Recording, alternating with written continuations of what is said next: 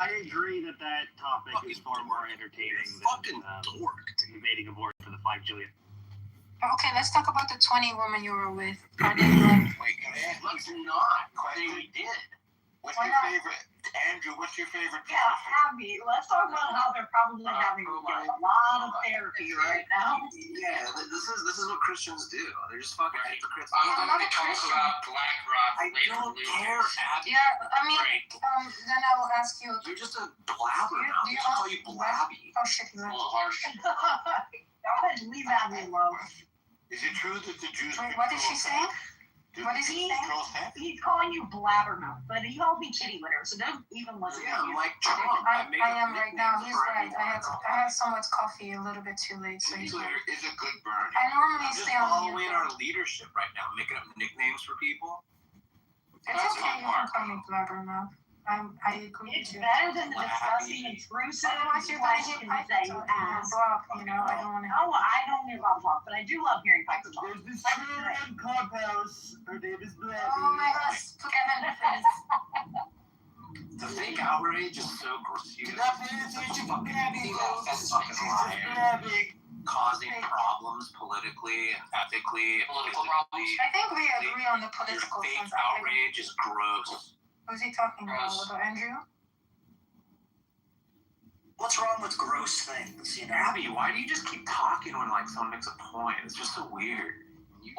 That's what you guys like. I'm giving you what you like, a pink hair woman. What? That's talking about.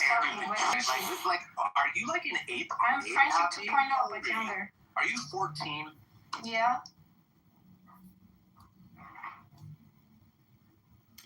Well, back to the topic at hand on abortion. Some of the people on this app should have been aborted, but that would have been murder. So I'm thankful you're all here to talk over each other as if there's no reason to even be here. But the fact of the matter is, ladies and gentlemen, when you take a Da Vinci robot machine that's supposed to be used for internal surgery and you actually excise a baby head and cut the head off, and cut the arms off, cut the legs off, rip the torso apart, and then suck it out in a tube and put it in an oil barrel for storage later, that's actually murder. For example, if you were to murder a 2-year-old child, that would be murder, not a late-term abortion. If you were to give birth and then take a knife and jab it into the child's chest and then throw it in the garbage, that's the same thing as sucking it out through a tube. That's the difficult thing about life, is it's brutally savage. And Congress funds abortions in America by $1 billion a month, 2,000 children a day. We have a problem with women. We have a problem with doctors. We have a problem with Planned Parenthood. deepest breath of the day. May I make a comment? Everybody go to the same time. May I make a comment? When you get muted, you have to stay on mute. Please. John, late-term abortions are called births. Nobody's cutting out fetuses from an 8-month. All right, we got it. Birthed. They're birthed. Incorrect. Right? Story. That is not correct. And by the way, Agamemnon has decided when read this divided way you're not correct. By the way, Think about By that. the way, you're not correct. Hold up. Please let me finish what I'm saying. Think about that. Think about that. Please let me finish. Okay. Late-term abortions are basically a vanishing small number. Most abortions in this country are in the first trimester and very, very, very, very, very early in the first trimester. Late-term abortions are not really a thing, by and large. We have birth. Just like rape cases when it comes to abortion. It's very, very small.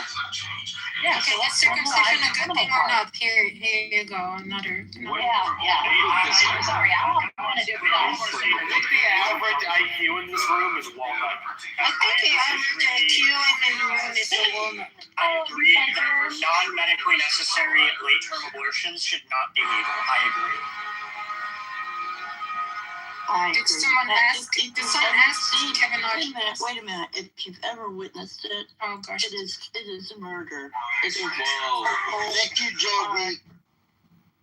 It's We love Joey. You witnessed a lot of murders in your life? Yeah, Joby's here. that late abortions are negligible in the sense of gender physically. That doesn't. You guys ever get tired of waiting on a Negate the anybody else?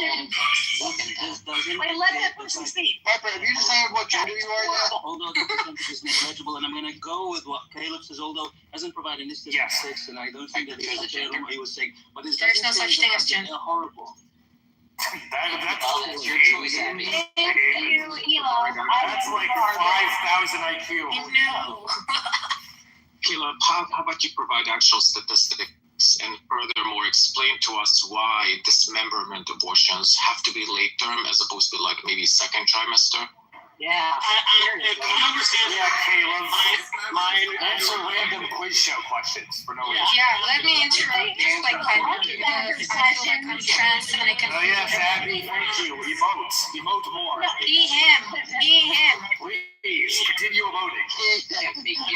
Sure that was Oh, I'm so hurt by you. Oh, you're hurting feelings. No, I am he, him, dumbass. I'm talking about You're me. hurting my feelings so badly. I'm talking about me. No. You're misunderstanding me. I'm talking about myself. That sounds I'm not talking about That's you. not even I do with that. I'm being a trans. It's like a lazy trans chat either way. So my response Well, is I still, cannot be oh no. Oh no, my feelings are so hurt. Oh no. Yeah, I want to be he, him from now on so I can talk all the Go time. ahead. Live your best life. Thank you. extra, please. Please stop. Thank you. Please.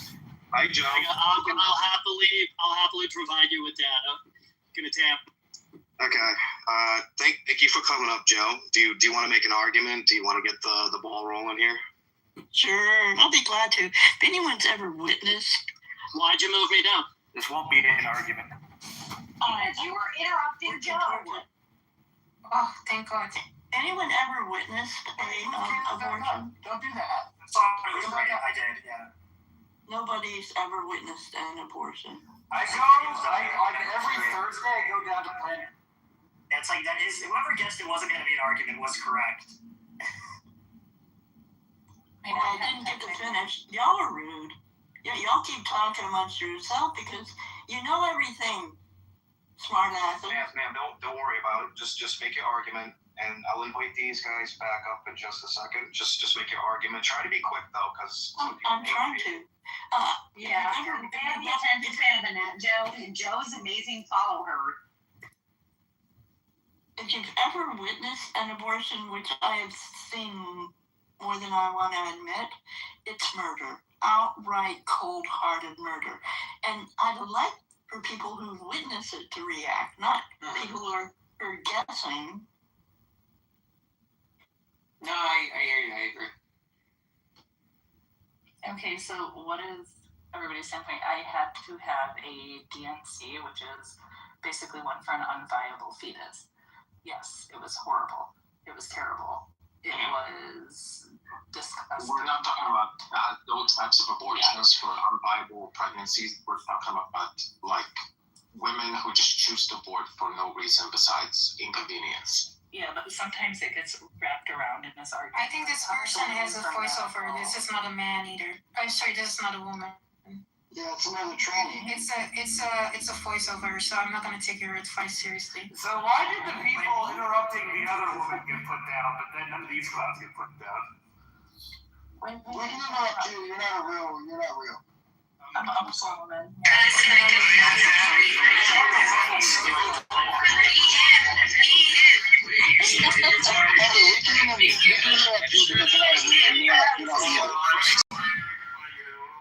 Sorry, Piper. I didn't mean to put you down there. My bad, dude. It's just I'm trying to get some kind of everybody on board. It's a big panel today, so my bad. Joe, do you need to say couldn't apologize in person or seeing trying to get everybody to cooperate? I didn't hear that question. Oh, I said, Joe, do you need to witness an abortion in person to have an opinion on it, or is seeing a video of it enough? I think both are okay.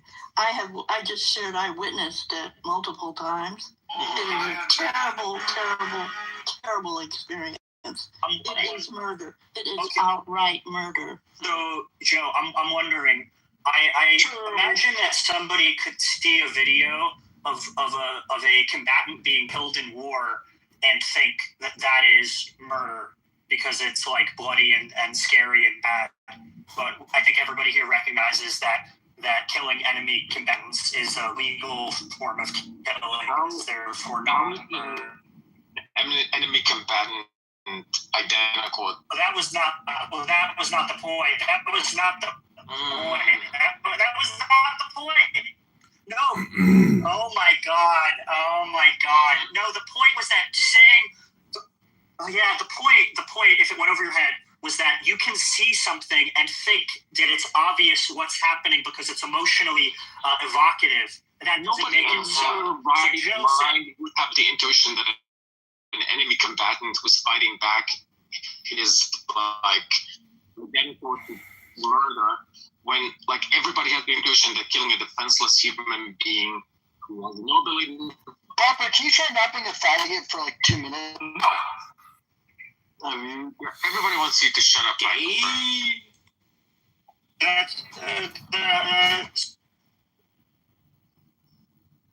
Andrew, please. Oh my God, that is so gay. Excuse me. What's going on, man? Excuse me. All right, moderators, this is where you can step in and play a pivotal role in shaping this conversation. Is abortion murder? Is it wrong? I swear I never been on 4chan. That was the biggest fucking lie I never been on Reddit. Oh, God. Papa, are you also autistic? Yes. Who? Pepe? I know, Piper. Piper's autistic. Okay, so you hate autistic people and you hate gay people. Who else do you hate? Should we be able to racist? Can I? You also racist, son? If I find out, What other minorities don't my baby is gonna have autism and Down syndrome, what other minorities don't you like? can I vote He them?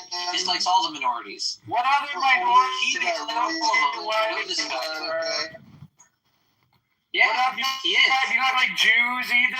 Are you angry about Jews? I love Jews. Alright. See? Yeah, there we go! Because I There love we them. go! Gotcha. Ding ding! Come on, are you new? You met Yeah, Keegan exactly. before, dude. Wake that shit up, mix it. Oh my God! Keegan's anti-Semitic? Oh my God, even the You Jews can are. agree with the Confederate flag in PTR. It's a big surprise, I know, it was a shocker. How could you? Also, another issue with the I saw an abortion and it was really upsetting argument is that what if I saw an abortion and did not find it upsetting? Like, Take it. of a combatant being killed in war and think that is murder. I find because it's like the argument to be funny. I don't find funny? it is a funny argument. It's funny because it relies entirely on one's subjective emotional experience. Normal human emotions, sure. Well, I don't think you have to be a sociopath to think like naked appeals to emotion are bad arguments. Yeah, but in the context of kind of a debate, and Joe was just like, I consider an argument is like when you Come give on, reasons what you say and to you have or gave like an inference and premise, that kind of thing, not just like, oh, I saw this and it's gross and it made me feel bad, so therefore it's wrong. You walk away puking. Normal human. That's just how normal human. That's how we typically reason about. I think that's how dumb people reason. That's The way we reason, if something seems to you to be very strongly to be the case, you're probably justified in believing it. No, COVID-19 vaccines were abortions. Is a presupposition reason. Provide the countervailing evidence why we are overwhelming. Nice burden shift, buddy. I'm what's your counter evidence? Oh my gosh, what microphone are you? You're a genius, Agamemnon. You're like a fucking 5,000 IQ, Agamemnon. Are you denying that's how You're like 5,000 IQ, bro. You're like the fucking smartest person on this app. I think we got You go log into Discord and be a furry. And then there's the fake laugh. Are you denying, Piper, that's how we reason in the most ordinary circumstances? I'm denying the phenomenal. Are you gonna dodge? Correct. Yeah. Yes, it's gonna dodge. Well, I think the presupposition of your question is basically to assume that phenomenal conservatism is somehow like presupposed. Wait, we just reason, which is what So I'm just saying that the assumption is false. You're gonna dodge? Okay, got it. Keep I don't dodging. think pointing out how your question was loaded is a dodge. Keep dodging and okay. Yeah, you just keep saying dodging. That doesn't make it so. I don't know. Very simple question. Are you denying that's how we reason in most ordinary Yes, I'm denying that phenomenal conservatism is a good account of human reason. Okay, provide. Okay, you don't think we And I answered that the same way I just did the video, and yet before you said I was dodging, right? And now you've like accepted it, right? So that clearly shows that you're like, gigantic dumbass. Jesus, but you're being fucking ableist. Okay, tell me what alternative framework we should adopt, Piper. That's just a burden shift. Who cares about that? Well, you said that this is not how we reason. Yeah, you just agreed it was a burden shift. Good job, you fucking idiot. Nice blunder, slow boy. Wow. Yeah, so I can do that. I wish you know you were bored, but still. That's how we reason in I most. called him a boy, dum-dum. Right, so I can meet the burden of proof. So the question is, can you? No, the question is, can you? Go ahead and meet the burden There's shift. no way you're real. Of course. You are a troll. Like, there's no way you think you're Okay, 4chan, thank you very much. Okay, honey. No, we don't need any more from the 4chan. Are you kidding me? Act like a woman then. Nobody cares what the 4chan thinks. Nobody gives Or like 4chan. I can hear your beast coming from the microphone, Viper. Oh, you fat! Oh, what a genius whistle. You fat! More fat. Piper's fat and bald. You fat! Viper's fat and bald. You fat! Ooh. Yeah, leave Piper alone. He's a proud gay man. Not man. Oh, wow. My feelings are so hurt. No. So I'm a little bit confused here. Was the COVID-19 vaccine a late-term abortion if you died from it? Yes, it was. Your existence is a late-term abortion, but... That's true. Is that projection? And so is war a late-term abortion? So we should be against war? It's pretty asinine suggestion. Well, I just want to say, if I were to ever marry two men in a gay Jewish ritual and then they were to adopt a child and kill it, well, that would just be an abortion. I like the way you put emphasis on the Jewish. Like, you specifically be identified as Jewish. Yeah, if I adopt them in utero, may I then abort them? Because child sacrifice is a pretty big issue, historically and biblically, of course, right? Maybe if you're a Jew, by me. The neo-Nazis are here. Let's go. Well, I'm just saying because Caleb marries men underneath the chuppah. You use a chuppah when you marry the men, right, Caleb? I was Jewish. I assign at least like I'm not always Jewish. probably 57% probability that you're a neo-Nazi. Lower than that. Piper, just how obese are you? What do I hear? Wait, what are you fucking prattling about, 4chan? Proof that I was on 4chan. No, it's 8chan. Okay, the weight talk. There you go. Okay, is that Knockdown argument, QED. no? When you walk by a school, is it kind of like Lord of the Rings, where it's like murder everyone? Oh my god. He's not allowed. I don't even understand the insult you're trying. I just want to point out that in terms of medical misinformation, you cannot talk about Plan B being a sterilization chemical because that would be medical misinformation. And there's no scientific stats or data to confirm that Plan B is a sterilization chemical castration. Not all very interesting. All homosexuals aren't pedophiles. Okay, thank you, dear Nazi. This is crazy. It's really stupid. I mean, you don't have anything more highbrow than that. I'm glad You're like dumber than these guys. I disagree. Piper, let's do a quick diagnostic here. What is 200 times 300, Piper? Oh, no, you. That's genius, buddy. That's genius. Piper, do you have anything constructive to say? I'm just asking, can you confirm you can do multiplication, Piper? This room is already dead. Just like Piper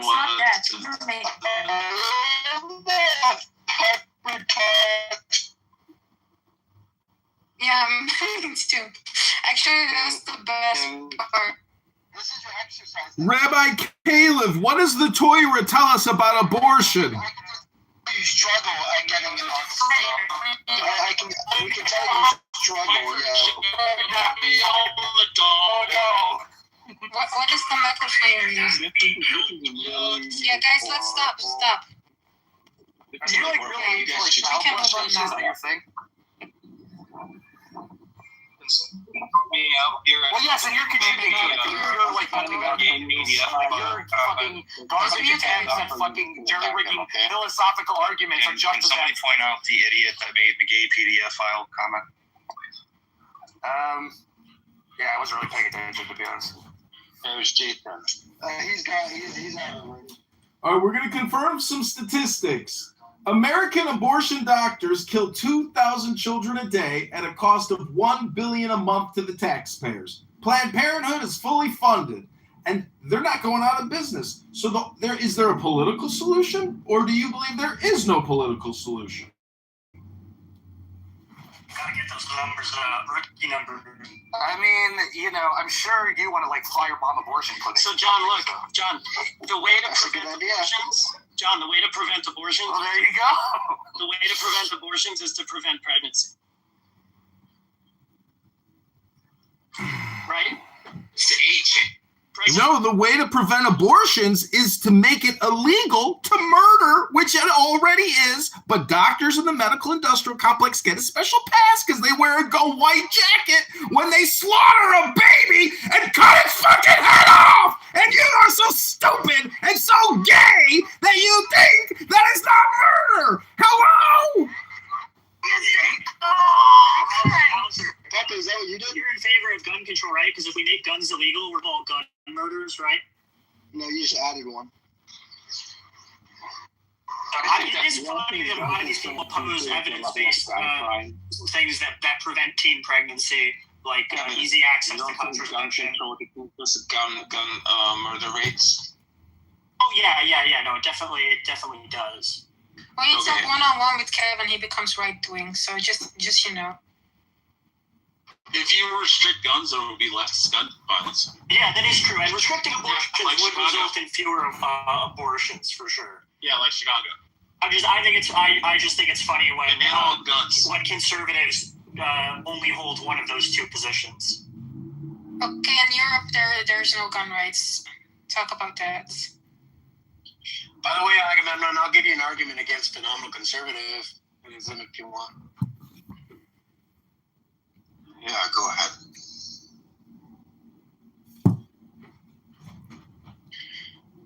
All right, I had to write it out, sorry.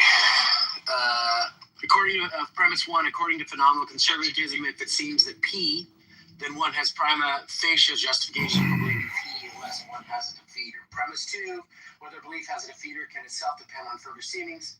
Premise 3, different people can have conflicting seemings about whether defeaters exist. Premise 4, justification depends solely on seemings and presence or absence of defeaters becomes dependent on arbitrary psychological states. Premise 5, a theory of justification that makes rationality depend on arbitrary psychological states is epistemically inadequate. Conclusion, therefore, phenomenal conservatism is epistemically inadequate. There you go. What the fuck did you just say? That was retarded. Sorry, respectfully. Yeah, anybody want to check? I get like all these morons that don't even understand what we're saying at all. Are like, that's retarded. Do you deny? What did ChatGPT just write It out? was a bunch of bull. Yeah, because you didn't fucking understand it. That's why you're saying that. Take it one Stop point at a pretending time. like you understand shit.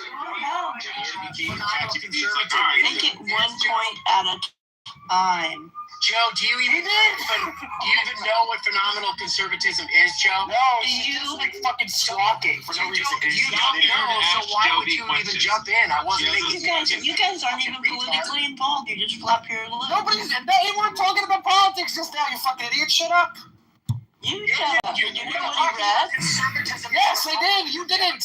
You just decided you didn't like it for some reason. You think yelling makes you any more? Yes, I do. I will continue doing it. Try and stop me. You're giving me a headache. Good.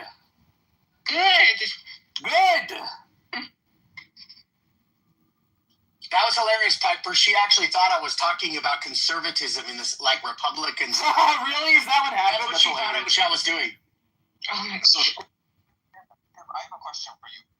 Wait, Agamemnon, which premise do you deny? Hold on. Can you ask Tell you me a which question? premise you deny. Yes, Piper needs to act like a woman. Okay, I will act like a woman and I will ask Agamemnon which premise he denies. I think it's going to be premise 2. You said something like... Okay, let's go. Do you want me to read it out for you again, just so we're all good? Yeah, read ChatGPT real fast for us. I'll read it. Go ahead, read ChatGPT. He's got to open up the... He's got to Whether a belief has a defeater can itself depend on further seemings. I think what we have confirmed is that some of you should have been aborted, but you weren't. Premise 3. So you don't deny premise 2? Well, I deny premise 2. Like it actually depends what you mean. Go ahead. If you're using Grok, use Grok Unhinged and ask if men can become... Like, at least use better AI, Tim. Use Gemini, bro. Go ahead. ChatGPT. No, we can't find it. I'm just kidding. I'm just asking for a response. It's fine if you don't have a That's what response. you mean by premise 2, because premise 2 is sort of ambiguous. Yeah, premise 2 merely depends on its Almost seeming. like it was written by And I ChatGPT. disagree. Hey, Tim, can you explain premise 2 to us in your own words? Yeah, Explain it to Sure. us. Yeah. Well, for instance, the idea of phenomenal conservative is the idea that your seemings are justification for what your beliefs, right? So the idea behind that is if you can't personally come up with a defeater, that just means that it depends on your further seemings, right? That's all that it's saying. That's not even what it's saying. Oh my God. Whether a belief has a defeater can itself depend on further. That is definitely what it's saying. You're a moron. One mic. Okay, so it depends what you mean by premise 2, because if you mean by premise 2 that defeaters only depend on seemings, I disagree. So I don't think and seemings are just psychological states. So I don't think your defeaters only depend on your psychological states. That just means that something else besides. Hold on. That just means that something else besides the seeming does justificatory work. Exactly. So you're just conceded. Thank you. Yes, I did. You didn't.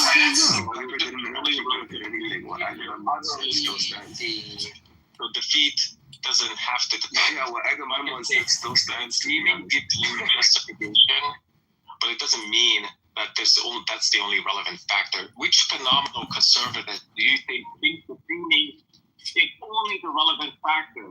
You're such a confused person. Yeah. No, you're an idiot. response, Piper. Phenomenal Piper, conservatism just because you're is young the doesn't theory, mean is you're the right, to be thesis honest. that bro, you don't even know what we're talking about. So gotta shut up, right? He So can't even do nobody. neither of you knows what we're talking about. Shut up. He finds This fucking these nuts. Shut up. Here, look, only let the two straight men talk. He's nuts. You're a woman. He's an idiot. Oh, Piper, do you wish to be my woman? Is that what she said? No. Confused. What did Joe just say? I'm confused. Piper's, what is Piper, Abby? Understand when you're older. I don't think I'm Piper type, to be honest. You know, I'm young, black, and handsome. No, I'm young, black, and handsome. I don't think I'm this type. You know? It's not racist. I said young, black, and handsome. Piper, did your dad just always want a boy? Like, what happened? Who here is black in their hearts? Wait, show you think I'm a boy? Retard, dude. You fucking idiot. Yeah. I have black shepherds in my Dad just want. You're a girl, Piper. Oh, yo, let's not be rude to Piper, yo. Let's not be chill. Let's not be bigots, okay? Just chill. Listen, I'm gonna have to show How's it the piano. If you guys can't get it on, He was calling him gay and mocking his parents and stuff. That's just bigotry. Okay, dude. Let's leave it alone. Let's just try to stay on topic, please. And if you guys want to do a one-on-one, just do a one-on-one. Do you want? I got Piper. Do you want to debate, or Tim? Do you want to debate? I can have mom. Alright, so Tim can do it. Tim, do you want to take that debate and just have it back and forth for like a few minutes, 5 or 10 minutes? And then we can get everybody on the panel in on it after they listen to you guys discuss it. Tim, refuse. You already discussed it. What's the point of doing it? Tim, you still there, dude? Yeah, I'm here, sorry. Okay.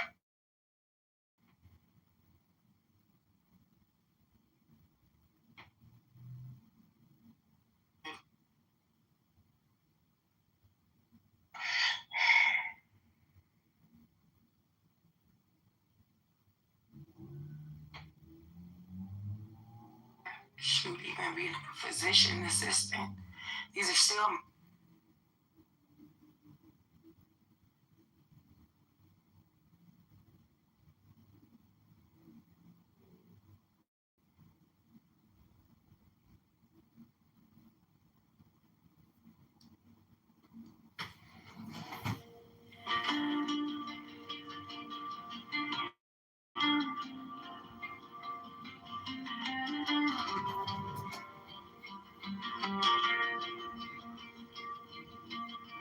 Soft and held,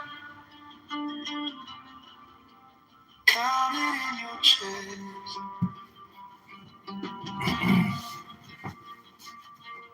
Let the shoulders fall, nothing to impress.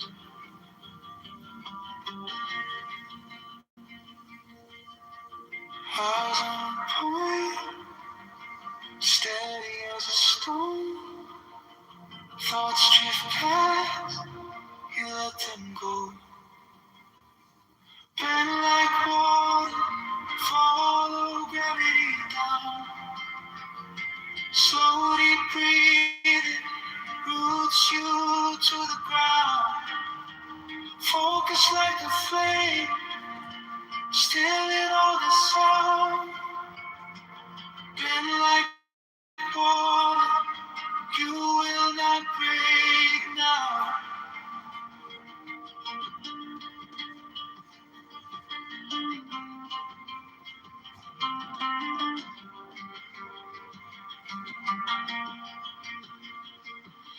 Notice every edge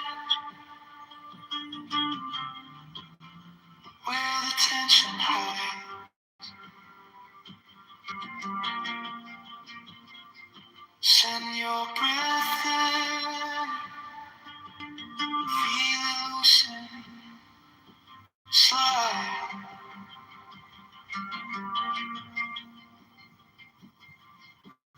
neck like a reed, swaying in the wind, mind like a lake, quiet from within. Bend like water, follow gravity down, slow deep breathing, roots you to the ground. Focus like a flame, still in all the sound. Bend like water, you will not break now. One thought in, one thought out. Nothing extra, nothing loud. Just this moment, just this round of easy breathing, easy now.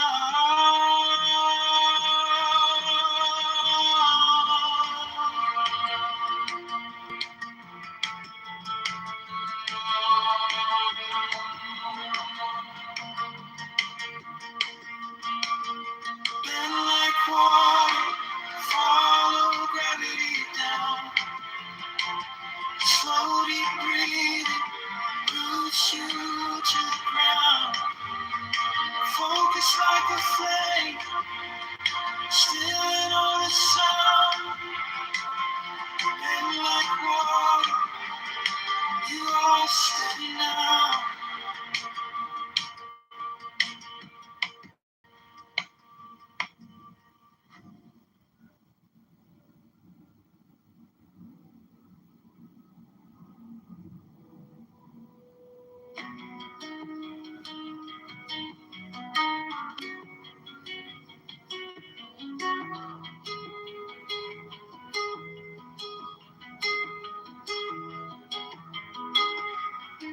Soft in hand, counted in your chest.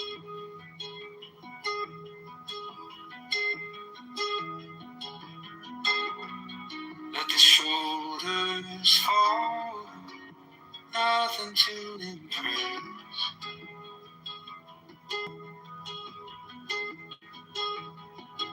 Eyes on a point, steady as a stone. Thoughts drift past, you let them go. Bend like water, follow gravity down.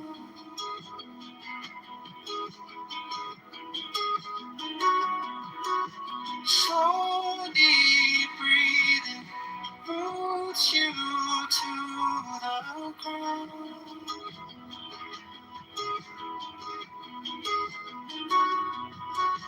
Focus like a flame, still in all this sound.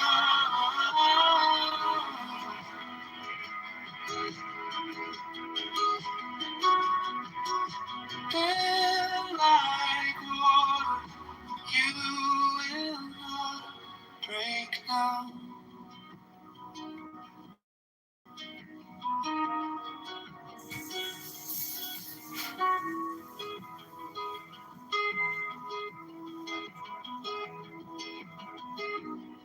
Notice every inch where the tension hides. Send your breath in, feel it loosen. Slide.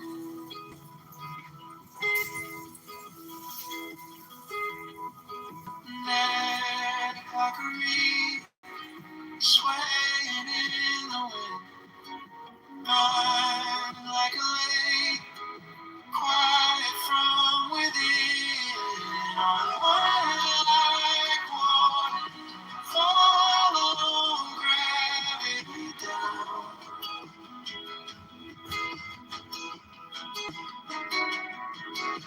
Slowly breathe, roots you to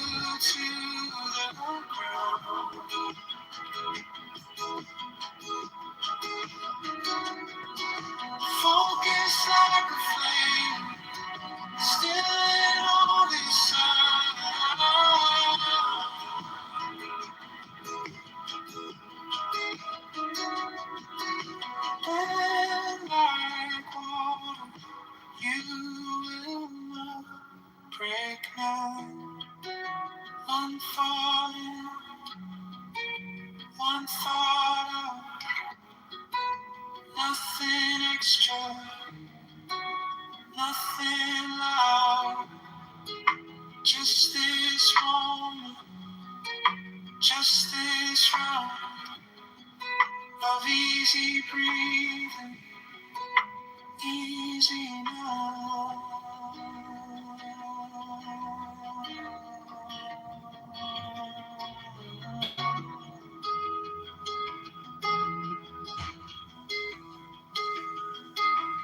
And like water, follow gravity.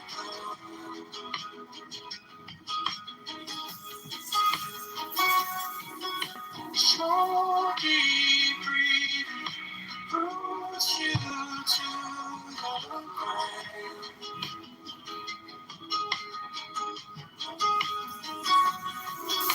Focus like a flame, still in all this sun.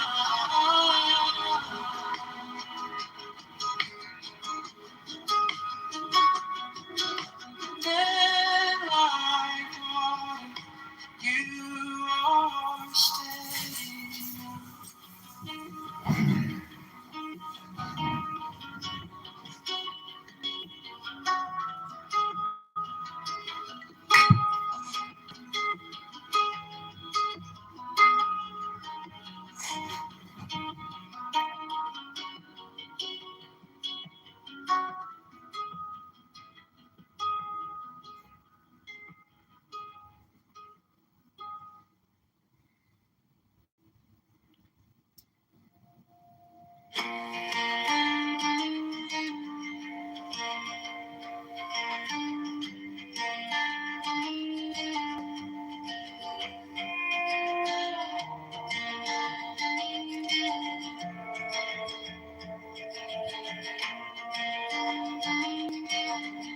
Inhale slowly, count it out, 1, 2, 3.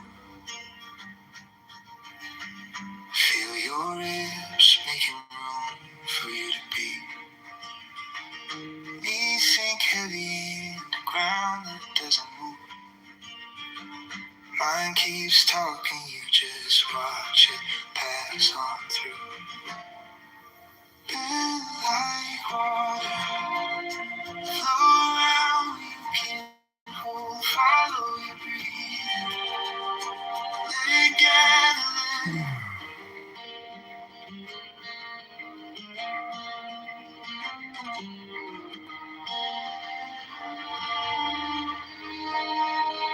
Inhale slowly, count it out, 1, 2, 3.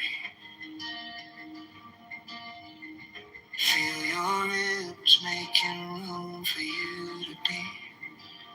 Knees sink heavy into the ground that doesn't move. Mind keeps talking, you just watch it pass on through. Bend like water, flow around, you can't hold. Follow your breathing, let it gather, let it go. Every small distraction, just a wave that rolls on through. Bend like water.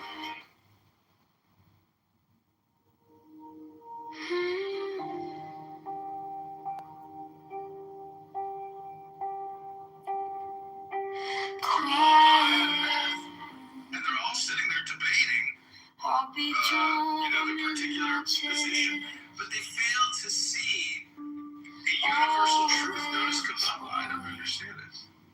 Or the Tao. How do you ignore Hinduism? How? It's come from people that are interested in it. There's a lot of Hindus. They don't give a fucking say into your conversations at all.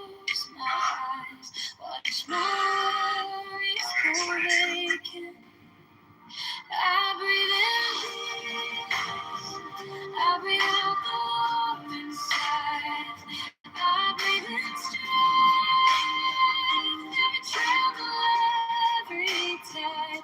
I breathe in joy.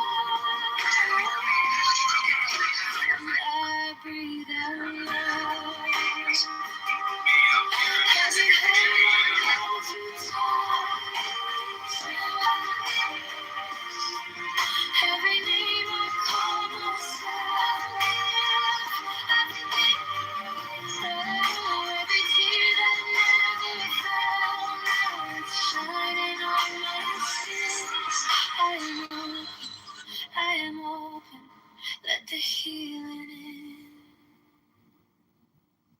I breathe in peace. I breathe out the war inside. I breathe in strength.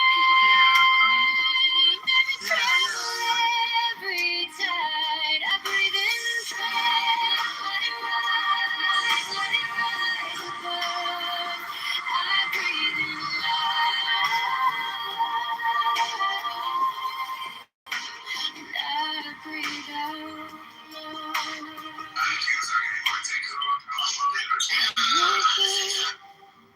Resting in the quiet now, stronger, softer, learning how to fly. To the peace, to the strength, to the joy I'm dreaming of, to this endless, wordless ocean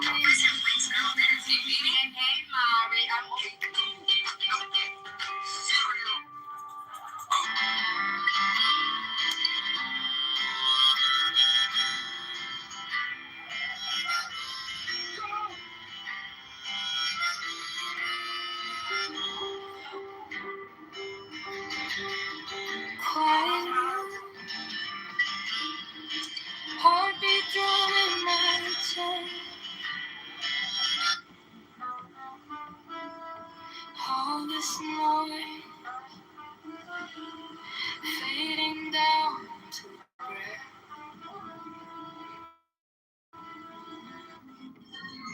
I feel the floor holding every step I've taken. I close my eyes, watch my worries go vacant. I breathe in peace. I breathe out the war inside. I breathe in strength. Every tremble, every time. I breathe in joy. Let it rise above. I breathe in light, and I breathe out.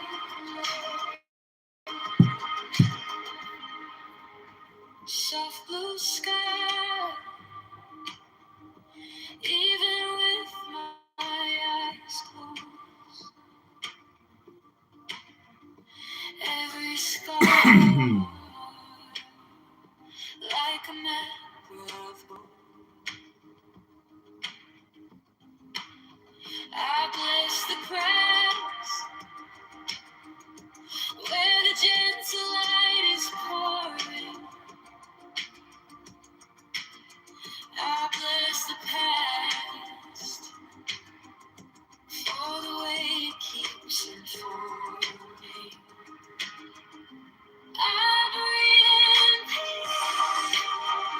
I breathe out the war inside.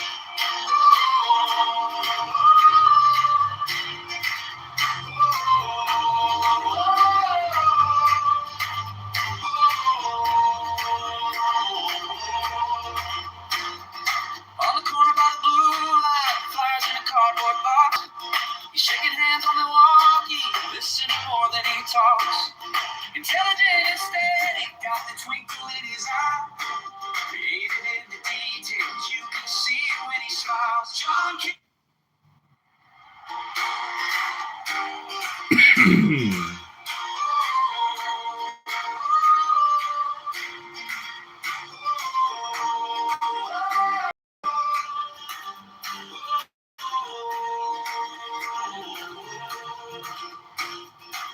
corner by the moonlight, flies in a cardboard box. He's shaking hands on the walkie, listening more than he talks. Intelligent and steady, got the twinkle in his eye. Creative. John Kitover for Chicago Mayor 2027. John is intelligent, creative, joyful, reliable, strong, courageous, and going to liberate Chicago for Chicagoans. Chicago Mayor vote.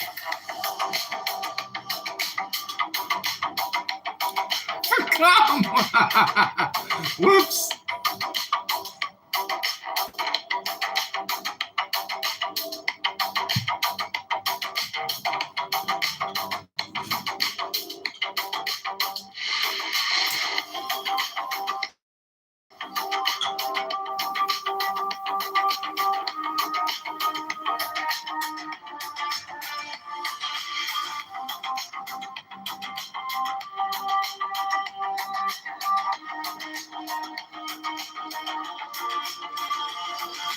John Kitover for Chicago Mayor 2026. John is intelligent, creative, joyful, reliable, strong, courageous, and going to liberate Chicago for Chicagoans. Chicago Mayor vote for come.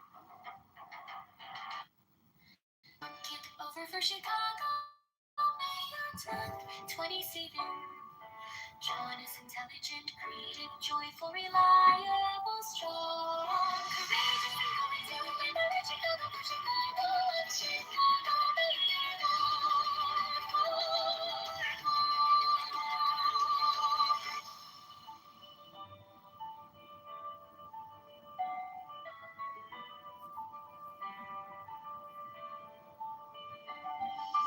John gets over for Chicago Mayor 2027.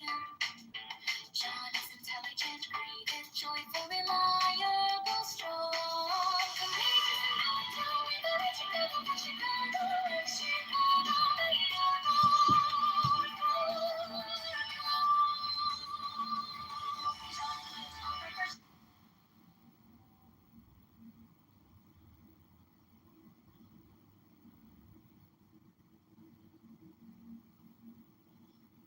John Kitover for Chicago Mayor, training times the sun. John is intelligent, creative, joyful, reliable, strong, courageous, and going to liberate Chicago for Chicagoans.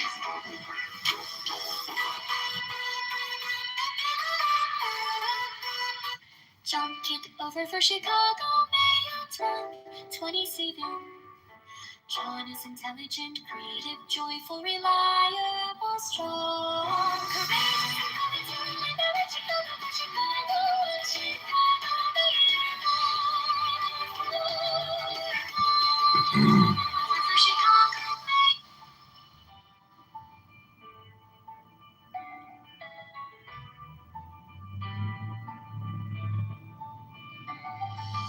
John Kitover for Chicago Mayor 2027.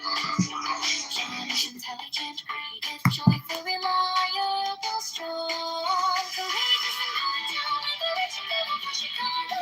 Chicago Mayor. John Kitover for Chicago Mayor 2027. John is intelligent, creative, joyful, reliable, strong, courageous, and going to liberate Chicago for Chicago for Chicago Mayor. For come.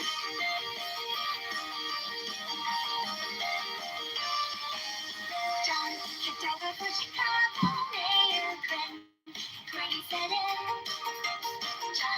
intelligent, creative, joyful, reliable, strong. Courageous and going to liberate Chicago for Chicago Mayor. John Kitover for Chicago Mayor 2027. John is intelligent, creative, joyful, reliable, strong, courageous, and going to liberate Chicago for Chicagoans. Chicago Mayor, vote for Come.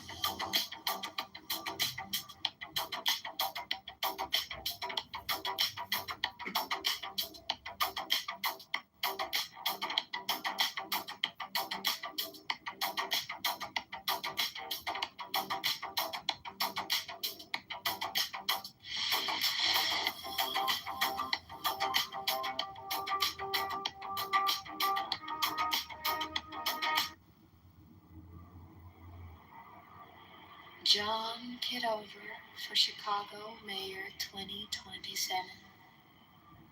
John is intelligent, creative, joyful, reliable, strong, courageous, and going to liberate Chicago for Chicagoans. Chicago Mayor, vote for Come. Vote for Come. John Kitover for Chicago Mayor 2027. John is intelligent, creative, joyful, reliable, strong, courageous, and going to liberate Chicago for Chicago, Chicago Mayor, vote for Come.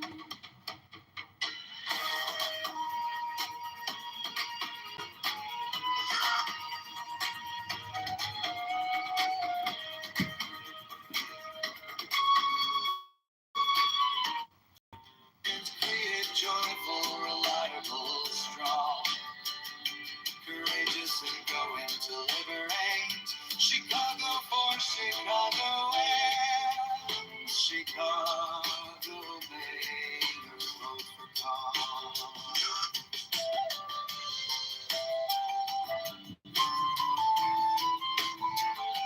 John Kitover for Chicago Mayor 2027.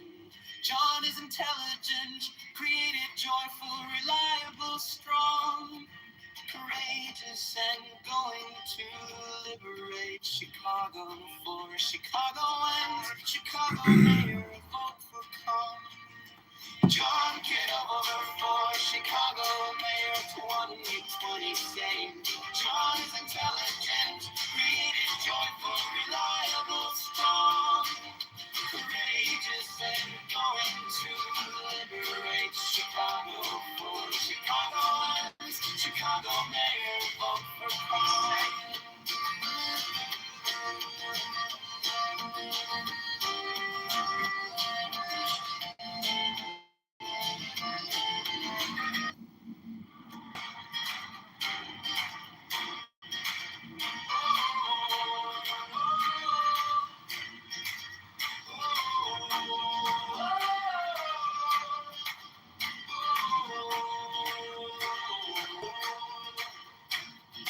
On the corner by the blue light, flyers in a cardboard box. He's shaking hands on Milwaukee, listening more than he talks. Intelligent and steady, got the tweak.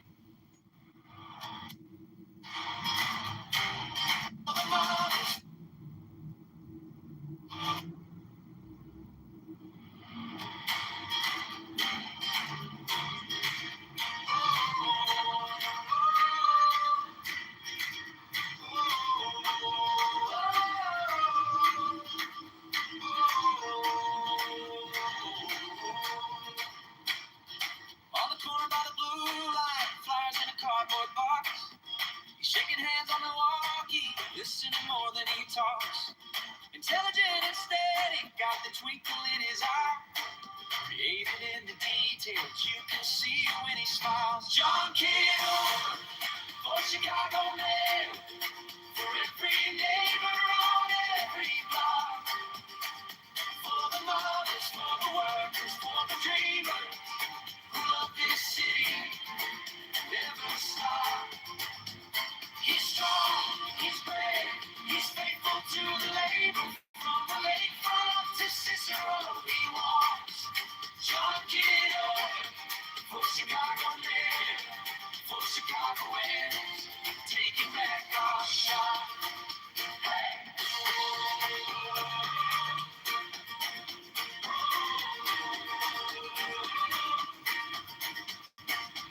Joyful in a hard time, laughing on a winter street. Snow slush on his laces, but there's fire in his speech. Reliable as sunrise, you can call him when it storms. Courage in his backbone, standing up to every form. John Kitover, for Chicago man, for every neighbor on every block, for the mothers, for the workers, for the dreamers who love this city and never stop. He's strong, he's brave, he's faithful to the labor, from the lakefront to Cicero he walks. John Kitover, for Chicago men, for Chicagoans, taking back our shot.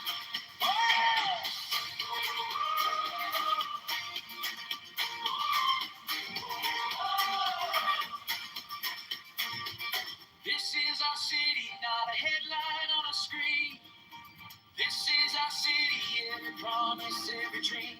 It's gonna liberate Chicago, street by street and door by door. One clear voice, one true choice, we don't have to settle anymore. John Kitover, for Chicago men, for every neighbor on every block, for the elders, for the students, for the builders who love this city and never stop. He's strong, he's brave, he's faithful to the labor, from the lakefront to Cicero he walks. John Kitover, for Chicago men, for Chicagoans, come on, take your shot.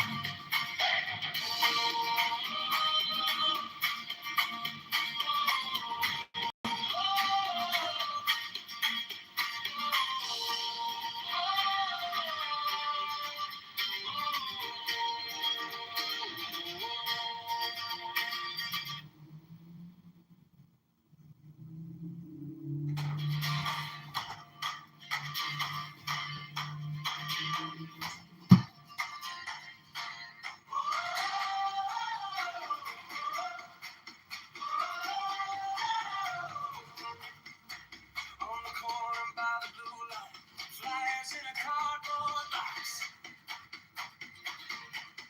He's shaking hands on Milwaukee, listening more than he talks. Intelligent and steady, got that twinkle in his eye. Created in the details, you can see it when he smiles.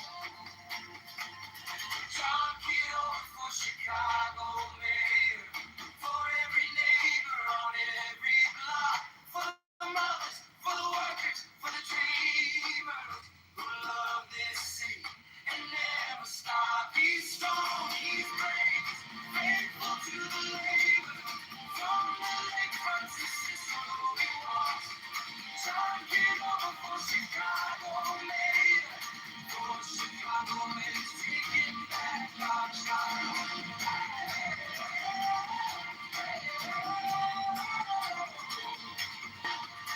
Joyful in a hard time, laughing on a winter street. Snow slush on his laces, but there's fire in his speech. Reliable as sunrise, you can call him when it storms. Courage in his backbone, standing up to every form. John Kitover, for Chicago mayor,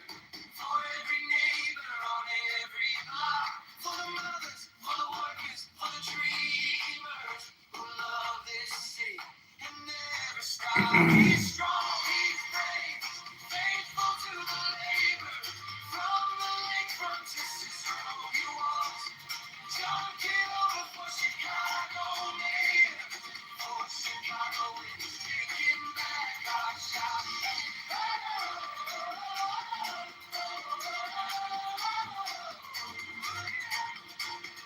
This is our city, not a headline on the street. This is our city, every promise, every dream is gonna liberate Chicago, street by street, door by door. One clear voice, one true choice. We don't have to settle anymore. John Kitover for Chicago, mayor. For every neighbor on every block. For the elders, for the students, for the builders who love this city and never stop. He's strong, he's brave. From the lakefront to Cicero, he walks. John Kitover for Chicago, mayor. For Chicago, Eagles, come on, take your shot.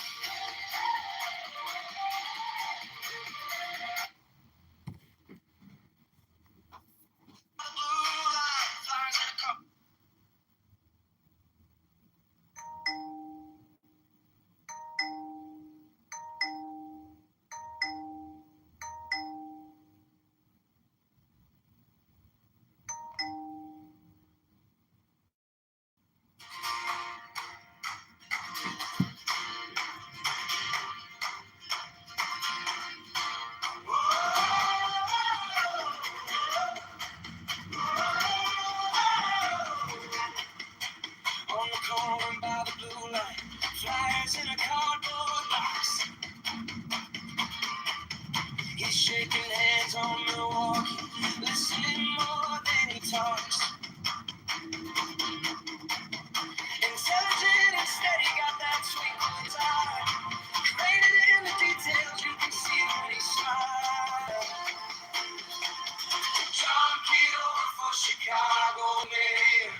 For every neighbor on every block. For the mothers, for the workers, for the dreamers who love this city and never stop. He's strong, he's brave, faithful to the labor.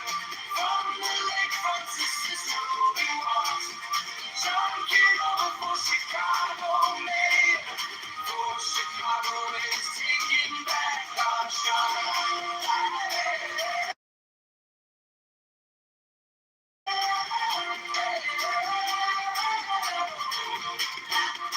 Joyful in a hard time, laughing on a winter street. Snow slush on his laces, but there's fire in his speech. Reliable as sunrise, you can call him when it storms. Courage in his backbone, standing up to every fall. John Kitover for Chicago, mayor. For every neighbor on every block. For the mothers, for the workers, for the dreamers who love this city and never stop. He's strong, he's brave, faithful to the labor. From the lakefront to Cicero, he walks. John Kitover for Chicago, mayor.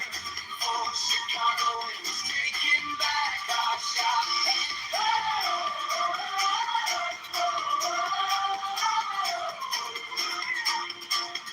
This is our city, not a headline on the street.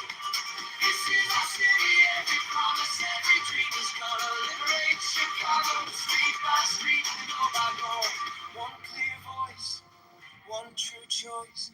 We don't have to settle anymore.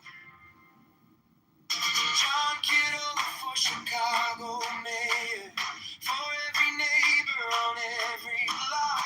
For the elders, for the students, for the builders who love this city and never stop. He's strong, he's brave, faithful to the labor. From the lakefront to Cicero, he walks. John Kitover for Chicago, mayor. For Chicago, it's come on, take your shot.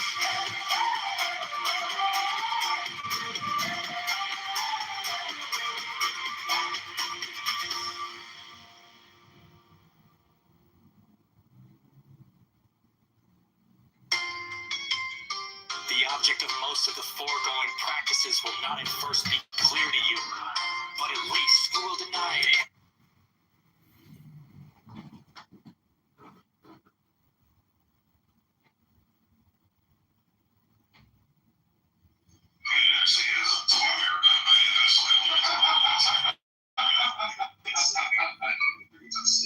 Hi, I'm Susan Bennett from Framingham, Massachusetts. What's your name? From hell. Oh, do you know Barbara? Look, what are you doing? You're a fighter. Just fight it. Are you also from the Boston area? I was burned by flames. The wood leader told me to do yours. Oh, try a head epidural. Do you enjoy being a demon? Sugar. Must be hard having people afraid of you all the time. You know, actually it is. Thank you for acknowledging. What did you say your name is? Susan? Susan. Susan, you are a breath of fresh air. Oh, stop. You know, sometimes I think people come to me only for my power or my treasure. No one ever just comes by just to say hi and see how I'm doing. That must really hurt. It only does. Is that why you want to destroy the world? Turns out the real demon is loneliness. Maybe you need to meet some new people or take up a hobby. There's a spot open in my watercolor group. Really? Oh, wait, no, there isn't. Oh, I forgot. Carol apologized to Janine, and now she's back in class. what did Carol do? She drew a portrait of Janine, and she didn't leave out her mustache. No. She added the mustache. They call me a demon. I know, right?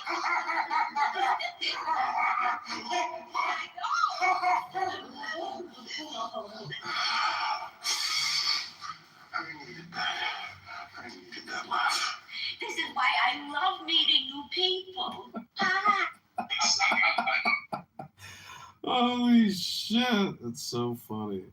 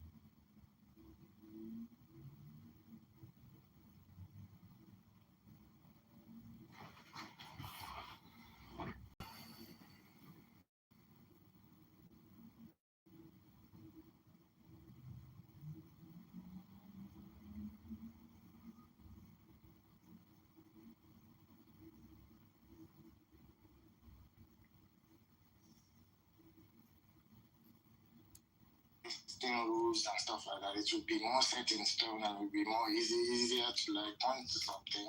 Yes, but is that good reason to then suppose that thing is there?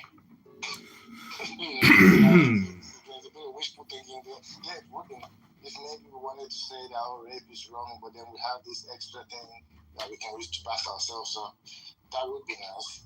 But is that in itself enough to say that for that one? How do you think?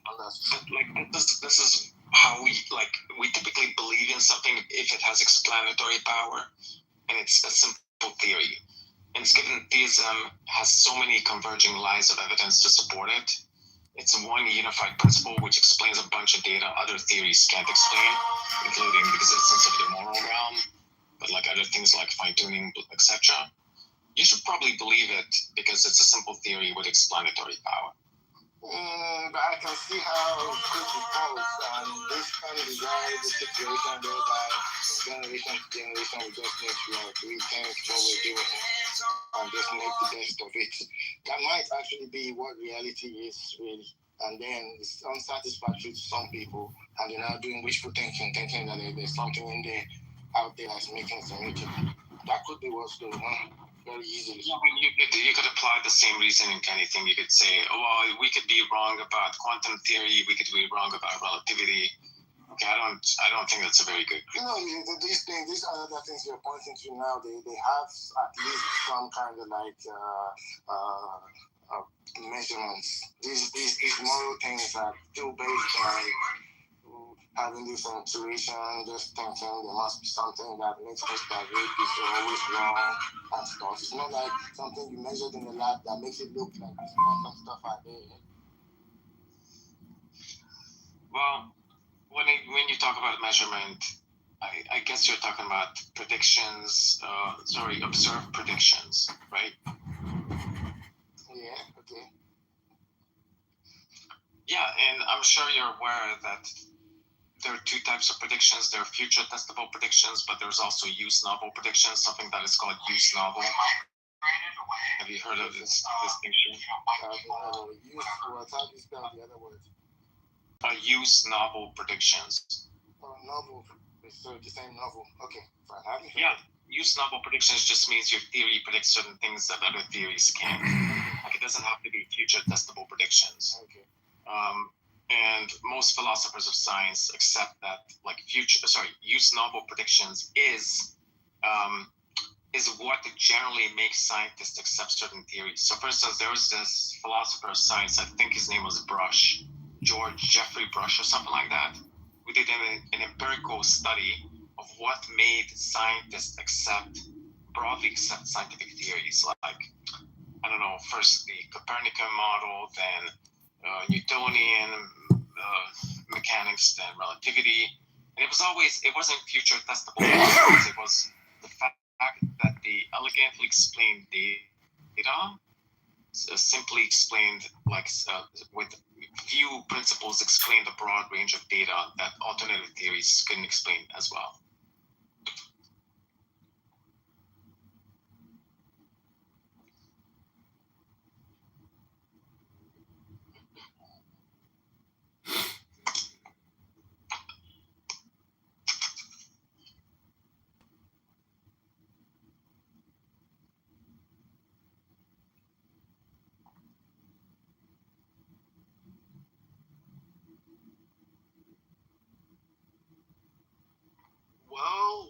Well. What's going on, guys? Welcome to the show. Frenchie, what are you doing here?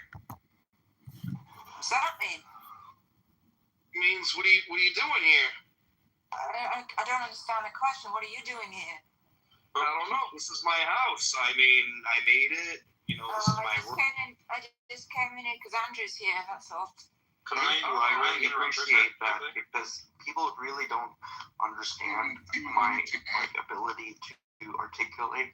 I'm sometimes viewed as a witch, and even on Telegram video streams, and there's at least one person who I won't name caught me on a Telegram video stream and saw that I'm actually, if anything, like the Wizard of Oz. Like, yes, there is some crazy perception of what I'm able to achieve on Clubhouse.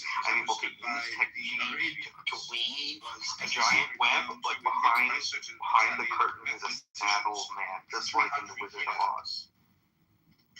Do you identify? Thank God, I love Regal.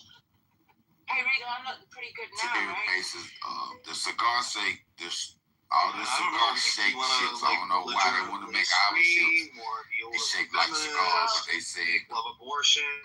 Like, what's good? Our ships are the ones that the niggas got out for.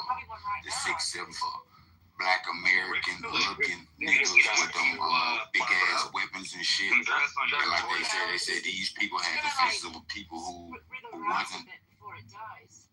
Yeah. I was wondering if you're gonna eat it like an animal. Yeah.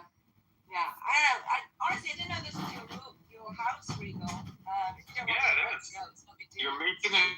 I'm such a horrible person, you know. I'm happy to go. I don't need to be here. Yeah, I'm literally just you giving can it go. here. That's You not can go, Edie. right. Thank you. Okay. See you later. Enjoy your abortion. What the fuck? She said she was gonna eat it too. What the fuck? Oh my god, I don't mean to laugh at that, but yeah. Alright, I should laugh at that.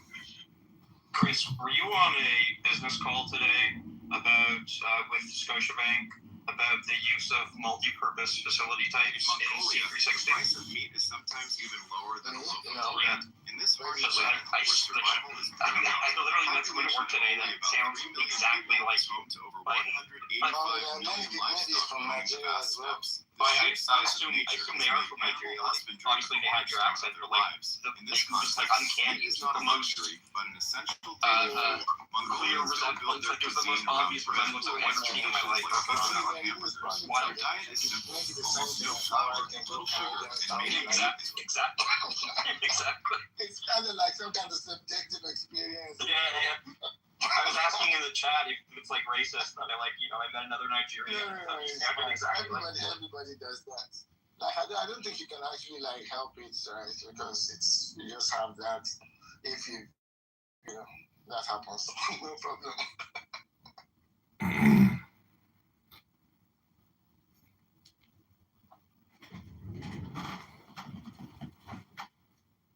I actually don't remember what I said last when this thing happened with KD and Aligo. I was saying something and I've totally just forgotten what I was saying.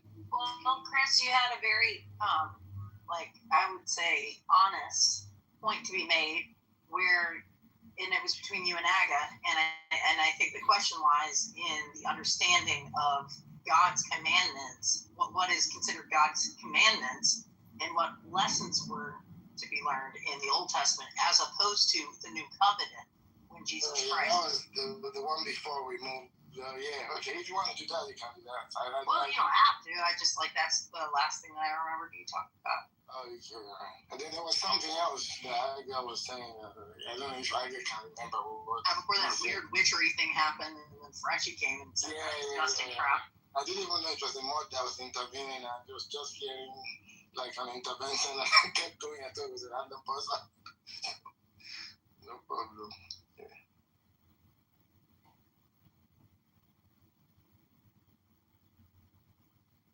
Oh, I remember what we were saying, right? Aga was trying to say, let's pick the best theory, theism seems to, predict better, and maybe positive objective moral values predicts better, what's going on. It allows us to be able to say that rape is always wrong across all generations, and theism plus the objective moral realism better predicts that than some subjective things. So we should just take that. I was trying to say that, and he was trying to say, they do that in science as well. Sometimes they pick another theory just because it kind of explains the facts better.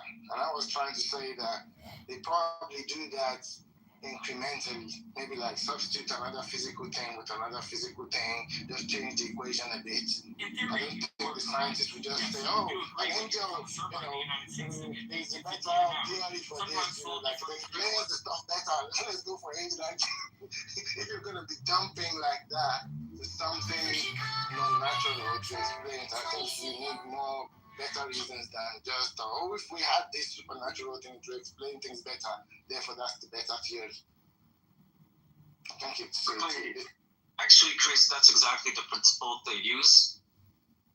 Even if something is unobservable, unmeasurable, scientists accept it exists as long as it explains the data and as it has it's a simple theory.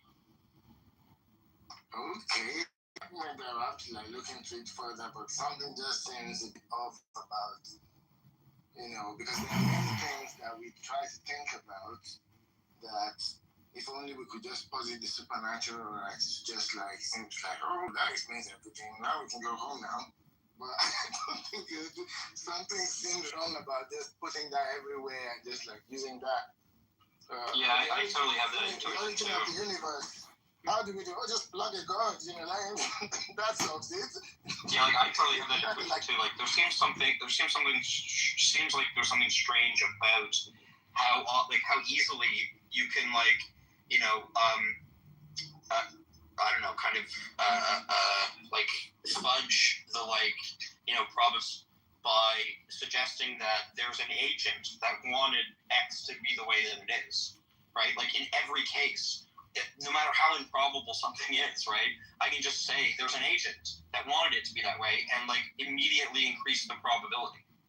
So there just seems like there's something, I don't know, illicit about that, right?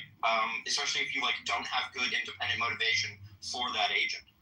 Oh, I absolutely agree. I think there's something illicit about coming up with ad hoc theories, because you can just overfit the data. You can just overfit your theory to the data. You can just come up with arbitrary postulates to explain anything.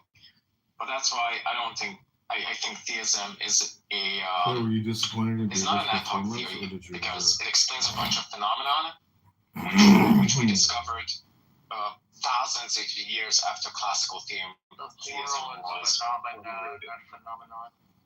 Thanks, phenomenon, which we discovered thousands of years after theism was discovered. So, for instance, it elegantly explains the fine-tuning of the universe for life, explains the existence of I don't know, consciousness, the beginning of the universe, blah, blah, blah.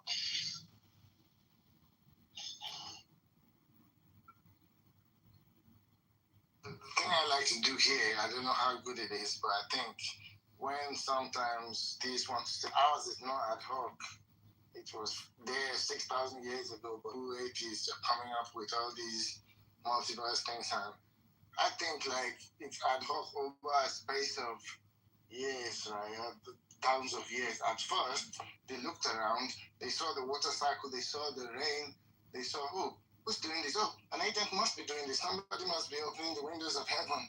It was these kind of ad hoc things, or even the spirit thing. The Holy Spirit was like, oh, somebody used to be alive before, the air has left him. That's the spirit. These are the kind of moves that built up the current theology that you have today. It is ad hoc. So you now say, oh, it's been there for 6,000 years, and now you're not pretending as if it's it wasn't made out of all this ad hoc stuff. Yeah, but I mean, first of all, I don't think the fine-tuning data was ever, I don't think theism was ever formulated to explain the fine-tuning data. I don't think theism was ever formulated to explain the hard problem of consciousness. So, yeah, I don't think this critique works. But if it does, I can just run the exact same critique on physicalism. I can say, well, look, physicalism ultimately rests on two presuppositions: that randomness can explain everything, and then there's this alchemy principle that if you just combine a lot of stuff together, by magic, poof, things just emerge. And then physicalists 1,000 years ago just came up with this idea to explain why stuff exists, and ultimately it's just an ad hoc hypothesis. Yeah, that's fine. It's pretty obvious. It's pretty obvious that that's a gigantic straw man of physicalism. I think putting it aside. The point, what part of it is straw man of physicalism? Just wait. The ad hocness issue is not an issue of whether a theory was constructed to explain some data after we found the data, right? It's not a temporal issue, right? It's an issue of the quality of the explanation. Temporal issue. What are you Why don't talking you about? control yourself for 5 seconds? So anyway, can I still be heard? The thing isn't lighting up anymore. Yeah, I can hear you. Okay, great. So, we can chase you. It's not a temporal issue. Nobody chase me, man. You Information, crazy. right? So, a theory becomes an explanation becomes ad hoc. Hey, who am I talking about, man? Hold on. Postulates out of thin air. I'll get that for you. Convenient facts, right? I'll Rather than try to get a favor. You got it. morality of data. That's what ad hoc is. It's not I saw a fact and I constructed an explanation to explain that. I'm telling you what I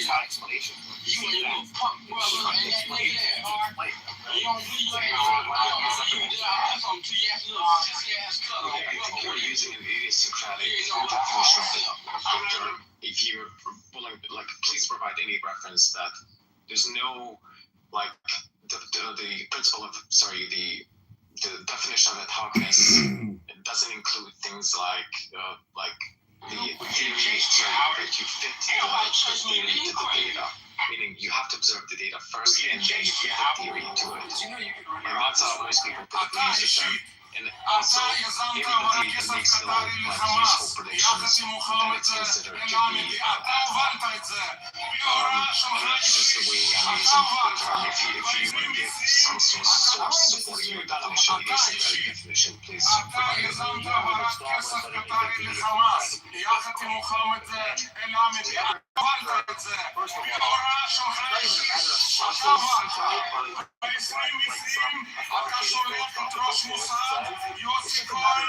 יחד עם הרצל הלוי בקטאר להתחנן להגדיל את הכסף הקטארי. למה אתה מתנגד לבד? I wrote this is doing about $100,000 a month, and I'm really just trying to observe a fact, right? I'll go eat roast chicken at home. I won't get alone that. She converted to Islam and married Imran Khan. She turned her back on her old life, just as her husband did. To make sense of otherwise have no independent reason or avail yourself of those options. Like that's clearly a mistake, right? So like it's just a matter of like, a common sense notion of when ad hocness is a problem that shows that you're confused about this, right? Yeah. Again, I think you're just using idiosyncratic terms. Terms in the idiosyncratic way. So I'm just going to read from Stanford Encyclopedia. According to Popper, a theory is ad hoc if it simply introduces a single phenomenon. Okay, right? A single phenomenon. And has no further testable consequences or no further testable, there's no further consequences other than the phenomenon, right? So that by definition, theism is not an ad hoc theory because it wasn't meant to introduce to explain a single phenomenon and has consequences aside from the data it was purportedly introduced to explain thousands of years ago. Specifically, it elegantly explains a bunch of phenomena like the fine-tuning argument, the existence of the moral domain, blah, blah, blah, whatever. Yeah, I mean, you just didn't address anything I said. You just moved your definition of ad hocness to something different, where now instead of defining ad hocness, yes, you did, and let me explain why, right? So, now instead of defining ad hocness as, okay, coming up with an explanation for observe fact after the fact, right? After you observe the fact, which is how you defined it before, right? Not as, something is ad hoc when it's only meant to explain one fact rather than, right? And that's actually not what Popper said. And anybody who was listening could hear that that's not what Popper was saying in that quote. That's a clear misinterpretation by you. But then, so putting that aside, right? Now that you've changed your definition of ad hocness, right? The problem with that definition of ad hocness, right, is that's clearly not what ad hocness means because explanations which are designed to explain many different facts can be ad hoc, clearly, right? Everybody, is going to sign up to that, right? So you're just like unbelievably confused about what ad hocness even is. Okay. Again, I'm just going to read from Stanford Encyclopedia. Thus, Popper's conception of ad hocness added to the ordinary English meaning a further requirement. In the case of an ad hoc hypothesis that was simply introduced to explain a single phenomenon, right? So that's the ordinary English definition of it. The ad hoc hypothesis has no testable consequences other than the phenomenon. Now, like this sentence entails that the phenomenon has to come before the explanation, right? The data is the explanandum, and your explanation is meant to explain the data, right? So the data has to come prior. So obviously there's a temporal dimension, right? Okay, so what I said is entailed by the sentence. Second, the sentence says it explains a single phenomenon, okay, without further testable consequences. Okay, if I think theism has testable consequences, so it's by definition not ad hoc. and also explains a bunch of phenomenon that we observed thousands of years later. Yeah, so I mean, again, I already told you why it's not a temporal issue. Instead of responding to any of the things I said in favor of that, notion of what ad hocness is, the non-temporal notion, right? You ran stuff about Popper that didn't support the thesis that it's temporal, right? And then you just reasserted that it's temporal. So unless you can respond to what I said, I take it that, I just showed that you're confused. Okay, what does the following sentence mean to you? In the case of an ad hoc hypothesis that was simply introduced to explain a single phenomenon, okay, what do you think? Do you think the explanation comes before or after the phenomenon is observed? So it doesn't fucking matter. Wait, you think the explanation for a phenomenon comes prior to a phenomenon being observed? Isn't that what a prediction is, you fucking idiot?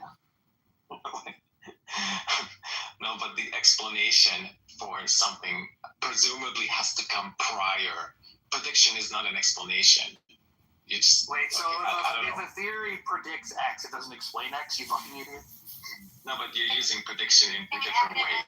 Every time you I'm not. I'm using it in the say same way. like you fucking And now Kitty's getting triggered because I'm insulting some Christian on the internet. I'm always nice to you, but I can always talk to you as nasty as you talk to everyone else. Go ahead. I don't give a shit. You fucking idiot. You literally think, okay, Piper, can you explain to me what an explanation is if it's not like some theory which helps you illuminate some sort of data you observed or accounts for why you observed this that notion data. Of what an explanation is doesn't speak against what I'm saying to you, so you're just still on. Well, it does. Okay, can you just explain? Do you agree with that definition though of an explanation? Yeah.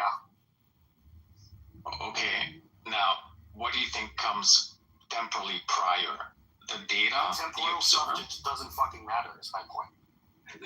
Well, I'm not asking you that right now. I'm asking you, what do you think comes? You are asking me about the significance of the temporal status of the explanation versus the fact, right? So I'm telling you that doesn't matter, right? No, but it does matter, right? Because you're trying to say that ad hoc. Okay, well, I'm giving you reasons for thinking it doesn't matter, and you haven't responded to any of them. So you want to so maybe you can answer my question then without dodging. Can I? already answered the question again. No, you didn't. Yeah, I did. I told you. You started asking me about the temporal status of the explanation relative to the fact, and I keep repeating to you that obviously my thesis is that doesn't matter, right? So just asking me some incredulous question isn't going to address any of the reasons that I gave for things that doesn't matter. Can you address those instead of dodging them? Okay. No, you keep dodging my question. Okay. Could you keep a lid on your tribal emotions for 5 seconds? Just agreeing with you, Piper. Oh my god. Yeah, and he can't even take it. When people stand up for him, he still has to be aggressive and so. Right now, you're just wasting time instead of responding to what I say. So. And Piper goes like, stop it. No, but I asked you a question first. No, I already explained how your question is missing the point of what I'm saying, right? So it's not enough to explain that to you and then ask you to actually address my points for the first time in the conversation. Okay. If you're refusing to answer simple questions, why should anybody talk to you? If you don't want to give up, you can totally do that. Go ahead, pussy. Okay. Thanks. Refusing to answer questions. Thank you. I didn't refuse to answer questions. You were just a pussy. Yep, you did. You're pussy in every conversation you have. You get shown that you show that you don't know what you're talking about, right? And then you go, I'm seeking an accusation that justifies me not talking to you anymore, so I can give up on the conversation. You're like, oh, real dumbass. She, her. You're talking over each other, by the way. E.G. Kitty talking in the room. Thanks. The Piper crash out 3210. I mean, no, it's totally valid to crash out against a fucking insolent dumbass. Against me, the pussy, the kitty in the room. Right now, Piper. Yes, you should crash out against time-wasting dumbasses like Agamemnon. Do you have any self-awareness? No, you is not a genius insult.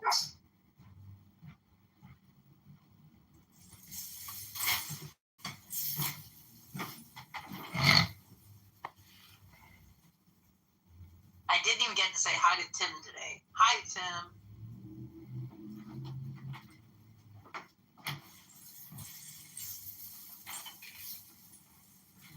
Hi, Katie.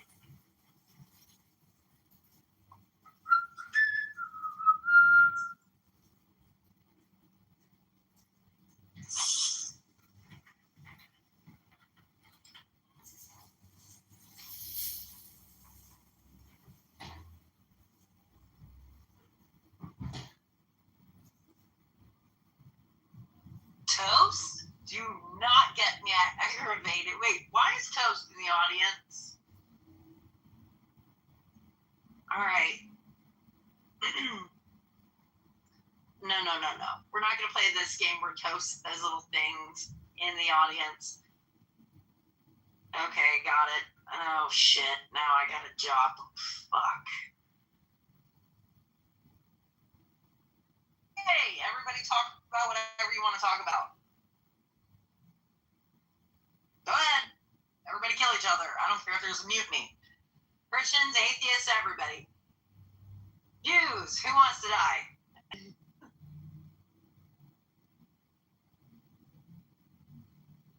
Is that my favorite human being in the entire world that just came up? Yeah, I just want to say it's awesome to have you part of the moderating crew here. Oh, God. The interesting thing is, like, the other definition of ad hocness is if you introduce changes to theory just to save it. He's modifying his definition of ad hocness again. We have no further testable consequences.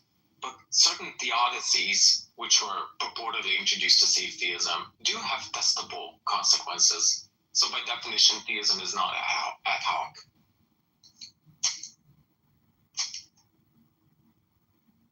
Yeah, but half of those. Yeah. I think half of those theodicies are just ad hoc. Especially it's that just really ability stupid. to knowledge. It's just really stupid to make declarations like, by definition, theism is not ad hoc. Because whether theism is ad hoc is not whether theism is ad hoc, not dependent on the intrinsic nature of theism, how theism relates to the data that can be explained. It's just like he just makes like dumbass declarations because he's like a fucking like complete fail son at philosophy. Yeah, the whole ad hoc thing got Piper. And you trying to. Well, every time you read Stanford Encyclopedia, you misinterpret it on it, like everybody can tell. So yes, you can like do the fake chuckle all you want, but like you still look like a dummy. We're gonna stop. Anyway, so there's other people, new speakers on the stage that at least when I came back to the room, I haven't got to speak. Daniel, Elliot, David, Millith, CM, Dude. Hey, what's up, dude? If you have any other contributions that you want to make, that'd be awesome. Other than Aga showing his intelligence, waving it on his chest as though it's like a badge of courage, and then Piper criticizing the fact that Piper is going to criticize with you fucking idiot. All right, there you go. If that didn't win me some karma points for doing my best Piper, I'll never know. All right, what's up? Yeah, Piper needs to take them sometime. Look how desperate he is to get something up on me. It's so funny.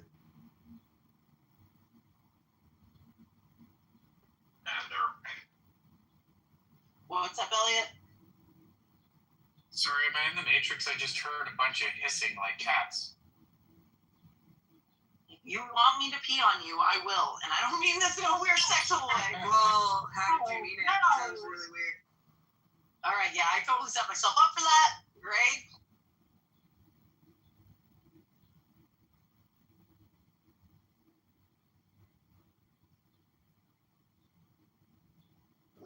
Where do you get in the Bible, like middle knowledge and these ability? You know, like half of these theodicies, like they're just not in the Bible. This like God of philosophy that I don't know, a lot of people talk about around here. It's just not the God of the Bible. The God of the Bible is like very different. I don't think theology has to be constrained by what's literally said in the text of the Bible. God, I couldn't love you more. Like, honestly. Aga don't say a damn word about Piper again. Like, there. That was said. It was done. Elliot, I'm sorry, but I'm responding to Elliot, not Parker. every time I hear you speak, Elliot, it drives me nuts. It's a contrarian for just stupidity, and I just can't stand it. That's true. Okay, so point me to the scripture where it explains how God has middle knowledge. Look, scripture doesn't use middle knowledge, the term middle knowledge, but that's just like an exact word fallacy. Scripture does describe something, theology whose consequence is middle knowledge, God possessing middle knowledge. Specifically, it says God is omniscient, God foreknows all things. Second, it says humans have free choice or free will. So for instance, it says God wants to save everybody, but not everybody is going to be saved, meaning some humans can freely choose not to be saved. Okay, if some humans freely choose not to be saved, they have free will, and God also foreknows all future outcomes. And God has providential control over every future event. What is the endowment of these views? That God has middle knowledge. If you don't that's what you wanted. Take a moment to go to ChatGPT or something that will help educate you, because that makes perfect sense. That's what you wanted. No, listen to me, Elliot. That makes perfect sense because it makes perfect sense to believers and non-believers alike. And then the only way that you would not understand that, even who is not a Christian, Piper could understand that. Kitty, can you just let them two like hash it out? Like the role of the mod is to kind of take a hands-off approach, if you don't mind. Fuck yeah. Thank you. Okay, so I mean, that's what you want the book to say, but it doesn't say that. It doesn't say that God has middle knowledge. So can you point me to the scripture that says that God has?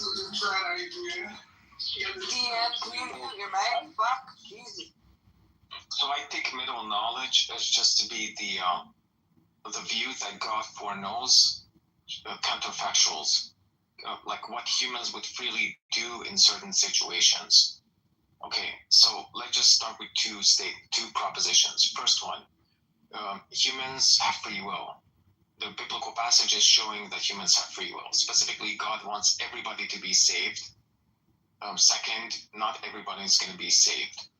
Okay, so meaning humans have some sort of control over who's going to be saved and who's not going to be saved.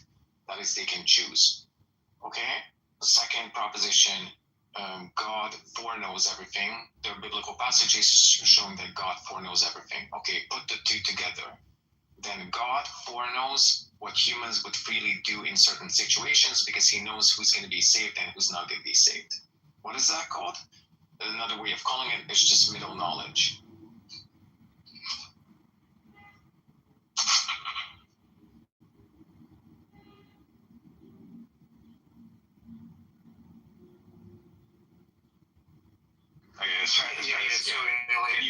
You asked for an actual scriptural reference. Can you point me to the scripture that says that God has middle knowledge?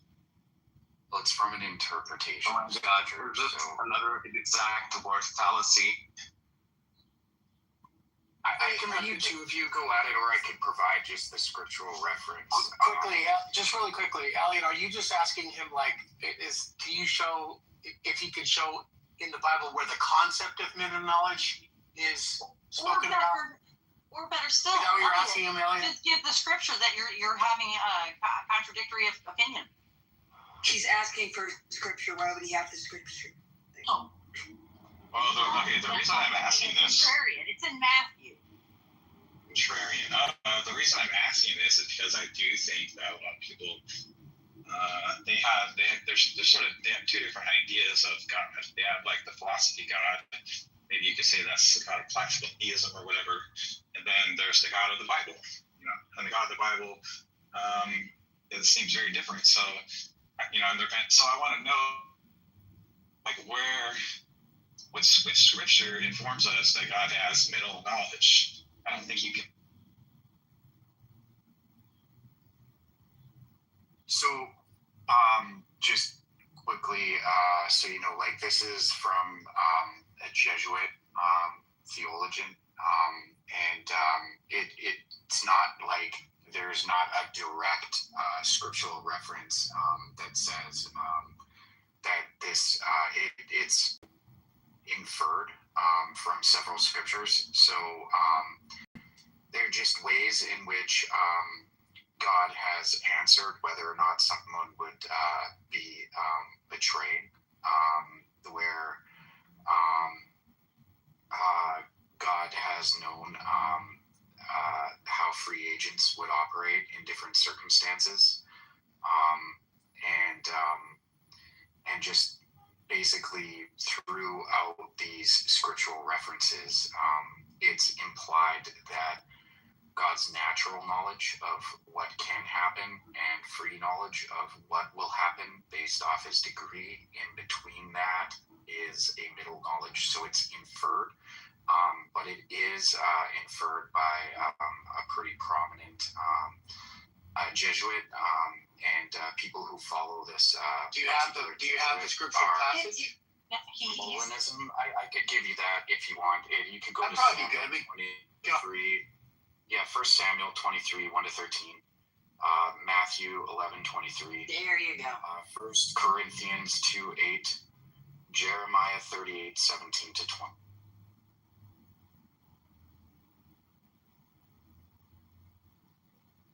Dude, are you able to read that off? If you could just put at least 3 of those in the chat, I'll even pin them. Yeah, I'll put them in there. So basically, like, and this is just because I did kind of remember this from just research back in the day and everything like that. So I just want to say it is actually coming from a Jesuit theologian, and some people follow him. It's Molinism. I may have pronounced it wrong. I'll put the scriptures in the back channel. But these seem to be the scriptures that he's cited in his take here. Can somebody read that? I can't. Well, maybe I got it wrong because I heard him say 1 Samuel 23, 1-13, and that's like about a battle. 1 Samuel 23. Listen, 1 Samuel 23, 1-13. Yeah. I got it. I don't see anything about middle knowledge. Just talking about a battle with the Philistines. Right, so it's inferred. So, okay, well, where is it inferred there? David asks God if the verbal filler and because it's gonna go. So here I'll just put it in the back channel too, because I've got to get back doing what I was doing before chiming in, and once I do have some more time, I'll definitely. Insight. I really do appreciate it. Here's the. Yeah, I put. Thanks, man. Now, with the homework done for you, Elliot, what dumb can I hate to sound like Piper right now, but what kind of crazy are you going to posit about God in middle knowledge? Well, I haven't actually. Does that? I just read that for you because I read it really quick. There's nothing talking about foreknowledge. I mean, the closest you could come is in verse 11 through 13. It says, "Will the man of Keilah deliver me up into his hand? Will Saul come down as thy servant hath heard? O Lord God of Israel, I beseech thee, tell thy servant." And the Lord said, "He will come down." So he's just basically saying that something's gonna happen. I think that's what he's saying. Then said David, "Will men of Keilah deliver me and my men into the hand of Saul?" And the Lord said, "They will deliver thee up." He's just like making a prediction of like what was going to happen. Is that what he was referring to?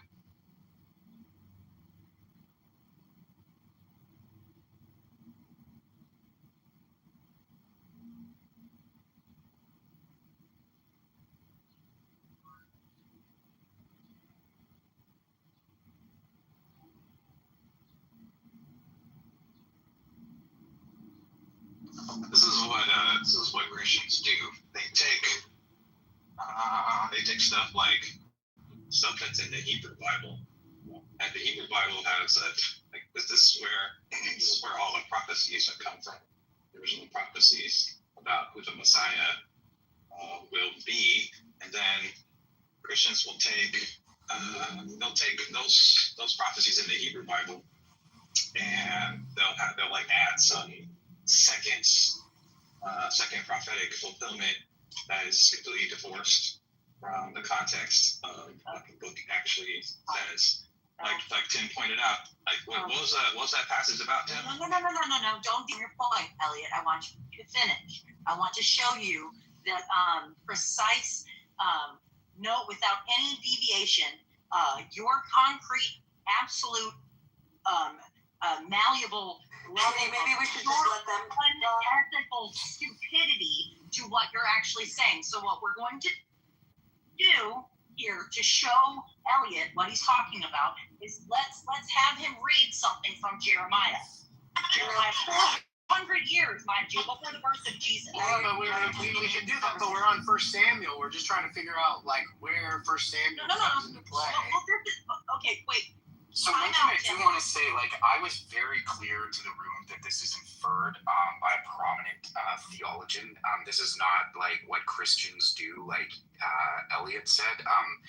Different Christians have different levels of intellect and intelligence and interpretive ability of well, apparently so. Apparently so. I mentioned to you straight up, Elliot, that this came from a Jesuit theologian, and not just scripture alone, that it was inferred. It's a concept that's inferred from scripture. A theologian who's a prominent theologian who came concept inferred by scripture, and I provided you the scriptures in which he is inferring this from. I hope that makes sense to you. No, I get that. I just started reading 1 Samuel, and I was like, I'm trying to find the inference, right? Like an inference is something you read and it provides you with the reason to believe. Okay. I'm just trying to say everybody help me. Please back off and let them speak. Hey, Gray, can you give us a scripture that correlates to their conversation? We'll let them have the conversation. I don't need to be added to the conversation, neither do you.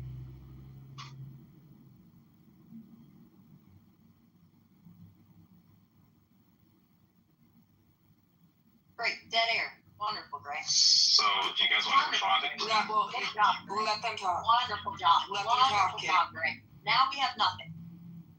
No, you're going to allow them to talk. Oh, yeah, that's exactly what I did. Dead fucking air. Wonderful job, Gray. Wonderful job. It's dead air because you're talking now and nobody wants to talk to you. Well, Elliot, as I read that to you, I mean, I'm kind of agreeing with you, Elliot. It's like I'm just not seeing what the inference is to say like this, therefore, is God's middle of knowledge. I mean, people make predictions all the time, like X will happen or Y will happen, right? But that's what he's saying, like, oh no, are we going to go to battle? It's like, yeah, you're going to go to battle. Are you going to win? Yeah, you're going to win, right? I don't know if that's like that big of a.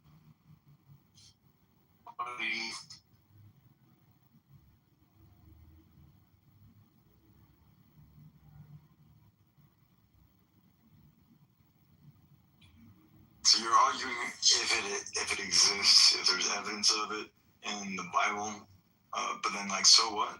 Like say it is provable from the Bible. So what's the like? What are you trying to imply with knowledge? I would say I personally, if Gray doesn't mind, the stronger ground that the concept on their from the Bible. Well, what Elliot was saying was there's people that like argue this like philosophical God, but they don't ground it in the Bible. And so he was saying like a lot of times when we talk about these concepts that don't seem to be very biblical. What do you mean by like it doesn't seem very biblical? Like are we appealing to seemings or are you appealing to? Good job, Rico. I like that. Yeah. Thank you. I appreciate that. Pay attention, really. But what he's saying, I think he's saying is like if you read the Bible, you don't come away having the concepts. I wasn't finished. Sorry. Go ahead. Sorry. Yeah. I was, so like Agamemnon brought up the verbatim fallacy, right? Now, my understanding, based on Catholicism, that there are plenty of developments, right? So there are some doctrines, for an example, like the Trinity, right? Which is what you're not going to get verbatim. So it's like, well, show me in the Bible where like the Holy Trinity is. So it's like there is a basis where these things are inferred in the Bible. Then you have, like early church fathers and whatever the case may be commenting on it. But developments, as interpretation expands based on philosophy, wherever the case may be. But I agree with you. I don't like verbatim fallacies. I think they're stupid. Yeah. So, it's like if you ask a Muslim, where's the concept of Tawheed? Where's Tawheed in the Quran? That word doesn't exist, but it's a concept they have, and they've inferred it through their scriptures. I don't. Also, I just want to say, I don't like the trust me, bro attitude on either side. I get that things need a little bit more explaining, but that's kind of just the way it is, man. But that was going to be my whole. I'm just going to say, for the sake of conversation, just to kind of push it forward, can we just kind of suspend this thing for today, I guess, and just do the trust me, bro thing, and just further along and see where we get at. Okay, if I can just if you don't mind, Regal, my whole premise. No, Kitty. You're supposed to be modding. This entire debate with 3 scriptures that you don't have to do that. Kitty, are you paying attention to what I'm saying? Your rule as a mod is to be unbiased and kind of take a hands-off approach and just keep things on track. You know what I mean? Keeping people on track is just, don't let them disrupt each other or interrupt, that kind of thing. Yeah, it's something you shouldn't name schizo. Well, actually, she makes these rooms much less boring. Kitty, you should let the assholes be grumpy assholes, and you continue to make the room better than it was when boring people Jesus Christ. the room. Well, boring people are boring. Who is this disgusting white man? Thanks, dude.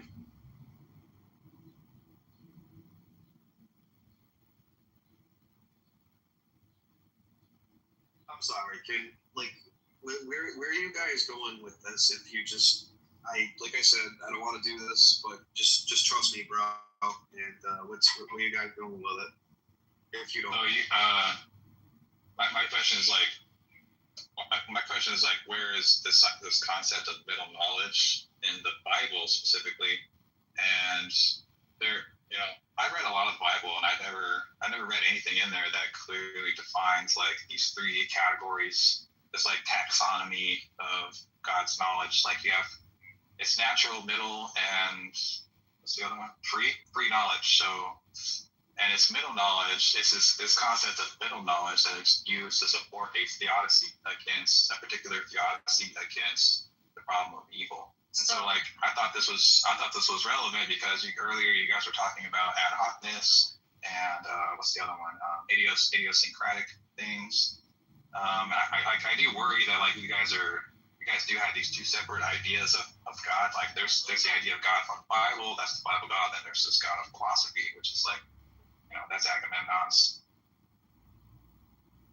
Not to add an extra layer to it, and I'm sorry, Regal, without doing a just trust me, bro, I would say let's layer in prophecy to that, because I think that is a huge element that those that are less learned in the Bible, that only want to cherry pick certain portions out of the Bible, will completely negate the fact that when Jesus Christ came, he was quoting things that someone 33 throughout his ministry, even Pharisees, chief priests, and Sadducees all looked at him as though how would he know this? How could he understand Isaiah like he did, giving prophecies out of Hosea like he did? And that all came to fruition while they were all crying, praise him when he came. So, without throwing in prophecy, I think that it would, you're undergirding yourself, and you're really short-sighting your whole belief in understanding of the New Testament and Old Testament for that. Okay, can you find me a prophecy in the Hebrew Bible that Jesus fulfilled? 100%. Psalms 110:1. He is the Son of God. Right. It makes it very... Hold up and read it. Look, honey, here's the deal, Elliot. Other people will placate to you being stupid, and I don't want to be a mod, honestly, Regal, because I'm a bad mod. I'm a self-admitted bad mod. But I will not placate to him being stupid. That is not an excuse. If you don't have a Bible, I don't help you. If you wanna drop down and come back up and read the verse for him, because if you're the one that's making the claim and you feel like this is proof, then the burden of proof is on you. If you want to take that, go for it. Like if you want me or anyone else to give like even half a shit about what the New Testament says about prophecy, then you first have to demonstrate that Jesus Christ is the Messiah. Okay, and until you can do that, I don't give a shit what the New Testament says about Jesus. Before we continue, I got a couple things I got to do. I'll be close to my phone, but I need 2 volunteers. I need Daniel one. would be a good mod. Daniel. Well, I need one atheist and one Christian, just so it's on a an even keel. Daniel. Somebody wants to volunteer. I think everybody can volunteer. Make Bob the. He becomes the mod, and I'm out. Yeah. Bob, are you there? What's up? Can you do me a huge solid? Can you help me mod? But the only thing I'm asking here is if you can just take an unbiased approach to the modding thing. What am I supposed to do when I mod? Am I just gonna like prevent interruption? Yeah, just prevent interruptions and over talking, and on occasion, if let people chimp out, but not too much. Everybody, if you're gonna mute everybody, and then just. Does anybody want to volunteer on the Christian side, just so it's just balanced out? I think Honey Badger's a Christian. Come on, dude. Volunteer for what? I don't need. I just need a Christian to kind of. I'm not opposed to everything. Everything's evened out. It doesn't have to be a debate. Agamemnon, would you like to volunteer? No, don't give Agamons. There's already Andrew and Regal. You're good. Yeah, if I have time to chime in, I will, but I'm multitasking. I'll just say this one last thing, and then get talk about something else. I'll tell you what. I'll just place my full confidence in Bob. I'm pretty sure he'll follow my instructions, and he'll just take an unbiased approach. So we'll see how that goes. Gotcha. Well, everybody's already leaving the room, Regal. So thanks for the choice. Well, my criticism is if they don't like it, too bad. Okay, that's fine. So my criticism is, why should when I'm reading prophecies in the Hebrew Bible, why do I care what the New Testament says about that? No Christian is going to interpret the New Testament from the lens of the Mormon Bible. They just don't give a shit about that. So why should I care about what the New Testament says about prophecies written in the Hebrew Bible about who the Messiah will? Are you serious? Yeah, the prophecies are written in Hebrew and they're put in the Hebrew Bible, not the Greek Septuagint or the New Testament or any of that. No, I understand, but do you think that there is a reason for that? That maybe a certain religion is still waiting for a Messiah, and another religion said this is the Messiah. Yeah, the problem is when you go and read the prophecies in the Hebrew Bible, it turns out that Jesus didn't fulfill a single one of those, not even one. That's a matter of contentious debate, and I would say that it's also historical and considerate that there were reasons why some of these prophecies were weaved into the New Testament. So you would have to look at each and every one individually, and then there is for each and every one in academia a study on the historical accuracy of whether or not this was just added in as a literary device or if it actually happened. But the reason for the prophecies being woven into the New Testament is to let everybody know that Jesus is the. Right. Obviously, Christians want Jesus to be the Messiah. Okay, that's kind of the whole point of Christianity. But when you read the prophecies, in the Hebrew Bible, it turns out you didn't fulfill any of those things. And I've only looked at a few of them, but it seems like in each case that I actually looked at, where I compared prophecies in the Hebrew Bible versus the ones that are in the Christian Bible, is that each. There's one about, I think it's in Isaiah 53 is the one that Christians like to point to a lot. But it turns out the entire context of the entire chapter is about Israel.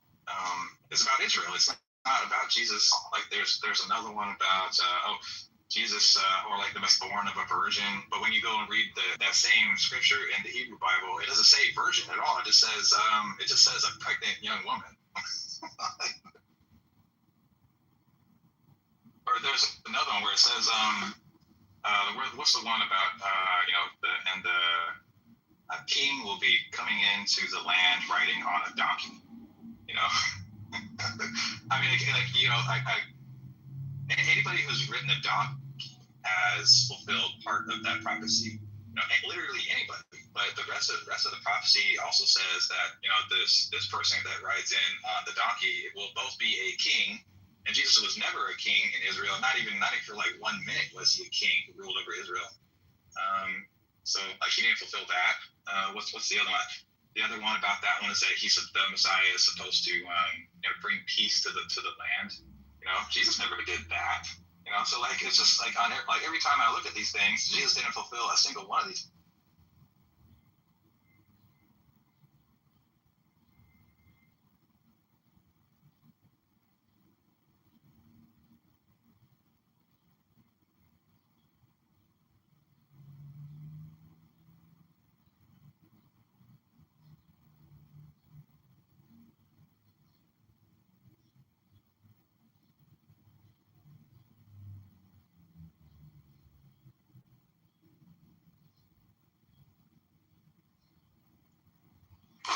Yeah. Well, I guess that's that.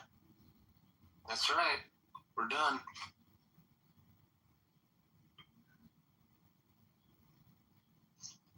Yep. Checkmate, Christian. Wait, Agamemnon, you're not a Christian, are you? Of course I am. I'm a Catholic. You're a Catholic. Do you pray? Yep. What does that mean? What happens then? Honey Badger, you're out of questions for the day, dude. You have to make arguments. You need a timeout, Honey Badger. I had a long time out. I left the room and came back.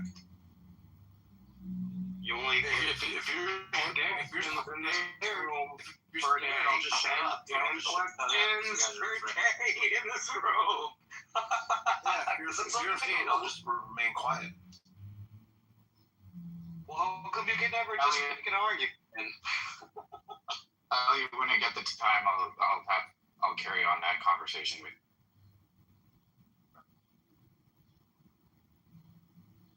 I think the answer is nothing happens after he prays. Yeah, when he tells God what to do, he just waits and then nothing. I just don't think people actually read the book. They develop all these philosophical, theological versions of things that don't really tie.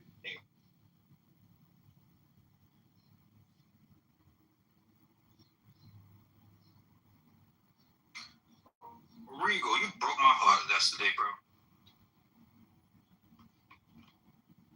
Do what now? You broke my heart. What? Boot you out of the room? Yeah, man, you broke my heart. All right, bye-bye. You invite Jason up here. Jason's saying interesting things. Elliot, are you a biblical scholar?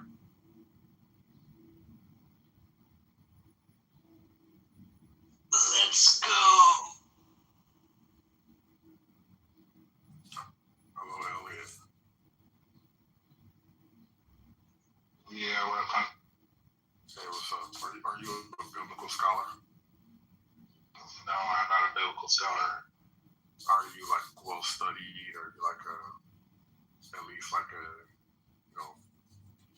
an academic of sorts? Of sorts? Yeah. No. Have you taken? I would say though, hermeneutics and biblical history and interpretation. Have you done any of? No.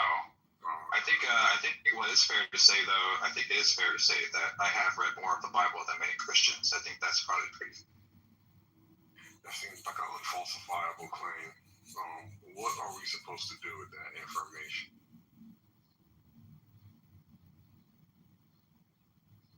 Hello? I don't even. Did you hear anything outside of? Yeah, I just heard you make an unfalsifiable claim, and I was just wondering, what do we do with that information? Yeah, why should anybody think that Jesus is the Messiah? That seems like a separate issue from your claim about reading the Bible more than any average Christian. What was that about? Is what I'm asking you. What was that about?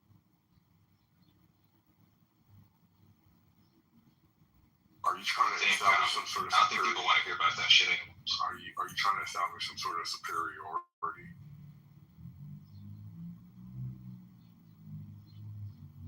Hello. Okay. No, he's trying to make a compelling argument that, like, even the case of, like, God's foreknowledge, he's asking, like, where in the Bible are you going to find this? So essentially, he's saying, or claiming at least, now when you go in here and you look at specific things, if you're talking about prophetic things, they don't say or give clarification as to, like, God's foreknowledge. And then he's skeptical about certain prophecies that, like, lay the foundation for, like, the coming Messiah. And he's giving, like, his critique on it. So, am I steel manning you correctly, Elliot? Kinda. If there's anything I got messed up, if you just give concrete a little bit more, and then I don't know if you want to start a conversation with him or not. No, I don't really care that much. My point was like that. I think that when and Muslims do this shit too, they'll read the book and they'll draw something from it that it doesn't actually say. They want thing, but like when you go and read it, it doesn't actually say that. You know, like where it doesn't, like the Bible does not just, like I use this as my example, the Bible does not talk about God's like taxonomy of knowledge. You know, it doesn't say that he has what is it? There's middle, there's free, and natural. You know, that's not in the Bible anywhere. Nowhere to be found. I mean, this is kind of like why I was trying to explain to you earlier, like about this concept of like doctrinal development and adhering to like liturgy and tradition on the basis of the Catholic Church. So, like for an example, like the whole, like as I gave this example earlier, like the Holy Trinity is like a development of some sort based on, you know, what the priors are, how they correlate with the New Testament. And then they're having like discussions and arguments as to like what to compile and canonize in the Bible as a whole. You know, what's considered heresy, what's considered not, on the basis of this or that or the other thing. So, no, you're not going to find like this like verbatim thing that you're searching for, essentially, when it comes down to that, because of, I would say, doctrinal development. I just, like I said, I don't have like you know, I'm like kind of in the middle of doing something right now, so I can't really get overly committed to the conversation. Yo, did you kick that guy? Yes, I did. Have you ever heard of the Stanford Prison Experiment?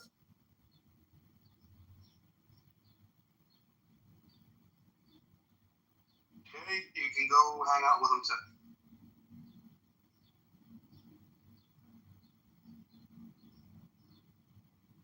By the way, if any of you guys want to change the topic or talk about something else, or whatever the case is.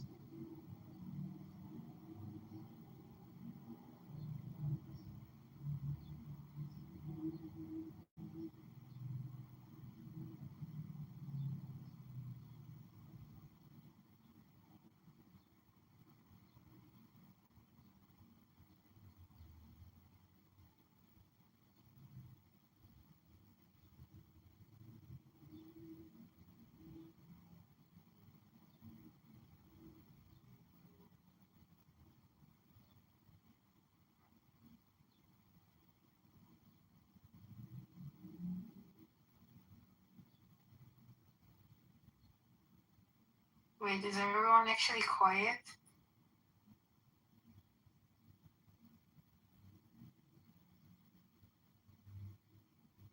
Yeah. Everybody's Wow. cool at the moment.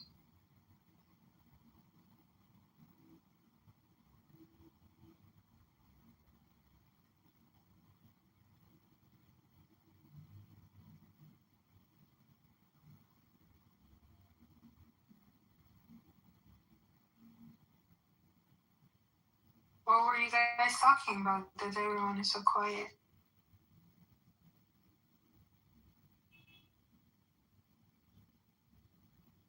I don't know.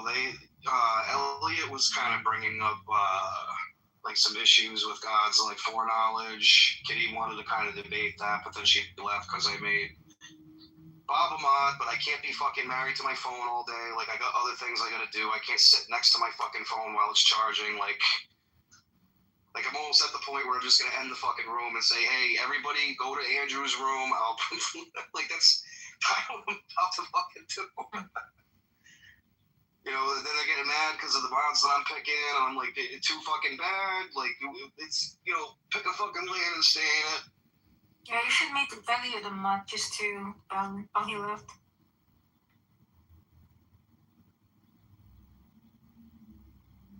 Well, even Piper is quiet. Well, it seems like everybody was having plenty fun today. Everybody was getting the... Yeah, it was fun. Yeah, especially in the beginning, actually, it was a good room. Thank you for hosting. Yeah, no problem, no problem. So I know it sucks sometimes when people are modded that, when you open up a room and everyone is like complaining, it sucks, but I think in the end everyone is grateful. Yeah, no doubt. I think I'm gonna smoke a stogie before I get back to it.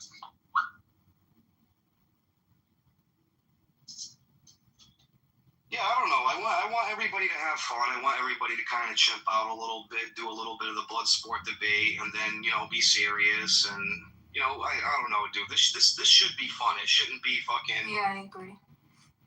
You know, fucking something that's miserable.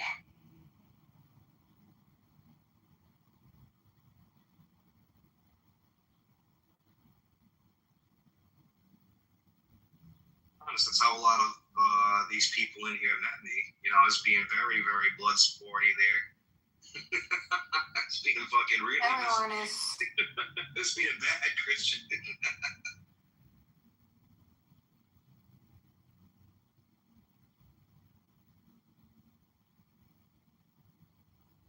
Wait, Aga, are you a neuroscientist? No, definitely not. Oh. Definitely not. Why definitely? Yeah, I work in the janitorial business, mostly on floors. Why are you laughing, Piper? The way you said it was just funny. You could have just said, I'm a janitor. Like, I work in the janitorial business. Well, I don't know, man. I'd rather work for myself and clean houses than fucking wipe somebody's ass as a CNA or something.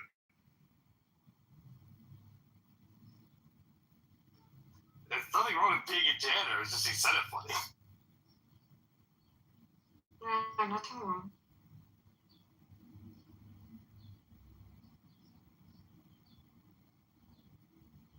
Plus, also, he used to claim to work in applied sciences, so that's also why it's a little, you know, it's a little bit.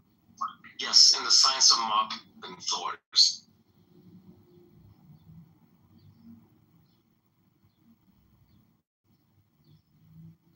Well, Ape and CM started to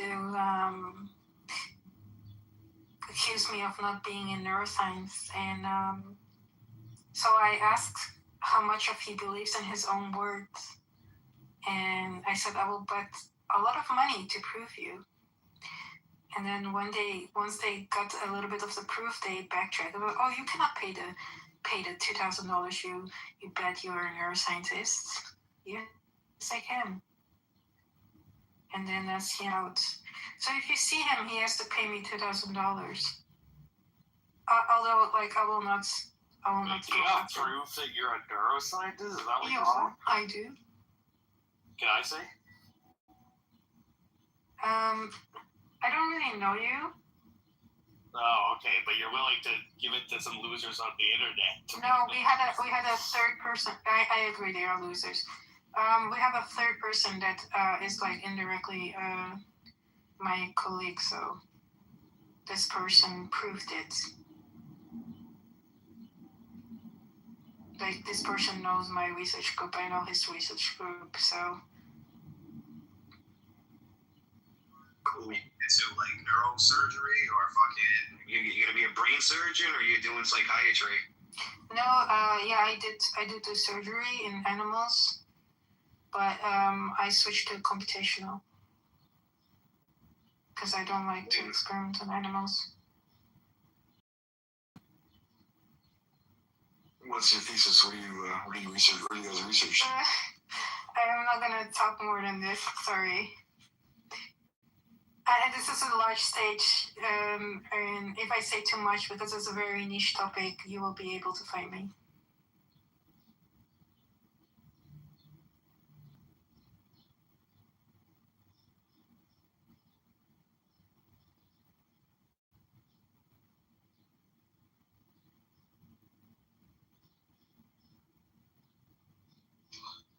Okay, I guess I have a question for you. Have you heard of subplate neuron? Sorry, what? Have you heard of subplate neurons? No. Okay. Oh, what is it?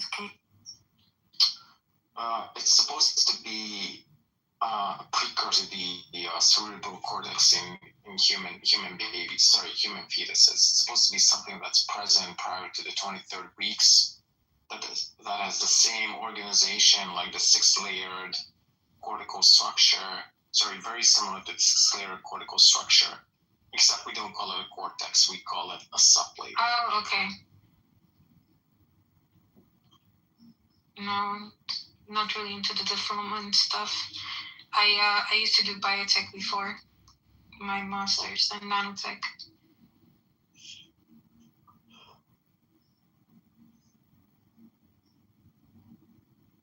Hey, Keegan.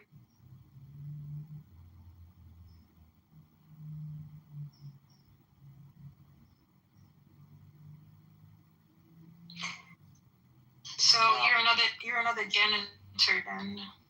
Yep.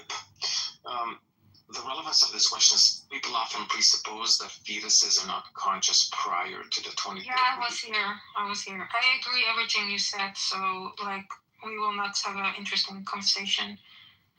Whether they are conscious or not, I don't care. I'm just fully against abortion. I don't care if it's not alive or it's alive. I don't care. Have responsibility and have every action has consequences and you have to cope with it. You think even if you take typical presuppositions neuroscientists have, like take global workspace theory, or integrated information theory, or recursive consciousness theory, these theories, a fetus prior to the 23rd weeks should become. As I mean, we can go into each individual theory, but each individual theory entails the fetus prior to 23 weeks should possess consciousness. So I don't know why people make this arbitrary cutoff at the 20 feet, but I suppose it has, like, they just have their political biases.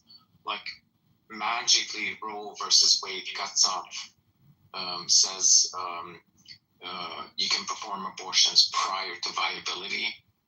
Yeah. And magically, consciousness is supposed to emerge exactly at that exact moment. Consciousness emerges exactly at the point of viability.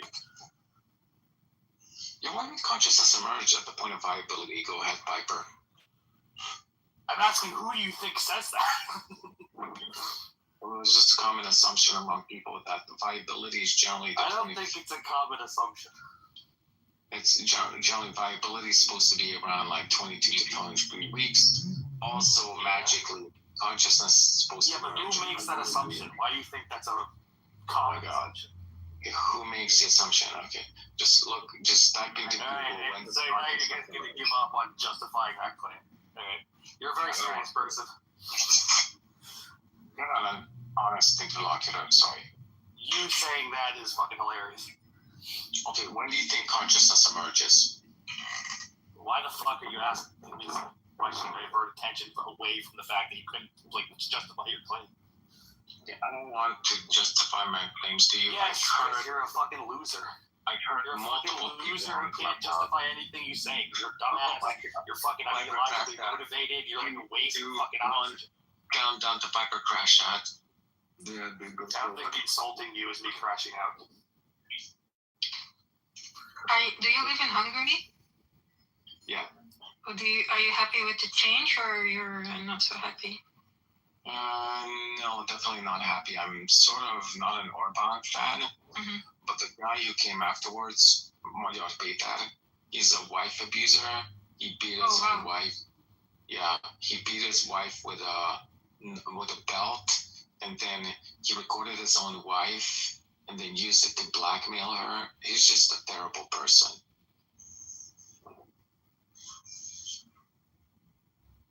Oh wow! And everyone is cheering for him. That's crazy. Yeah, he's a complete narcissist, wife beater. Especially the liberals in Europe.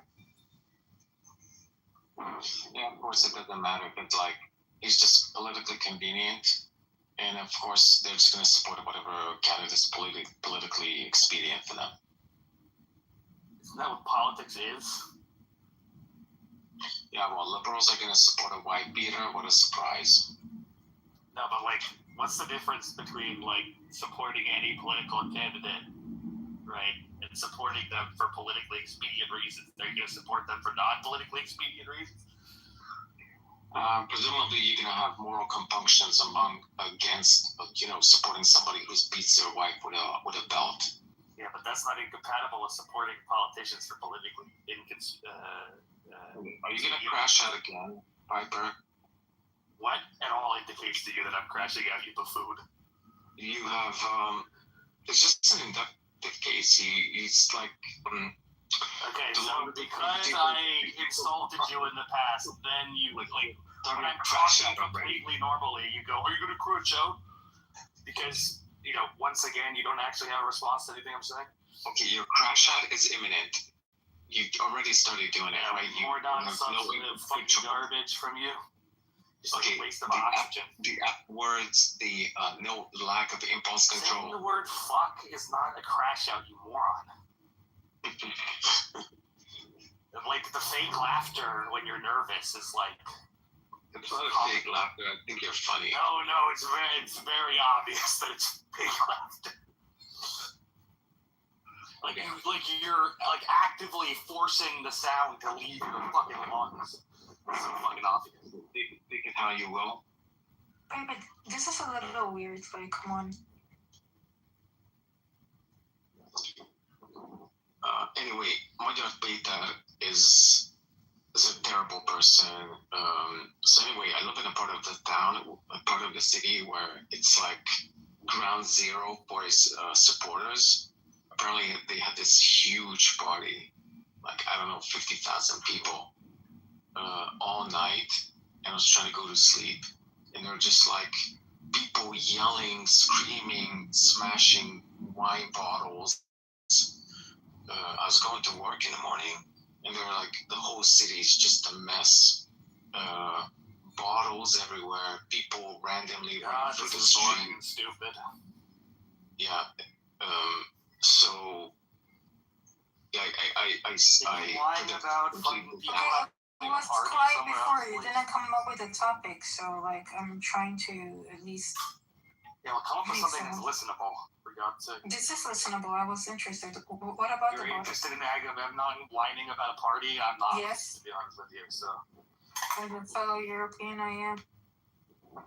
Well, I mean, your IQ is about as room temperature as I can. All right. Why am I not surprised? You don't have proof of it. Frankly, the my purpose would support a white beater. You think I support the fucking backyard guy? He's a conservative. God, you're such a fucking idiot. Holy fuck. You think he's a like, conservative? you're like, honestly, like you're like Okay, when this the is guy also when the guy who fucking like voices Patrick the Star dies, like that character on SpongeBob, they should just get you because like the your IQ and the IQ of the Star are about at the same level. Alright, can you go on mute now? No. Pretty please. No. Why? This is what women do to each other. What's your obsession with me being trans? Like why? You're not a trans. You're not. So you're just trolling. Oh, okay. So what's your obsession with that though? I just don't believe you. You're trolling. No. But like every time I talk, you get like this obsession with me being trans. Not every time. You're Like interrupting literally every me and time. Your Megan's only conversation. response to me ever is to make some comment about me being trans. Not true. It's because she's a horrible. Literally, it is true. Anyway, Aga, what about the bottles? You have like a weird fetish or something? Yeah, Is that I'm it? going to continue talking about the interesting anecdote about the bottles. Yeah, there are plenty of bottles on the roads. This is All broken interesting. back into the Yes, beaches. it is. That's Trying like to go to work. extremely sad that you find this Imagine interesting. that It's like I almost had a unbelievably flat tire. fucking sad. Act like a woman. I almost drove over a broken bottle. Who cares? Oh, I'm sorry for You that. do? You're still I here. care? No, I certainly don't It's care. sad to see You're welcome to a leave. country that is so well civilized. Well, I enjoy filibustering your garbage more than I enjoy leaving. Okay, look, now you make that's what you do. You just filibuster conversations. No, I filibuster stupid fucking garbage from you. Like, that's not an admission that I, in general, filibuster conversations. That's another principle fucking part. You bliss fucking bucky. You either this is what you do. You either crash This is, out. this is what you do. Filibuster conversations. Yeah, it's not really What you do. Oh. Or you rage quit. Fake laughter. You rage quit. Right on cue. Fake laughter. Forced chuckle. Right on Yeah, cue. you rage quit like you rage quit against Gavin. Every time you talk to me, you find some point in the conversation to go, I don't even want to talk to you anymore. Like, do you even, like, have a brainstem? Like, what is this, dude? Like, the dumbest person I ever met. Like, honestly, I think, like, the intellect of John Lee and Matt Adams, like, individually trounces yours. That's pretty bad.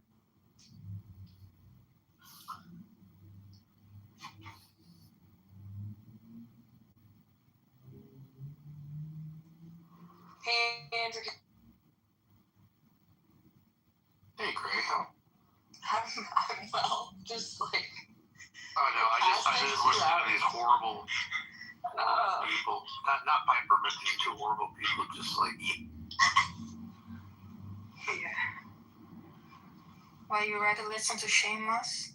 No, he's also a horrible person. Oh, okay, because somebody's in love with him. See, this is how I know you're a horrible person. Yeah. I don't even know why they allow you on stage. I mean, you're that awful. And because you know these rooms are like cultivated so that horrible people get in, obviously. Yeah, but the fun one, you know, ones you can have fun with, ones you can like. But this is not even fun. They're just straight up.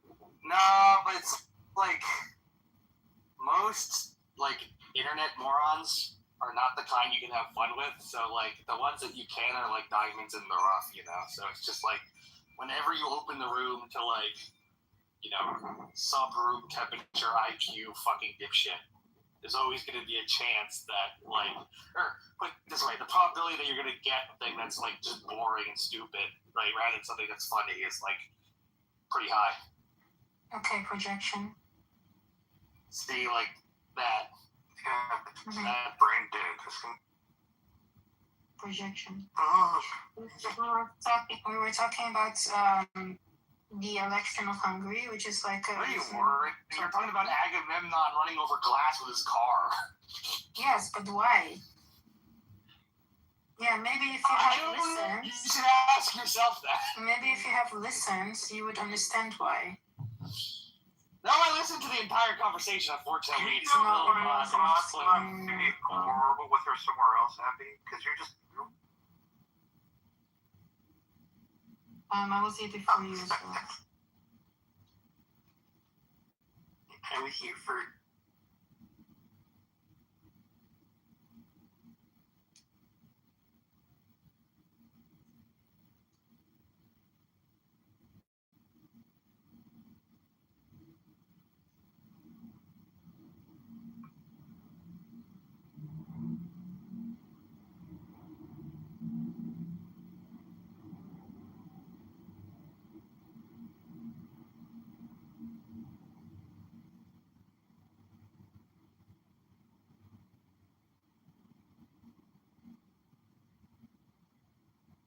Did Aya run away?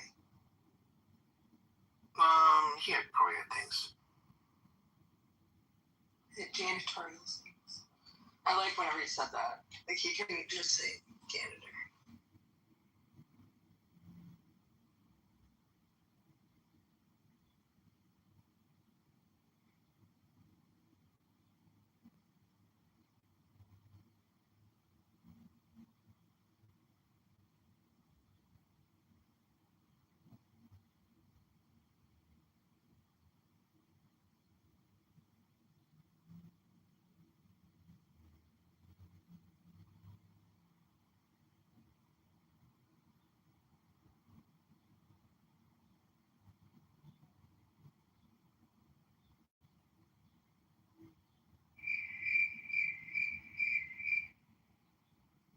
Did Piper run away?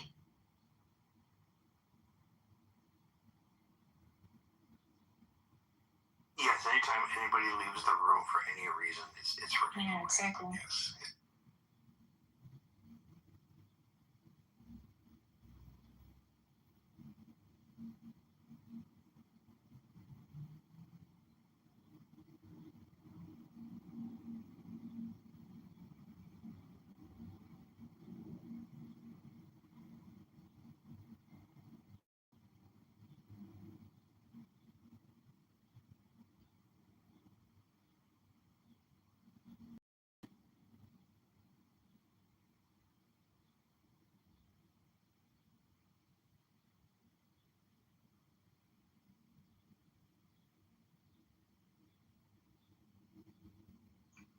I planted over 50 cucumber plants today.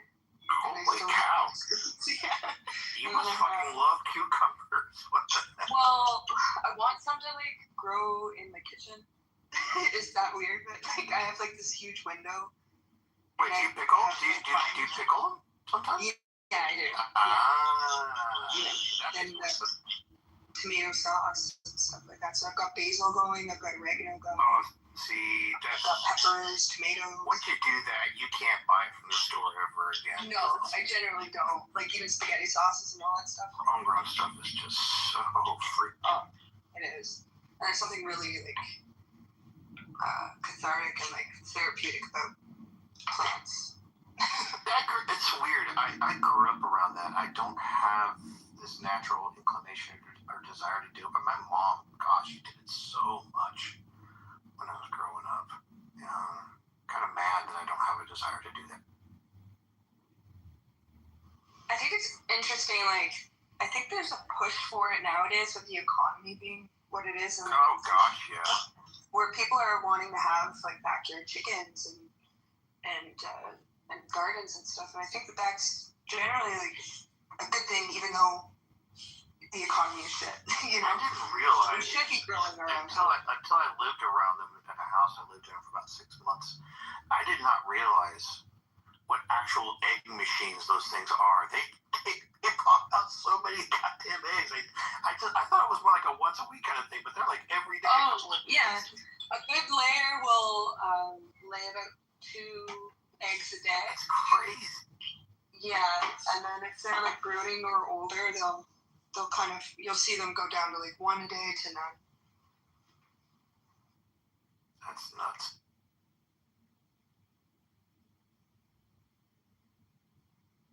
No, I had a great time in that house. I was actually kind of doing that kind of stuff with the girl I was sharing the house with, a really, really good friend of mine. Growing all sorts of stuff. You can't dig ditches when the chickens are around though, because God, they're just they're waiting for you to. Once you get a good trench in, they're just in there, just picking every worm they can find out, and they won't get out of the. Yeah, they'll also like to dig themselves and like nest in there, and then they'll also like they can get out. Like if you dig trenches, then like they'll go underneath fences. Oh yeah. You know, after a while.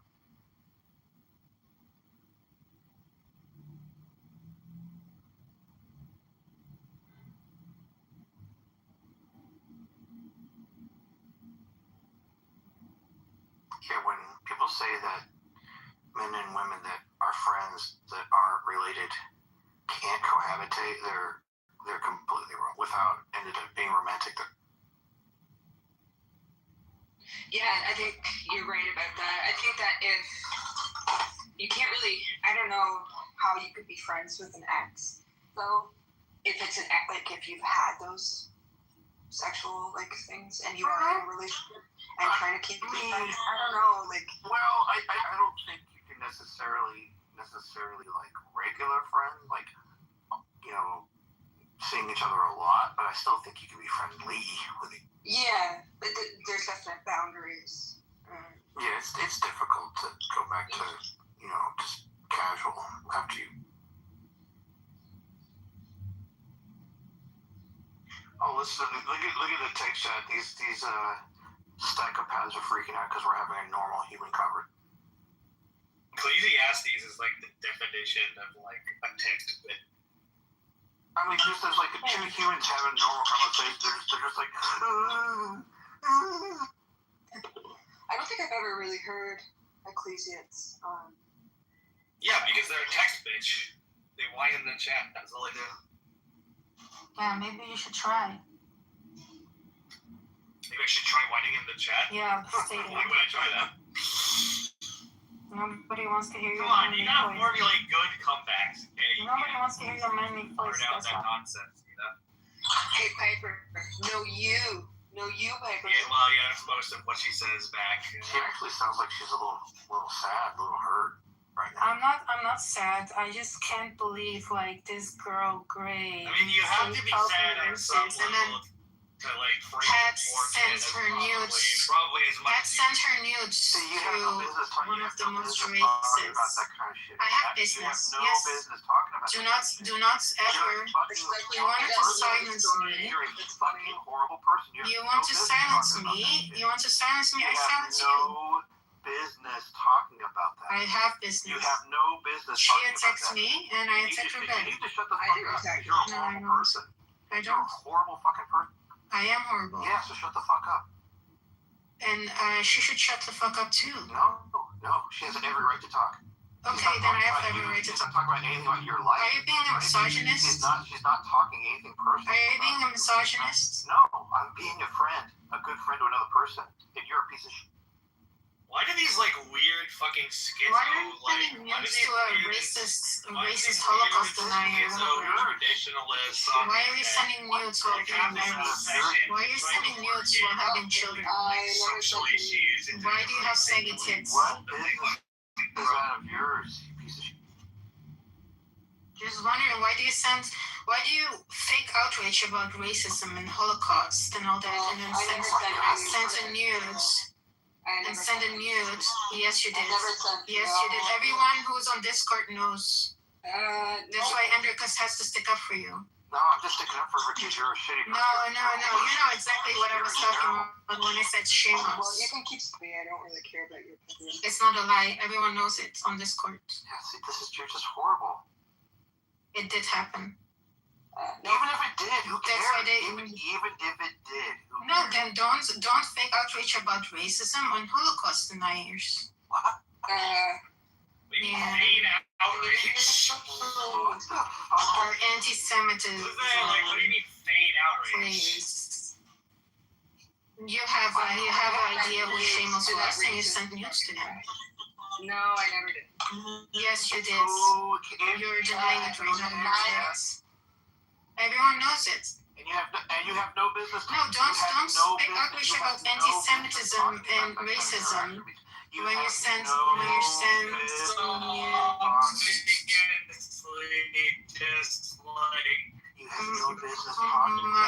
have business when you fake outreach and wants to cancel me. I will cancel you. No, it's cute that she has a fake outrage about racism and anti-Semitism. Yes, I'm gonna keep on going. No, it's not. I own it. You're disagreeing with what I said. I don't do fake outrage. Yeah, I'm not gonna go cry around.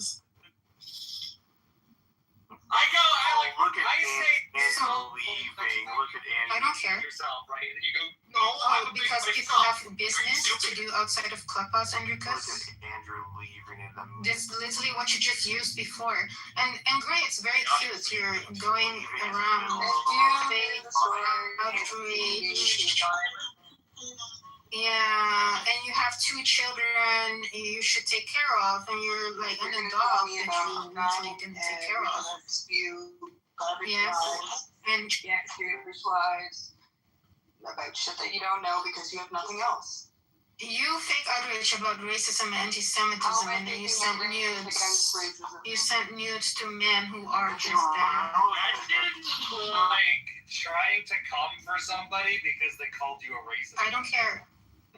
Yes, I come. Mm-hmm. And I will come.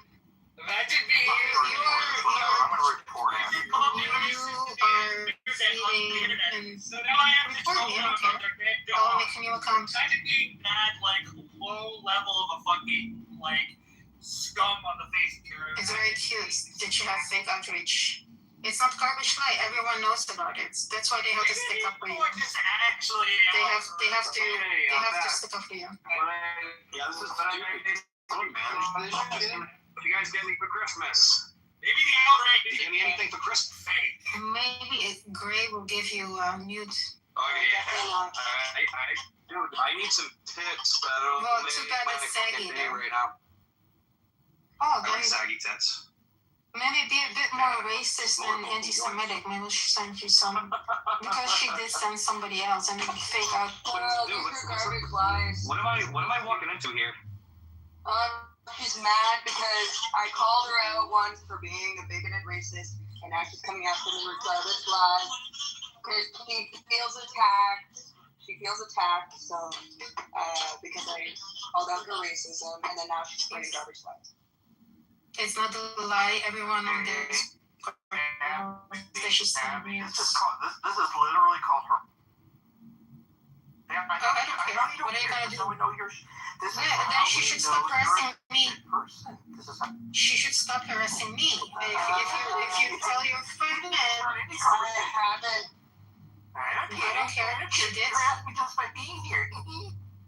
Oh my gosh, like, she can handle it. Why don't you let us just fight it out? And why do you have to butt in? And Piper wants to come in too? Okay. Like, Piper is some woman apparently. Is this like, is this something you want to do? Or is this like, do you guys really want to do this? No, I'd rather have you just shut up about it. Dude, they're grown women. They can make up their mind.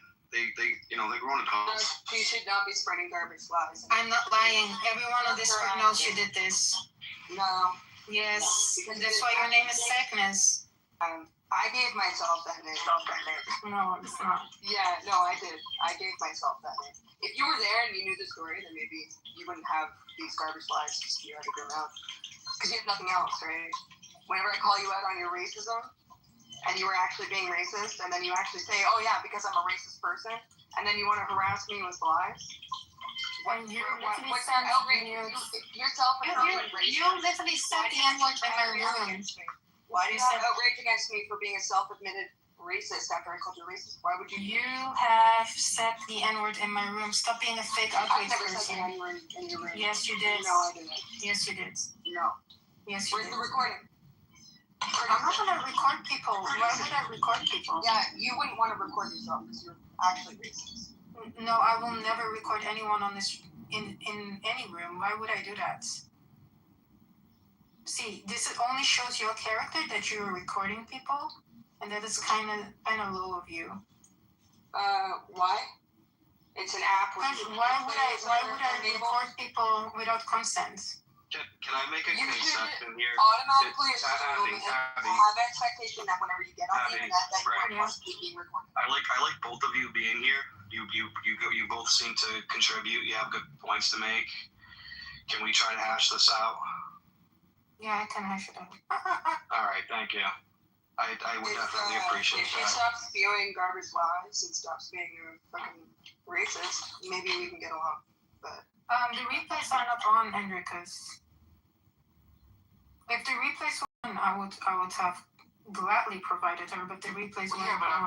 But you're saying, how dare you record when so many rooms are... Andrew, Yeah, but that's a different story. Let's leave it That's alone, like dude. the Let's concept. not keep it going, dude. I said something. I'm not gonna record. I'm getting the concession here. They're both chilling out, dude. Like, I'm done with this conversation anyway. Yeah, let's be fucking like grown people. Right, but it wasn't about. We weren't talking about gray anymore. We were talking about a different.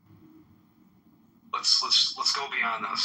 Like, we shouldn't be fighting, dude. We should be having fun with this. It should be fun. We shouldn't be having fun at someone else's expense. That's half of what happens. Who we making fun of, Piper? Oh, we're not making fun No, of anybody. about Gray. Oh. Okay. Holy shit! Fucking Piper exited center stage left. Piper pops in and out of it. Right. All right. Well, does anybody want to get this party started, or are we good today? What do you guys want to do? Yeah. So, Andricus, are you saying that the grounding of all being is the universe itself? That sustains itself? And it satiates all states of effect? Possibly. Well, what else could it possibly be? I don't know. Are you just saying God? No, it doesn't entail saying God when you say I don't know. Well, what if it has all the characteristics of being a God? I mean, that's there again. All the characteristics of being a god. I mean, that's going to be a moving target. How many different sets of criteria do you think there are for what constitutes? You could just say the sun itself is God. Why would I say that? No, I'm saying anybody could. That could be their criteria. So I'm just trying to give it a bare bones. It just seems like a misapplication of them. Well, why are you so fixed on it just being explained through the Christian God? I mean, are you saying God could be explained through the Christian God? I'm not saying that. I hope you're not saying that. There's all sorts, like I said, there's all sorts of different conceptions of God. I just don't think using that word to just mean something besides something that has power. I remember Gray telling me once, and she was being really honest, and she's like, if I had a God, it would be the sun. The sun itself would be a God. Yeah. What? God also seems to I never said that. God also seems to entail like some kind of like worship structure or something like that too. So I don't think that's necessary to use that word. Just to say that something is like the reason that existence is, if you're not assigning it all this bunch of other characteristics, I just don't see the reason, the point of. Oh, so it needs a personality? So it seems like when we say a God, it seems like we're talking about something that we're ascribing with that kind of property. So if it's a distant God or a very like a Gray again, she's got all these great zingers. She said to me about pantheism. I mean, if you want to reduce I've it talked down, about pantheism, but I've never said anything about the sun. I mean, if you want to reduce the word God down to just meaning the reason for existence, I mean, that could that could encapsulate a bunch of natural explanations too that don't necessarily entail a bunch of other properties typically associated with the word God. Just the reason for existence wouldn't, I mean, it's something that needs to be worshipped or something that has intention or anything like that.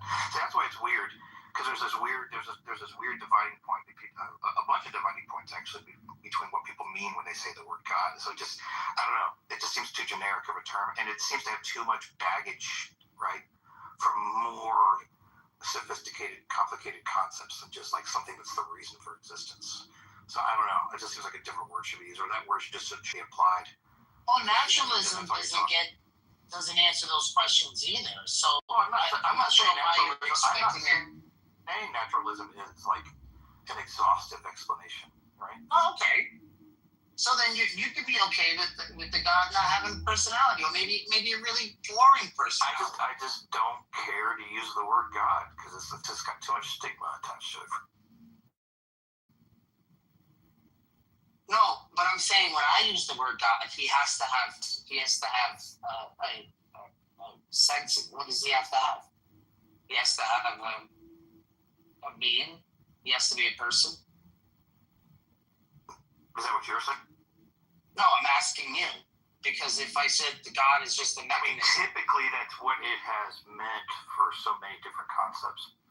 So it seems like when you start reducing it down and down and down and down and down to get rid of those, so you can just describe something that's the reason for existence at that point, this doesn't really have any meaning, really any deep meaning anymore to it.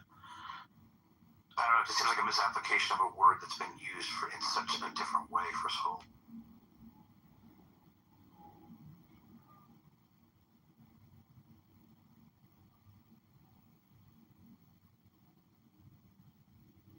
What do you mean for such a long time? We've only been around for like 50 years.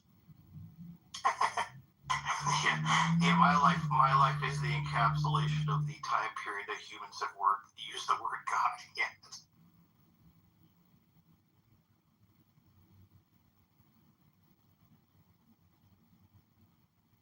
I mean, I even said before, dude, Megatron, that I've, if it came down to it, that there was a being, right, that was powerful and smart, that created everything, but it didn't really have any of the other attributes, like, it wasn't like holy and righteous and didn't have all these intentions and behavioral demands and a penal system, an eternal penal system and all that kind of stuff. It was just like a thing that made things. I might still have questions for it, say, why did you do it this way or whatever, but it just doesn't seem, just seems inconsequential.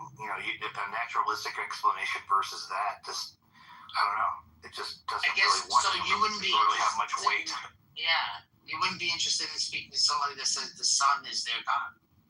It just seems, it just seems weird. Like a God. Like a God. In what way? Gives life. I think it gives energy and element for life, but I don't think it's the actual thing that causes. Gives us light. Yeah, of course. Gives us guidance. Gives us what? Guidance. Diamonds? Guidance. I'm sorry, I'm not understanding what you're saying. Guidance. Like it guides us. Diamonds. No. What the? Not diamonds, no. Takes a long time to go. Sun diamond. Like we could see, we could, do things. We're not going to do things at night when the animals are out. Are you interested in people using the word God no matter what they're describing about the origins of life and the origins of the universe? Because you want to keep the conversation kind of pointed back towards this traditional use of the word God, so you can kind of say, maybe you actually do believe this. I mean, what's the interest in keeping the word God used when people actually mean something completely? Well, because I talk to Jews and Muslims and stuff, and we have a different understanding of the God of Abraham.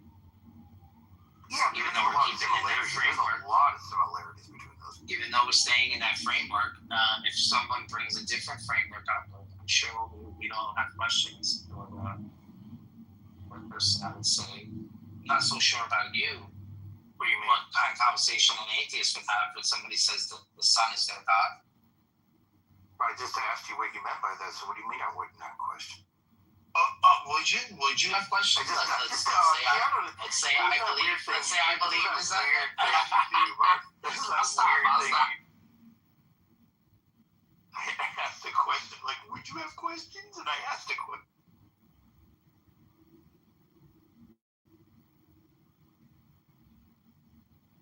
That you don't like to argue with someone who doesn't have a God, where the omni properties are not put in play. We can give like morality questions and stuff like that. Well, I mean, that's a version of God that's can be interesting to talk about. But I mean,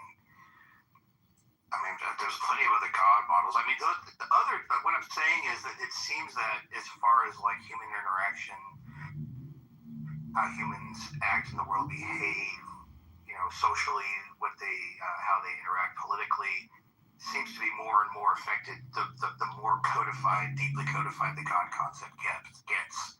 So if somebody just has like a kind of a real deistic or something simpler than that, it just doesn't seem to have much bearing on the rest of life. Or maybe they can translate that as like we're from the same source, so I should treat you the same. The rules and norms that you appeal to as an atheist, I can just appeal them to the God that I believe in.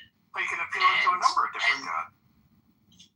Well, yeah, my God could just be the sun, and the way you understand morality and the way things fall into place. I'll just say, yeah, God didn't really leave rules, and he just left it up to us, right? Yeah, it's kind of a deism concept. Yeah.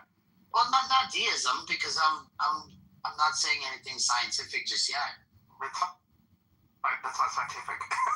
I'm just looking at what I observe. It's a model of God. It's kind of a laissez-faire God, kind of a hands-off God. Yeah, but they use like science and stuff, right? The deism, don't they use science? Not that I'm aware of. Not just to have. Well, if they're going to say the universe is God, I mean, I don't think deists say that the universe is God. Yeah, the universe is God. Yeah, that's deism. I don't think deism. And then he effed off, right? No, that's not deism. External entity. Deism still points to some kind of an external entity. That's like. All right, so he created the universe. All right, so he created the universe, and then he just effed off. Or he's just sitting back, munching on chips, watching the whole thing, not really involved. He's just not involved. Yeah. So whether if he died, or he's not coming back, or he's just watching. Yeah, there wouldn't really be any distinction between those two. Yeah. Okay, so how is that different from the model of atheism?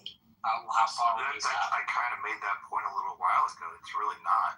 So it just seems inconsequential if you have a kind of a belief. I don't really have a problem with people that have beliefs in those kind of gods. It still doesn't compel me to believe that kind of a God actually exists. But those kind of people it doesn't seem to affect how they interact with the world in the same way that a Christian or an Islamic God or anything like that, which you're getting more deep into like a whole like a complete worldview kind of thing with behavioral prescriptions and punishments for Okay. And that's why we spend more time talking about those particular gods, because those gods seem to have a lot more import onto how humans behave.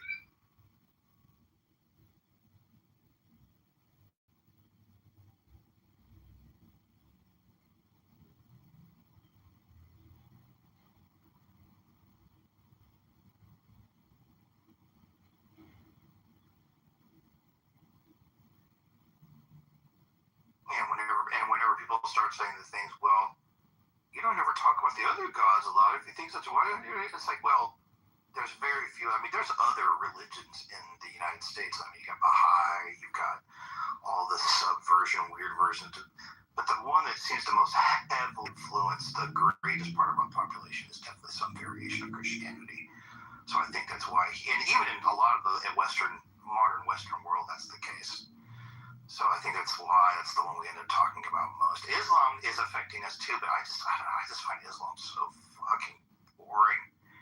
Just it's on a level of ridiculousness that's so far beyond Christianity. I just don't even find it something worth talking. I think it's because they say things like 3 gods, or and then like they never prove it, and then it just gets into some sort of we don't even know what they're talking about. And I understand sometimes it does get really ridiculous, because even for an atheist, they understand the Christian model. Oh, it does get a little exhaustive. Yeah. If I think that would change if somehow some version of Sharia somehow for whatever crazy fluke started establishing itself in some community on a broad scale and spread or whatever, then I think we'd definitely be talking about it a lot more. But right now, it just doesn't have the social impact to make us really consider it. I think locally they have some kind of Sharia. Yeah, like neighborhood, like neighborhood based stuff. Stuff like that. Yeah, but as far as anything bigger than that, I'm not so sure. I think they need a caliphate or something like that. Who knows? Yeah, well, the American systems that are in place just wouldn't allow that. I think America is still pretty tolerant as far as allowing cultures to have some kind of self-governing to a certain extent in that way, but they're not going to let an entire city or state Yeah, everything is research and development, assimilation. This is the model. Yeah. That's just they have to accept that if they move to the United States. Yeah. So I mean, them being were they up in Detroit? Dearborn. That's one of the big places. Yeah, let them. I mean, they've been there for quite a while now, and you heard there were some stories that circulated a few years back about there being some conflicts, but don't really hear about this. Some white boy going out there and causing a ruckus at the street fest. Yeah, which is unnecessary to do. Right. A little embarrassing. Yeah,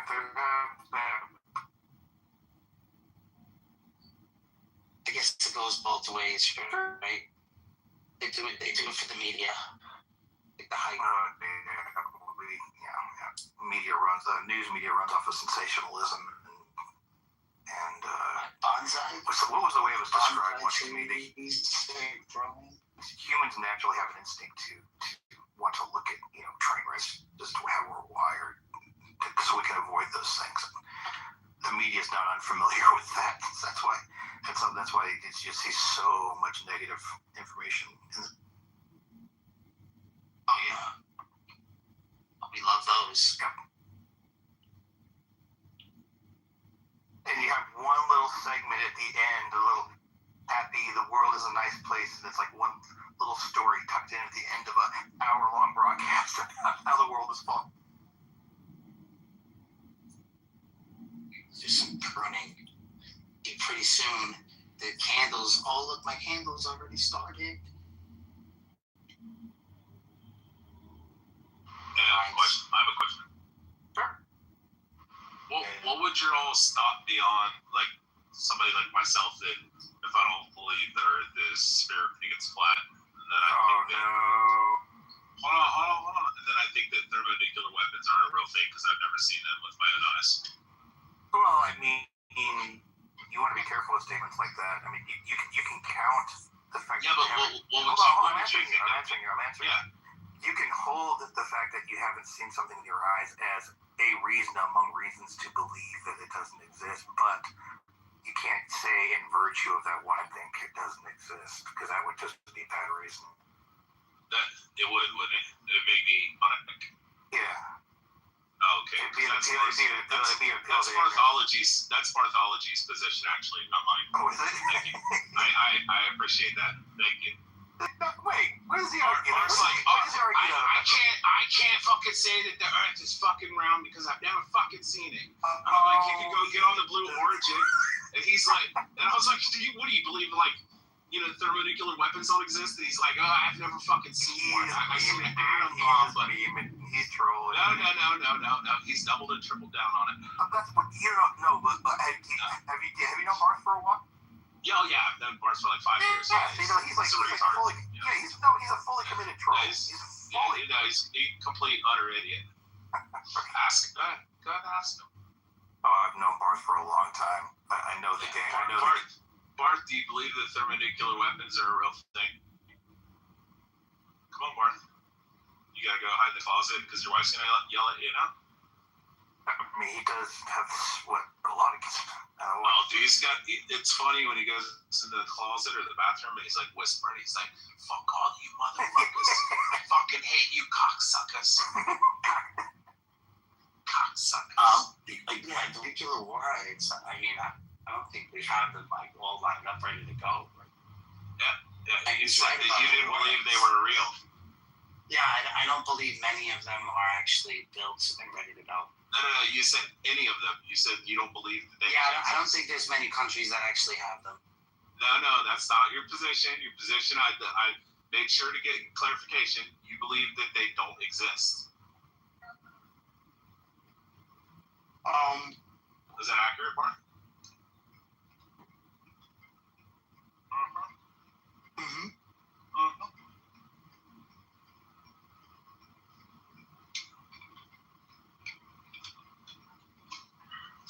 Well, I hope nobody else does either. So we're just pointing nothing at each other. Yeah. Do I think that they actually exist? I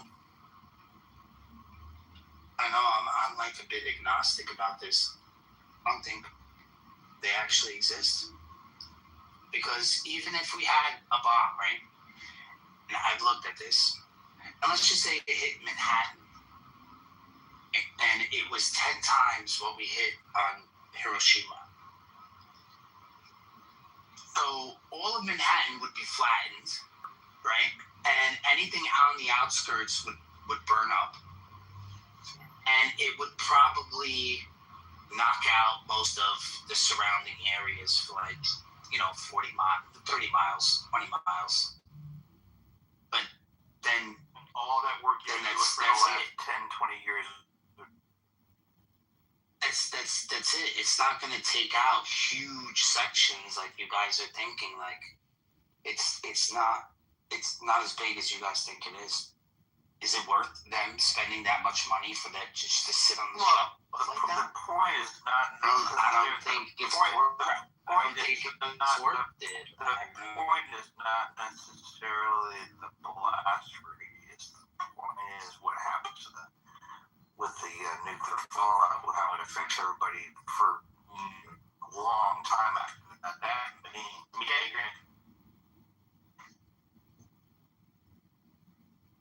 Wait. So how much do you think the radiation of that? I have to look at. I don't know the number. That's what I'm trying to ask you. That's what I mean. Like these people just make stuff up about these things. Well, you can just look at what happened in Hiroshima and Nagasaki. If you look at, you could just exponentially round that up. If they did, if they predict a blast happens in this city and then they look at weather patterns, okay, this is going to be how the fallout. They can literally draw a path of radiation death from that initial blast point, and it's going to extend for a very long. It's going to extend for very long. When people do this stuff, like they watch Star Trek, like atheists. Wait. They think like, oh yeah, because Star Trek has stuff that's. Bart, don't do that. You're going to trigger me. Don't make the second word track. Don't make the second word track. It's track. It's track. It's Trek. No, it's Trek. Oh my God. He's found my weakness.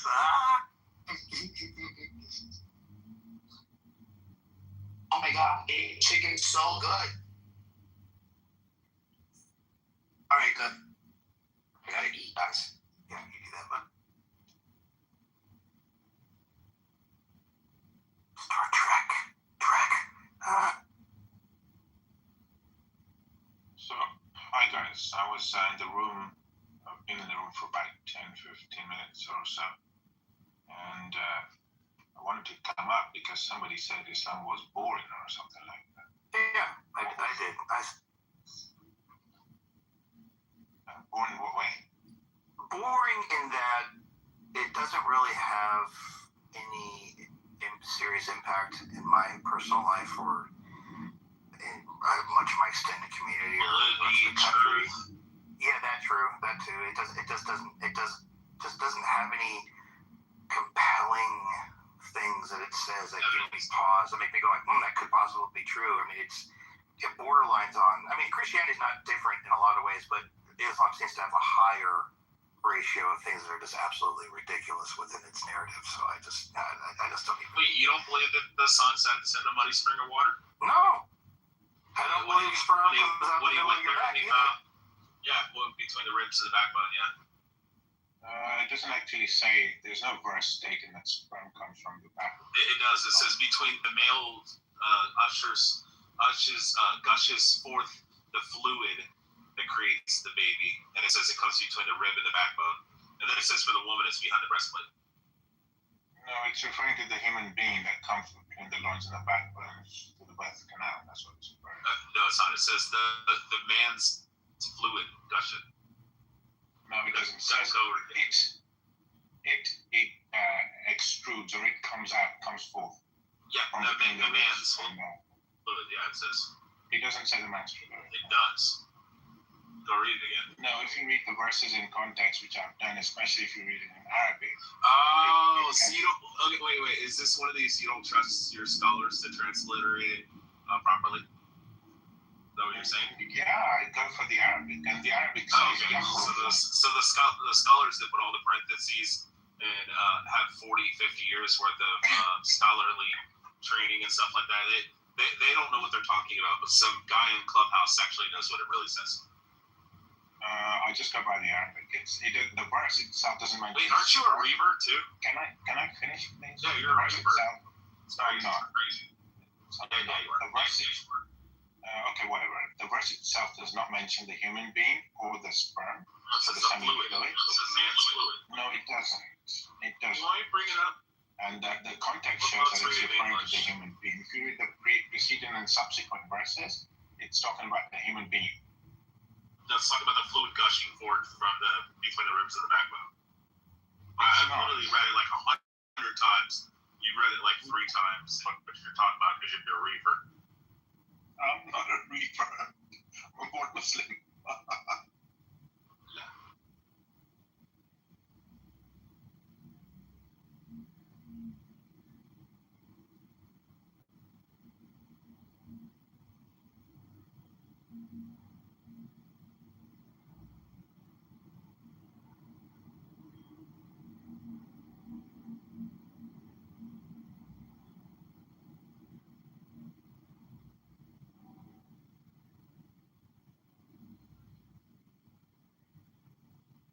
You want to open up Surah 86, 5 and 7?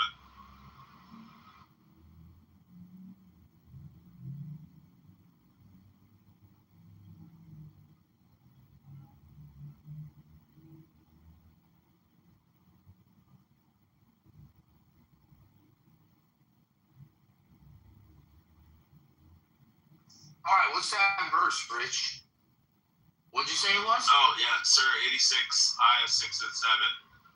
He is created of a spouting water that comes out from between the loins and the chest bone. This is talking about the woman.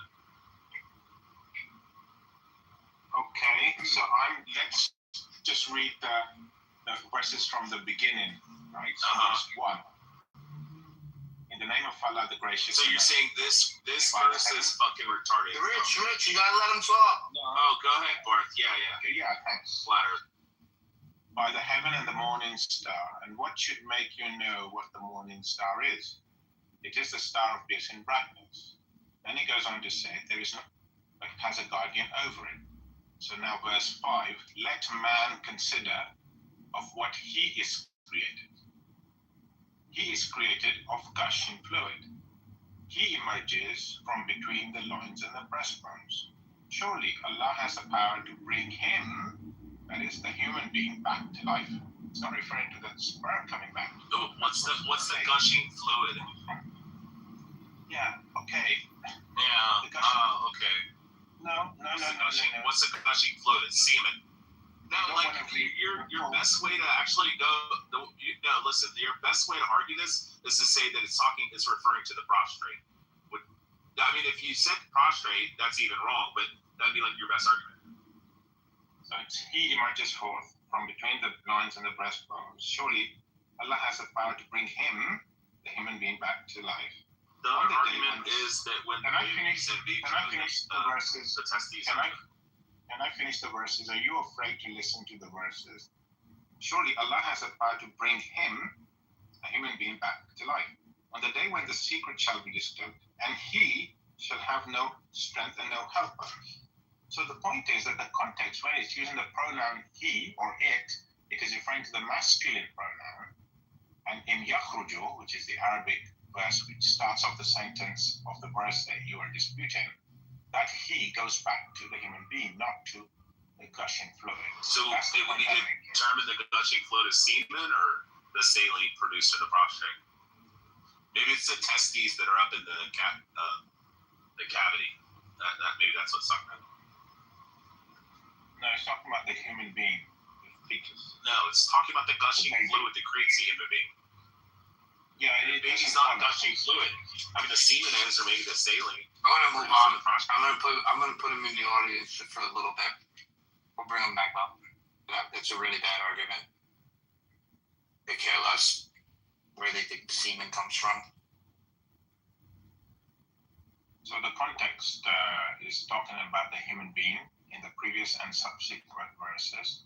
And so, although I know there are some Muslims who say, yeah, we can also talk about the semen, and it's referring to the semen as well, that's a possibility that can be considered, given the fact that we're talking about the usage of pronouns.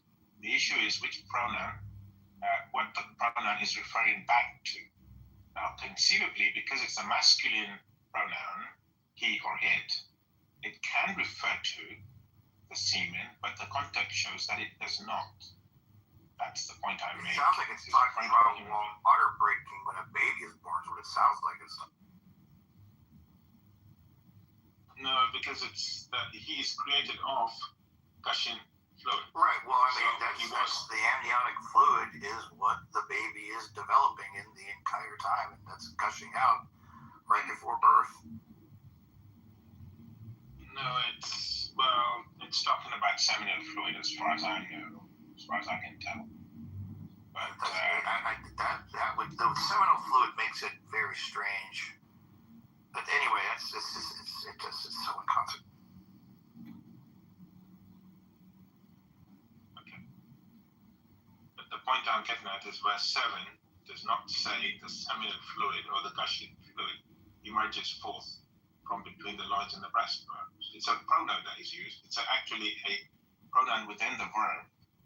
In Arabic, you have that, and it's referring to, it can't be, it is it or he, it masculine or he, and I believe it's referring to the human being. I mean, we know how human biology works. I mean, if they didn't say, and this is the problem with scripture, even with Christian scripture, they just don't seem to be able to say things in a way, right, where you don't have to have, I mean, you have to have all these different interpretations of it. It's one of the things that bugs me most about whole quote unquote holy texts is all the possible interpretations, right? I mean, you got hadiths on the Islamic side, you've got major divisions in Christianity based on these interpretations on the Christian side. I mean, it just bothers me that supposedly these absolute truth holy texts couldn't be done in such a way that, you know, you're going to have that problem. I don't know.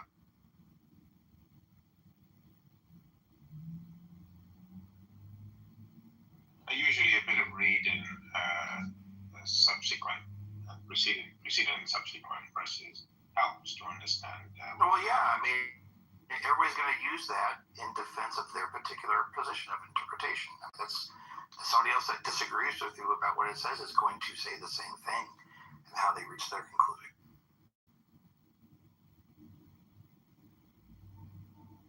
Yeah, but the gentleman who I didn't really want lowered to just listening. but that's not my call.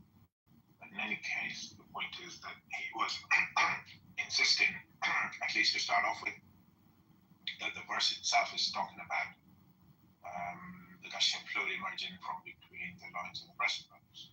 Then he joined the two verses together, 6 and 7, to make the point.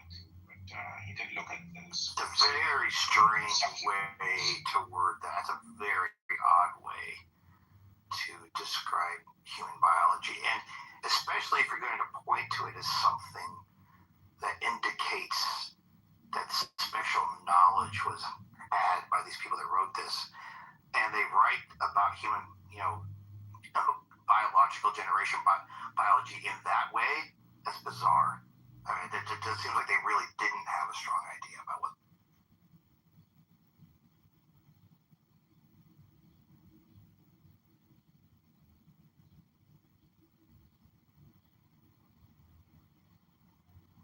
Which I think is like what we were talking about earlier. These books are, in the Islam, they like to point to the scientific accuracy of so much of what's written in there. And then when you delve into something like that and say, okay, that's really not that accurate, it doesn't make a whole lot of sense. And it's like, okay, well, that's not really usable as proof of divine.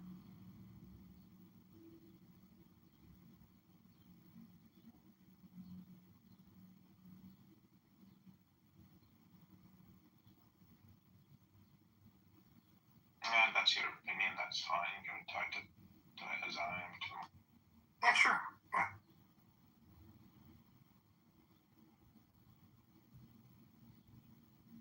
And ultimately, that's all we're left with, which is a real big problem when you're asserting absolute truth of a holy text. Huge epistemic issue that really can't be circumvented.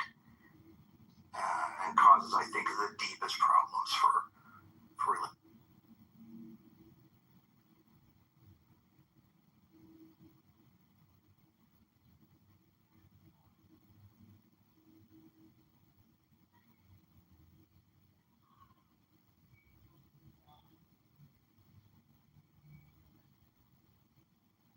Yeah, I invited Rich back up, but I'd love to know how this thing with the, like you're saying, that we have nuclear weapons. Like, wait, what? Is it like 2 or 3 keys? Is it like have to be 3 people that turn the key and then put the code, and you have to stick your, you just have to stick your foot in, and you have to stick your foot out. Your microphone sounds you like have to stick and shake it up. You sound like Galaxy Bender right now.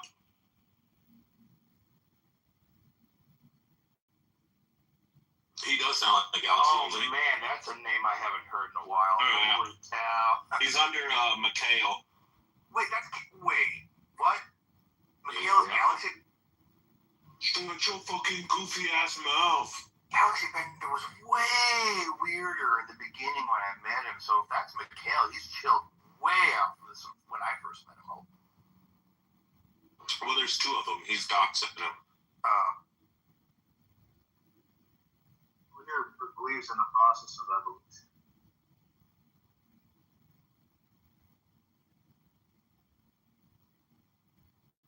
Are you guys creationists or evolutionists? Yeah, I do. It's a mixed bag.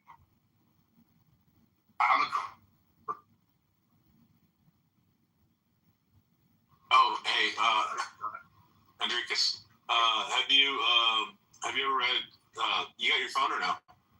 Yeah, I'm on my phone. Okay, open up Sunan Abi Dawud 4717. Hold on a second. That's beautiful. This is one that, it really hits my heart. It's in the chat. So I am both. I believe in creation through evolution. Oh, we're going to talk about burying newborn babies. Now, Rich, we're only doing one hadith. That's it. This is the only one. This is the last one. What the hell is that verse talking about? Yeah, and it says, and for the woman who buries alive her newborn baby, the mother and the baby both go to Jahannam. They both could have. I got a lot more. This is not authentic. There it is. Which one? Yeah, I'm rating it right now. What's a grade? Grade Sahih. No, the grade is not Sahih. So no, don't say it's Sahih. No, it's Sahih. No, it's not. It literally graded Sahih. Al-Albani. how many hadiths are there? Like they really accepted the widely accepted. Hundreds of thousands. Oh, there's thousands. No, yeah, they're like, dude, there's one that says you can have sex with a donkey, so we claim they I said only one. I said only one hadith. That's I'm not it. reading it verbatim. All right, but that's it. That's it. So There's are about the one that you brought up. within Islam based on hadiths like there are in Christianity based on interpretation? Are there like multiple subdivisions within it? Yeah. Besides Sunni and the chain, the Sahih label is being narrated, so the chain has to be solid. So the content of the hadith still has to be examined in light. You're thinking of matching. And if it doesn't match up with the Quran, you throw out that Sahih. Oh, Henricus, if it doesn't match up, with the Quran, you have to. Albino had something to say. Hold on a second. Like well, they're gonna do like legal interpretations. Like those are called madhabs, I think. How many of those are? I think there's 5 new ones. There might be a few more. 5 different schools. So they suffer from the same issue that Christianity. Anybody who's read anything has that same issue. Yeah, but we're talking about something a little different when we're talking about this. This is what I mean, Andrew. Is if I let Rich go off, he'll just be rattling these things off like one after the other. Yeah, he's just going to keep doing that. So it is a bunch of stuff. It's no need for all that. He doesn't believe in any of this stuff. It's one of the really highly accepted hadiths. He's reading it out of context, man. What? He's reading these things out of context. He doesn't know what he's talking about. So there'd be a reason the baby would go to hell because of the mother bear? I have no idea what that story pertains to. Like, he's just randomly reading the story. Anyway. Yeah. Well, Albino, I think holy texts are in a little bit of a different category versus whether you're disagreeing about interpretations of a fictional, a known work of fiction or something, right? That's going to be, the import's a little different. So if you're dealing with holy text where people are ascribing absolute truth to them, right? That's gonna. You would think that all the division of interpretation is a much greater problem for that kind of a text than it is for a scientific paper or something. I don't think so, but I see why you think that. Oh, Hendrik, this is not a hadith, so Mark can't say anything. It's actually from a different book. It's Al-Tabari, and Al-Tabari says, and Allah forces the angels to penetrate the donkeys at night so they become weak and submissive so they can ride them into battle in the morning. I'm sure you can get pretty freaking. You see what I'm saying? Like, so, Andrew, just listen. If there's a Muslim up here attacking Christianity, right? Then it's legitimate to say like the stuff that he's saying, right, as a response. But there's no need for it. There's none of that going on. Like, there doesn't need for that to have that much aggression. You get what I'm trying to say, Andrew? I guess. It's better conversations to be had. I would think if you're going to bring up something that a book about the Quran, about Islam says, you would need to pick, like, one of the highly accepted ones than getting really obscure and finding a quote about what it is. And it seems like that was I have limited knowledge of the distribution. I'm not trusting what that guy says. First of all, no, he gave me a link. He has a link. He put a link up for it. Oh, okay. All right. And where does this? How does this story start? Because we're just getting it at the climax. What's up with this? Like these YouTube shorts that we're getting of this. I mean, I don't have a hard time believing that Islam contains the same kind of crazy, especially in the Old Testament of Christianity. I don't have a hard time believing that it has crazy statements like that. I don't have a hard time believing it at all. It doesn't seem outlandish to me. The Bible's got plenty of those too. So, but what's weird? The only issue I might have had is I don't know how accepted what he quoted is as some kind of authoritative thing within Islam. Well, I can tell you, it's not, certainly in my school of thought, it's not. These kind of wacky hadiths are not accepted. If they're consistent with the Quran, then one would accept them even if it is labeled Sahih according to the chain, the content still has to be examined in light of the Quran. Even if it is in Bukhari, not in an obscure book, even if it is in Bukhari, if it is not consistent with the Quran, we don't accept it. Right. But even the ones that are accepted, we're still going to find some pretty wacky stuff in there. Just like. Well, the Bible is the Christian scripture, and the Quran is the Muslim scripture. Other books are secondary, or in fact tertiary to the Quran.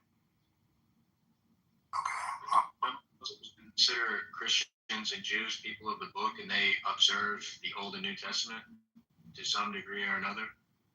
Say it again. I missed the first part. What you said? I said, don't Muslims view or consider call Christians and Jews people of the book, and they observe the Old and the New Testament to some degree or another? There is some kind of cross-pollination. I mean, they think that the Bible is part of God's revelation to an extent. I don't know if they all agree on that. They observe all the prophets of the Old and the New Testament.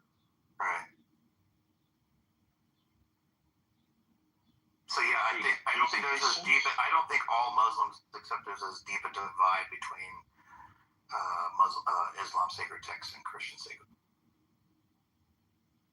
Because I would consider the Quran an extension of the Old and New Testament, and it kind of has modifications to the New Testament. Now Christians aren't going to accept that for sure.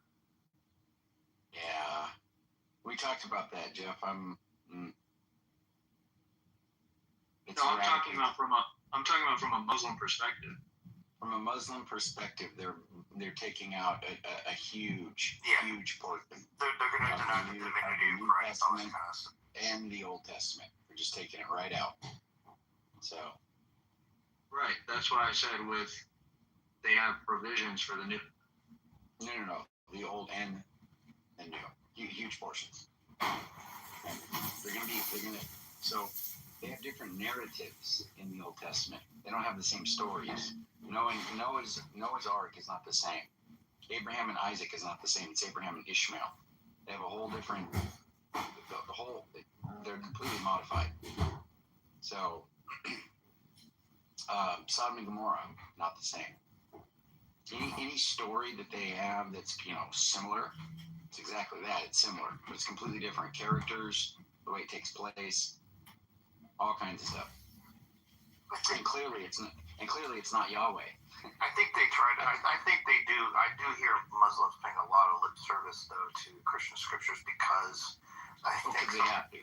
Yeah, well, and I think they want to foment some kind of bridge between the two because they are based on this initial idea of a similar God that branched off at one point between Judaism and Islam. Yeah, that's fine, right? You can say the God of Abraham, Isaac, and Jacob, right? Or something like that, right? But that's not gonna. That doesn't. You understand, Jeff, that's completely different because Jesus is the one that brought the children of Israel out of Egypt. Jesus is the one that is in the Old Testament, so that they're not going to go for that. So you believe Jesus revealed the Old Testament? Everything else? Jesus is the New Testament says Jesus is the one that released the children of Israel out of Egypt. Jesus is the one that struck people dead in the Old Testament. Wait, who did Jesus strike dead in the Old Testament? Wait. Oh, my bad. The Old Testament. I'm sorry. I was like, I don't think he did that in the New Testament when he was on. I don't think he's. No, not.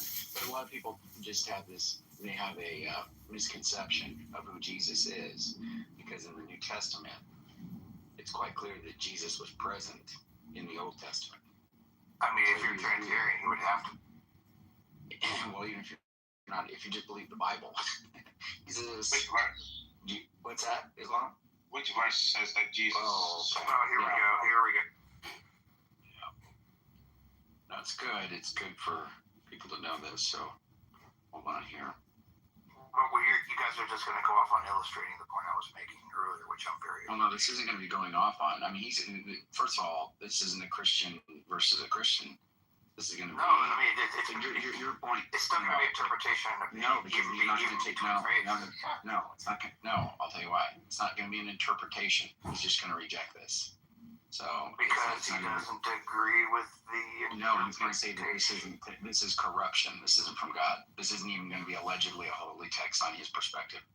There's a difference between two people who acknowledge the same text as holy versus somebody who thinks it's not holy at all. Also, there's a difference between people that are interpreting a text. There's a difference. Well, that's a separate point. That's the point I was making. I know. That's not what's getting ready to be illustrated. What's getting ready to be. All right. Well, you come from the standpoint of you have the truth. No, Andricus, listen to what I'm saying, okay? You're saying that if a text comes from God, the disagreement on that text is some kind of red flag about it being from God. Yeah. And I'm saying, I hear you on that. I understand your concern. I think that does have problems, so we can talk about that. But I'm saying this isn't an instance of that. Because what I'm getting ready to show him is that the New Testament says that Jesus was in the Old Testament doing stuff and killing people, right? But except not the interpretation, he doesn't accept the actual text. So that's the difference between what you said and what is about to happen. Hopefully you can see the distinction. I honestly, if you really wanted to get into it, we could show how there really is a distinction. No. That we shouldn't have to spend much time on this. How is it not a distinction? Because anytime you read a text, what are you doing? Yeah, you interpret everything. That's right. Not even just reading. That's right. Not even just reading. You interpret everything that comes through your eyes. Everything. Okay, and. So he's interpreting it as not. Yeah, but that's not. But no, not being. Yeah, let us start interrupting Andrew. No. Hey, what's up? I'm gonna move you down. I'm moving you down. All right. You shot too soon, man. Yeah, just be quiet, honey. So the point is that it is not a matter of interpretation. Here's why, Andricus. He can agree with the interpretation. Be quiet, honey. He can agree with the interpretation. That's not the issue. He's going to say it's corrupted. It is not the text of God. You understand that, Andricus? Do you see how that's different? Mm-hmm. Because of how he reads it, he doesn't see how it matches up with the correct. Which is two different things. Because what you were saying is people reading the same text come to different interpretations. I'm sure Islamo is going to understand what I'm about to read, that it says what I'm saying that it says. I just have a couple levels out of bird's eye view than you do on this, and it's okay. Well, no, it's not. Go ahead and continue your discussion. Well, no, I don't want to wear this out. Well, no, it's not a matter of wearing it out. I don't think there's anything that's going to make sense to where you can say these are the same. So I want you to explain. They're both holy texts. They're both being interpreted by the reader. They're both. Well, no, because we're reading one text, and he disagrees on it being a holy text. Yeah. He's only going to accept it. Okay, and you can also disagree. He can also disagree with what is. Yeah, he could. That's not going to be the issue. I don't think they disagree. I don't think they would say that the entire text is not inspired. That's not what we were saying. So what you were saying that when two people read. See, Andrew, seriously, Andrew, I don't want to get this deep into this because this turns into a pedantic thing and this is seriously fueled by thinking that one text is actually more pertinent than the other because it is the truth. And that's not some motivation for this discussion. I think it'd be more interesting right now if you went with Islam. Wait. So when I was about to read text, you're all, here we go.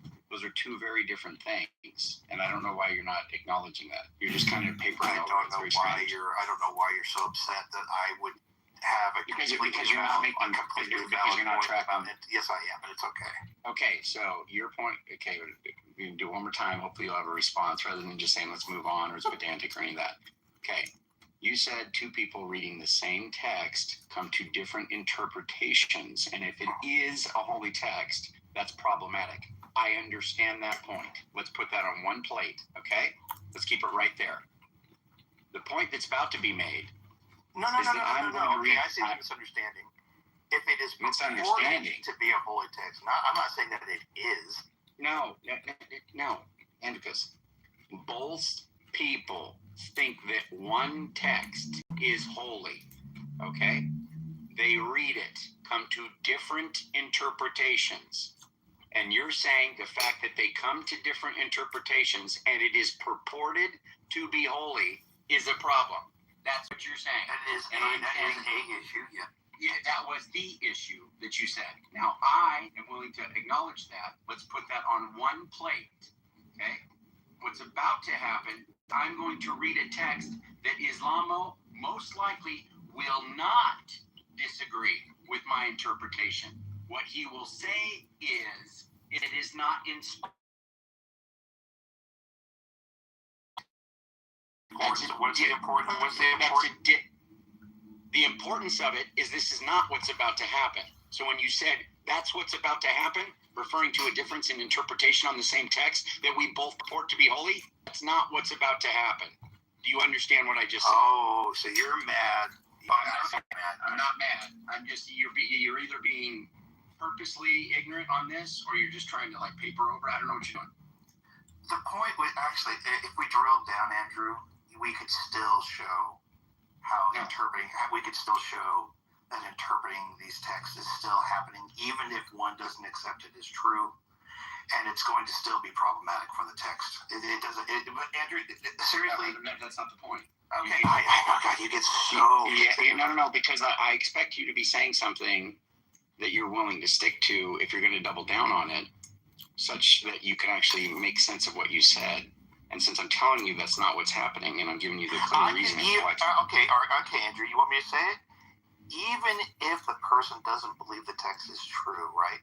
The text being purported as a holy text, and the person is interpreting it right in such a way that disagrees with another person, that is still problematic for the text. He's not going to interpret it differently. That's what I just told you. Yes, he is. He's interpreting it as not being from God. No, he's not. It automatically isn't. I don't know how you're missing this. I'm not missing any point. I'll stay on this till the cows come home. You're wrong. Okay? The point is that if I read it, he will agree with the interpretation. That's not the point. Wait. What aspect of the scripture? Because if the interpretation is just about a story that it's pointing to, he's still going to disagree via interpretation that it's from God. No, this is insane. Andricus, look, I don't think Islamo is so. I've talked to Islamo before. I actually have some respect for Islamo. I don't think he is so motivated and so dishonest that he would say something stupid to the point where when it says Jesus died on the cross and rose from the dead, that he's going to say that doesn't mean Jesus died on the cross and rose from the dead. That would be pretty stupid. And it's not a matter of interpretation. You understand that? Yeah, everything's interpretation when it comes to text. Oh my gosh. Brother. Can I just ask something real quick, Andrew? Because you're being like, come on. Even though you agree with me on the point that interpretation. No, I don't agree with you on that. I don't agree with you on that. I said I got you because no, it's not a matter of arguing. You're saying something. I'm trying to respond. This is okay. I'm gonna move you down, Gray. You do the weird stuff. Can I ask a question? What's that? Why is the expectation that it would be perfectly clear text? I don't think that's. I agree. Well, I agree with you, Caleb, that the interpretation. Well, you and I will find some agreement on that. There won't be an issue saying just even if you were to assume that it was divine, directly given by God. People interpreting it different doesn't bear down on the fact that it doesn't take away from the fact well, that's what I'm saying. I'm trying to understand where the question comes from, right? Why is the expectation that you couldn't have different interpretations if it's from God? It's an infinite being. Why wouldn't the meanings of the text that come from an infinite being also be multiple? I agree. If we drill down on what you think about the text and what a Christian like Andrew thinks about the text, I don't think you guys are gonna. We don't. Of course, we don't. We're not. What? Okay. Even the absolute truth of it, you guys are not gonna. What are you talking about? I can play the traditional role of Orthodox Jew and tell you what that what that is. Yeah, right? right. But you're right. Judaism tolerates, even through the divinity of the text, it tolerates different interpretations. And I agree with that too, Caleb. Actually, that's a very fair point, because it's the case that, Andricus, that God may have a different thing to express to somebody through his text. And so obviously, it doesn't have to, there needs to be some conceptual skeletal framework that does have overlap in the minds of all the people who read it. There is some truth to that, but it isn't the case that any particular text or anything that somebody learns at a particular time needs to be identical to somebody else's interpretation of it at that time. God could use that for purposes for that person at that time. So that's not a problem. And if you don't think there's consequence for misinterpretation, then we're probably missing. We're probably talking past each other. If you are a person that thinks there is consequence for misinterpretation, you have no justification. Andricus, which side of this debate are you on? Are you on the you can't have multiple and it still be divine? Like, do you think that Andricus, is envy your teacher and a learned elder who can teach you what words mean? Isn't this fascism? Try passing around the mod. There's consequence for having an incorrect interpretation. You said there is. You just said there is. What? You just said that. But you need to talk about.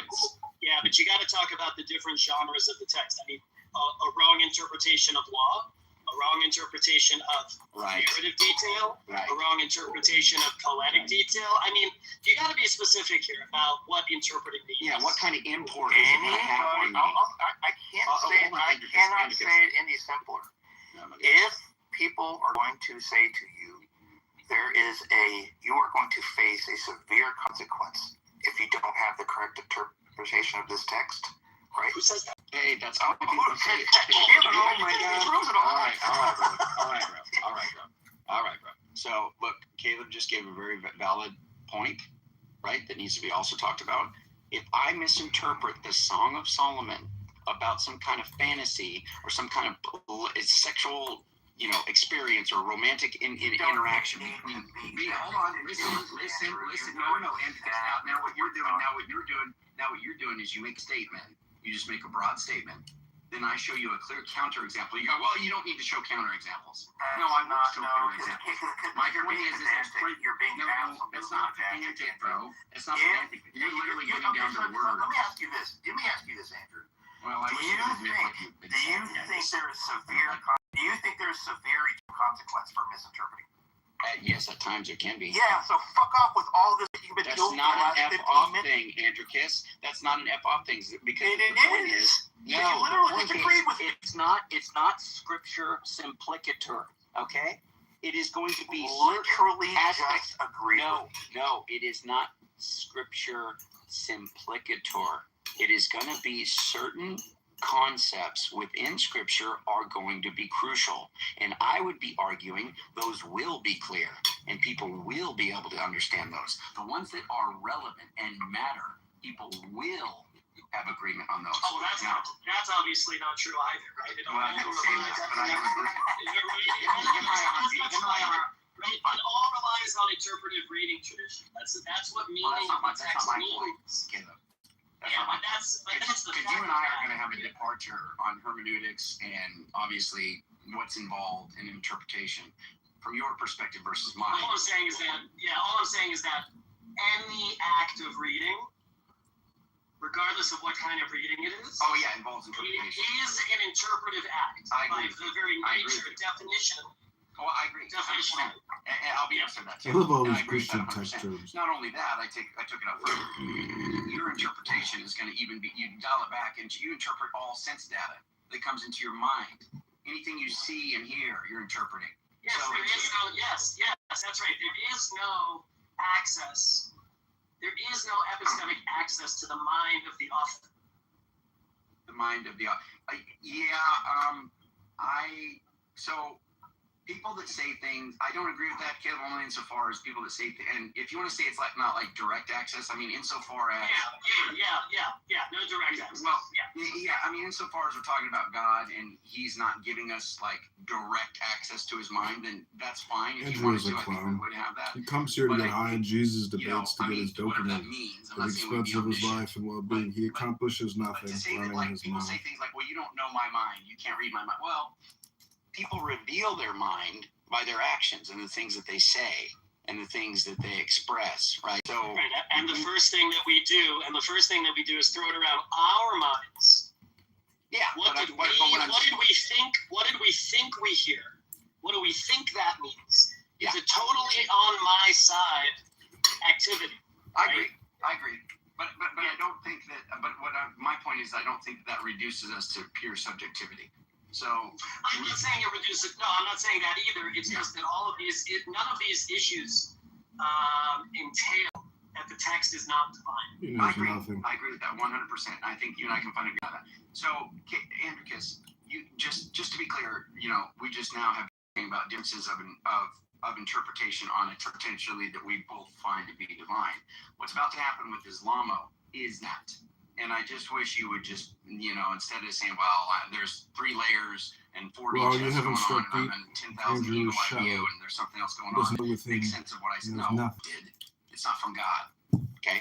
That's going to be his view. It has Yeah, to be. I wish you guys would continue because I think we've already reached. Okay, well, you're just saying, is that your way of that's your way of just not accepting? Because you already agreed with me, so you can move on. I don't agree with you. Okay, fine. You did. If I agree with you, you mean I agree your point is actually what's about to happen? No, because that's what you said. And I struck a nerve deeper than that, which is why you went kind of. That's a separate point, and I agreed, and we just talked about it. That's a separate point that I agree that is a point to make and talk about. Not that I agree with the conclusion, but it is something that I can agree is worth talking about, which is what Caleb and I were just talking about with you. But that's a separate point than saying, hey, I'm getting ready to read Islamo's been waiting very patiently. No, Islamo's listening too, and I think No, Islamo is actually not. The text is rated that he wishes he could continue. Wait, Islamo said what? He was waiting to continue. He really wanted. Did he at any point express some sort of let's keep going and read the text, like he wasn't enjoying the conversation?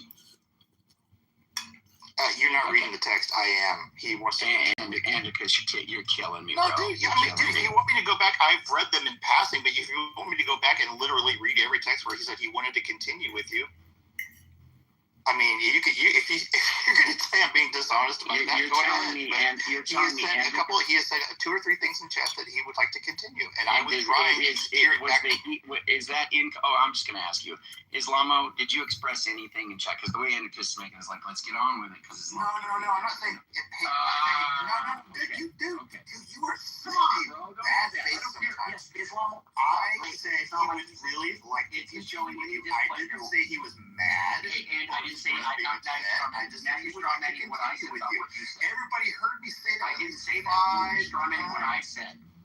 Hold on, Andricus. I didn't say he was mad. I didn't say you said he was mad. I'm saying that. Now you're My point is, implication. Go ahead. There's a brother.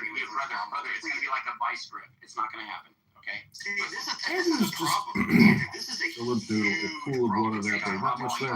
You can say it's a problem. I think that's why people like coming in here, because once you get locked in on something that's so obviously been laid out, and we agree or disagree or whatever, the fact that you can't let go is amazing. No, you're just so saying. I'm releasing you to talk to Islam. Yeah, it's not a matter of releasing me. So you claiming that people don't want to come in here for this reason, that's a very stupid point, because that just means you don't like oh my God, you misheard what I said. I'll move it down, Greg. I said, this is why people come in here. Let me explain why that's stupid. I don't know why. Because it has nothing to do with anything other than just the fact that you said some things. Oh my gosh, dude. And I'm trying to address. I'm trying to address those. I'm trying to address those. It's like a comedy show. Stupid clowns. Acquiescing to the fact that you said some stuff that was not correct, and I'm trying to point that out. You're trying to throw a bunch of smoke on it, and then just say, "Let's move forward." That's what you're trying to do, and I don't like that. I did not throw any smoke on you. Did. You said the thing about Islamo's we disagree. Islamo's Right? We waiting disagree. I am freeing you to talk to Islam. Thank you for freeing me. I don't want to get you too mad because you're getting. I'm not mad, bro. Come on. I'm telling you that you're saying stuff that's wrong, and I'm trying to. Dude, I'm just trying to get you to carefully think about what I just said, what you just said, and let's come to some agreement there. But instead of you doing that, when you know that I'm saying something that's valid, you're trying to throw smoke out. You're trying to say Islamo is waiting. He's ready. Yeah. Who cares? Yeah. He's not. He's any displeasure. I mean, not who cares about the fact that he wants to do that. I don't think Islamo. What? I don't listen. And this is the other thing. We're trying to. Andrew, when you get ramped up like this, Chinese. You make up. I'm not speaking. What's going on? What was the in your statement mind that you made about it? Nobody thinks is going on. Andrew, calm down, Andrew. Knows that Islam is down. Moved. If you want to say something, Gray, I'll move you down next. So, Andricus, listen. I just repeated your statement about Islam. He's been. You either said no. We're going to be here. That's exactly what I said. You either said he's waiting. Yes. You either said he's to read the text or he's ready to. You what the fuck? You Why said would you that, even think that would be an important distinction? He's ready to talk to you. Andrew, I want you to be able to repeat back what I said. Yeah, I don't care. It doesn't matter. Islam has been waiting to talk to you, and he wants to talk to you. What is the issue with what is the relevance of? Hey, Andricus, come on, bro. No, you come on, dude. No. You keep repeating back things that I did not say. Brother, listen. We're going to be here for 4 hours because I will not leave this point. I'm telling you, I will not leave this point until you tell me that you understand that what you're saying here doesn't make sense unless you can explain it in a way that will, which I don't think you can. You said that he is ready to read the text, okay? Why are you telling me? I repeated what I said, and you just said something different again. I don't know what's. Andricus, do you want to say ready or willing? I don't care which one you want. I said, Andrew. I swear, I'm not gonna do this, bro. I'm not gonna do this. Just say what it is. Just say what it is. I really don't. I'll say it one more time. He's ready to talk to you, and he wants to talk to you about what you guys were going to talk about. I repeated that 10 times now. And you keep saying that he's ready to read the text, which I didn't say. I said he wants to talk to you. How is that ready to talk to you? How is that different? He's ready to talk to you? Yeah, how's that different than me getting ready to read a text, which is what he's ready for? How's that different? You are just okay, and why completely rabid right now. Andricus, hilarious.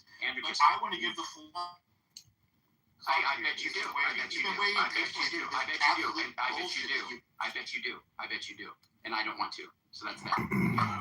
So now I'm asking you. Now you don't want to talk about Islam? Now I'm asking. I don't care, no, bro. It's not gonna work. Now I'm asking you. Why the fish did you tell me any of that about him? Why are you telling me that? Because he wants to talk to you, and I Got it. I knew that.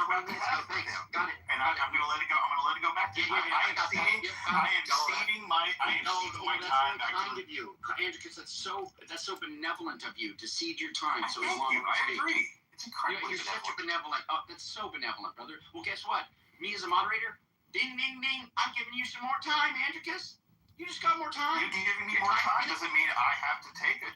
Oh, you don't have to take it, but I mean, you can sit there and just talk. If you want, I won't respond anymore because I want to. Hold on. That's for the mind. Andricus, it's so precious just because you're ceding the time over. You know, I want to add some more. I want to give you some more of that precious time so you can speak too. Andricus, can you tell me why you told me that he's ready? Can you tell me that? Why did you tell me that?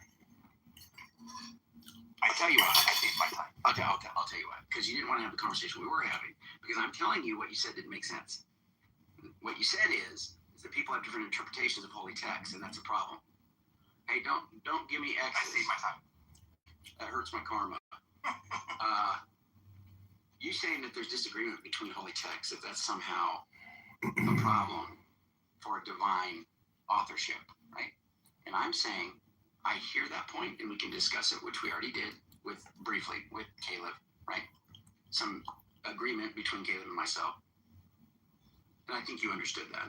But that's different than saying, I'm getting ready to read a text that to Islamo is the equivalent of Harry Potter. Now, he's not going to be rude and say that, but of course it's not going to be real. He's not going to accept it. He's not going to accept it. Not the interpretation of the text. He's not going to accept the text wholesale. Understand? Okay. So don't say things like that. That's what's happening when it's not. That's not what's about to happen. I see my. Thank you. You've said that like 4 times. Can you say it one more time? I say it one more time. Thank you. Okay. All right. because you did that. Let's pick because there is a deeper point I want to make about that, but I think he's been very patient, and it's not a matter of that, brother. Andricus, I won't allow you to leave that as though I didn't clearly show there's a difference between what you said and then what you claimed was about to happen, right? Trying to make those identical. In the way you framed it, it could be interpreted that way. Sure.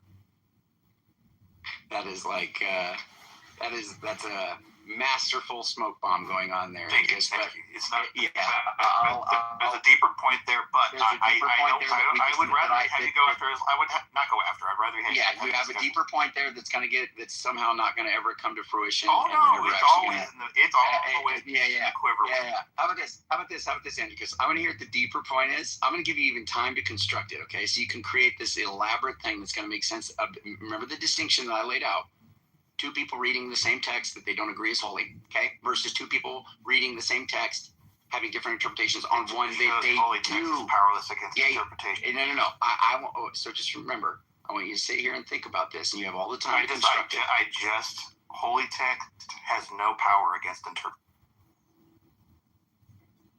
That's just a further claim. What? Yeah. Now you're saying well, I'm making a bit of a dig. What I'm saying is, this text that you say is the word of God, powerless against human interpretation. That's the same point. Whether it's agreed upon or. Oh, now you're saying it's. But now the point you're making is if they have the same interpretation, it's just a powerless. No, text. what I'm saying is if a person doesn't believe, right, the text is not from God. Right, that text does not have the power a person's reading. No one's putting that forward. Who are you? What straw man are you attacking? No one thinks that no one thinks that. Wait. Do you think there's a limit to the power? Yes. Because it has to do with what does that even mean? What does that even mean? Power to the word of God. What does that even mean? Well, that's a great question because this is something, right? Fronted by most of Christianity, most religions. Judaism is different in that way, but like the Christianity, Islam, they will put forward the absolute power of the word of God. What does that mean? What does that mean? Power. What do you mean? And he said absolute, and he's trying to the power to communicate the truth of God. He's trying. So let me ask you this: so why did the early church fathers and the early councils disagree about the meaning of God's word? Exactly. No, that's against you, Andricus. That's against you. I completely agree with you. How could the word of God be disagreed? They weren't purporting. Because that's the nature of reading. We're talking about communication directly from God, correct? Not directly to my head. It's communication from God in human form. That's right. And because it's in human form, it's subject to human. Right. So you're not an infallible. So I may not even have a disagreement with you, Caleb. If you're not an infallible. No, that's not the point. Absolutely. Yes, it is. Yes, it absolutely is. I don't believe the Bible is inerrant. I'm not a literalist. But you could, though. The Bible speaks in one voice. You could. But you could, though. You could, though, Andricus, because your point doesn't. Dude, you think that the Bible or any. I keep uncovering more layers, dude. No, none of the layers here, and we're uncovering the false assumptions or the things that don't make sense underneath them. Okay, so the layers that you're trying to uncover. You're trying to say that a text, you made this claim, it should have absolute power if it's from God, right? It shouldn't be limited. That's a crazy thing to say. If nobody thinks within the confines of nobody thinks the word of God within the confines of what we're talking about. No, I am. We're talking about this communication from God, right? And there are consequences for misinterpreting this communication from God. What are the consequences? What are the consequences? You cannot escape. What are the consequences? Support. Oh my God! Now you're going back to the interpretation point. Dude, listen. Oh my God. You're talking about the words from God Himself, inspired. However you want to say they were communicated, right? And again, Caleb and I may not have an issue here because he's not going to be purporting the same thing. Gosh. We may not have the same issue. But if you're going to, there are very, very, very specific, right, conditionals that I'm establishing at the beginning of this. But you're not explaining the conditions. Yeah, I don't have an issue with you. I don't think you and I have. It's not. I know, but I still think that you're. Let me just clarify this one thing, okay? Sure.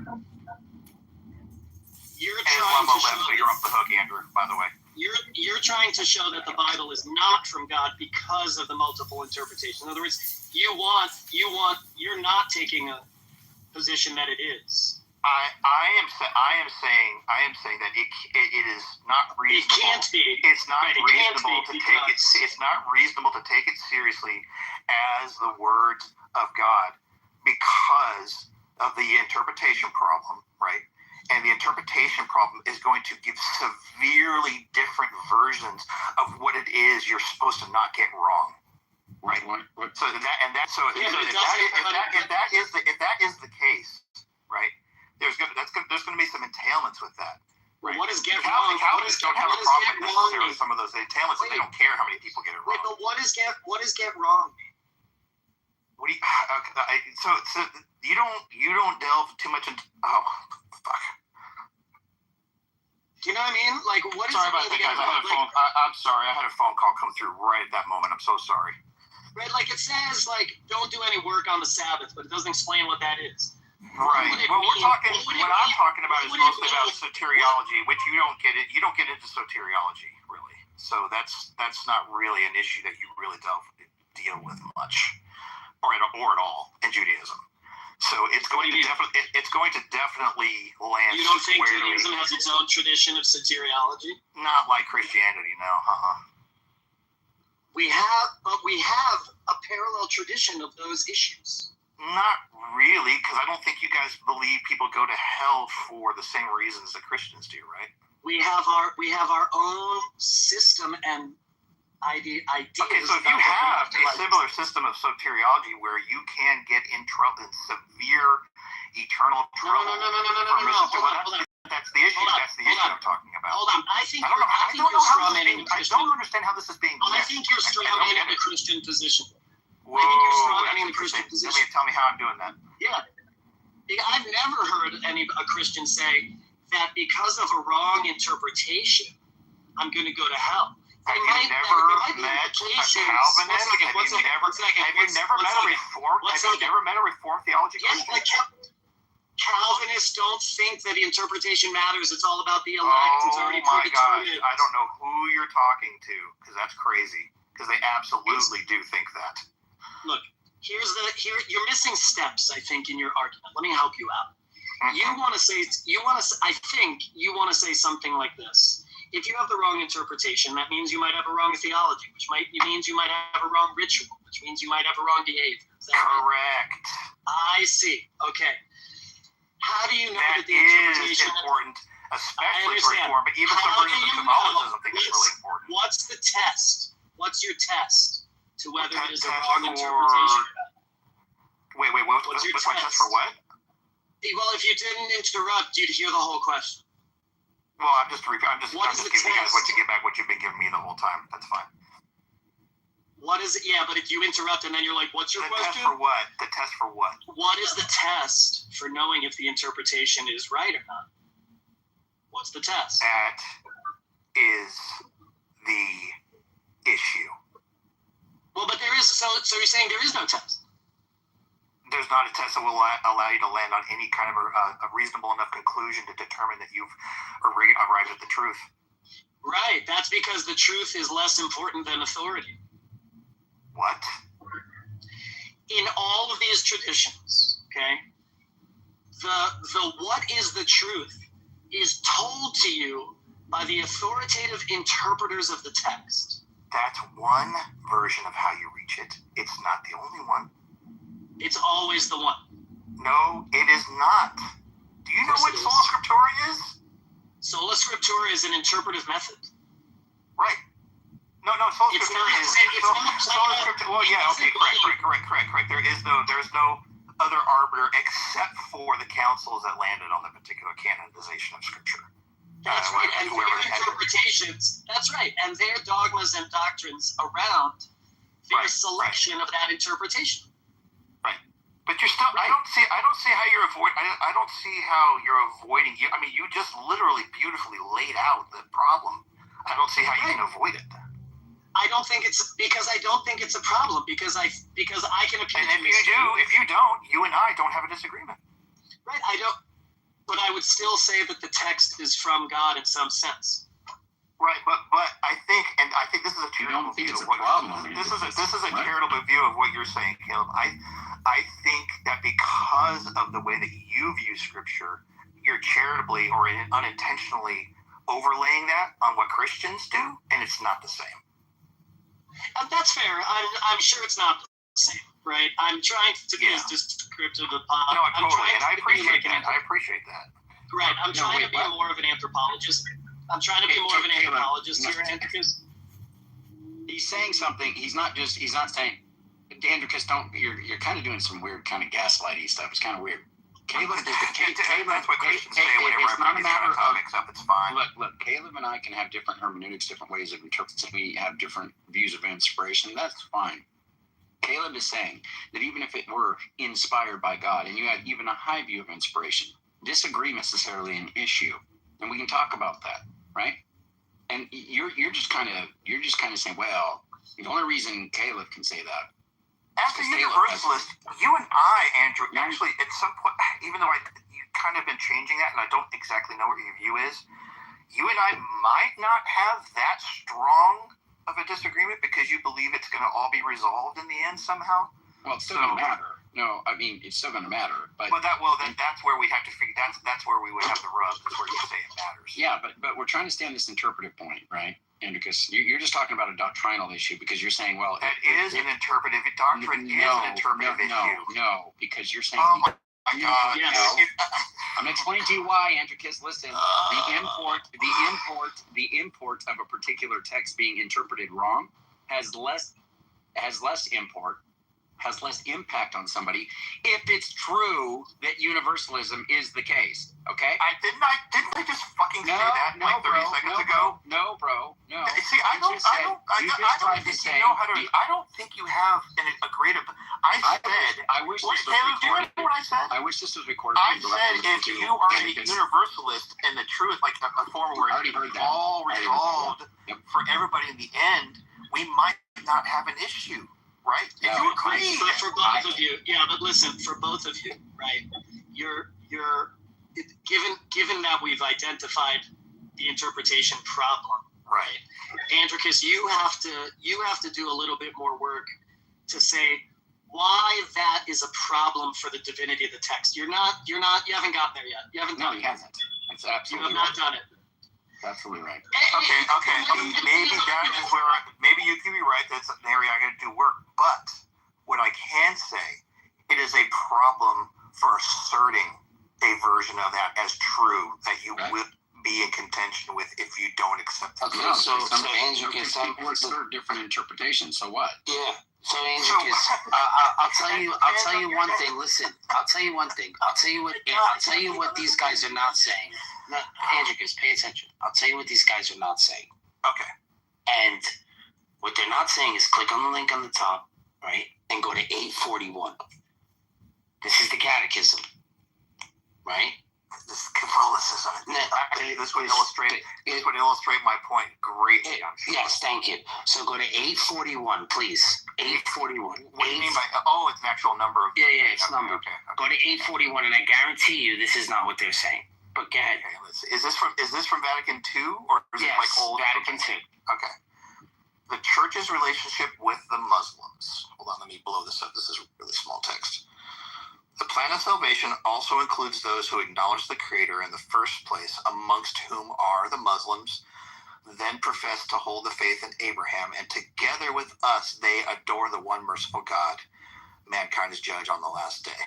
Now, what do you think? That's definitely Vatican. What do you think these two, because I don't know their position, what do you think? Do you think they're going to have a problem with this? Or do you think they're going to go with this?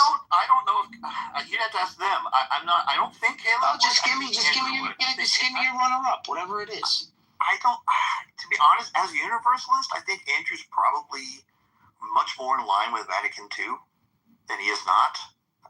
Caleb said something that I completely was not aware of, that there is some kind of soteriology, some kind of salvific system within Judaism, which I was always told there wasn't.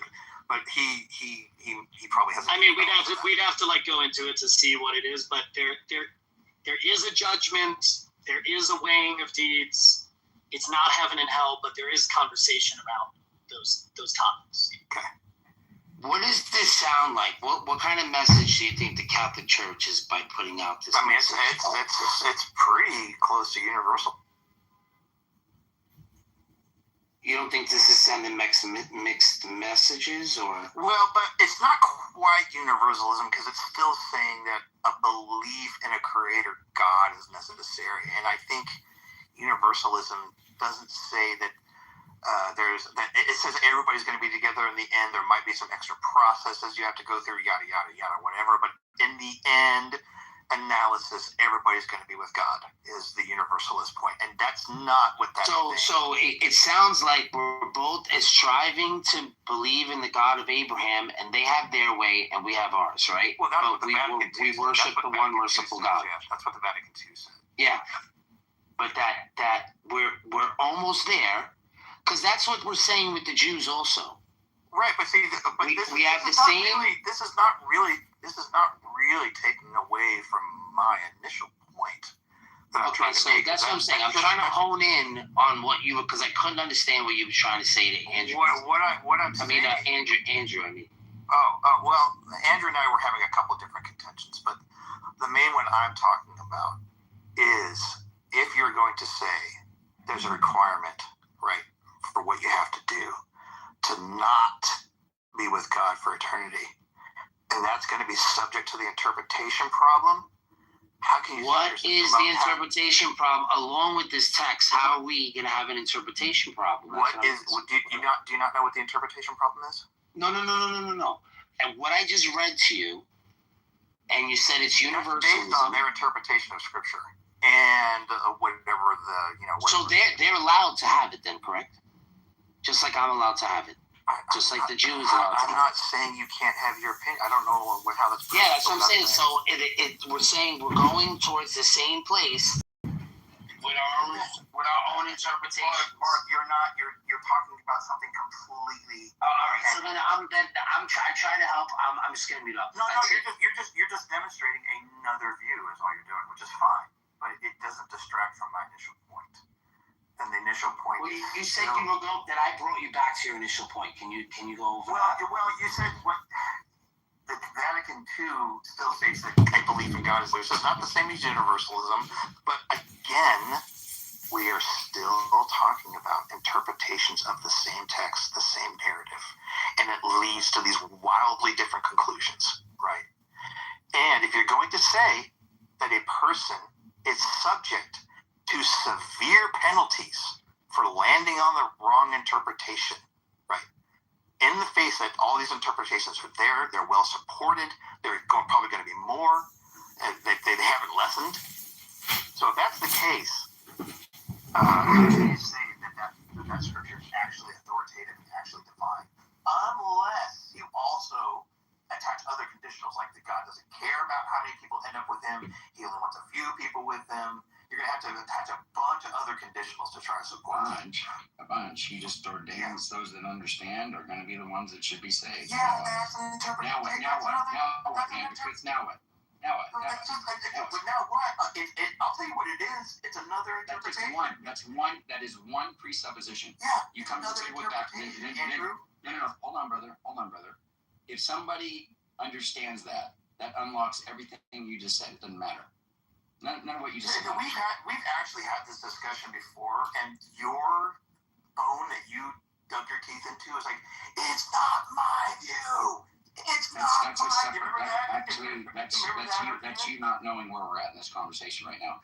No, I do. I know exactly where we're at. You just don't. I'm gonna explain this to you, Andrew, because I don't know if you're drinking, but you're okay, Andrew. There are times when you are justified to say that. Absolutely, this is not. Okay, so you're just starting to reason very poorly. No. So I was screaming. Well, we'll see if that's the case. Maybe we can get some third-party interjection or assessment, and we can see what's true here. You're bringing up an occurrence where I was yelling at Sully and meant to take, like you're just trying to refer to something because you think that's maybe some sort of jab. In some sense, hold on, buddy. Yeah. That was an argument we had. That was you and me. No. It's not my view. Was what I was yelling at. No, you yelled at me in another. No, I didn't. No, you're confused. You're confused. No, I'm not. You are confused. We're talking about the interpretation, these salvific soteriology positions, and I said, "Well, that's your view," and you said it's not mine.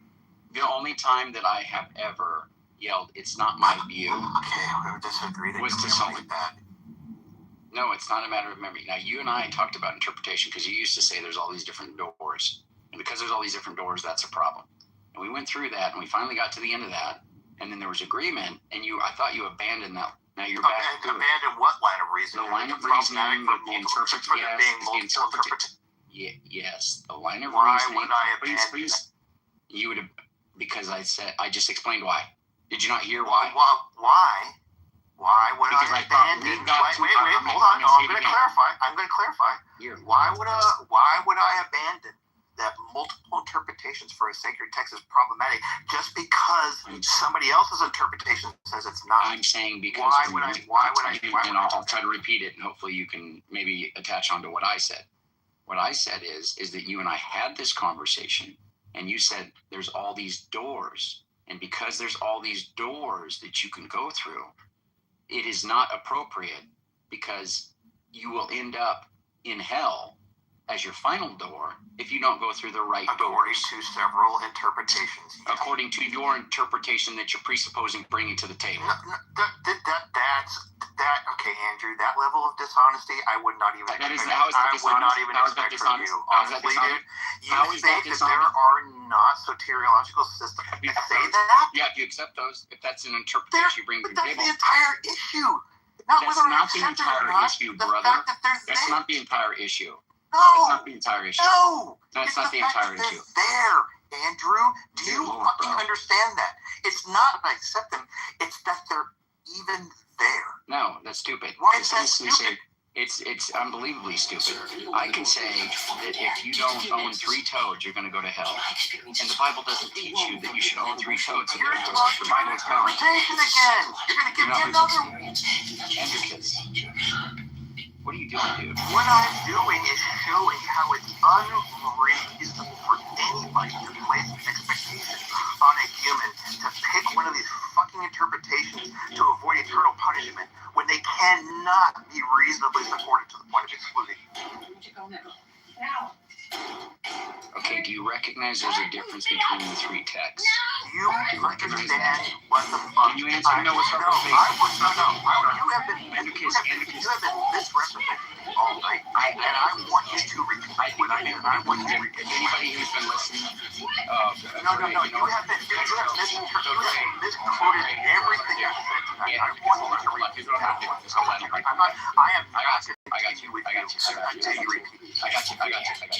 I'm not going to do the gaslighty stuff, Greg. So I'm going to boot you down unless you can defend what he just said. By giving him an emoji, giving him the 100% like you support what he's saying. Come on, Andrew. No. I'm tired of the troll stuff. So I'm going to move you down, Gray, unless you can go ahead and explain why it is you think the way he's saying makes sense. Because I don't even think you're tracking the discussion. You don't even know where we're at. Go ahead. Gray? If you move me down, I'm still going to emote. That's fine. Well, no, I mean, that's fine. Is that really pissing you off? You can do it. No. I want you to I want you to steel man what I'm saying and tell me where we're at in this dispute right now for you to be. I don't know. There's just too many interpretations for me to understand. So you're just going to make a broad statement. There's too many interpretations, and you're going to give a thumbs up to him. You don't even understand the conversation. I think that it's stupid when people do that. When people are having a discussion and somebody puts an emoji, a thumbs up, and all that, right? Unless you're just outright trolling, which really, I'm not the only person that gave him a thumbs up. Yeah, I know you have another idiot named Honey Badger. You have another idiot named Honey Badger. Okay? I'm asking you, why are you giving him a thumbs up? You don't track the conversation. I think you're misrepresenting what he's saying, and then you're just giving more interpretations which actually adds to his point. Hey, Greg, I'm not going to do this. You're gonna tell me right now, or you're gonna admit you weren't tracking and you're just thumbs upping just because you want to give him. All right. So if you don't want to be part of the rooms, we're gonna start getting a little more serious about this. Honey Badger and Gray, you guys don't want to be part of the rooms. Just keep doing that stuff. Keep doing that. I'm okay with some trolling. That's fine. If I can interpret that you're trolling, that's fine. But when you do stuff like this that has like no value, nobody finds it funny. I think it's stupid beyond all get out, because Andricus and I are trying to have a serious conversation here, okay? And I'm trying to come to some conclusion or some resolution. And you're gaslighting him, thinking he's saying something that's correct, and making other people think, oh, maybe there is something to that. It's foolish, and I despise it. So don't do that. Andricus, you are saying that there are different doors, and those doors are going to lead you to hell. And so the doors should be clear. They should be clearly marked, so you know what you're going through and what you're going into. And I said that I thought, or you and I came to a agreement that you did not need to take that position, that was somehow an issue, okay? Because you are coming to the table with some presuppositions. You are saying, well, if you come to the table with this idea of eternal conscious torment, if you misinterpret Scripture, well, that's a massive problem because people misinterpret Scripture.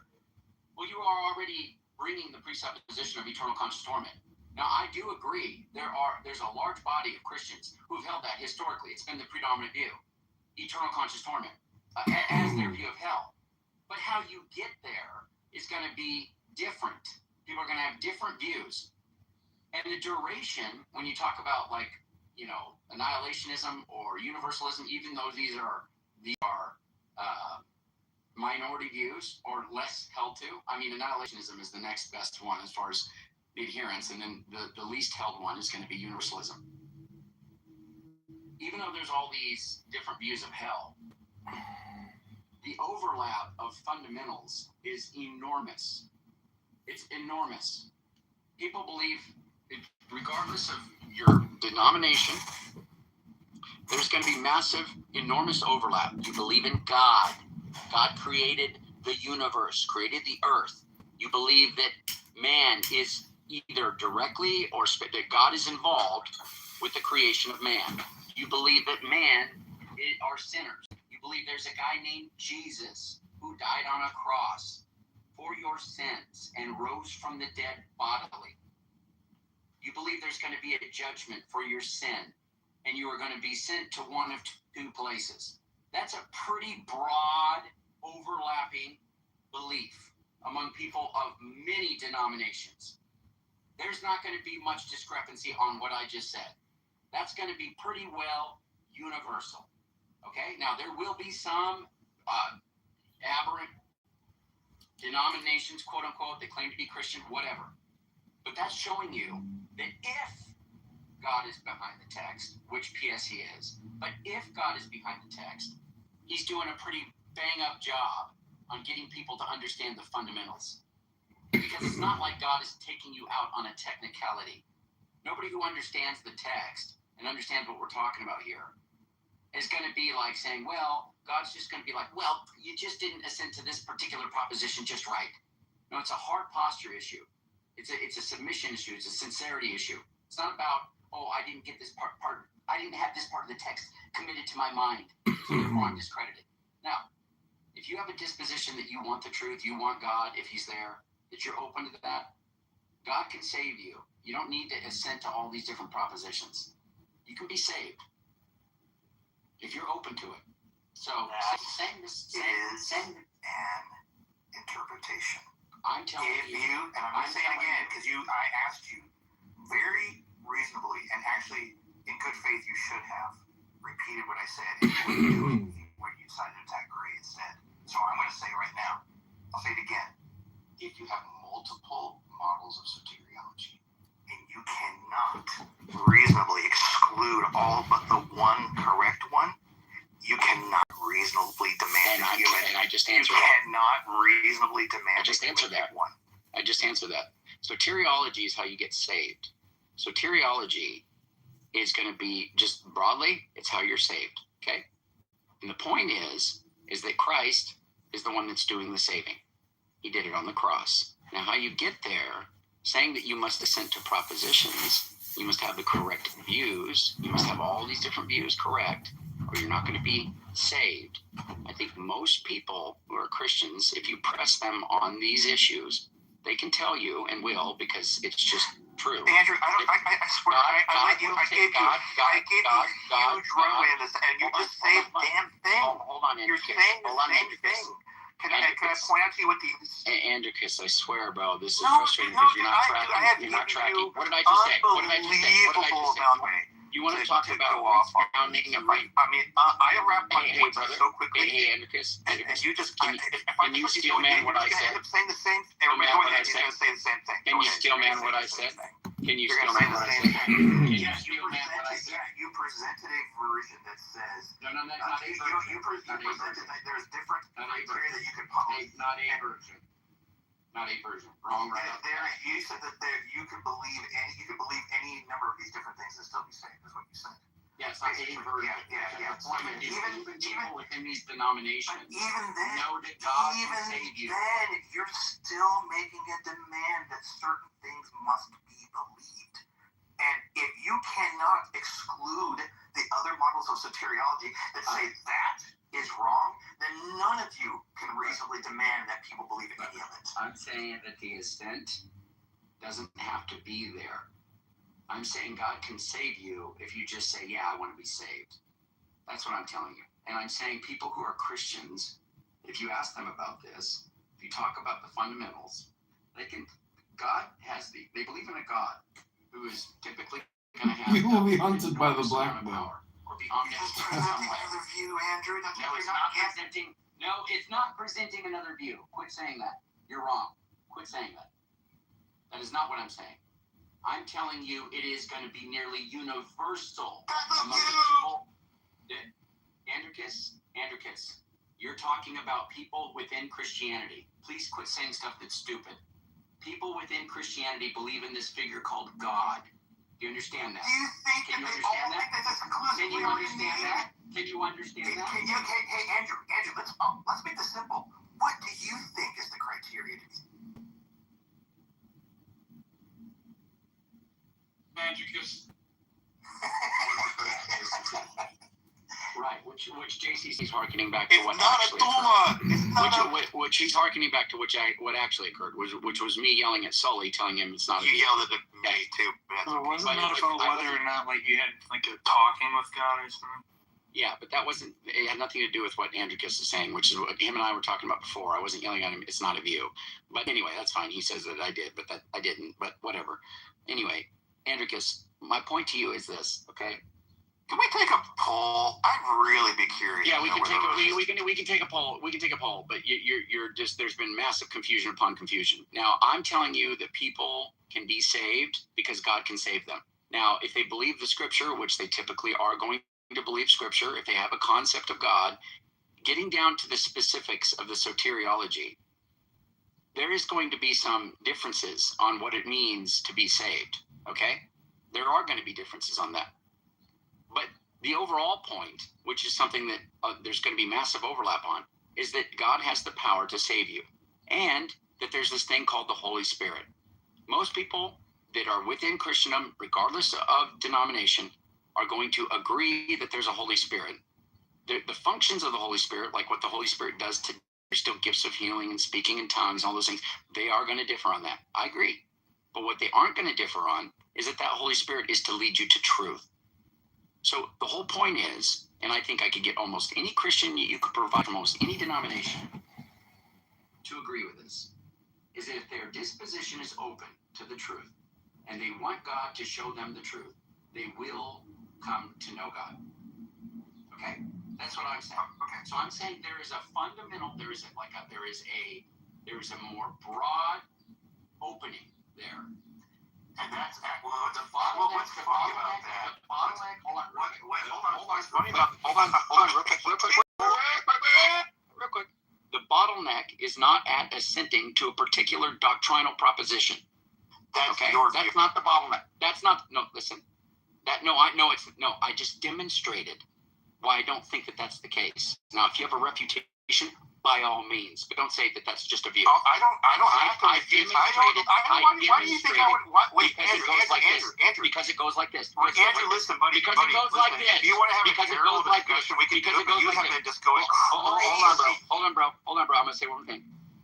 It goes like this. Belief in God, cool. Lots of overlap.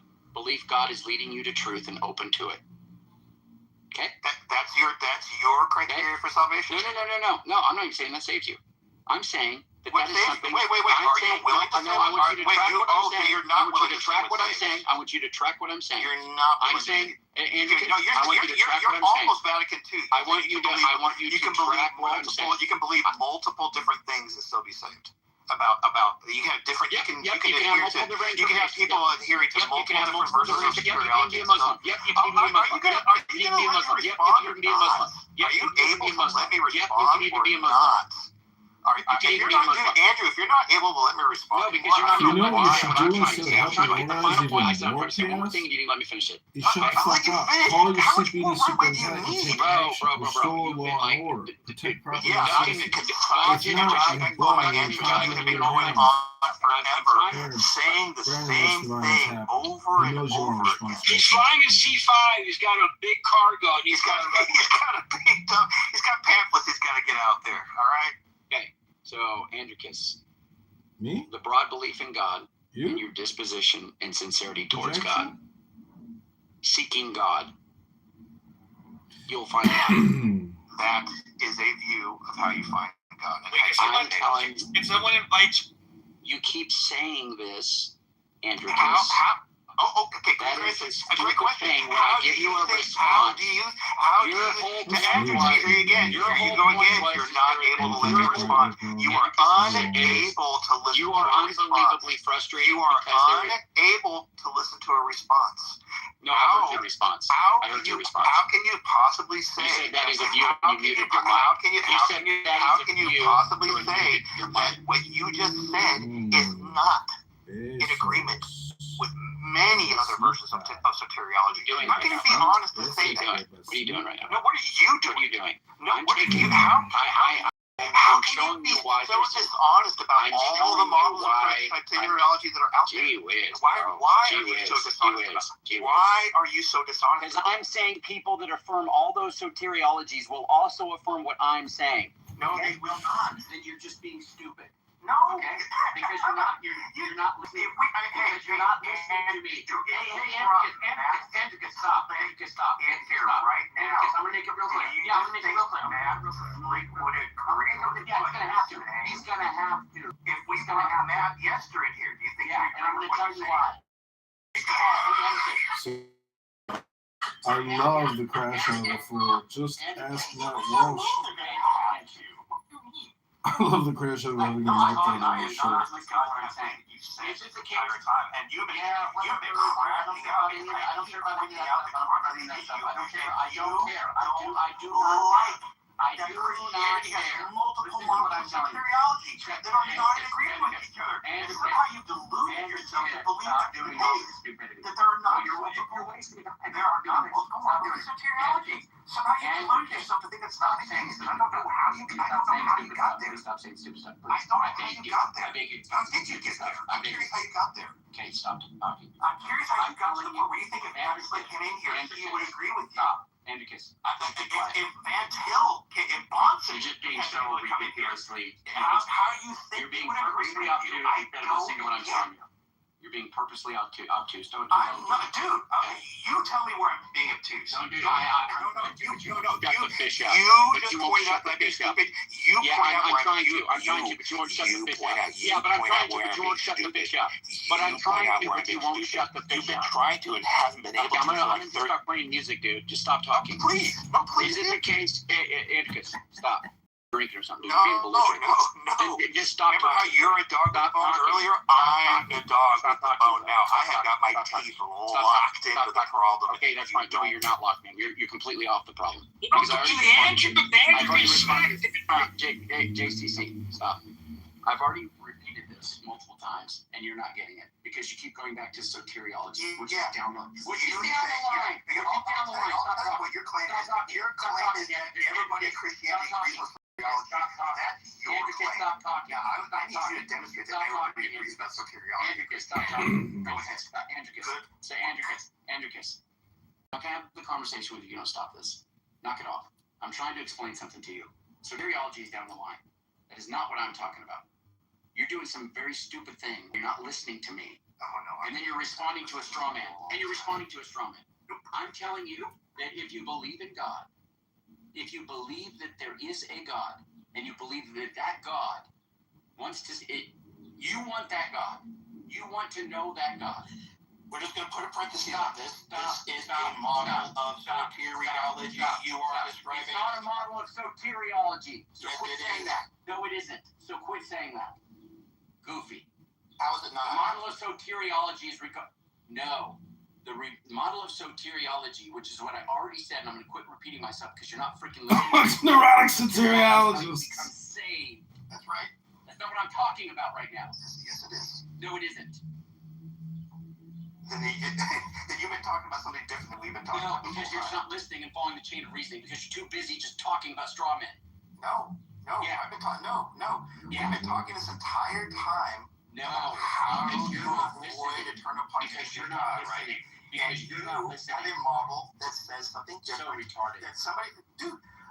Okay, can you, Andrew? If you can't answer this one question, I don't know how we're going to get. No, Do you agree that there are disparate models of soteriology? I already answered that. Yes. Please stop saying retardation. Please stop saying retardation. Then are you arguing? Please, I beg you. I beg you. Soteriology. Bro, I don't know if you need to drink some water or what. I can't do this. I haven't drinking I'm making it as clear as day. Ready? There is soteriology among different denominations. Got it. Put a pin in it. We don't need to talk about that again because that's not what I'm fishing. So if you present one that's out of line with those, how is that not a different model? You're not listening. I'm talking about soteriology. Why are you not listening to me? Does knowing God save you? Knowing God through Christ is what's going to save you, but that's not what I'm talking about. But that's not what I'm talking about. Okay? That's what we've been talking about this entire year. No, it's not. You know why we've been talking about that? You remember why we got on this point? Yeah. The reason we got on this point. Hold on. I'm going to remind you because I'm so freaking frustrated with the bullfish you're doing. The reason we got right now, it's ridiculous. Listen to me, brothers. Please stop talking. The reason we got onto this point is because we were talking about differences in interpretation. And you're saying there's all these different doors, and if you're going to end up in hell, it's unjust. It's not right because God didn't make it clear for all people to understand. That's what we got on this point for. That's correct. Yes, that is correct. And I was responding to that by saying you need to zoom out further than going to soteriology because that's down the line. The bottleneck. Andrew would never make it in God's army. He will be driven out because he can't shut the fuck up. You're not listening. If you're stuck on the word and all you need is... No, it's not the word, it's what it means, and I know what you're saying. It's not a matter of semantics. Let's abandon the word soteriology. We're talking about what saves you. Yeah, what saves you is Jesus Christ. That's what saves you. But we're not talking about that right now. That's the entire crux of the objection that you have is that a holy text inspired by God would do better at getting people through that door of salvation if it were really inspired by God. And since you have all these differences in interpretation, it doesn't make sense to say it's inspired by God. That is your point. Because I can still man the fishing conversation. Following. I'm telling you there's something completely different going on. saying you zoom out from there. There's nothing that is not bottlenecked at soteriology. That's a different model. No. We're abandoning the word soteriology because you're saying you're talking about what? No, it's not we're abandoning. It's not we're abandoning. I'm providing you a response to your objection. To what? Because you're obsessed with calling it a view. You want to say, well, that's just another form of soteriology. I'm not saying that. I'm not talking about soteriology.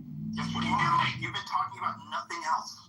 No, I have not been talking about nothing else. Yes, that's the I'm entire subject matter. Nothing else.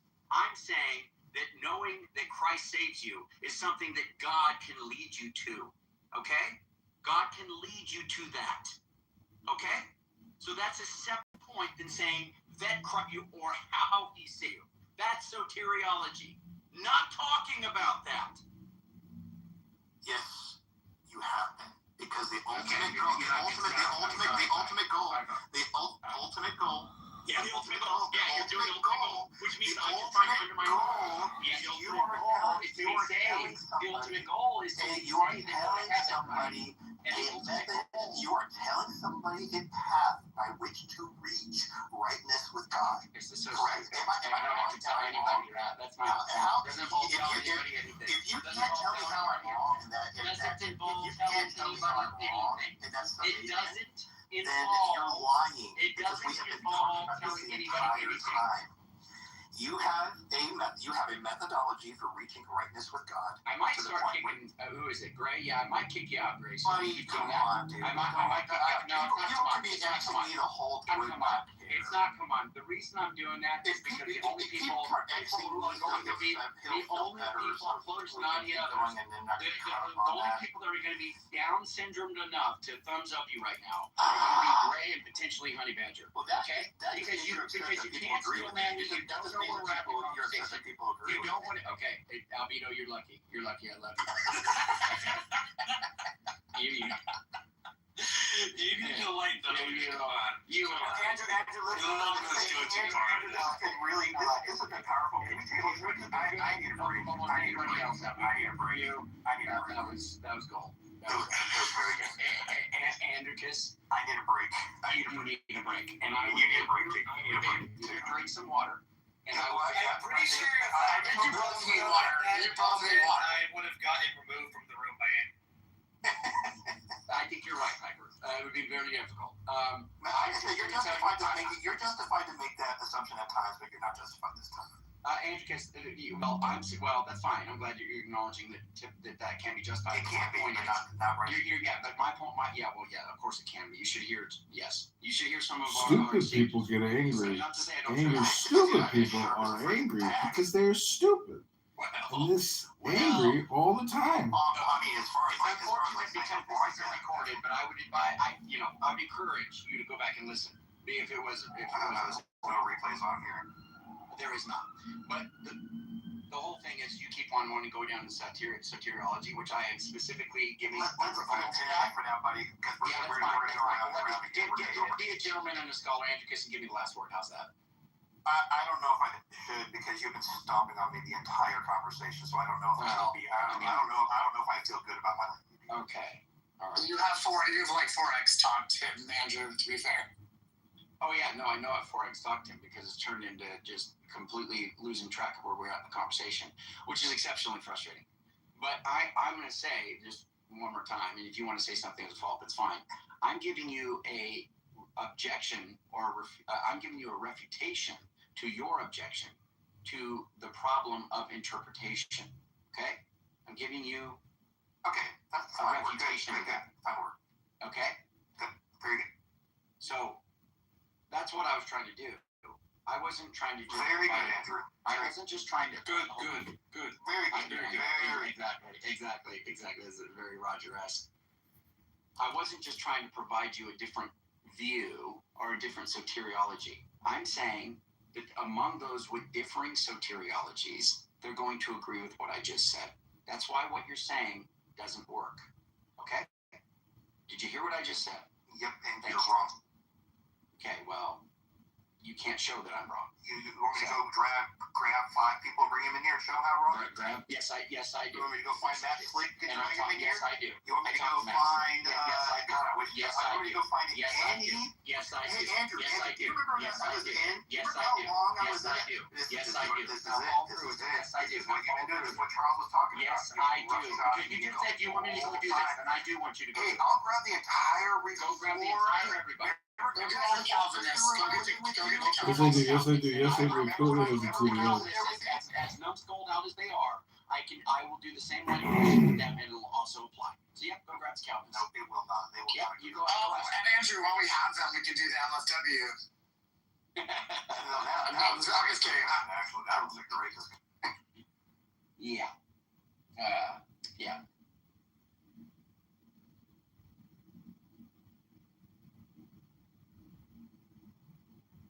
Okay, we're going to. I do want to say though, Andrew, with the whole React thing, I mean, people do that to everybody here all the time on all sides of an issue.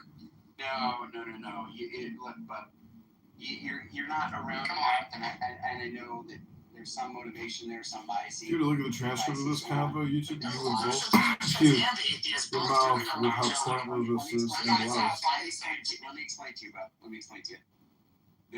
There's total tracking errors on Gray's behalf. There's tracking errors on Honey's behalf.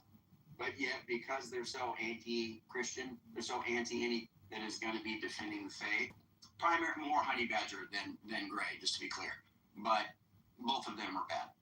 They don't track a conversation, but yet they'll put thumbs up and, X the other person. They'll do that over and over again. And it gets kind of old because at some point they start like gaslighting people. Wait, but you don't think the Christians do that to atheists in here? I didn't see any Christians. Well, first of all, Christians do that, so I'm not going to say Christians don't do that. But I don't think that we have an equivalent of a honey badger. Honey badger just literally just speaks feces, like how a baby defecates in a diaper. No, we don't have to get into all that. I'm just saying. I am going to get into it real quick. So we don't have any Christians that are in the chat who are spewing feces constantly and on everyone of a particular faith, right? In that way.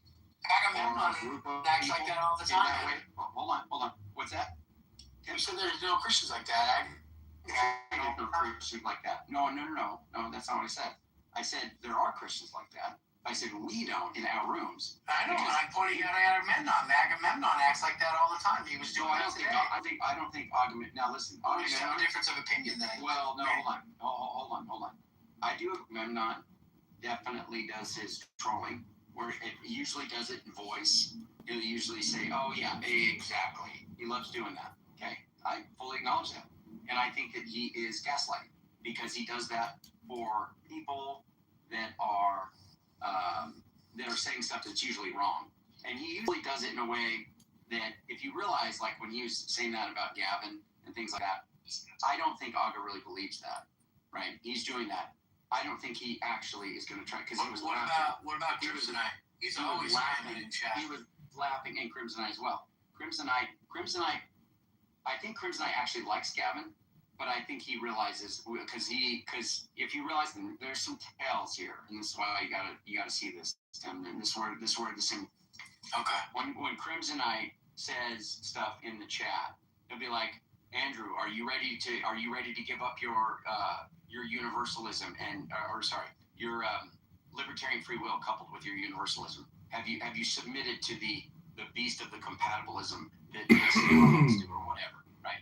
And he'll just say things like that over and over again, and it's clear that he doesn't actually think, because first of all, he believes in libertarian free will, and he did think there was a tension between my universalism and libertarian free will, but ultimately, I think that's been cleared up. But he still likes to say stuff. No, actually, it's funny. Last night we were talking about my view, and he wanted me to run that line against you specifically. No, of course, because he likes to have that discussion. Roger, there you are, brother. I need to get your Discord, buddy. So no, I'm just saying with the React stuff. I just don't think it's that big. No. Well, because you're not. But yeah, because you're not on. Now you're. Well, we can get to that point next. But I'm just making a broad point that the people who do that that don't track it Andrew, at you'll all. have to steel And they man this would double argument. down trying Otherwise, to we're say that what they're insincere saying and is not tracking authentic. the They convo. genuinely mean that they're giving this person a thumbs up and stuff like that. Ask them to steel man, and they can't. And then they'll just say something very vague, very stupid, like normal. And that's something I'm just getting kind of tired of. So just keep in mind, a lot of people have asked for them to be excised, right, out of the room pretty strongly, right? I'm not trying to do that. I want them to be part of Andrew, the this room. is a steel But man it and is he is frustrating, tired. particularly when you're the one receiving end of it, because I get this constantly from Honey Badger and from Gray, right? And it's just, what? What'd you say? So I mean, you got to keep that in mind too when you. Your mic's cutting out, but you're also the person in power. Like, you're the person in a position. You're roboting.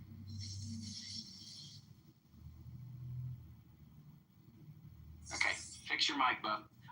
As far as being in a position of power, Charles, you're not around enough, dude. I'm the one that is actually fighting, typically, for them to be part of the room.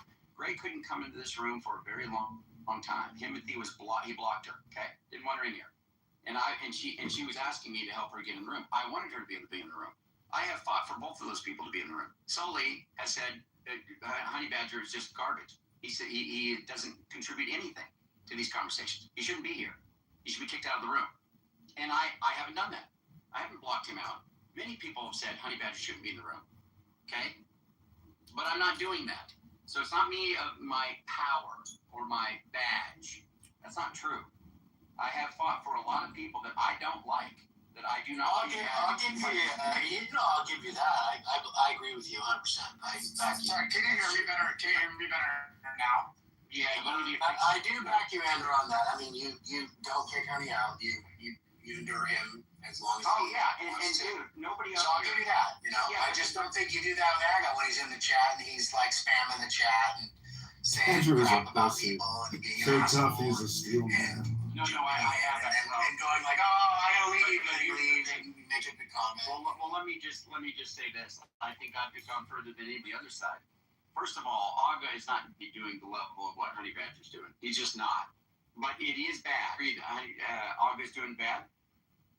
But I talked to Aga about that. And I can almost guarantee you, Tim, that most people, it's okay what Honey Badger and Gray Wolf are doing, or they say, we can acknowledge that they're doing that sometime or whatever. They haven't said anything to him. They don't go to him and say, hey, you need to stop doing that. You need to stop acting that way. They don't do that. So it's just, I kind of. Andrew has no point. His show is pointless. He just can't stop talking about people that he has no like people topic. want to complain about Aga, which I agree. Ready? I'm saying it right here. Aga is definitely rage baiting people. He's definitely saying stuff that's like gaslighting to certain people, right? Particularly, I mean, the ones that know that he's doing that. You can tell, like that. Every time he can't stop talking about, can't stop giving Piper jabs at Piper. Can't stop doing it. Well, yeah, those two are going to be like blood feud. Like, well, I know, but I mean, it's not like I don't think Piper particularly starts it, you know? I mean, independent of whether I started, I did recently say, because I got I wanted to see if I could make conversations with him less tedious, so I basically said, hey, look, we don't have to get into it. I'm sorry for whatever I did that offended you in the past. And he said, okay, yeah, I'm sorry too. We can, we can stop continuously going at each other. The very next conversation I had with him, like literally right after that, he immediately started doing. I'll tell you what. So, and I appreciate you saying that because look, I'm willing to jump on that bandwagon, dude. I'll talk to Aga, and I'll say it openly and privately. I'm fine with that because I think that we should do that. I think that's a matter of integrity, and so I'm fine if I'm being oblivious. But I love that I can film people wasting all the time, talk gossip. A little bit, obviously, because no topic clowns.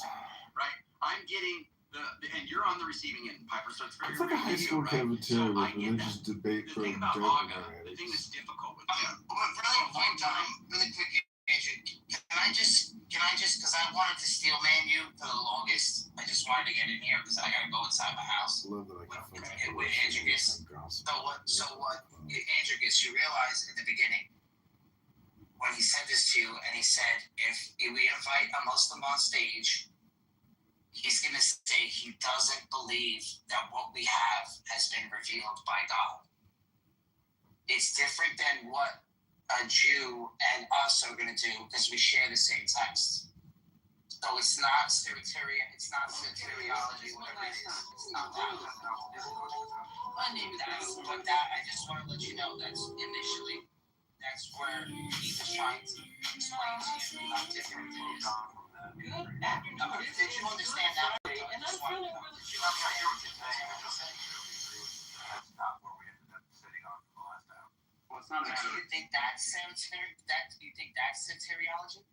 By saying that one person saying that the text doesn't exist. You can't disagree on that, Mark. There's no way you can disagree on that. What I said there is just a I'm just.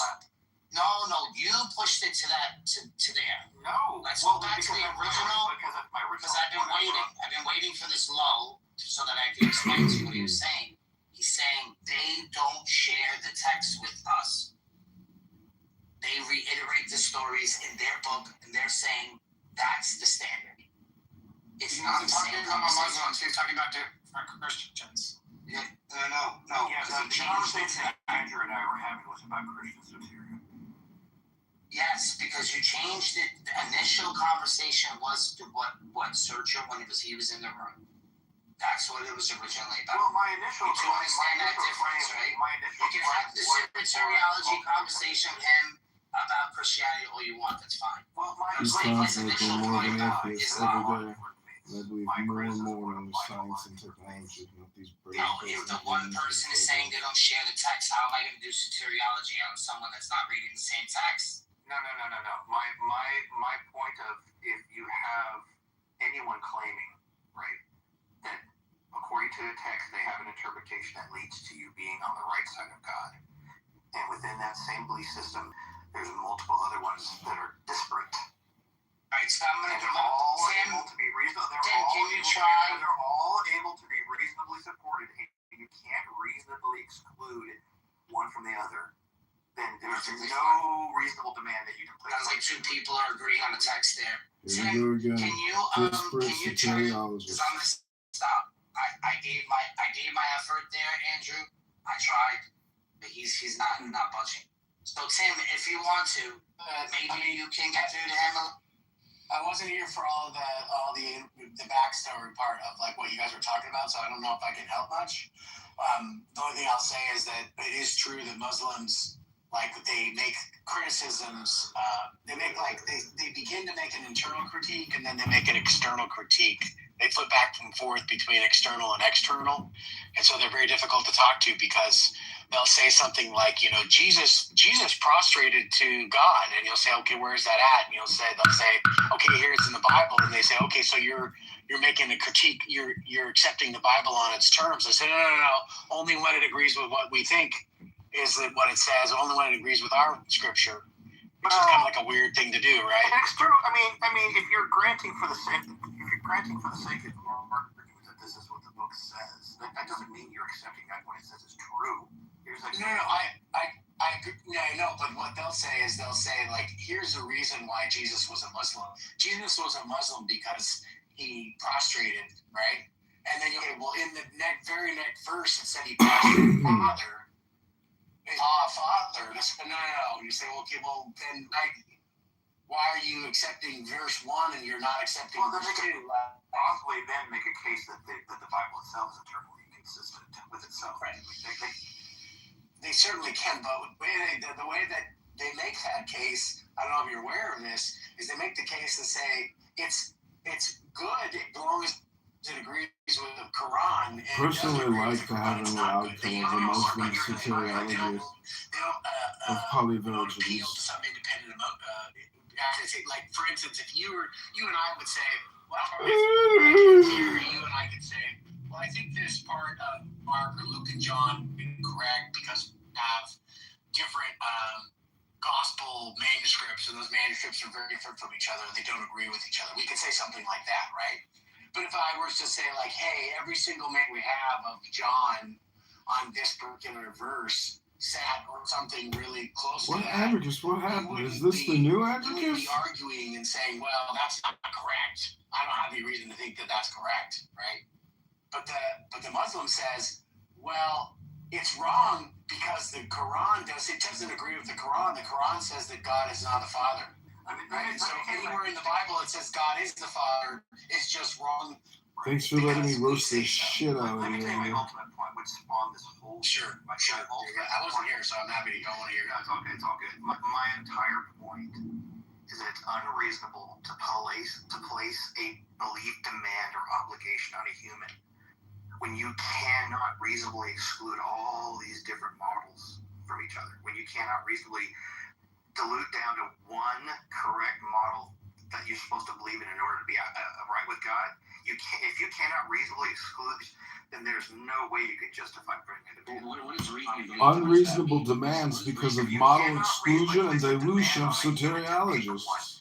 If they're all reasonable. Wait. Do you think they're all reasonable?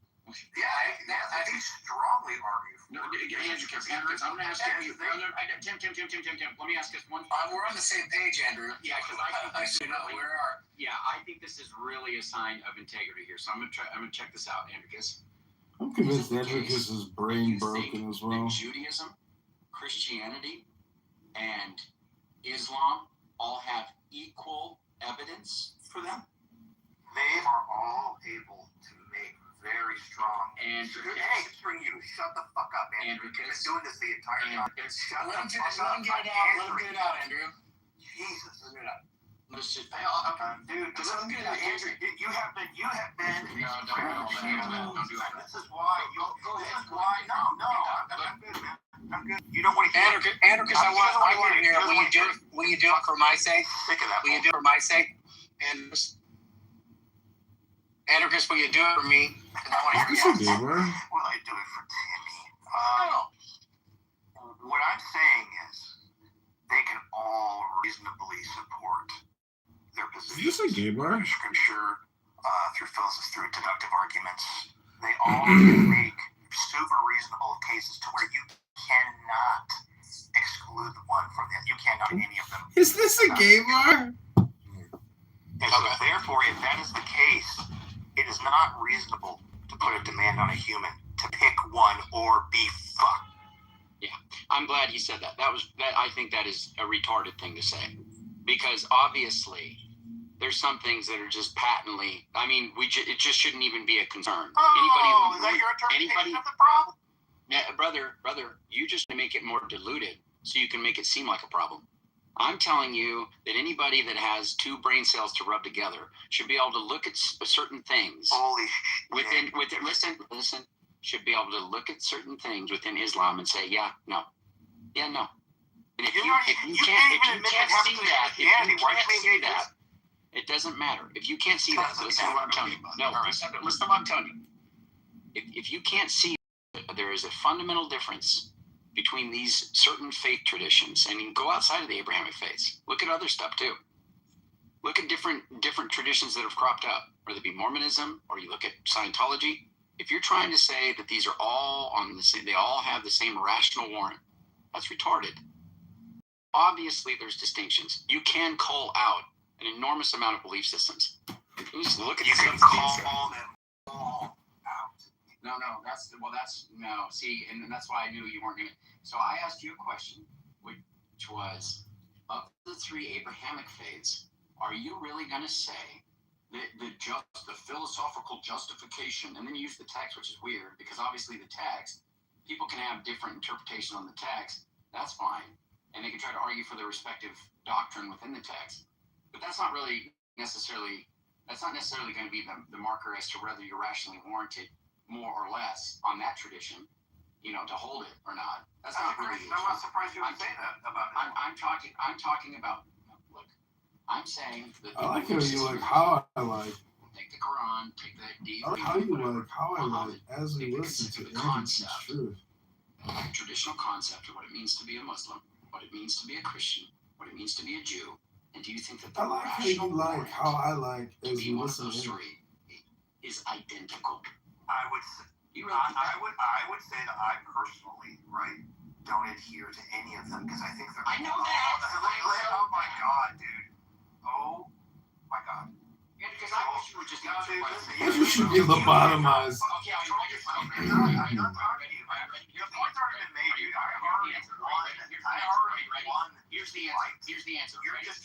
You're not gonna like it. Every time I'm about to come up with a rational response, you freak the fuck. I know. Yeah. Because you're not actually answering. No, I'm done. Here's the answer. That's fine.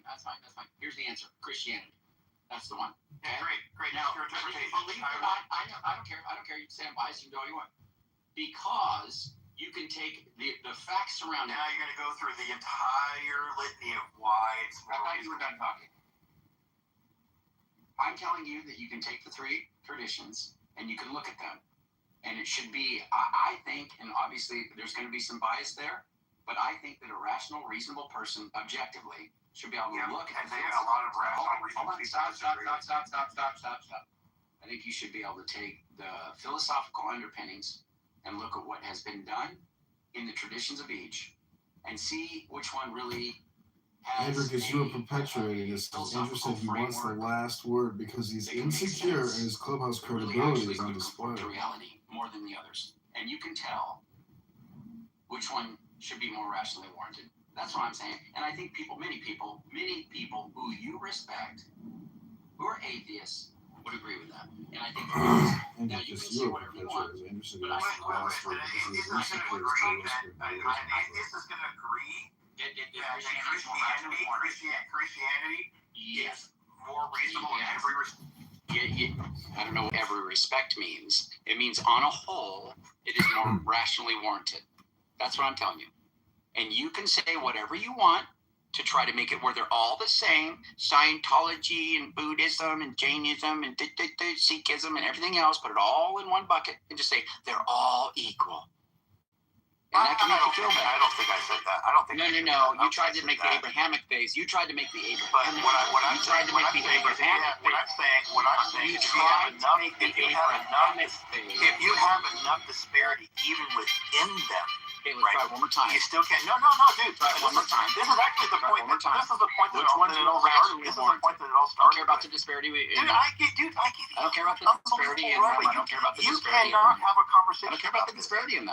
Because you're not staying on the point. Because you're not staying on the point. Because you're not staying on the point. And you continue to make the wrong points. No, I didn't make the wrong point. I didn't make the wrong point. I said taken as a whole, what it means to be a Muslim, what it means to be a Christian, what it means to be a Jew, which one is more rational? Let's say you had which one is more rationally warranted? No, dude. Thank you. Let's say you had two Christian soteriologies to pick from.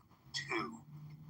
And you could not reasonably exclude them from the other. You couldn't reasonably even remove one from considerations being true. You couldn't do it. They're able to support their positions. You've got way more than that even within Christianity. If that is the case, which we can demonstrate by the number of people that actually hold to them and can argue for them, because you know that Matt Slick would come in here and tell you you're going to hell because of your view. If that is the case, how isn't it reasonable to tell a human to believe any one of them to the point of their fate is determined by it? How is that?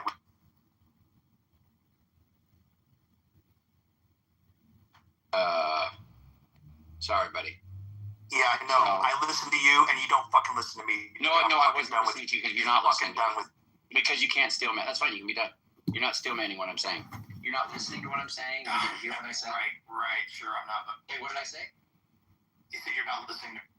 No, before that, what did I say? The same shit you've been saying over and over. Okay, so you didn't listen. Exactly. That's why I'm not paying attention. So it's fine. But when you're ready to actually talk about it, then we can. No, I'm gonna say I already won the fight. No, I got. The reason I got sidetracked is somebody who I actually respect, Jose, for saying that that's poor work. So Jose, just so you understand, I mean, I hate to do this because it feels kind of cringy, but I just don't like this kind of pushback. So people you do respect, people who you think are high intelligence, are going to agree with what I just said. So you can say, oh, that's poor work. But this trend, because there's this, and I get it. Look, I understand the desire to make them all equivalent, to make it all the same. I'm not even really worried about that. You didn't want to talk. Well, make them all the same, put them in the same bucket, and then just say, none of them are warranted. That's not my question. That's not what equivalency, soteriologist, logical fallacy. Because there are going to be ones that have more merit. Wait a minute. What? Yes. Then yes, the because I'm not ICE so stupid to police say arrest Wu and Christianity the is the only cops. one that has any more merit than the others. No. Obviously, there's going to be some differences in merit between all of them. So unless you're a universalist, Androcus, I swear, it is astonishing to me that you aren't listening to me. It's like you're trying hard not to listen. I'm saying that there is a difference between rational warrant between Christianity and other faiths, right? Because Christianity is on top, okay? At least between the three Abrahamic religions. And then among them, like between Judaism and Islam and all other faith traditions. Is there rational warmth in Christianity to tell people what they should believe? And I'm believe? telling you, I'm literally responding to the thing that you just said, which is a straw man of what I'm saying. Because you're not listening. Yeah, you're running off now because we had the discussion about Christianity and you didn't like that one. Even though you admitted directly that there are multiple versions of terminology. You admitted it, and yet somehow you still think that you have a different view of soteriology is not different than the other ones. This is what I don't understand. I know. I got you. I don't understand. I got you. And it's all of those can be reasonably supported by the proponents of them, right? Do you think that everybody that is able to argue for a position different from yours is unreasonable? This policy, and I kind of wanted to look at sort of like his trajectory. Sometimes, yeah. Sort of get here. Who is everybody? I just said sometimes. So it's going to depend on the person. I can't just do a blanket. I'm not going to be able to do a blanket. No. What you're saying, it's just a weird question. Do I think they're unreasonable? He never lies, the man tells the truth, and he works hard for the city. If he were mayor, he would be You think there are people that are able to reasonably argue for a soteriological position that is different than yours, then my case wins. No, because I already responded to you. It's not about soteriology, and you weren't listening. And you didn't listen to that, so I don't want to go back to that conversation. No, we're done. I already won. Okay, that's fine. We're done. That's fine. Okay, so please don't respond anymore. Retardology, soteriology. Is that Christianity? No. That's fine. Do not talk directly to me. Do not talk directly.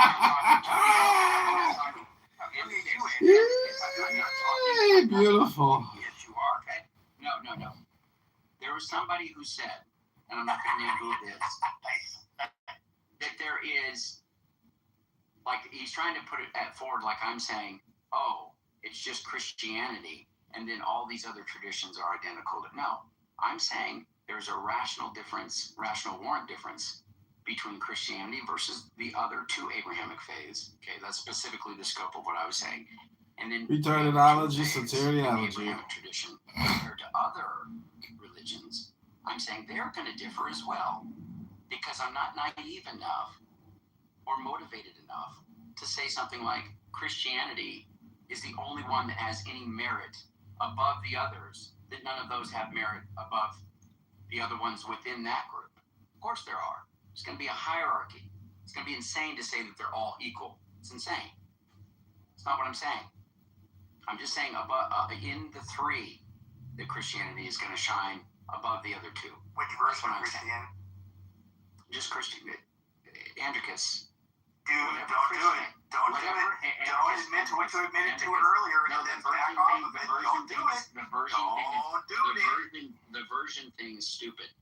Because I said traditional Christianity, take your pick, I don't care.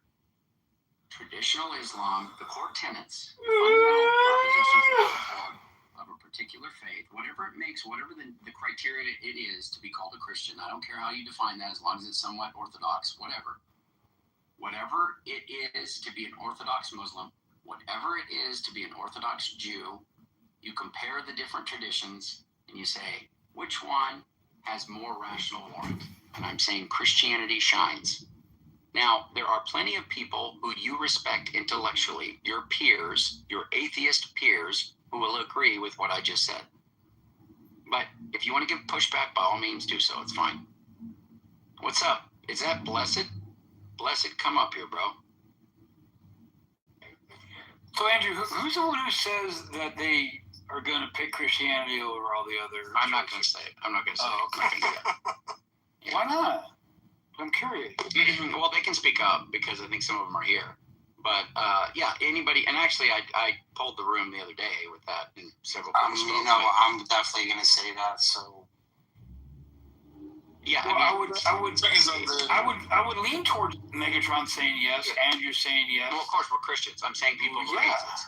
Yeah, people who are atheists. Oh, what you're saying? Okay, so when you're asking atheists, are you asking them which religion makes more?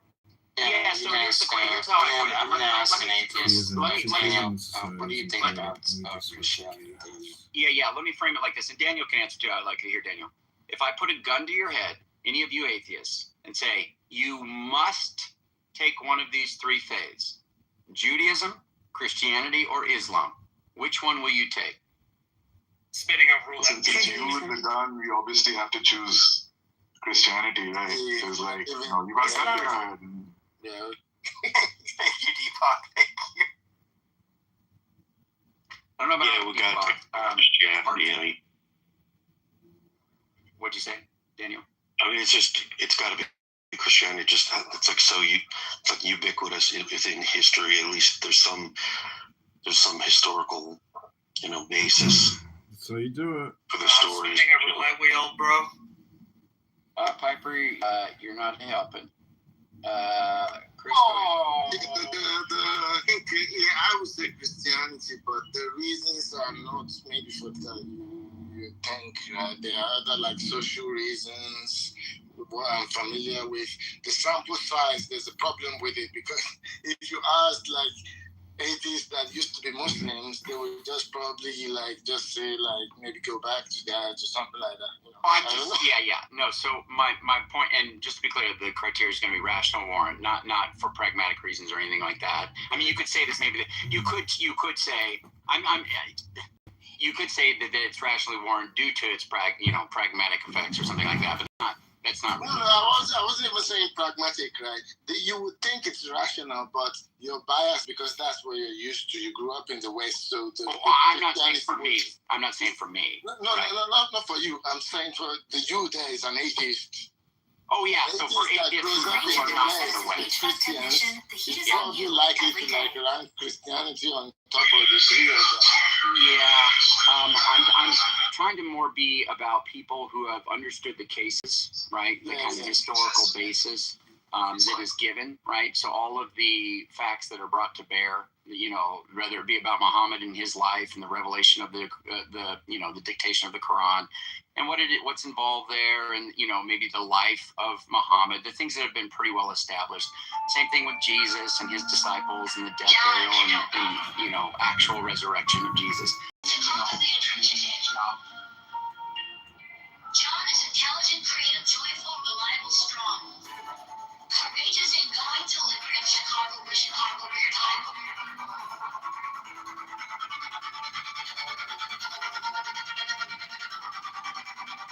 Go.com.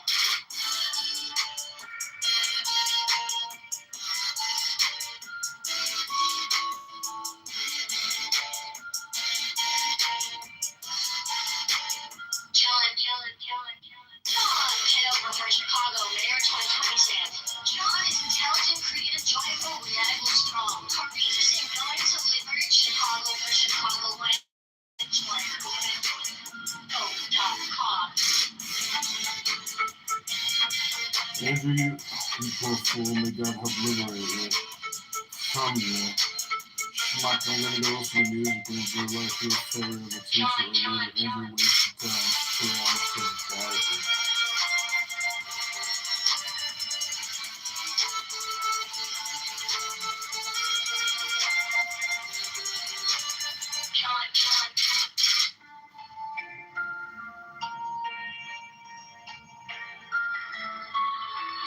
John, Kitover for Chicago, Mayor 2020 alone. John is intelligent, creative, joyful, reliable, strong. Courageous and going to liberate Chicago for Chicago, Mayor 2020.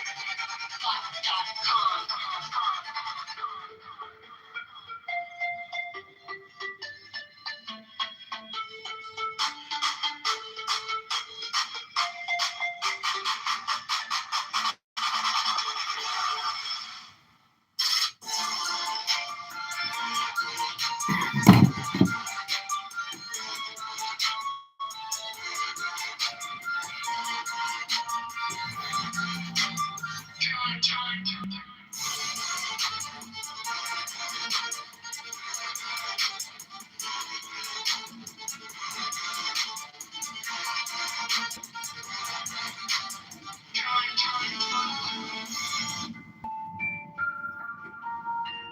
Kitover. Chicago the entrance stage. John is intelligent, creative, joyful, reliable, strong. Courageous and going to liberate Chicago for Chicago revival.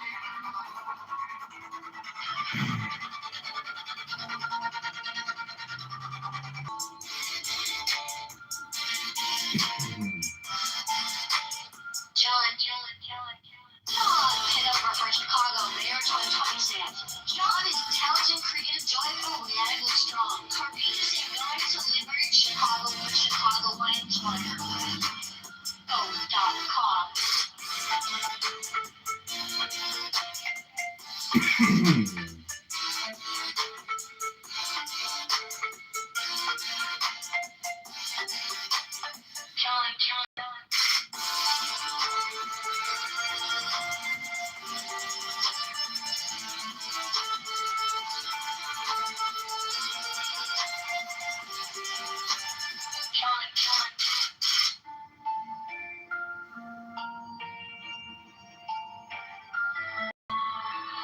John Kitover for Chicago, Mayor 2020 alum.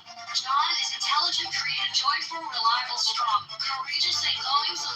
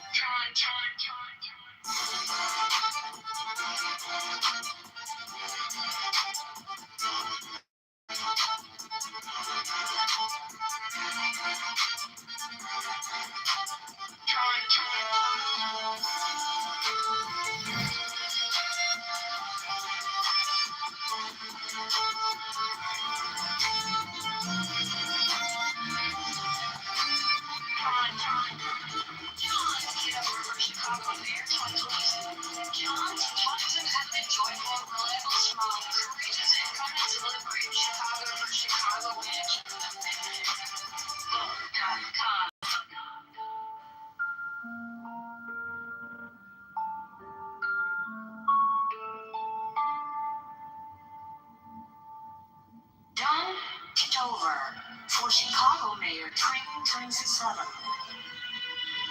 John is intelligent, creative, joyful, reliable, strong, courageous, and go to liberate Chicago for Chicagoans.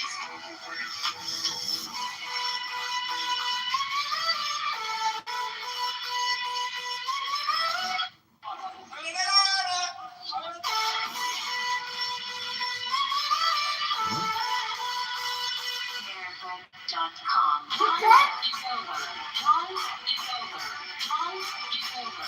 John Kitover. John Kitover. America.com.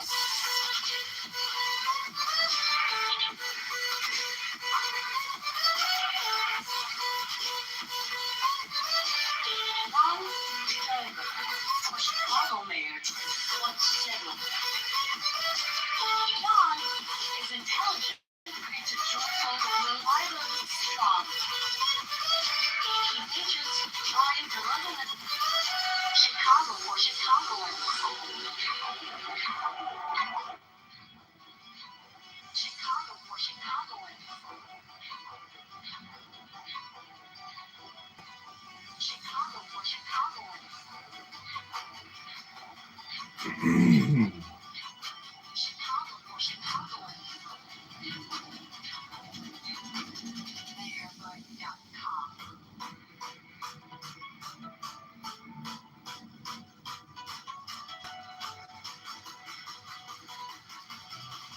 John Kitover, Mayorbud.com.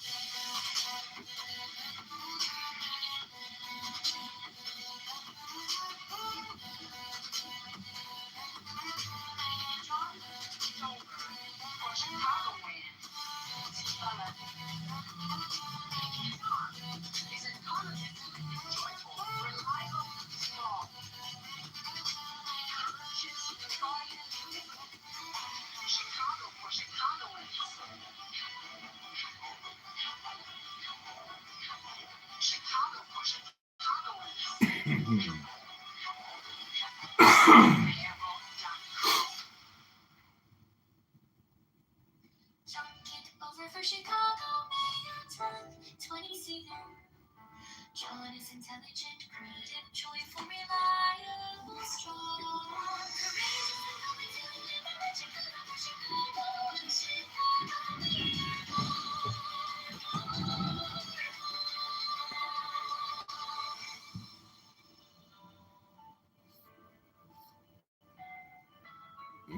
Got it, baby. Take it to Target.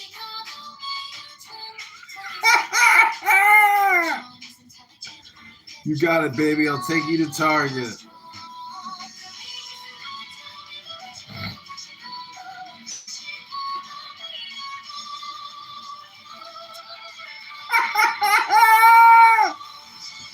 You got it, baby. I'll take you to Target.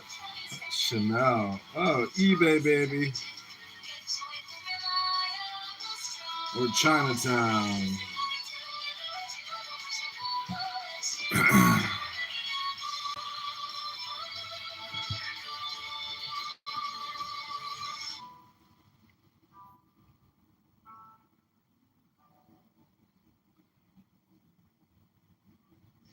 John, Kitover for Chicago, Mayor Clint, creative.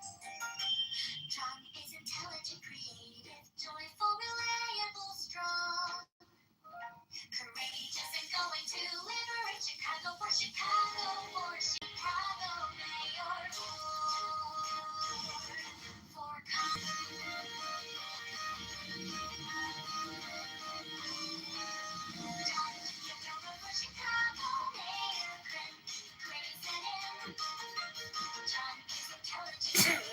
I have a fat more precious gift.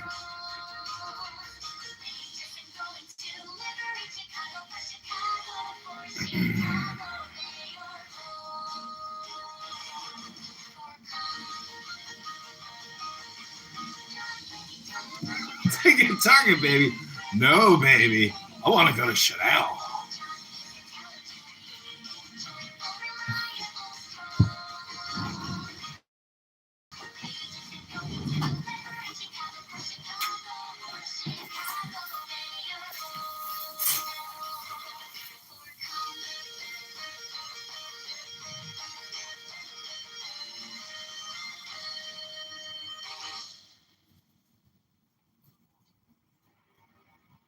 John Kitover for Chicago, Mayor 2027. John is intelligent, creative, joyful, reliable, strong, courageous, and going to liberate Chicago for Chicagoans. Chicago, Mayor, vote for come.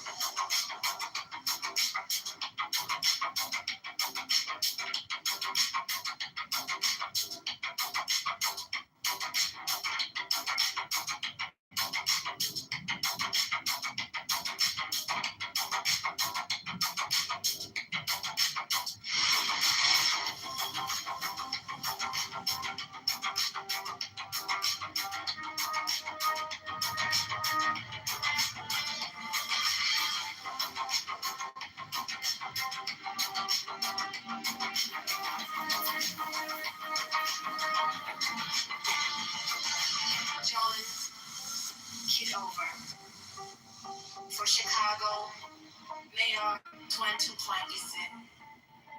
John is intelligent, creative, joyful, reliable, strong, courageous, and going to liberate Chicago for Chicagoans. Chicago, Mayor, vote for come.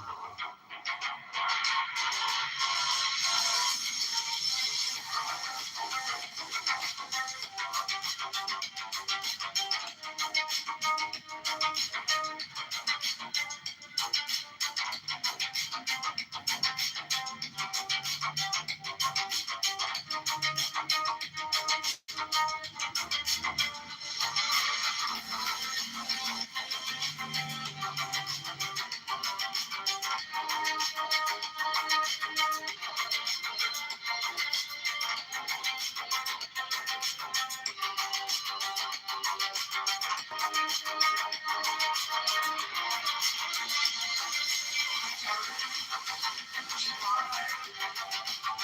Chicago,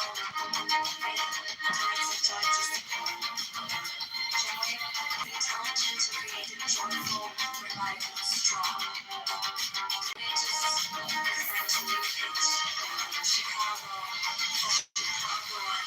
Chicago, mayor, vote for calm.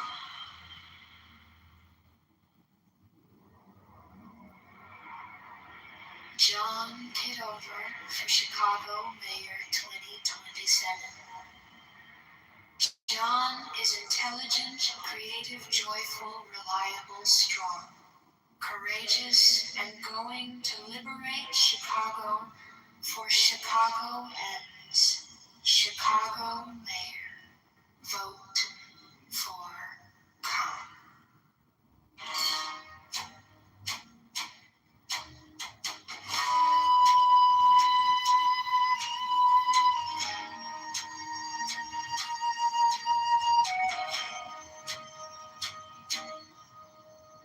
John Kitover for Chicago Mayor 2027. John is intelligent, creative, joyful, reliable, strong, courageous, and going to liberate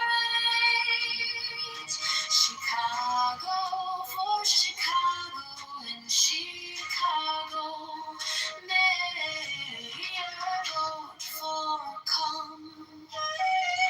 John Kitover for Chicago Mayor 2027. John is intelligent, creative, joyful, reliable, strong, courageous, and going to liberate Chicago for Chicago, Chicago. Mayor, vote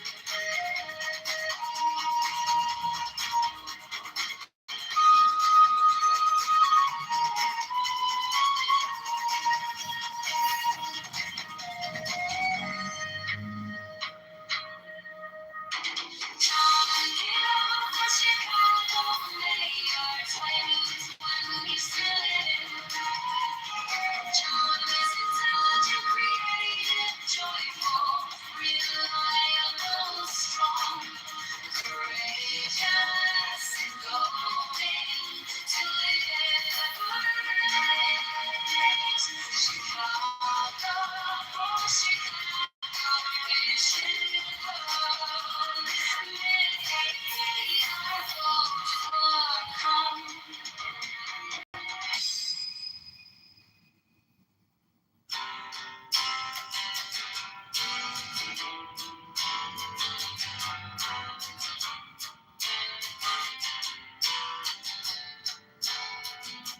John Kitover for Chicago, Mayor 2027. John is intelligent, creative, joyful, reliable, strong, courageous and going to liberate Chicago for Chicago and Chicago Mayor. Vote for calm. John Kitover for Chicago, Mayor 2027. John is intelligent, creative, joyful, reliable, strong, courageous and going to liberate Chicago for Chicago and Chicago Mayor. Vote for calm.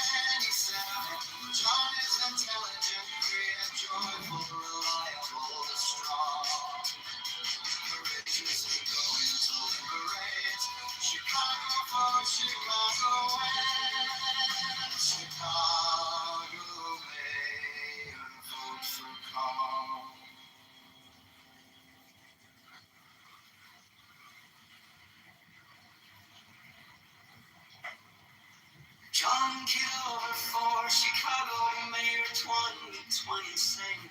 John is intelligent, creative, joyful, reliable, strong, courageous, and going to liberate Chicago for Chicagoans. Chicago mayor, vote for calm. John Kitover for Chicago mayor to 2020. John is intelligent, creative, joyful, reliable, strong, courageous, going to liberate Chicago for Chicagoans. Chicago mayor, vote for calm.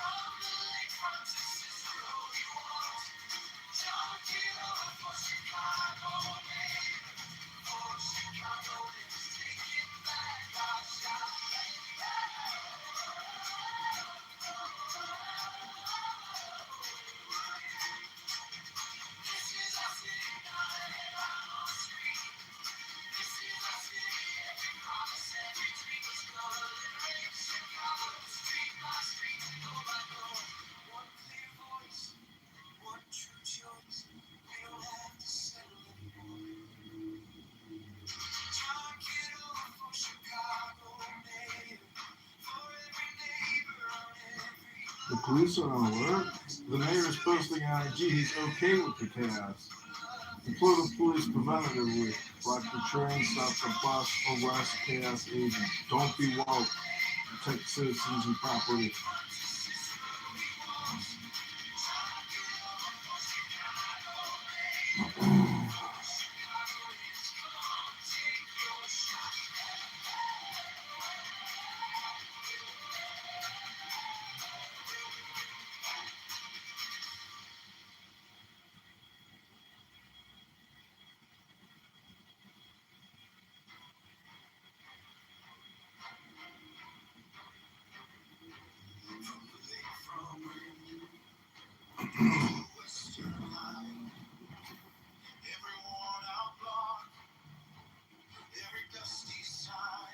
WLS AM.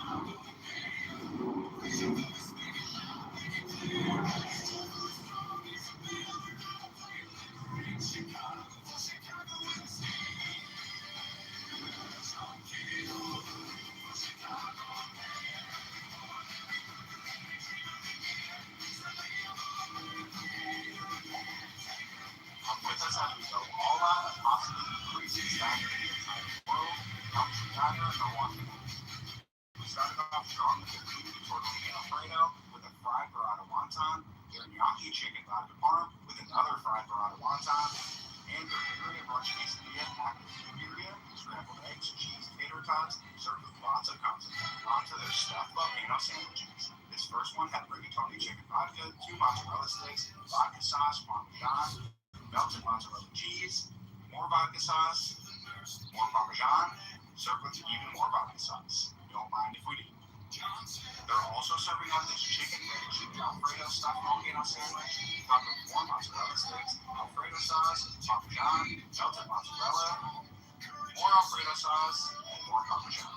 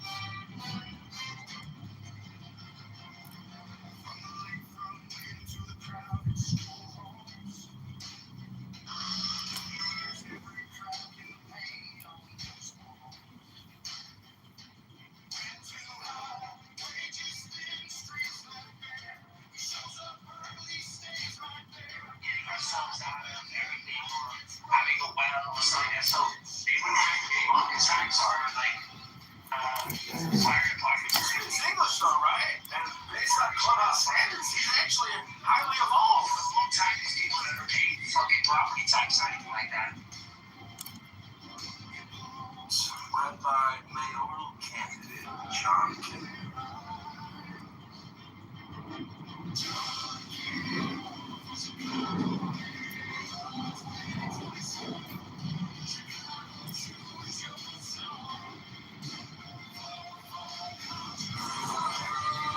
Nike's looking for people to If you use this sound, you'll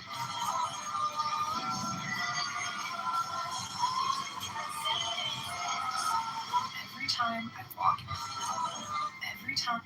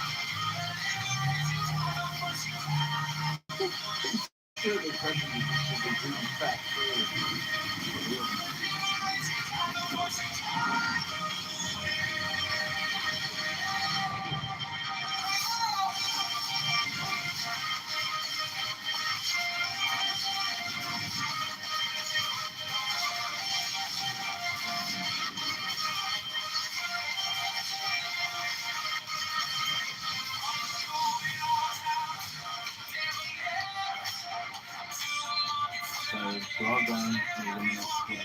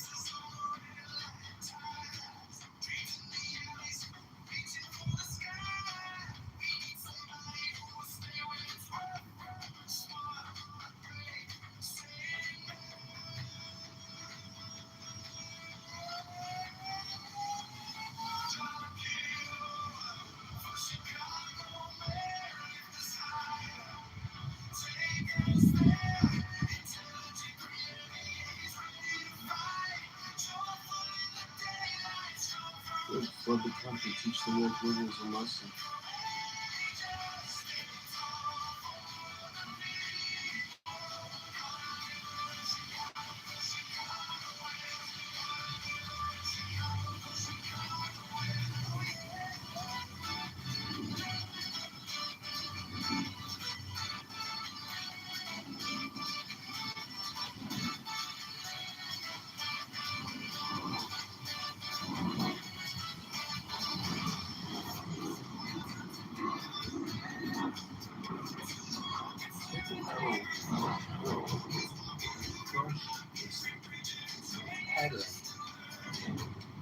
Keep smashing until the brain oozes on the street. Take a metal pole and crush his head in. Keep smashing till the brain oozes on the street.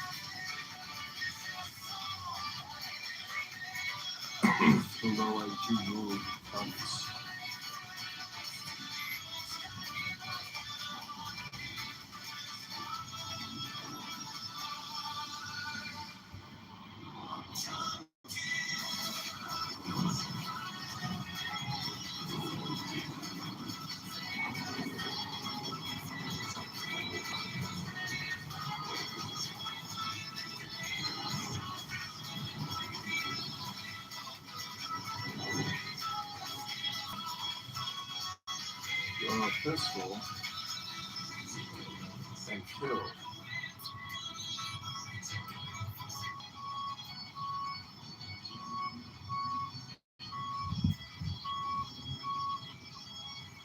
Terrorism town. Go back, terrorism town.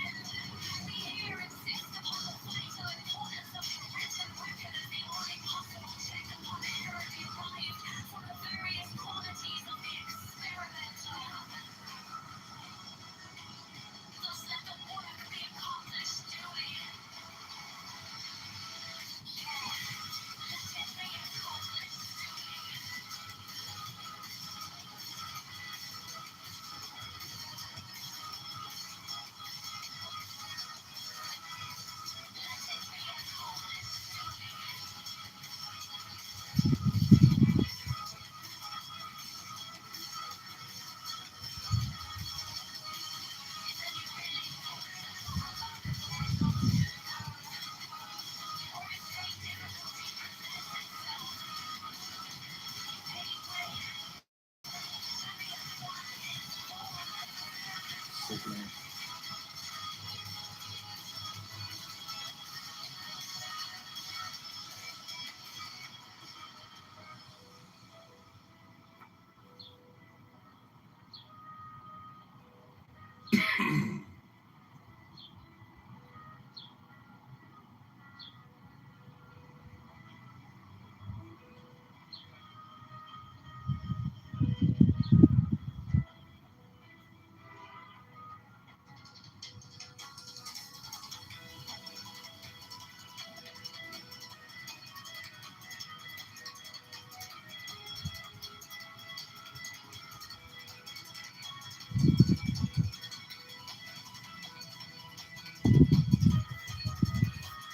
Beautiful.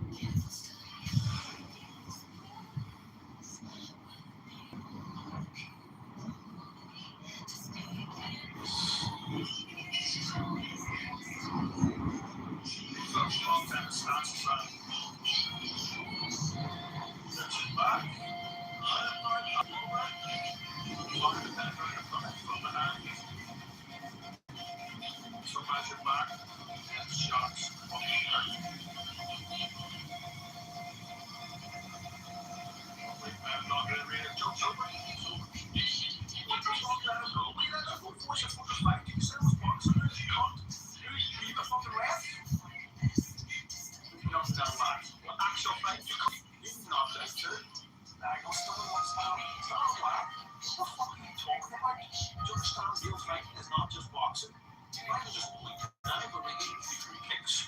You probably won't put that on kicks. Fucking fight your fight. Fight is what you know. Fight around the fight.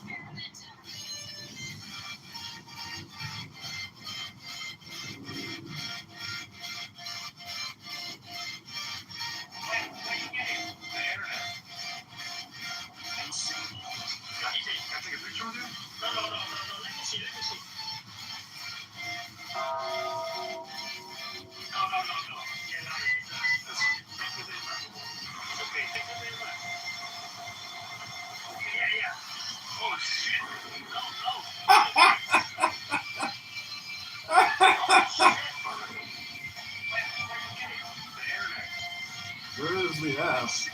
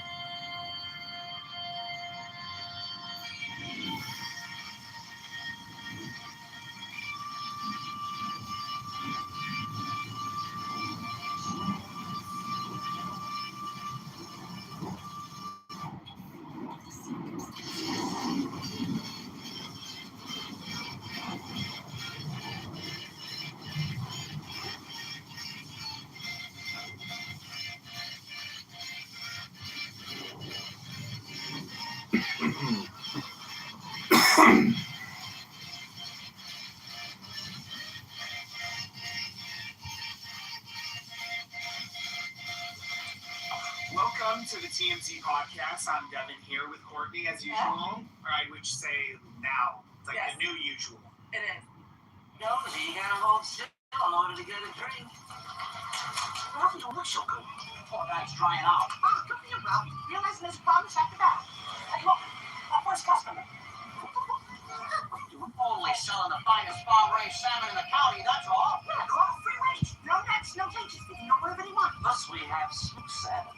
This is a golf course. What you think? Yeah, we're trying to save an orphanage. Look, are you here to buy fish or are you just kicking the tires? Good job. You gotta hold still. No, why would you go back somewhere else? Where you hope?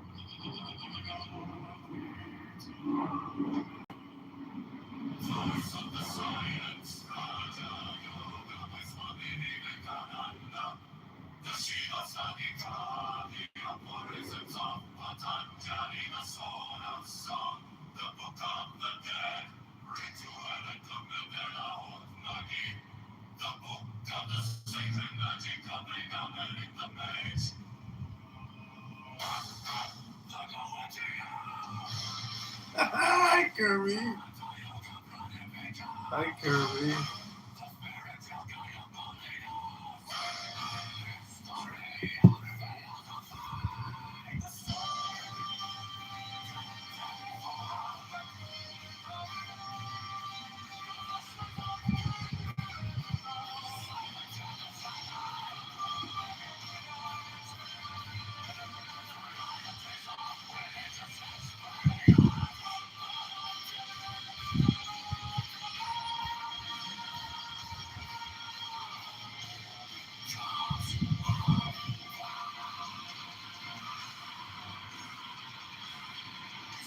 It should be the bottom line.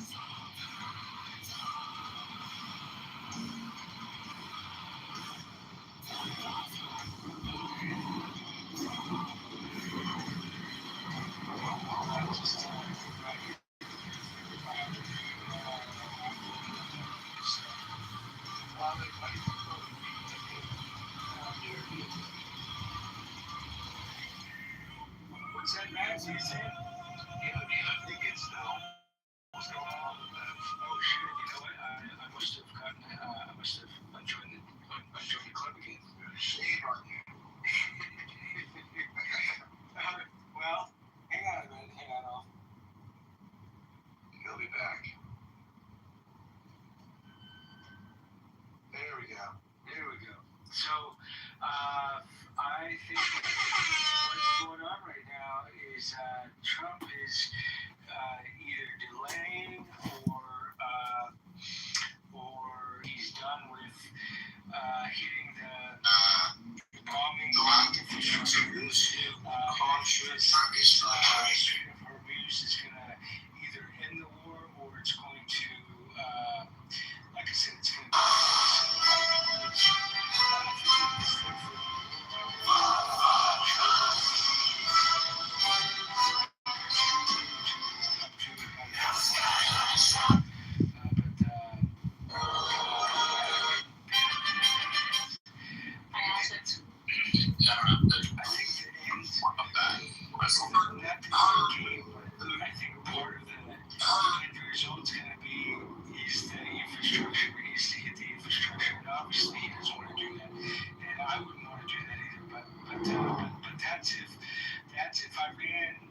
after all of the negotiations and if we've done everything we can and everything else, if they are stubborn enough to not want to do the deal, then, that gives us no choice. So,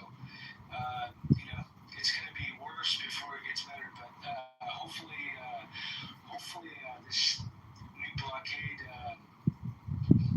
does the trick. But we'll see. We'll have to see. In fact, they're going to be meeting in Islamabad again. I don't know exactly when, but I know it's definitely coming. So. Well, and there's something to be said, Father. And I recognize that Matt wants to be inclusive and have other voices, but I'm team taking out the infrastructure. That's what's going to open up the strait. So, I mean, as an American, and listening to a lot of the bitching and the moaning from people that are there, and I'm watching the gas prices go up, and Americans not being able to get to where they need to go because prices are going up because they got that strait closed. They need to do whatever means necessary as our president, to have that strait open back up. And unfortunately, people who want to resist and want to advocate for it to continue to resist, it's in conflict with our aims as Americans now. So, I mean, and this is why I'm really not interested in hearing the emotional piece and all the excuses. When it's going to be done, it's going to be done, whether they like it or not. And at this point, I'm really not interested in their opinions because that strait is going to open. We are going to either do this the easy way or we are going to do it the hard way. And I'm really not interested in listening to the emotional piece and all the bullshit, behind, complaining and bitching and moaning and convention about When mayor smashing grabs of ATMs will enter in the mind, strategically deploy the police and course national guard support to smash the smashers and gun them all down through law and order restored day one. Vote on Brandon now. Vote John. I'm gonna be beating the fucking drum for my E4 Mafia JD fucking fans. Come on, 28 JD fans. So JD fans too. I think you should definitely take over the band. I agree. I mean, I think that we, I was researching this, and I remember this pretty well too. But 2011, Obama had national gas prices in America averaging $4 a gallon. And people never bitched then, with his great initiatives that made gas prices higher. Back in 2011, we're not talking about 5 years ago. We're fucking talking about over 10 years ago. I mean, it's fucking crazy, man. So, I don't know, people need to calm down. We need to get what's done, but I think that, like I say, Obama and Biden, they were taking away the tax credits of the drilling companies and taking away the permits and making it more expensive. People weren't saying nothing. When people, when the left makes gas prices more expensive in the name of what do you call it? Climate change. It only took 20 years to get the police on the trains after thousands of victims and more victims every day. When federal funding is at risk, we got America put the law and justice. And trying to maintain our primary currency status against China. These dickheads want to complain and bitch. We need to get the job done. And I think Trump is doing really well at it, But he's also exposing some of our allies that literally cannot come and defend our interests let alone their own interest, you know. It's just crazy, man. So. He didn't want to speak. The person is talking to it. Hold on one second. Are you supposed to be the president of Egypt? Yes. Am I correct? Well, how did you figure out something like that? It's a process. It's an idea. But I'm not working on it now, but it's an idea. Okay, it's an idea. All right. That's not. Yeah. All right. So what would you like to share with us today? What would you like to share with us? Well, first, I'm a citizen in Virginia. I'm an American. I'm a citizen in Virginia. I'm thinking the decision to go to this war was not a wise one. But we already in it, so we have to deal with it. You can also it's gotten to a very difficult jog around the block. position. It's not as easy as someone might think. Iran is a very hard-headed and not look at country. cell We phones already saw it in the war of all day. Iraq. Great idea, work out. You can also jog around the block and do push-ups and squats and not look at cell phone all day. You know, what are the options for us now? Either nuclear, and nuclear, if you look at the disadvantage, you are saying if you use the nuclear against a country that doesn't have nuclear, that would be, that gives legitimacy to the world to use it, which is going to represent a danger.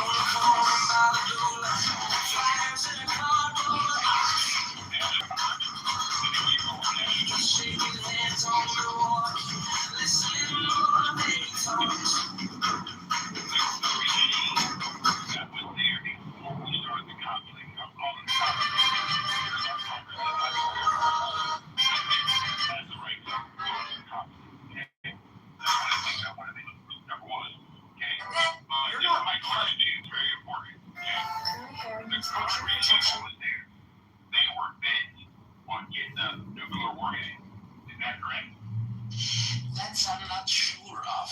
Is it a propaganda where we lured into this war by Israel? That we have the right to know because.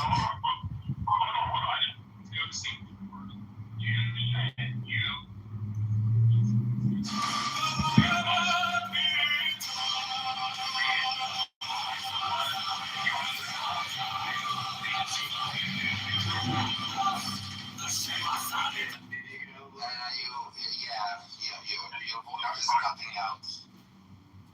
Hello, moderators. This is Alistair. Put me in your queue. Thank you.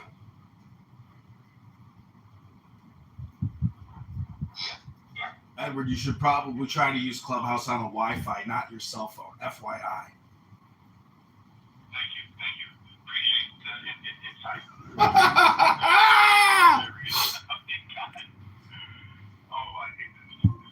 Okay, so going back to the question, okay, would we take it out of regime that was on the process of trying to say they weren't, but they were trying to get a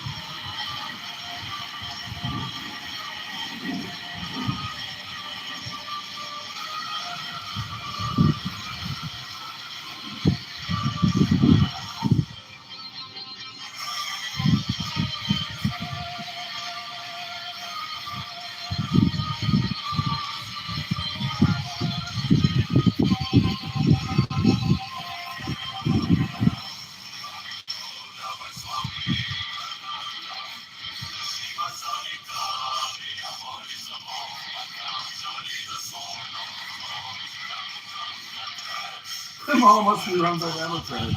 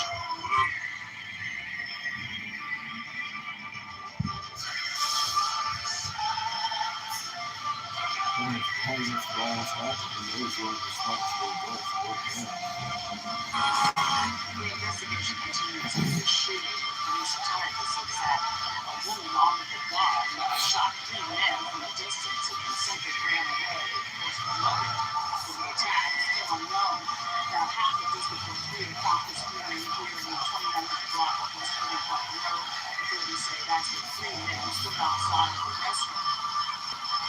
The investigation continues into this shooting. Police intelligence says that a woman armed with a gun shot 3 men from a distance and consented ran away. The motive of the attack is still unknown. About half of District 3 o'clock this morning.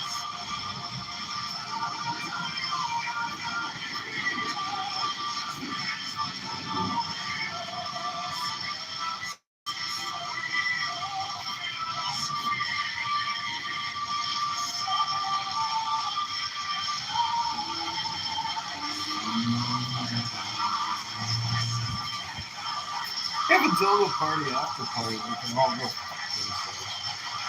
What else? What is on the list?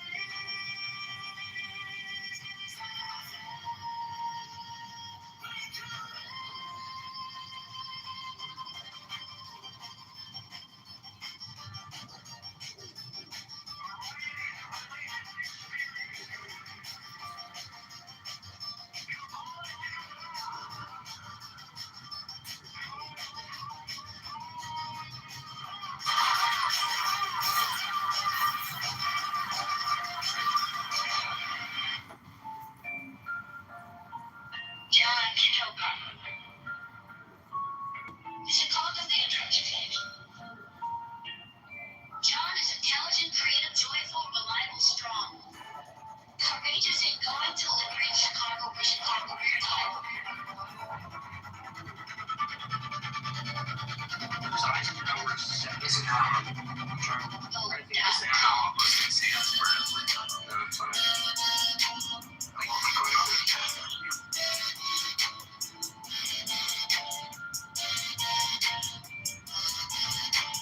John Kitover for Chicago, Mayor 2027. John is intelligent, creative, joyful, reliable, strong. Courageous and going to liberate Chicago for Chicago Go.com.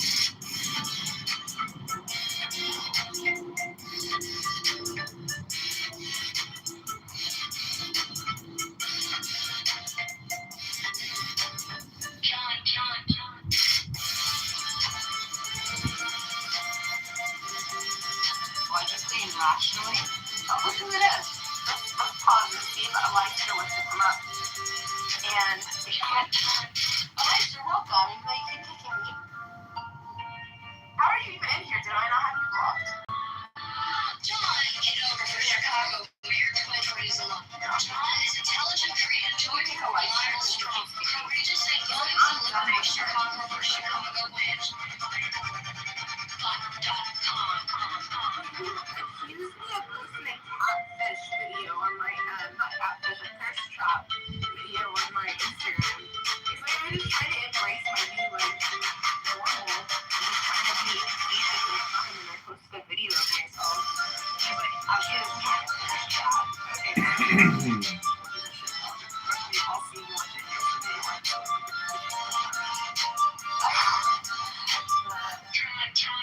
Yeah, like, that's me at my worst. Thank you, Meister.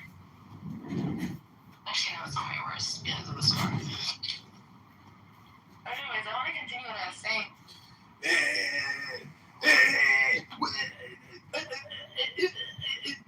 You have a scar? That's my Pepe impersonation.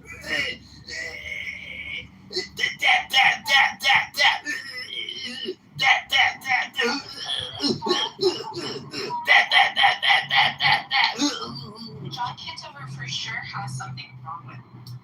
Yeah, I'm here to roast you. I've got an addiction to roasting people. Is that a problem? Sometimes think he's normal. You legitimately? It's horrible. Is it projection? I mean, you got something wrong with him for sure. For 100%. But, you know, it doesn't matter. It doesn't mean I can't. I got a constitutional law behind me. It says I can roast you. It says I can roast you in the Constitution. It's my freedom of speech to make fun of you. And sometimes he's empathetic, but other times Sometimes I just like to read a book and I'm sick of your bullshit. I thought it was rich for a minute, but no, it's Oh, I thought that was rich. Damn it, what was I saying? Oh, goodness. You had no point, so you can't remember what you were talking about. Goodness, what was I saying? You're saying you have no point. You can't remember what you were talking about. Something about logic exercise that your friend. Oh, yeah. So this, yes. My friend, her name is Sineadu. Sineadu? She was so good at reasoning with me rationally and logically, and like instead of just saying, okay, you're fine, there's nothing wrong with you, blah blah blah blah, she would just reason with why. She'd be like, even if you did injure it, Like the body will like bounce back and it'll do this. And she just like went with me step by step, and because of that, I was able to be like, okay, cool. Instead of like now, like even with my like scarf, I'm like talking to my family about it, I just get gaslit. But if she was here, like I know like she would like reason with me the best way, and I really appreciate that. My point is this a room about your Scarface? No. The thing is, my point is the things that we are calling irrational, I don't think are really irrational. Like the things that you're saying about the numbers, I don't think that, like, you're like, yeah, I acknowledge it as irrational, but I think we just look for meaning in numbers, and you built some significance about those numbers from your own, like, upbringing. You connected it to them. That could be correct. That could be true. Oh, just listen closely next time to it. It's like, I'm done with her. I am done with you. If I have to hear you talk about your Scarface another time, Scarface, I mean, jeez, what's my problem? Why the fuck would I sit here and listen to you talk about your fucking Scarface all day long? I got better things to do than sit here and listen to you talk about your fucking Scarface all day long, Scarface. Ooh, Greg busting out the N-word now that she's getting called out on her bullshit. I don't know, I just feel like nigger is such a powerful word where you don't have to yell, and it's like... Ooh, wow. Very classy of you. I'm sure some guy that wants to date you will find that so attractive. I mean, I'm using a good tone. Go ahead, say it louder, say it prouder. I think it's a fitting word. It's fitting for you, because that's what you are. Because you do realize you are your words, right? Most people, when they speak, they project, and some people are mindful of not projecting and actually are accurate in what they're assessing and aren't projecting. If you say so, N-word. If you say so, N-word. If that's your projection, N-word, well then, I guess that must be true, N-word. But I don't think you can even tell me the difference between a fact and an opinion, N-word. Basic 5th grade. Go ahead, try it, N-word. Let's see if you can let's hear that response. Come on, go ahead. Do you usually kick him up there, or do you like entertain him? I modded you so you can... Oh, you modded your goon so he can kick me to do your dirty work, N-word? Because he just rubs rings, but like I'm obviously not like. Pepe, she's saying she modded you to do her dirty work because she's an N-word, and that's what N-words do. I know. I was. No, I didn't. I gave him the option to do that because you were attacking him too. If I want to kick you, I'll kick you. Oh, I see. You kick me if you want to kick me. No, I mean, I'm not attacking Pepe. I'm imitating Pepe. There's a difference there. I'm not attacking Pepe. I'm imitating Pepe. You hear me just said I sound just like him. He confirmed my impersonation is just like him. I'm impersonating you. Oh, you're going to read a book then today? N-word? I mean, I personally don't like. I don't really get offended that easily. He probably thinks he can get under my skin, though. That's the funny part. No, I can't get under your skin. There's no getting under somebody without any skin in the game. You're an anonymous fucking online schmucko, and like you're on one app. You're just a one platform trick pony. And I mean, if Bresca actually gave a shit about this app anymore, he'd probably just report you all the time. But Jay Bresca got his own problems. He ain't got time to be here to fuck with Dr. Bigby. I don't have a platform on here. I'm not saying you apply the N-word all the time because you're low IQ and you think it sounds powerful. The N-word all the time because you're low IQ and you think it sounds powerful because you got no other power words because you're just an N-word. An N-word projector. I'm black. I'm allowed to say that. Oh, you're allowed to say whatever you want, N-word. It's just that you're a low-class piece of trash. Okay. It's safe saying nigger means I'm a nigger, and you say I'm a low class piece of trash, then I guess that means you're a low class piece of trash. Oh, you mean I'm projecting my low class trash onto your trash N-word? All right, if you say so. Is that how it works? Scarface. Can't we talk about my scar again? I talk about it every day, 10 times a day, 100 times a day. Why are you getting so upset when I talk about my scar? Just I'm injured. I was so beautiful. I was a supermodel. I was Miss Kentucky. Everyone wanted me in my burqa. They did ask me to do Miss Kentucky when I was in my early 20s while I was right.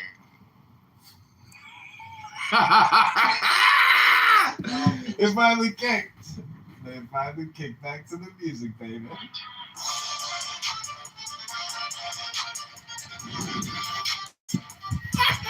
That was Miss Kentucky.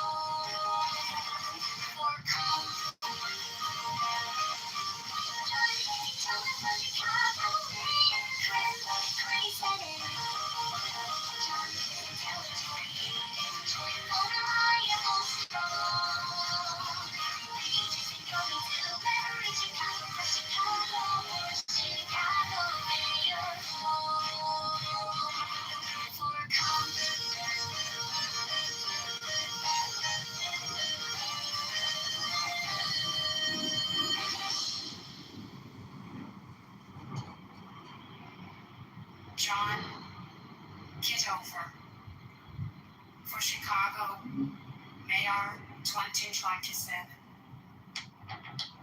John is intelligent, creative, joyful, reliable, strong, courageous, and going to liberate Chicago for Chicagoans. Chicago Mayor, vote for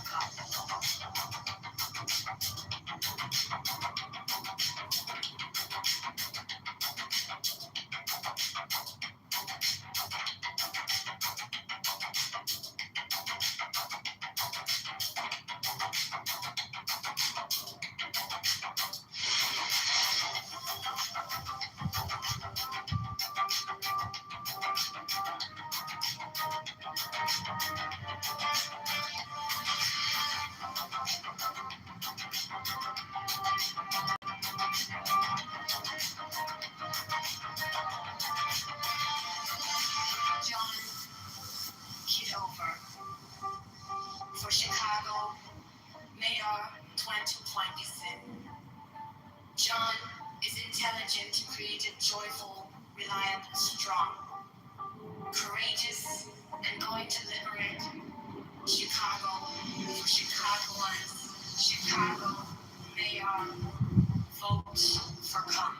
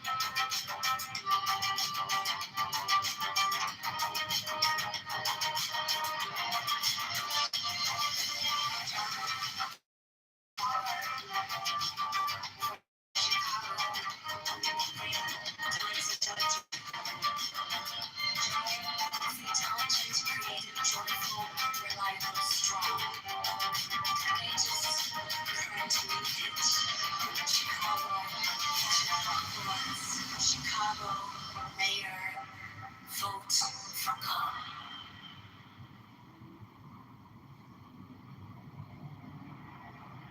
John Kitover for Chicago Mayor 2027.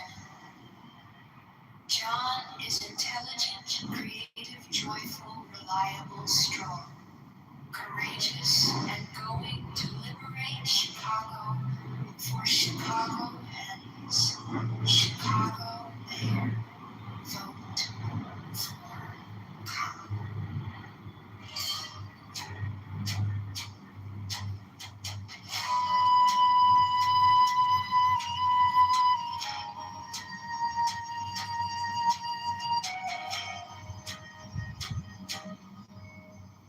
John Kitover for Chicago Mayor 2027. John is intelligent,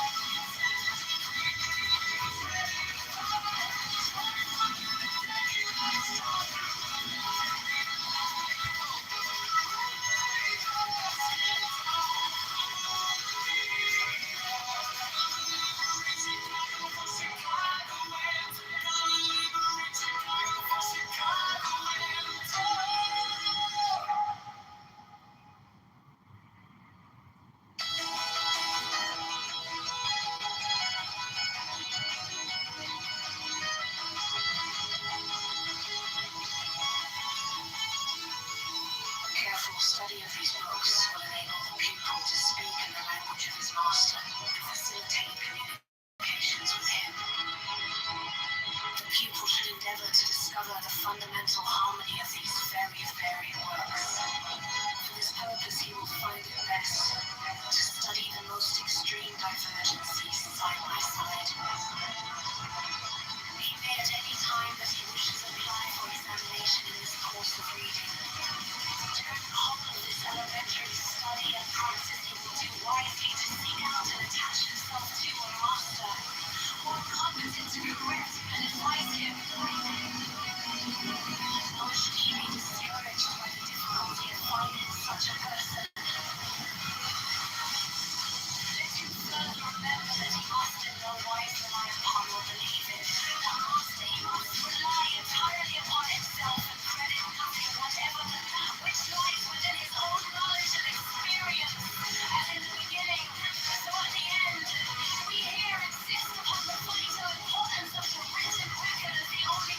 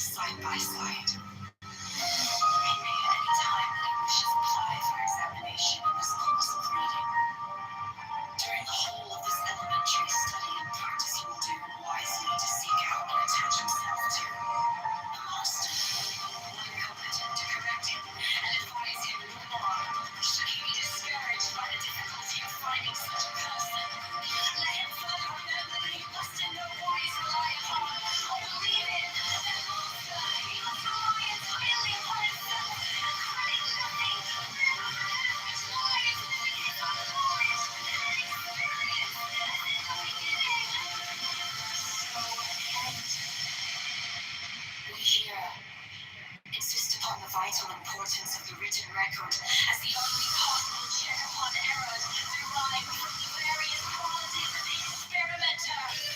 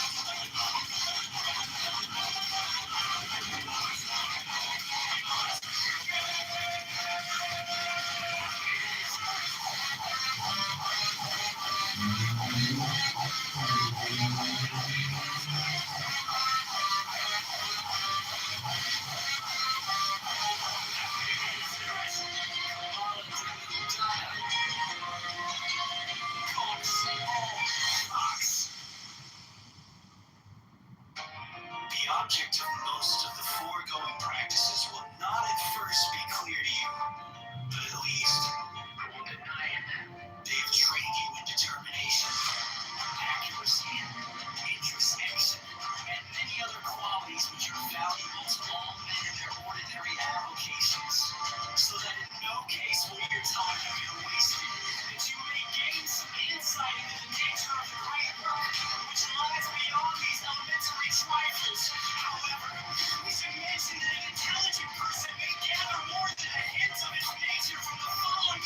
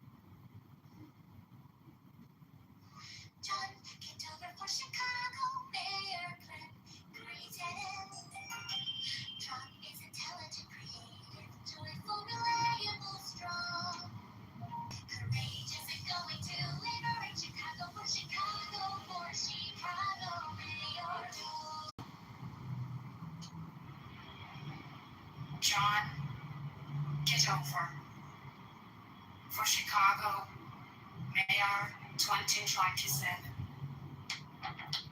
John is intelligent, creative, joyful, reliable, strong, courageous, and going to liberate. Chicago for Chicago Mayor, vote for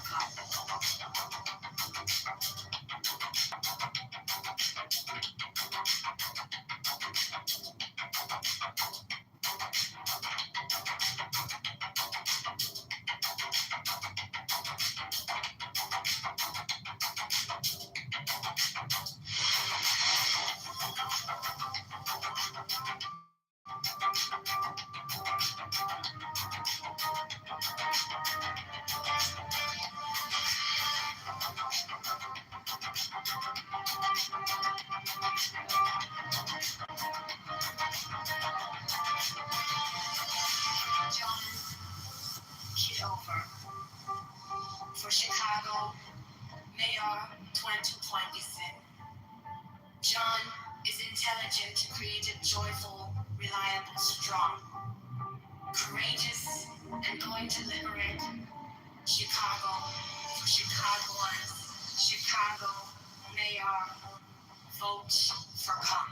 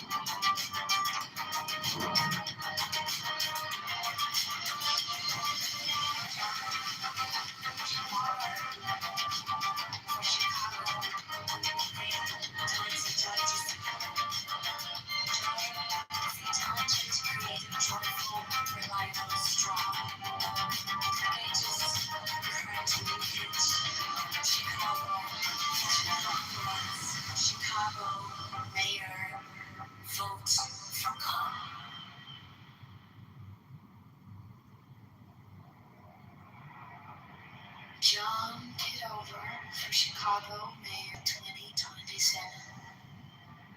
John is intelligent, creative, joyful, reliable, strong, courageous.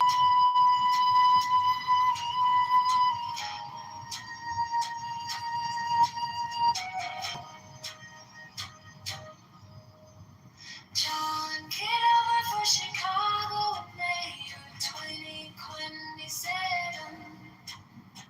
John is intelligent, creative, joyful, reliable, strong, courageous, and going to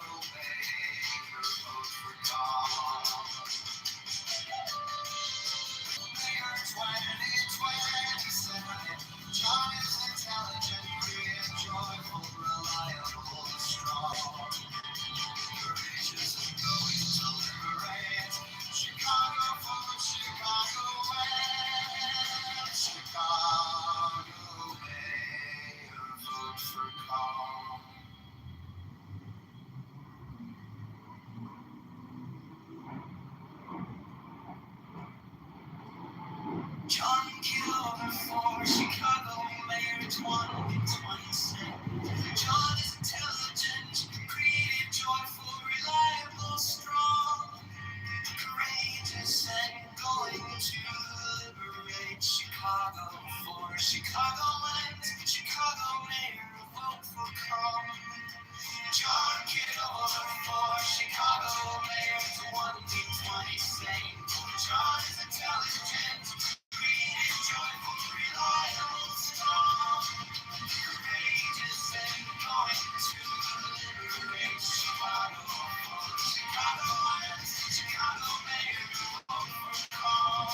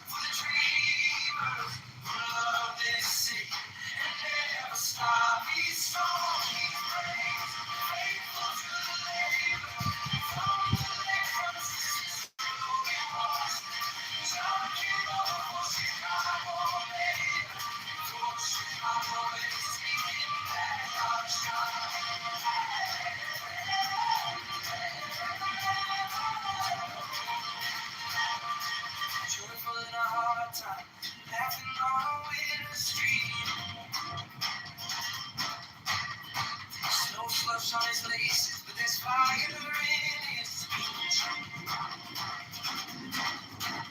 Reliable as sunrise, you can call him expose. Courage in his backbone, standing up to every fall.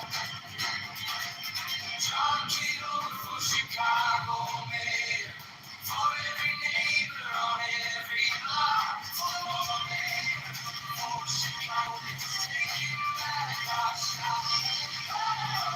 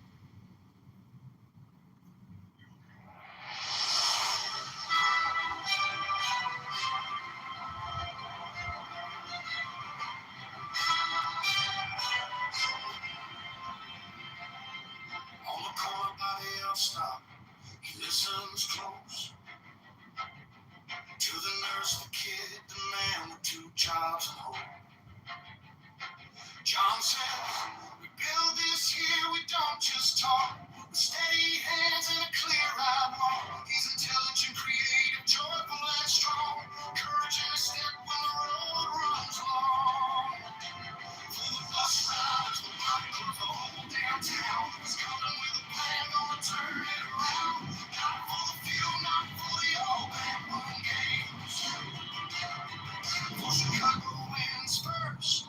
That's the word, that's the name. John Kitover, Chicago Mayor 2027. Chicago, choose your side. Vote for John Kitover, Chicago Mayor 2027. If this city lies, vote for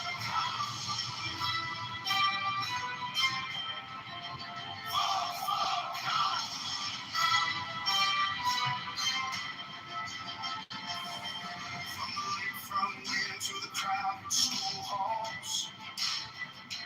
We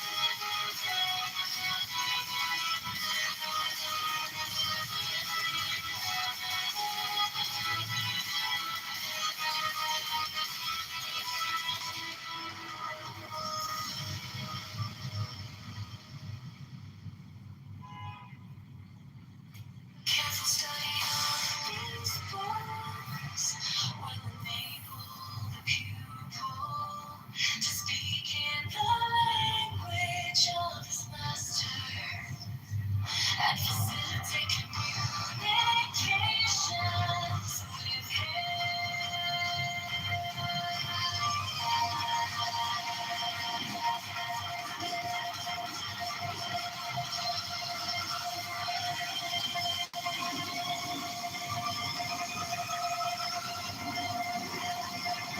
People should endeavor to discover the fundamental harmony of these very varied works. For this purpose, you will find it best to study the most extreme divergencies side by side.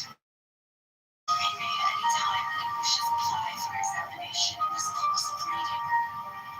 During the whole of this elementary study and practice, you will do wisely to seek out and attach himself to a master, one competent to correct him and advise him in the law.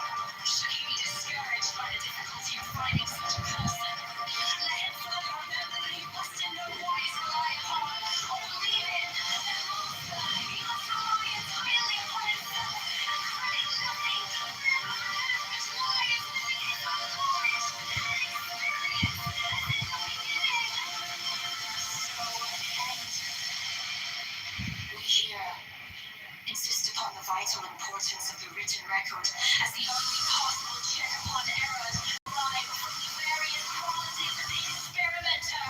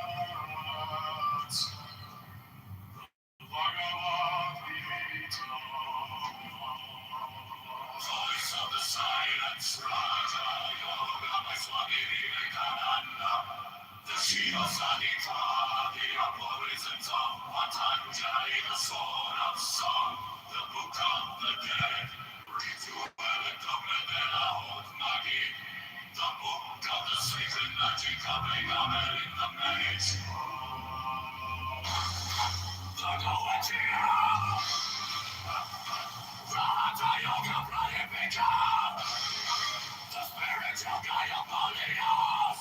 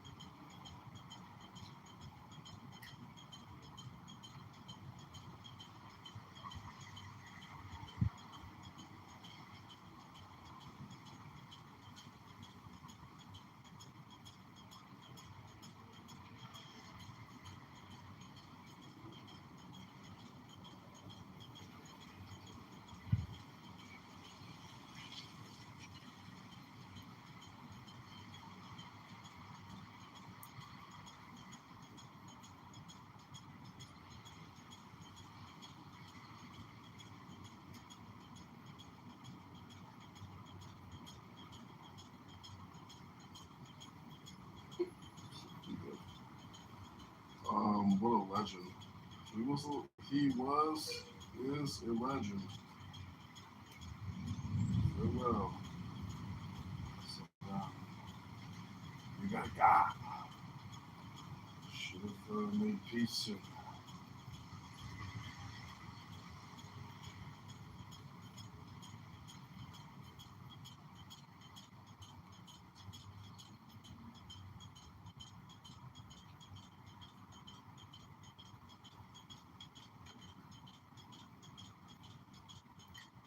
Put the else on? Put yours on.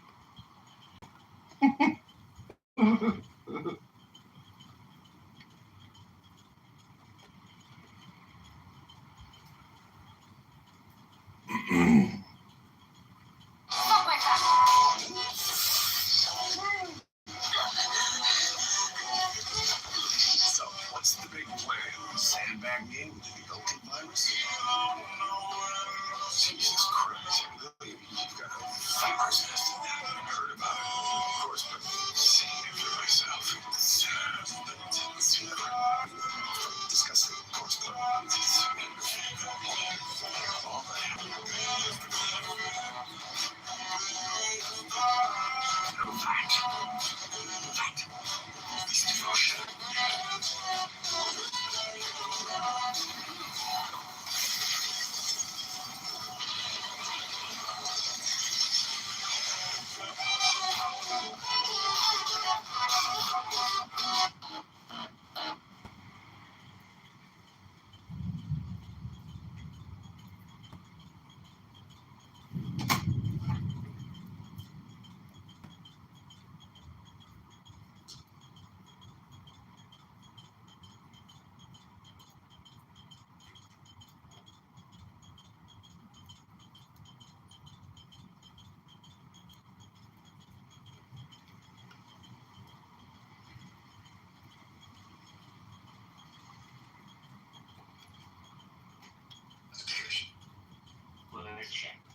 So then Iran was getting over Iran at that time. So US and Israel sold missiles to Iran. Why? And Iran had a chance to beat Iraq and put them back, push them back. So the answer for me is this. Israel doesn't want to see any strong country be much stronger than Israel in the Middle East, which Iran is. Be honest, Iran is the strongest country in the Middle East. Can fight with Israel. Israel is there just because of we are watching them. We are having their, their back. Trump saved their ass. Netanyahu is nothing without US, and they are saving their country by dollars that we are paying for gas and fuel here, which we did it in Ukraine. How Ukraine? This is super scary. Russia is attacking to some country. It's super scary. But Ukraine still is fighting back. How? Because of Europe? Of course Europe support them, but nobody. Okay, so listen. You got the answer. You got the answer. No. I don't have the answer. But I don't have the answer. But let me just share this because I do have to go. My wife had dinner now. But I do want to share this with you. I appreciate the exchange. I really do. And thank you for having a kind understanding. It's us going back and forth. You crying? I want to tell you this. Before, are you in US? Yes, I'm in California. I was praying. Okay, you are in my lovely state. So I'm in Utah. So I want to tell you this. I was praying when US is sending Navy and carriers over there, and Ayatollah afraid and come and say, okay, let's do the fucking deal. Because I didn't know if the war happened, will happen what we see now. Yes. Because it's really difficult to fight with the nation. They believe if you kill them, they will go to the heaven. Doesn't matter if they are guilty or what. That's why even Trump came to media and said, those motherfucker Iranian never stop, because he was promising we will finish this war in 2 weeks, 3 weeks, 4 weeks. This never will finish. Because you cannot finish them, man. Iran is a different country. And who started this fire? Israel. And God bless America. I hope one day Trump kicked Bibi's ass. Say, hey, shut up. Stay there. We don't want to fight with Iran because there is a big money for US. So, I'd rather take over that money than China, buddy. Okay, hold on. Could you do me a favor? Could you turn your peak ticket in? And everyone else on the stage, please turn your peak ticket in so you can join the house and stuff here. And Matt, I appreciate you. Matt, that was good. Right? No, I appreciate I want to come and see you. You have no idea. I just saw you. I wanted to go to see the Iranian page, We are in US and talking, in Canada, talking about what's happening in Iran. So, and accidentally I saw you guys. But I just want to tell you this. I support America. This is crazy. Beautiful. Yeah.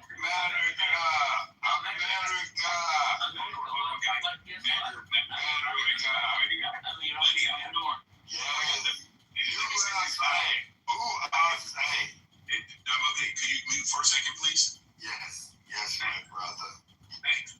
Just mute. Thanks. So, Matt, I just want to thank you for allowing me to be a mod. I was just have some fun in here with you. But I appreciate you giving me the opportunity. And everyone else, thank you for your patience and kindness. I just want to be able to hear people speak. And that's all. And but I was. Thanks for modding and holding up the space quite a bit there. It was kind of random. I kind of just want. You flying from space, brother. That was a great journey, brother. Let me give you a reward. You just really did a great job. So my apologize, lo siento, senor, what are your pronouns? And I just want to apologize, bro. You really did. Shut up, man, you fucking nigger. I'm from South America. I'm French, Irish. Man, I'm like, I ain't one of them motherfuckers. I ain't come from Africa now. Shit, I was already coming through here, partner. Shit, I'll sneak up and hit you in the back of your head.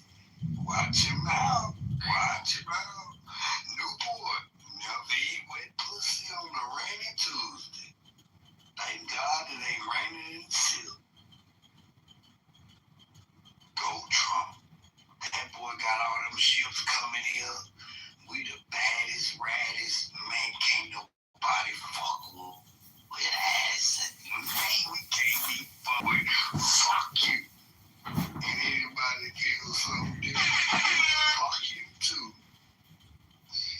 Man, them motherfuckers, we gonna have cruise ships coming here buying on, man, gas price gonna be $1.29 for us always said no. That's a bad mamma jamma. You know what your little girl koala bear said? Don't. And you know what Trump said? I'ma bomb the shit out them motherfuckers. Is that a Newport menthol beer in your PTR the movie? No, that's not beer. Never eat wet pussy on a rainy Tuesday. Today is sunshine. I goddamn heard it all now, my friend. I feel but like, Bunny, you do like it to go home then. And if a person wanna come down here in these woods, I'ma hunt them down like a deer with no eyes. You know what that is, I have no idea why you came on down here with that bullshit. Well, I just wanted to say something about the Iran war. Put me in the PTR, please, Matt. A bull can't make no babies. A bull can't make no babies. A bull just won't be able to make no babies. I'm sorry for the people who think, if you want to be trans. Hey, I watch Transformers and Voltron. Shit, you can be a lot of things growing up, but when reality hits you and them bills hit you, shit, you go into transform and be in jail or get your shit right. I know that. But hey, I'm just one of them country boys now. What do I know? I know one thing for sure. Shit, old Trump, shit. Oh, we bring God back in the system. Man, forgot about him for a moment. Anybody else have to put their air conditioning on today? Why they got bad? The heat ain't on. Oh, hey, we'll get you a GoFundMe. I mean, hey, my guy name, my name, PAT, shit, putting all going together. When that touchdown, paying out the time. Ain't no taxes on kill. Surfing. Go out there. I don't know what you want to do. And you owe me a match. That kind of Lord, I'm finna enjoy these next 4 to 5 years like it ain't my last, baby. This is gonna be so beautiful. Oh, my. And if y'all ain't in the stocks, them things been off the chain. Just, y'all know. Don't believe CNN on everything. I'm telling y'all from a Hello?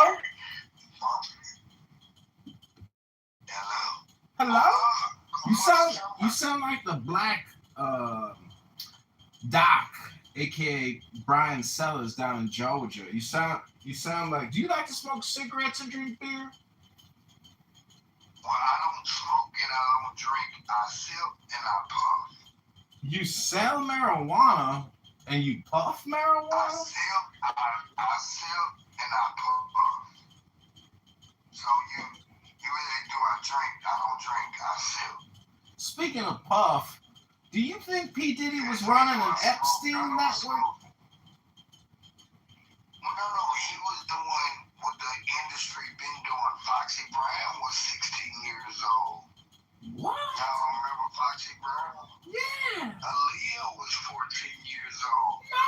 I mean, the industry been doing that. Didn't LL Cool J say in his video that she that was standing up pissing? The industry been freaky in Hollywood. Yeah. I mean, Hollywood.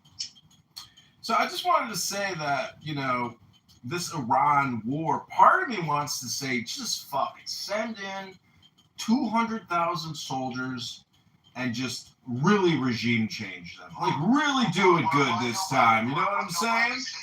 No, why nobody, I gotta cut you off, because why nobody did this for Libya? What do you mean? I didn't hear no oppression to Libya. Y'all just couldn't wait to get rid of Gaddafi. And then Hillary Clinton said, we came, we saw, and he did. Yeah. And in America cheered. I mean, why we didn't have this same feeling for Gaddafi? He didn't do nothing wrong. He seemed like a pretty nice guy. You just believed everything he could ride around with no top. I just saw a video of Saddam Hussein in court yelling at the judge saying, "You were found guilty twice, and I pardoned you, you cocksucker. I pardoned the judge that found Saddam guilty and then had him killed. Saddam Hussein pardoned that fucking judge." Hey, look, I got one better than that. People don't listen to what you call his speech in English. Who's the guy that got the swastika? What's his name? Adolf Hitler? Oh, Hitler. Man, his speech in English will let you know everything you need to know. That nigga was not crazy. Excuse me, it's a language. Isn't it amazing they say Trump is crazy every day in the news? He's got mental health problems. You see a video of him giving a speech in a $2 million suit. The guy looks fantastic. So for 4 years, we didn't say shit about Biden, and we wore masks. So nobody said shit for 4 years about Biden or koala bear. What are you talking about? The man let hundreds of thousands of illegal aliens run into the country. Man, right, just so No vaccines, no COVID vaccines for all those illegal aliens. I wonder why. Maybe because it was all bullshit. Hey, look, they getting eat better today card money. And you know, vaccines, you know how many places? Man, I would have I wouldn't even be here today if my mom would have got sick during that time. Oh no, y'all finna go see my people. You know what I mean, man, my cousin and them couldn't see their dying father. They had to look through him through a window. Nigga, I would have kicked that shit. Man, the Biden administration and Koala Bear, what the fuck? You don't even know what a woman is. It's an experience, like Clubhouse, like a cell phone. Listen, they have Angela Merkel. They got Angela Merkel, former Prime Minister of Germany, Chancellor. Go ahead. What is Koala Bear? I don't know that. Oh, that's Koala Harris. The one tampon Tim. Yeah, tampon Tim and shit. I mean, I got a lot of dry humor, you know what I mean? And is Trump perfect? No. But I'll tell you this, if Koala Bear got on her period, shit, we would have had nuclear war. But, you know, menopause, I don't know all the details. That was a deep joke, y'all. I told you I got that dry humor, man. Look at Koala Bear. Do you know how much we spend on nuclear weapons annually as taxpayers? Hundreds of billions of dollars. Can't we just get an arsenal and keep it and like cut the costs by 80%, but not keep, expanding and researching and I mean, when is enough enough? The country is broke.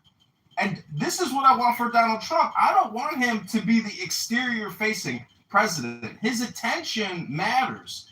And if his attention is just on the war in Iran, he's forgetting about the war at home. We have a war to wage against left, wokeist liberals. We have to smash them. We have to take over these sanctuary cities and fully eliminate the threat internally before we ever spend any more blood overseas.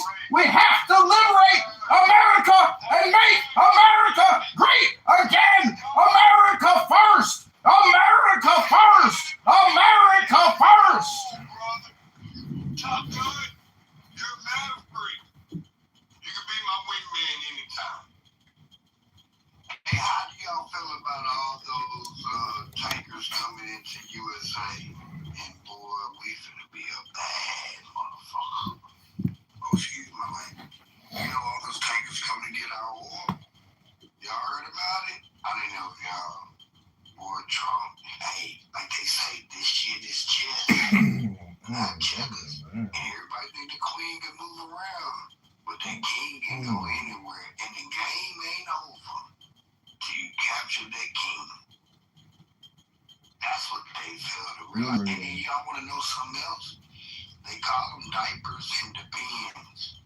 Diapers are for the babies. She love changing them.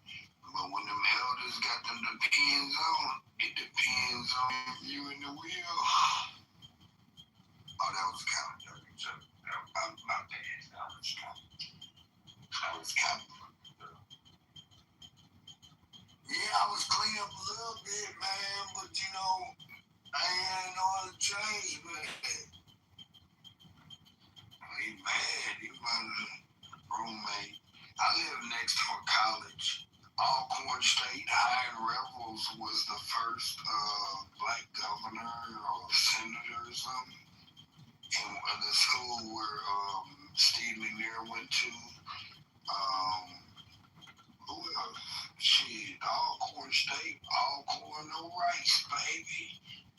Mississippi, Ole Miss grow the best weed too. We got that good weed there in Mississippi. Shit, we in the woods. If y'all ever seen a deer with no eyes, I have no idea.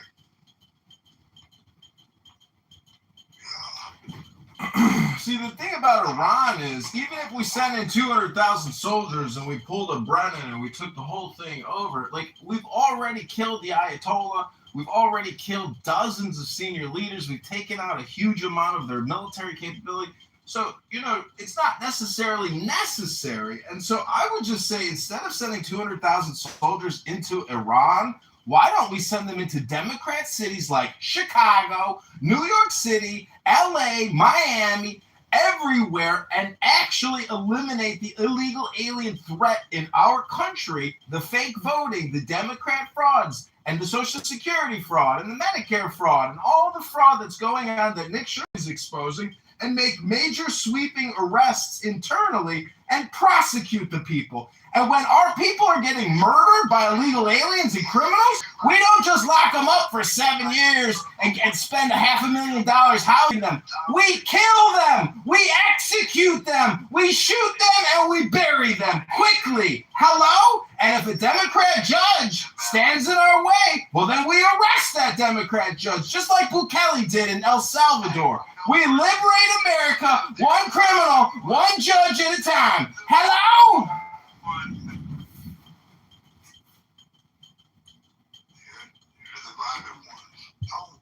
Don't kick nobody out. Let the man freedom of speech, because rule number 2 comes behind that. Oh, no threat. That was no threat. That was just.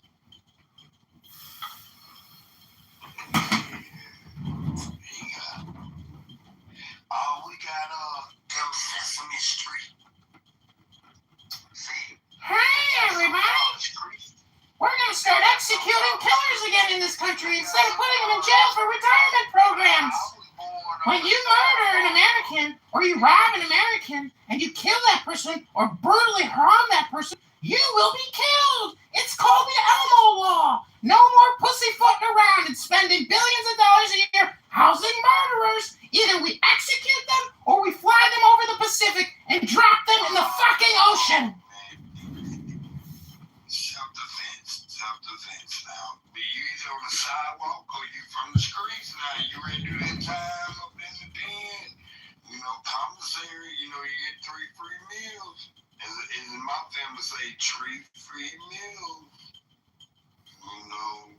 Be careful.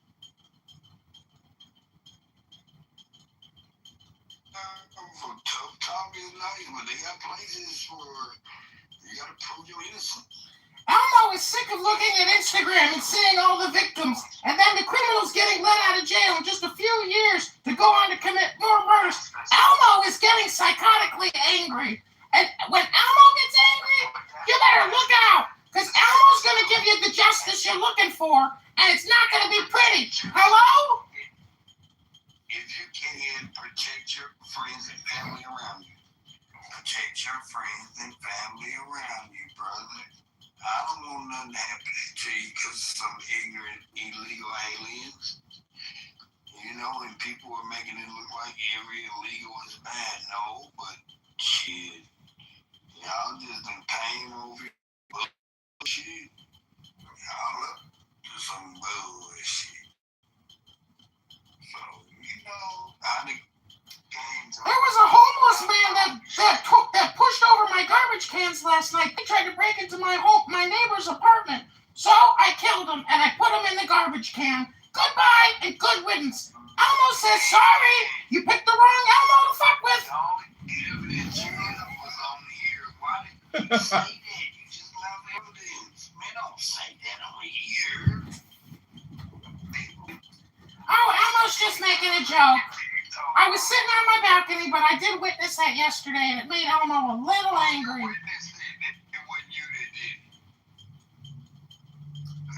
I'm just saying, if you kill Elmo, Elmo's going to come back from the grave and kill you. Oh, you changing subjects. You just said you got you a body. No, Elmo was kidding. Elmo wouldn't hurt a fly. No. Elmo's your friend. No, your ATV shows a white male. I'm running your place there. I'm be honest. Elmo's always honest. Elmo is very patriotic and loves his country. I found out you was trying to play female sports. That's a violation of a code. Honey, is that the federal code or the state code? Oh, this federal, bro. Oh, no! You know, we have a .0099009. Yeah, prosecutorial misconduct. Your voice doesn't matter. See, your conduct. It's your content of your character. Elmo has good character. Elmo's never hurt anyone. No. His outside seems jolly, but his character has fucked up. It's true. If you ever looked inside of Elmo's mouth, it's a black nightmare of nighttime. It's a pit of abyss. Inside Elmo is the apocalypse. It's more like a fish. Well, can you roll up Elmo a joint, please, the movie? I'm ready to smoke. Community service is what Elmo says. I'm willing to throw down, you hear? Elmo will throw down. Pack that plug tight. I got you, the movie. I gotta ask my roommate when he get out. Your roommate? Be like $3. Yeah, I got a roommate. That's how I pay my bills. Oh, shit. Elmo likes his privacy. He's still weak, though. All right, well, tell him Elmo's down to throw down. Community service, that's what I say. Sharing is caring. Hey, send me like $3 so I can get like a .3. I got you, bro. Can you lend me $3, Joe? Somebody wrong. What the Trump? Go Trump. Go Trump. It ain't like that, boy. We get us a GoFundMe, bro. Everybody love. So I don't know if anybody follows international news, but Ireland has rebuked their own government, and the Irish army is putting down an Irish farmers' rebellion, and their response is, "You fucking psychopathic leftist woke bitch motherfucking Looney Tunes! All you do is complain about Orange Trump all day long. That's not leadership. That's spam. You're just spamming us." What y'all think about that Canada shit with the little party with the little cards? They had that little, you know, it's been all over the TikToks. And they bring their little card. I have my card that says y'all know what I'm talking about up there, Canada? Yeah, man, I know exactly what you're talking about. Yeah, shit, I knew. Shit, you into everything else, shit. Well, has anybody seen in the new chat feature? Where you from, Denver? Are you from Denver? No. You're from like Denver, Colorado. I was born inside your ass. Are you into astrology? Oh, you playing that homo shit. My shit exit only, homeboy. Exit only? What? Exit, My shit man? is exit only. You talking about Uranus, man. Y'all don't play that shit. No, I have cosmic consciousness. I'm an astrologer. Man, you can astrologize all the fuck you want, but it ain't going up my Uranus. What about Saturn? Are you interested in Saturn? That shit in there, What do you think about Neptune? This funny motherfucker thought he could be slick or something. What you talking about? Lisa, or whatever the fuck his name is. What's a YN? I saw a YN video today, the first YN video from 1965. I know what an F and a Q is. F and a Q? Fuck you with my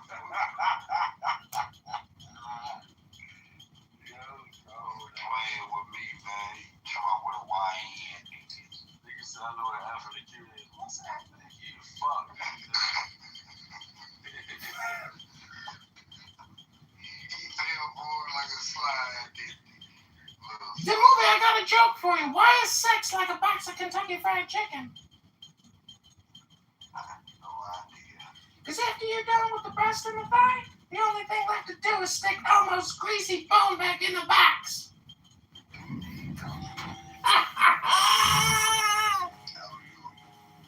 You know why you got chicken at the side of your bed? Because you just need some grease or whatever you do later, nigga.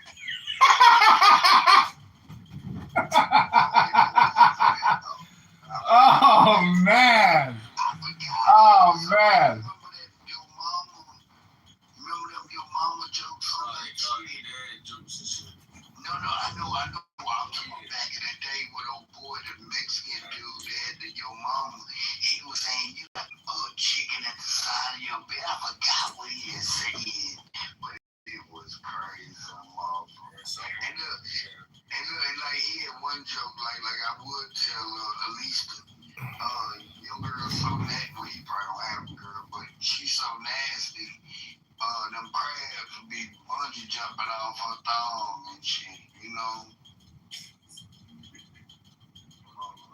And her little tampon, you know how The movie! What kind of an animal do you think Elmo is? Elmo always inspects the vagina before going down, because one time Elmo actually saw crabs on a woman's vagina, and Elmo had a panic attack.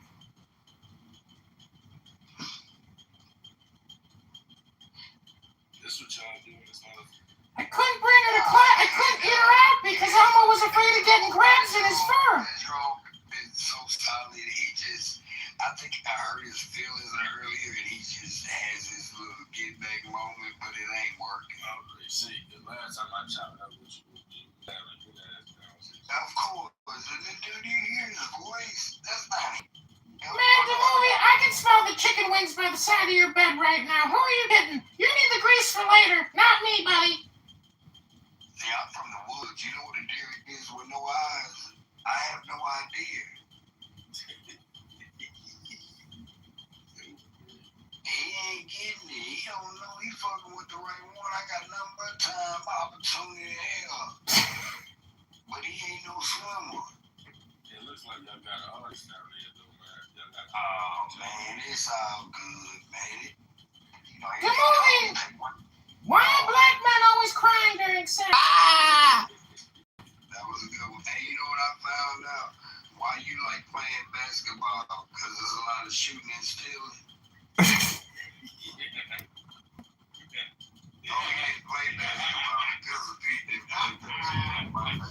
No, I play golf. Elmo likes golf. Ain't no white man crying in Idaho. Why does O.J. Simpson like to play golf? Because he didn't have a glove. No, it's because he gets to hit something white. That one is good, though. Shit's good. Yeah, I know, man. You know I got this dude. You know, white people, they try to be cool with us. Like everybody afraid of us. Really love us. Titleist is the number one ball in golf. Hey, bro. You know the only ally we really have in America, I'm talking about in 2026. If you look at another ally, I'm not talking about your brothers or your immediate family, but it's the white man. No, it's the liberal white woman. It's the liberal white woman. That's the real ally of the black man. You're never going to get reparations until you can make all the white women say yes. They say yes. That's easy. That's easy. I have a college in my backyard, and this tennis coach, Lord rest his soul, Coach Dodge, he brought them Europeans. I'm talking about the real Europeans, them Russians. The white woman, like, they rub out black, curly hair. Like the project comes to the left of us. Man, you know girls, it's like, they just like it. But when Cal tired, no, for real.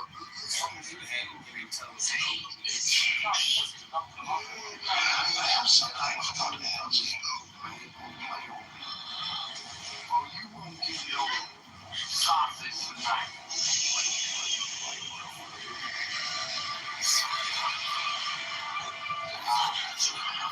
That's what he's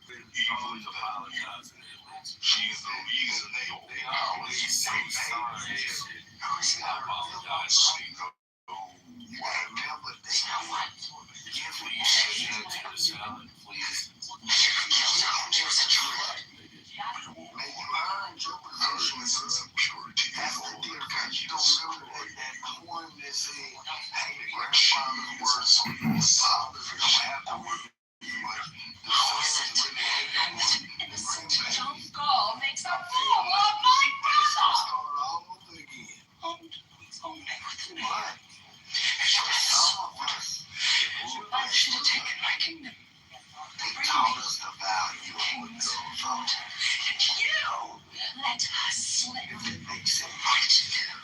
What to bring in darkness. You swore that you would protect me. You swore. Guess what? I went to some of the most prestigious schools. No loyalty. No loyalty. None. Not even with you.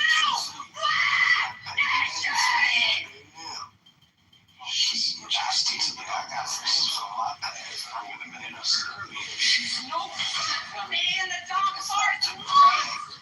You failed me, Phil. I don't give it all to you.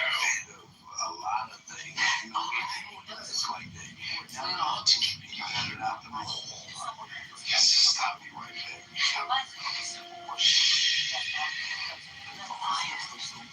I have no powers in the dark forest. You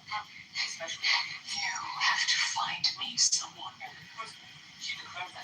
Someone who knows it. Someone who can hunt her. Well, this room is brought to you by the Black Caucus in Congress and the Senate, in the executive and in the judiciary. And it's all because of our great leader, Matt Cool, in Redondo Beach, one of the few and only MAGATs holdouts in Los Angeles. The thing about a MAGAT is, in the black community, it's a larvae. And a larva transforms like a chrysalis butterfly. It transmutates into something different. And that's a lie. Ain't never said it was the truth. You ever hear a motherfucker tell a lie so good you thought he was telling you the truth? I thought a fly can't die, but boy, a little salt water don't bring no sugar to no bee. You be tripping up in here. And that ain't no lie. A woman will fuck you over every time. And that ain't no lie. No, sir, the game of pimping and no limping is, if the woman choose you, you good. But if you chase that motherfucker, you gonna be broke as a dude on the side of my shoe. So go chase the one you want, but you don't want the one that choose you. See, we are the prize, but to get a surprise, you need a female. And again, and that's what it's called, a female. Oh, you have to pay attention. And if you a broke nigga, you better have a lot of attention. But if you don't have no attention, have some money in your pocket. But a female, the right one that choose you, you have no worries, at least. I promise you have no worries. White, black, Chinese, Espanol. I've been with many. You just gotta eat them. I don't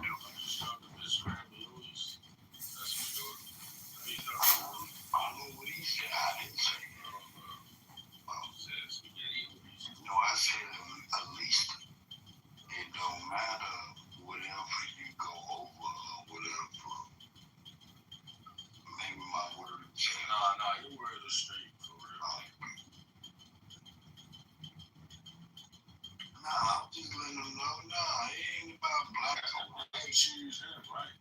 Man, if you get chosen, you're really good. But what happens with us men, we don't like being chosen. We want that challenge or that bullshit. And that woman run us down there, pull down. You want that, mister? She did Samson, David, shit like Eve, Adam, Medusa was a bad bitch, but she was more methodical. I mean, there's a lot of women that took us down there through there, ain't there? They had one lady named the Black Widow. She's a blind Pablo. She killed all her husbands, except one brother. They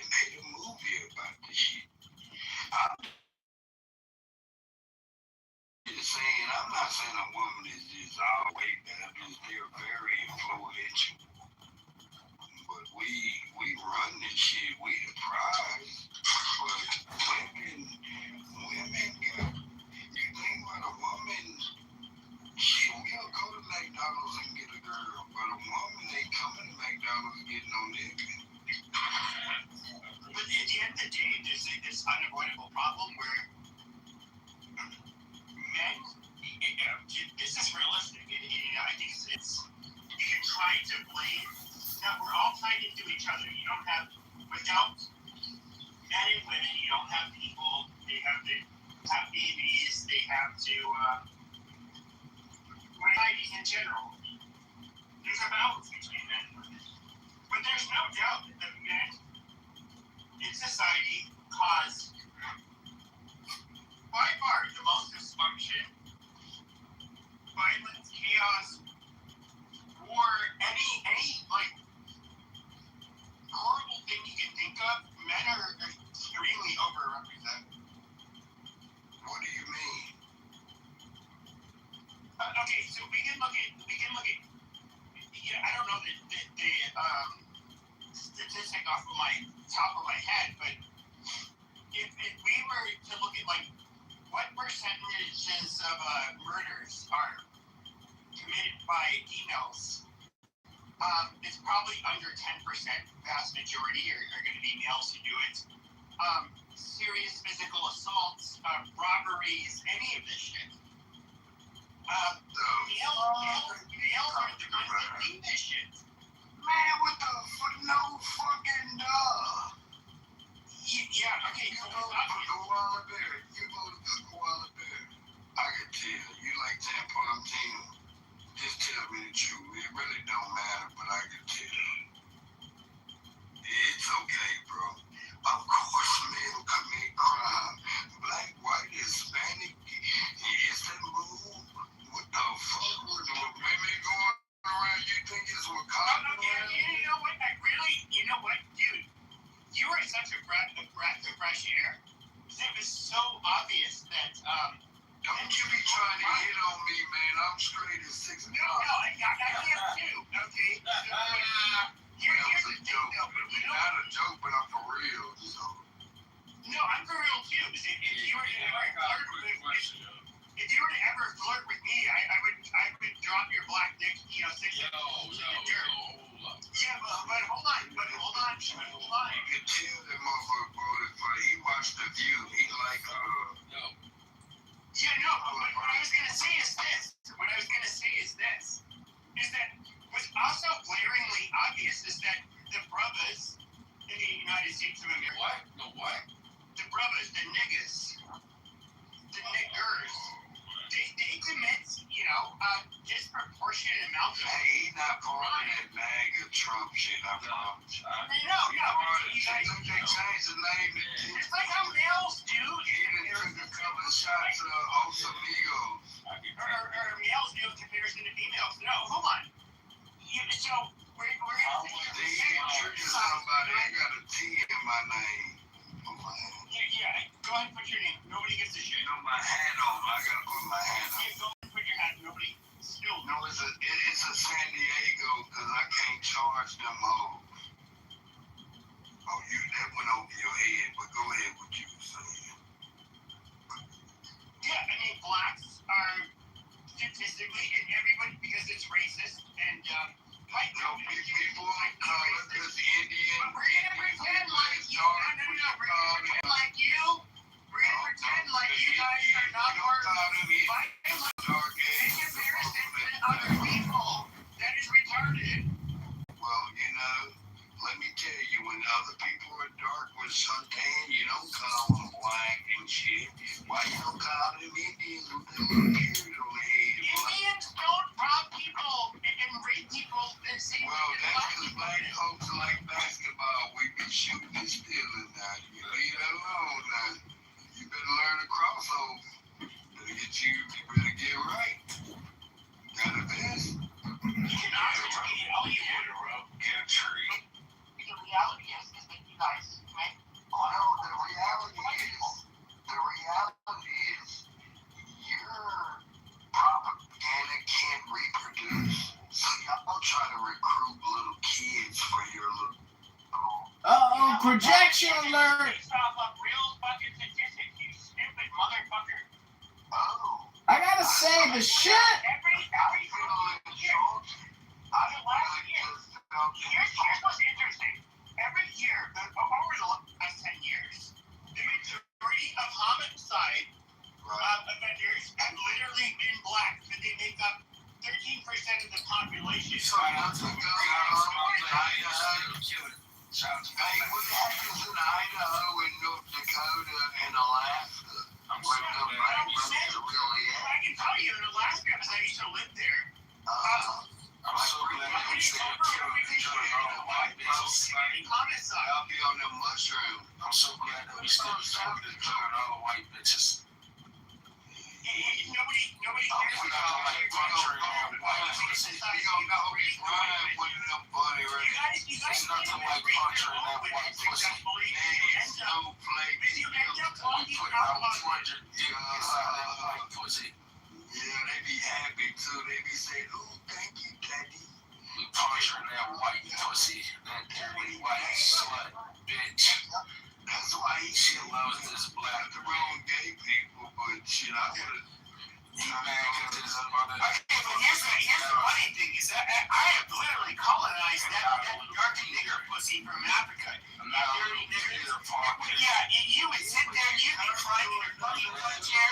Oh, well, because people are mad at that bitch. Oh, shit. I want to fuck that bitch. I'm checking my dick in my hand. Why can't I keep it that white boy? Oh, my God, my dick is bigger than mine. I thought we had Nanjiko dick. Because these big niggas. Oh, my God. I thought my boy had a bigger dick than me. That shit ain't fair. Why should that white boy slap the shit out of me and beat the shit out of me? Why the fuck is that white boy smarter than me? Oh, my God. Why is that white boy better than me? Oh, my God. We was playing, man, because we tapped you that ass. You can't tap shit. I tapped your mama's ass. I tapped your aunt's ass. I tapped your fucking sister's ass. And here's what, bitch. I'll marry your fucking mom, bitch. And I will literally mount you and take away your little knuckle and melt your ass. No. I will melt your chocolate cheeks real fucking fast. I will literally put a bolt in your black ass, boy. And you're grabbing from your goddamn phone. Shut the fuck up. You're crying because I took away your phone. This is what it's gonna sound like, bitch. Shut the fuck up. Ass is gonna fall out. Nigga, shut the fuck up. We have a puncture that white pussy. No, you puncture white pussy. You can't puncture shit with that little white pussy. What the fuck are you talking about? We put this. Okay, you wanna see the real snake? Big ass white dick. When you put in your black ass mom's pussy. That's what the fuck you're at about. The statistics have literally got statistics several weeks ago. It shows white women are the most racist black women. That's what you guys get. Suck my dick, you dirty fucking nerds. You're so bad.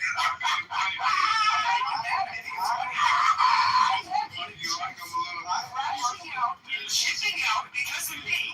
You dirty.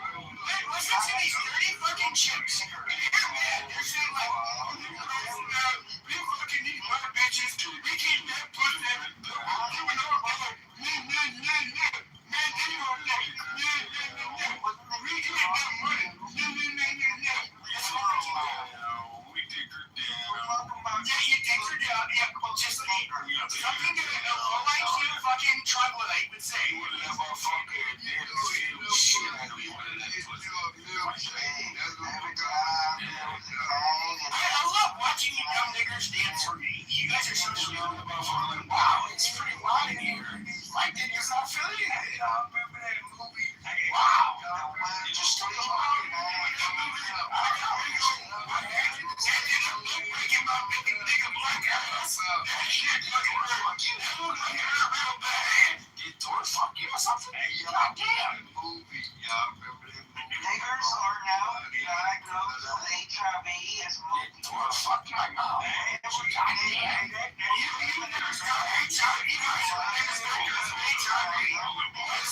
Listen. It's not the problems that get it. It's the biggest sector of sexually transmitted diseases. It's not the drugs. I'm sorry, my name's Alex Jones. It was literally the fucking niggers. They were chucking each other in a blue. They were down low gay niggers. And what they did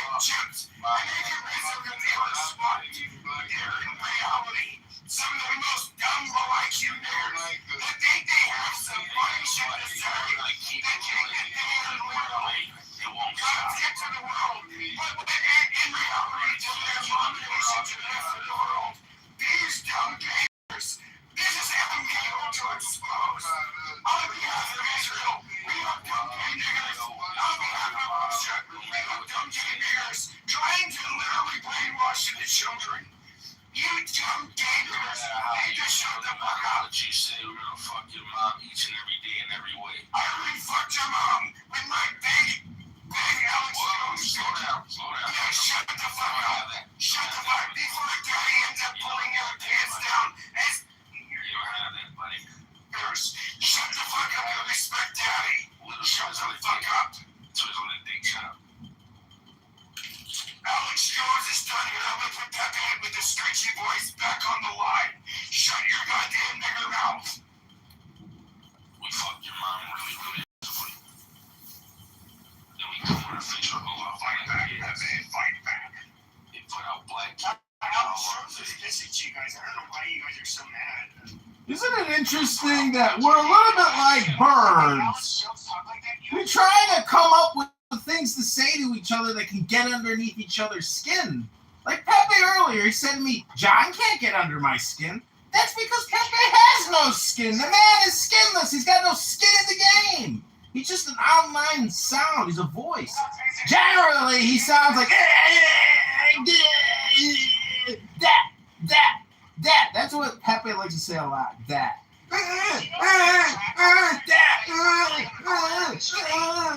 she said, oh my God, I'm so good, I'm so privileged, and I wanted to like somehow, whatever way, she thinks she's pretty, but she wants to insult you.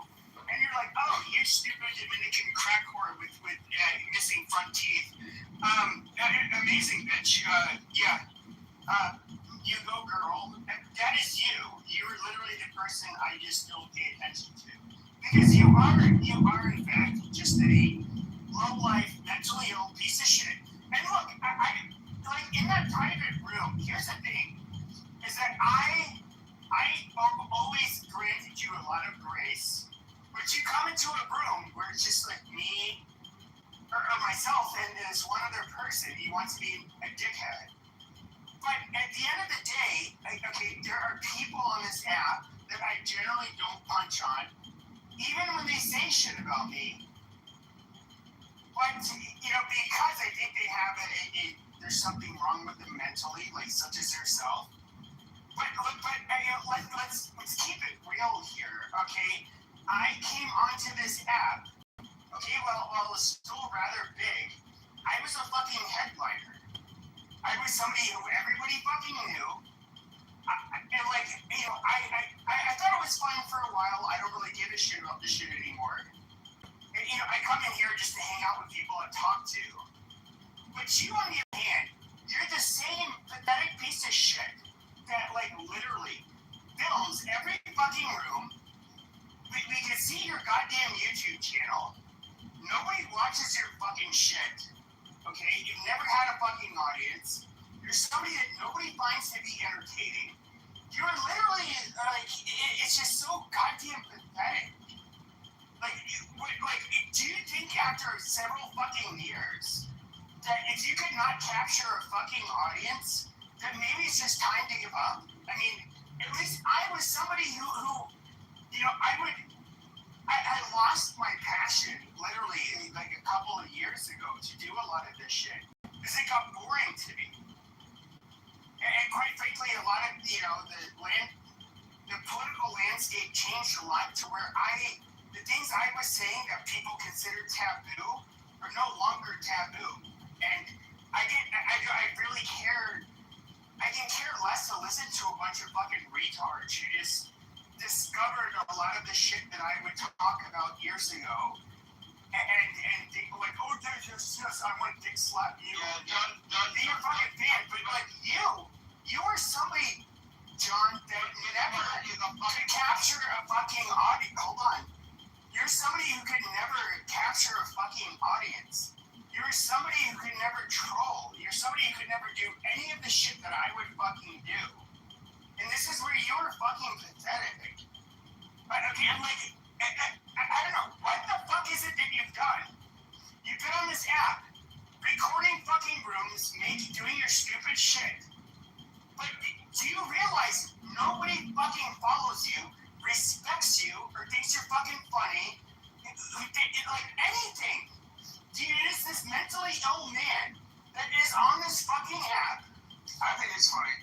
He has ranting like this. on so No, but he came in. Hold on. He This is came in. fake outrage. Hold on.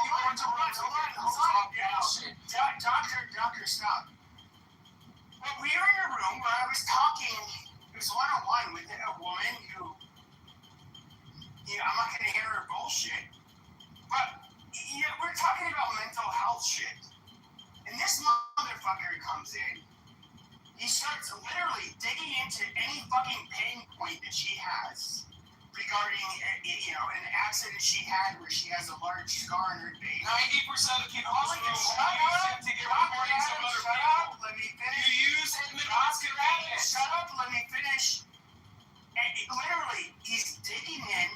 He's using these fucking pain points, knowing that she's like, she has some issues, and it's just like, to me, it's just like mind-boggling. And I would have mercy on you, just like I do with many individuals on this app, because they are.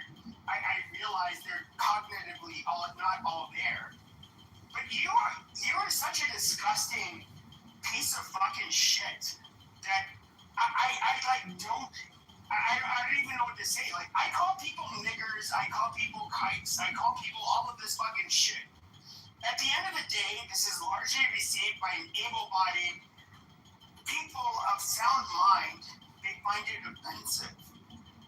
Okay, sure, and you can say I'm super despicable. That's fine. Okay, but I don't prey on individuals. There's one despicable piece of shit rapist on this app that I would go back and forth. Look, I'm not somebody. Shut your fucking mouth. Shut your fucking mouth. Shut your fucking mouth. No, you can't say anything. Wait until I finish. I'm gonna wrap up in under a minute. Just shut your goddamn mouth. Shut your fucking mouth. Okay, and then shut your fucking dumb nigger mouth for 1 second. Shut your dumb nigger mouth for 1 second. It goes quicker once you just shut the fuck up. It goes quicker once you shut your fucking mouth. Nobody thinks you're funny, actually. Nobody is a fan of yours, so just shut the fuck up and let me. Okay, Matt, mute this goddamn monkey so I can finish. I can't hear you. He's really quiet. Yeah, it just put him in the goofy app too. Shut the fuck up. But at the end of the day, I'm not doing you praise on a lot of people realize this. I'm somebody who's a troll. I use a lot of humor. I sometimes have serious conversations. But then there are defunct pieces of shit like you, Mr. I don't remember. He goes by so many fucking names. The mentally ill dipshit from Chicago. Shut your dumb mouth. Wrap it up, Pepe. Yeah, okay. Dude, shut up. Now, you on the other hand, you're a talentless, mentally ill piece of fucking shit that goes on this app. Nobody is a fucking fan of yours, you stupid motherfucker. Do you realize that yet? Even your own fucking community that you would stand up for the most, which I don't have to name, they kick you out of fucking rooms. They look at you as a mentally ill fucking retard. I mean, do you not understand that? I was somebody who always offered you grace. I realized you weren't all there, but then you just keep on picking at people. You honestly think the grace of Pepe, a young fucking racist with a frog in his throat, you think I need grace from you? You think I need any grace from you? I got the Bible. I don't need Pepe's grace. That's useless. That's worthless. That's worse than dog shit, Pepe, you fucking low IQ Phoenix, Arizona little fucking Corsican midget. Frog sounding. I know geopolitics, and I hate the Jews, and I hate the Israelis. Why the fuck are we getting involved with all these international conflicts when we got all these N-words here that I can yell at all day and waste my life doing nothing? Playing the role of a political geostrategist and then calling somebody a fucking retard. Okay, Dr. Pee-Pee. Thanks for the grace you've given me in the past. You're amazing, Dr. Peepee. You're on the big things in life, young man. Oh, you're going to do so well with your content. Your content is going to go so far, Dr. Peepee. Oh, Dr. Peepee. My own people, Dr. Peepee, they hate you with a passion. Everybody thinks you're annoying, you're low IQ, you're racist, you're stupid, you're a bigot, you're a sexist, you're every stupid thing in the world. And the fact that you hate the left and that you hate the woke left doesn't make you a hero. You're not some kind of fucking hero, Peppa. You're a page. I'll give you that. You're like a page squire to a knight or something. I could see that role for you. You're like the dumb fucking, little daffy kid that helps the knight go win the battle. I'll clean your sword and pick up the horse poop. Fucking Michelin. Nobody. You know how I look at Clubhouse, a Jewish Clubhouse, which you all know, especially you.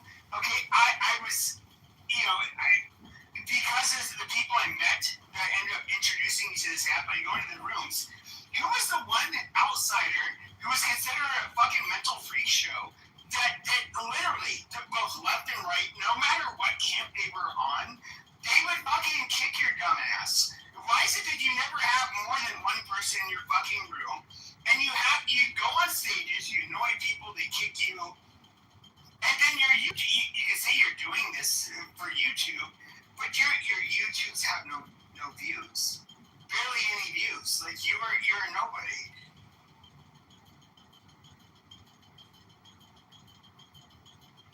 Are you talking to me? No, I was talking to the Chicago man. Hey, the Pope's from Chicago too. The Pope is fine, and you know who else is a dumb piece of shit? But Mr. Chicago, John Kitover, probably disagrees. But our president to talk to the Pope in the way that he did was absolutely deplorable. I mean, and then right afterwards, he posts a picture of him as Jesus, and the next day he says like, "Oh, I thought it was a doctor, It's because many people try to convert to Catholicism to earn rights. So, for example, I will gladly, in a heartbeat, convert to Catholicism for rights. I've actually already converted to Protestantism, but I only got ever in trouble when I was looking at the sort of data of the Catholic Church, because it's technically a foreign government, the Vatican. And I have many contacts in the Catholic. I really think that even if I would sign a piece of paper saying I'm a slave of the Catholic Church, that the Catholic people are very humane and even would not actually. Are you considering doing RICA? What? Are you considering doing RICA? What is that? It's like the adult conversion to the Catholic Church, because you said you became Protestant and you're thinking about the Catholic Church. But my thing, I just wanted to finish up and drop your Kitover for 1 second, because he pisses me off too. I disagree with him on a lot of things, but this is one thing. No, I didn't say I was considering the specific. No, you're actually making it worse. But the thing is, I'm not talking about. I'll get out the way. I'll give you a bit more than the Catholic Church. In the Catholic Church, you have your local priest, and then you have your bishop, and then you have your cardinal that you can go to, whatever the hell it is. Like, every time I go to Rome, I can contact my cardinal, but you have to do your RICA training first, because it's not like, you're gonna do the Nicene Creed or whatever because of how. Oh my God! Nobody said they were converting to Catholicism. Wait! I'm talking about. Jesus Christ, Abject! You're just speaking this language. You're ruining the conversation. So long, bro. You're reading, but you're ruining somebody else's speaking. So horrible, so terrible. Let the other motherfucker speak. Bro, you were just talking for so long. I just spoke for like 2 fucking seconds. I know, but you're not. I didn't hear you so long, but shut the fuck up. Because you're derailing. You don't shut the fuck up for 1 second. Bro, you're derailing for so long. You didn't say he was wanting to convert to Catholicism. You didn't even say he was considering. You're literally putting in your 2 cents. You're putting in your 2 cents to earn a banana. But your monkey ass did not have to earn dance. I swear. You're talking for so fucking long. Now shut the fuck up for 1 second. All I'm trying to say is, if he's doing it, he's gonna do it. He didn't say he wanted to. Shut up, bro. You can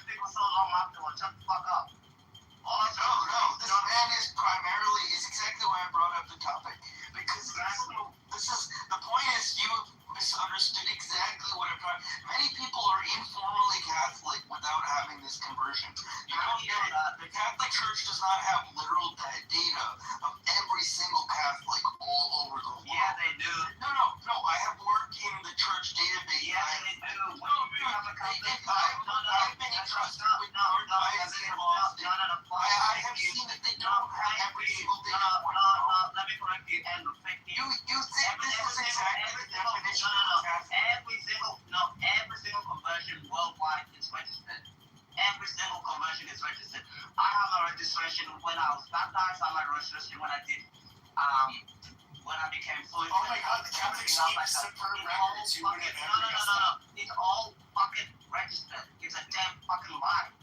Every single person who becomes a Catholic, you're registered. You get a certificate and it's registered by your local church. Give me a fucking I'm saying that record is easy to fucking falsify.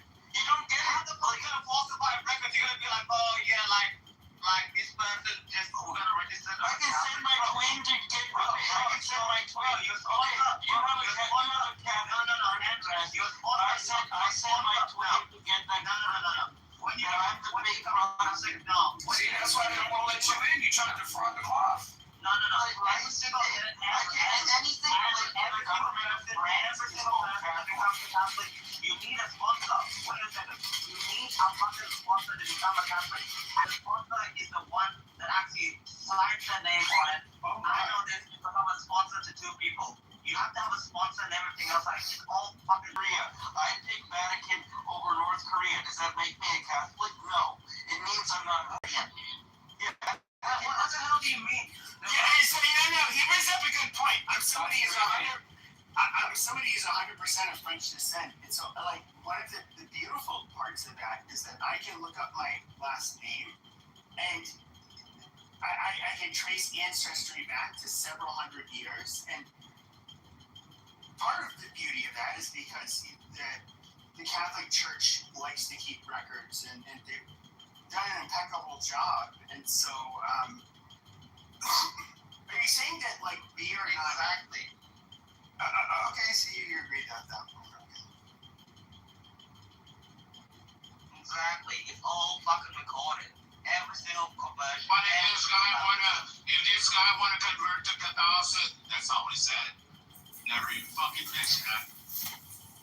Bro, shut the fuck up. That's true. You didn't mention that. He said. Let me tell you. If you want to convert to Catholicism,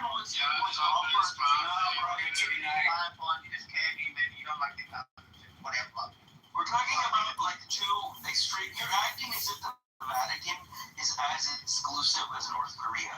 This is what I think. No, I'm not. It has 1.4 billion paychecks. We're fucking exclusive.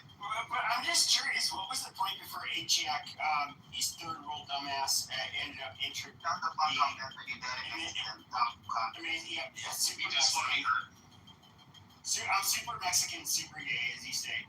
But anyways, when it comes to what were we talking about before that? I was trying to say that the U.S. right wing is very much modeled very accurately by the Pope, even though it's technically Trump who's in power, because the U.S. right wing has it's very complex game theory as to why.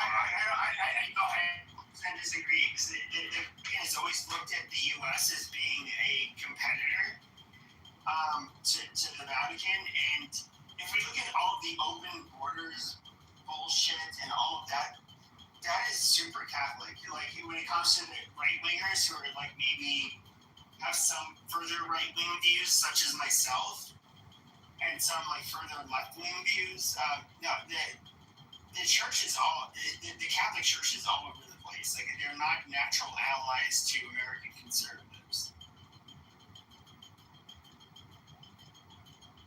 But Pepe, if you want to convert to Catholicism,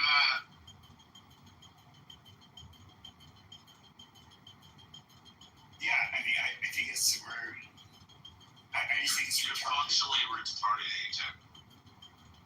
Bro, I don't know why you always talk to me. You don't cut. I really hear about I'm actually trying to convert Catholicism in order to get a visa to the Chinese. Everybody in the room goes, oh, hey, it's weird. It's gay. I don't know. It's dumb cut. You're just a fucking retarded cunt. I know. By the way,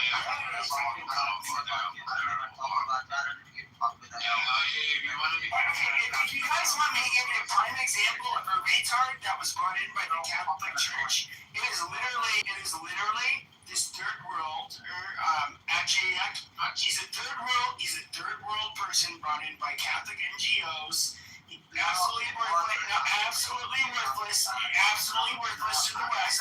Here we go. And here he gets to grace us with his presence by being on a modern, being on the modern, being on the modern internet. Okay, or internet carrier, it doesn't matter. And he gets to mention us and give us this point of view. Right. Dirty fucking retard. Yeah, but do you think it's because he's jealous? You're jealous. No, Pepe is such a dumb fucking retard because I was like to him, never once. No, you're just jealous. You're jealous. You're just a jealous person, period. Pepe is a fucking retard. Fucking like sweating in fucking. I'm retarded, Mexican, and gay. Like, for sure. Yeah, and it's just like, oh yeah, I can do it. Like, shut the fuck up. People are just trying to have a conversation, and you're just a dumb fuck. You're like, oh, third world. You know, Pepe is one of those retarded edgelords that in school, like in high school, university, they're one of those slow fucking retards that never got and did anything in life. I was in short class, anything in life and everything else. Like, Pepe is one of those disgusting, slow fucking edgelords that never got any pictures, never did anything, never went to school, never went to university, and he just sits on here all day fucking long. Yeah, I only gave blowjobs to other boys while wearing my safety helmet on the short school bus. Absolutely. You're correct. You're correct. I have to make sure you're correct. You're in your 40s, no family, no wife, no kids, no bitches, nothing to look forward to. So you just come on here and scream all day long. What the fuck have you done in your life, bro? By the time you play next, you're gonna be. I've given blowjobs on the short school bus. You're gonna be 50 with zero fucking accomplishments, and then you're gonna be like, yeah, at least I can come on Clubhouse and call people niggas at third world. What's your mom's dating profile so I can marry her? You're such a fucking loser, Pepe. Honest to God. You were born in the greatest country in the whole world, and what the fuck have you done for yourself? What I'm curious about is you're pathetic. You describe yourself as a Catholic, but what I'm really curious about is that if we look at the Pope, can you tell me what is your opinion on what Trump said about the Pope and him dressing himself as Jesus? You're a fucking cuck. You literally will divide the Catholic Church. No. Yes, you will. Bro, Pepe, you're almost 50. Yeah, I'm almost 50, no wife's nothing. Yeah, we heard that. But my question... What do you have to show for yourself? Okay, nothing. Absolutely nothing. Yeah, absolutely nothing. Super good. Yep, we heard that. No wife, no kids. We heard that again. I heard you just come on the app and you just call people names. Yes, amazing. Okay, we got it. Okay, we get it. Axiom's claim is that I have no wife, no kids, and I'm a fucking loser. Amazing. Listen, okay, we get it. I repeated it for you. But my question is, what do you think about what Trump said about the Pope, and what do you think about him with that meme of him as Jesus? And you became a groiper, retard. I'm not a groiper. I'm not a Christian nationalist, you retard. And everything else like that. I'm not even a religious person. I'm not a groiper, you fucking idiot. And you're so retarded, and you come here, and you're like, what do you have to show for yourself? Okay. Absolutely nothing. We've already gone over this. Nothing. Yep. Super loser. Yep. Super loser. Such a fucking loser. He's jealous, man. He's jealous. He's probably baptized as a kid, and he's jealous. Yeah, I just wanted him to get this part over with. See, guys, I'm a loser. Jake wins this round. Yep, absolutely. Jake won this round. Everybody give it to Jake. Okay, but Jake, shut the fuck up so somebody else can talk. Because I'm literally trying to ask you a question. No, when it comes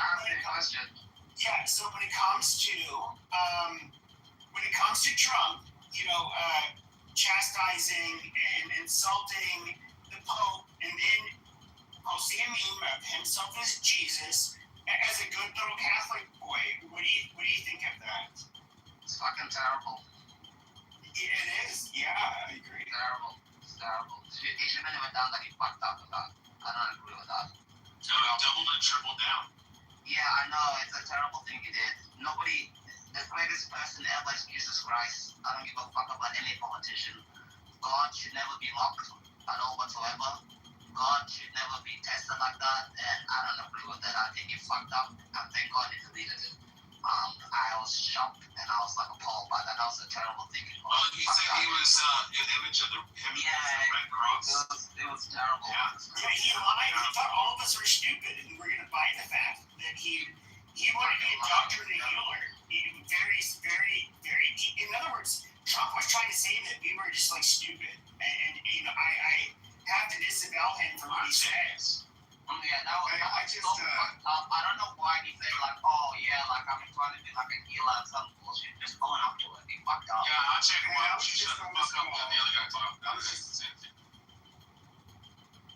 My battery died. I just got back.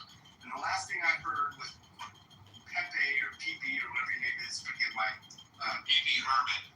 PP calling a bunch of men who are yelling back at you the N-word consistently. PP, how are you feeling about that? Okay, like Pee Wee Herman, but my name is PP. I shoot motherfuckers in the back of the head. He did it with a load of cum, and I do the same thing as him. So that's fine. Don't fuck with me. Yeah, he'll bust a nut in the back of your Puerto Rican. He'll bust a nut in the back of your fucking Puerto Rican hair. I got a real question. Like, are you playing? Like, are you a black man? Just like, oh no, he's a white supremacist, but we do hate the niggers in here. Wait, are you a white man? Wait, you're black adjacent, so you should. No, I'm Mexican. I'm Mexican. I'm a homosexual Mexican that does not have children because Adject likes to say I'm a loser, but I am gay, so I wouldn't have kids. Well, you have kids in your butthole. No, but I took them out like afterwards, so they don't last. Are you proud of yourself right now? Absolutely. Gay people can have kids too, by the way. Yeah, butt babies. Wow, you totally just exposed your weakness, bro. Like, you really exposed how insecure you are. Oh, God. You're the champion who's going to defeat us all. No, not me. Like, the way you just Santiago, I think you're in the wrong group. I don't think you get the vibe. Yeah, you should wait till Abject. Yeah, Santiago, I think you're jealous because I am a top at the end of the day, and I don't want to. Just so you know, we have the blackest human on earth, which is Ajak, because he's South Sudanese, is Dinka. So he co-signs everything, so we're allowed to say that we're a nigger. You can say nigga, you can say faggot, you can say I like freedom. I like freedom to do whatever the fuck you want to say. South Sudanese.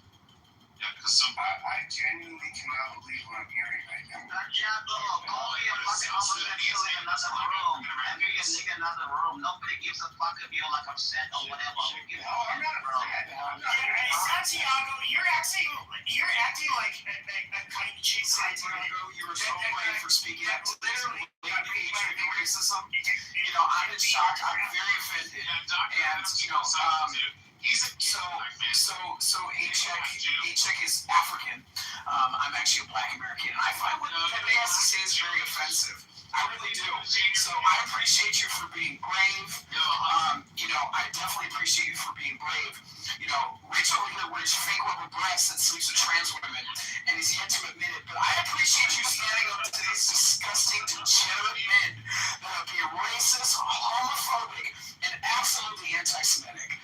Oh, and that's a gay nigger that was speaking, by the way. That black woman starts talking, you start calling her a niggle blue fucking fat big back fucking disgusting whore and shit. I'm going to rest my own superiority, and I'm not going to respond. Santiago, you know what Hillary Clinton say? When they go low, we fly high. Okay? Don't absolutely do not do him too. I mean her. But again, so at the end of the day, I feel like we just need to just not don't let it trigger you. Don't let it trigger you, Santiago. Bro, I'm not at all triggered. I just think it's super shameful of all of you to act this way, for real. Yeah, it's super shameful. I don't give a fuck, Santiago. Yeah, get off your fucking little high ground of your pedestal, Santiago. Nobody gives a fuck about the total elected liberal Santiago, you converted me. I feel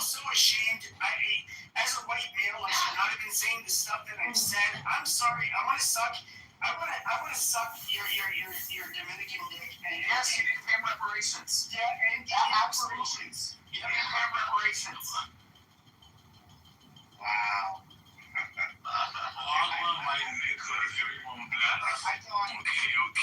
Bro, why you not coming to say my mind? Because I'm just saying, Mom, I wonder my people down. But you should hear one thing. You're showing At least you're better than the mud cookie eating people. You're showing how fragile you are. Santiago just fucking insult somebody. Nobody's fucking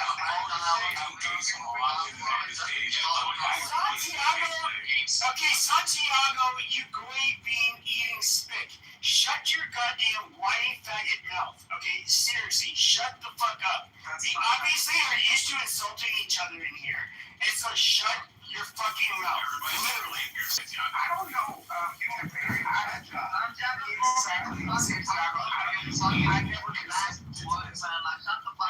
absolutely never consented to this. So I would have to agree with Santiago. I'm gonna add Santiago.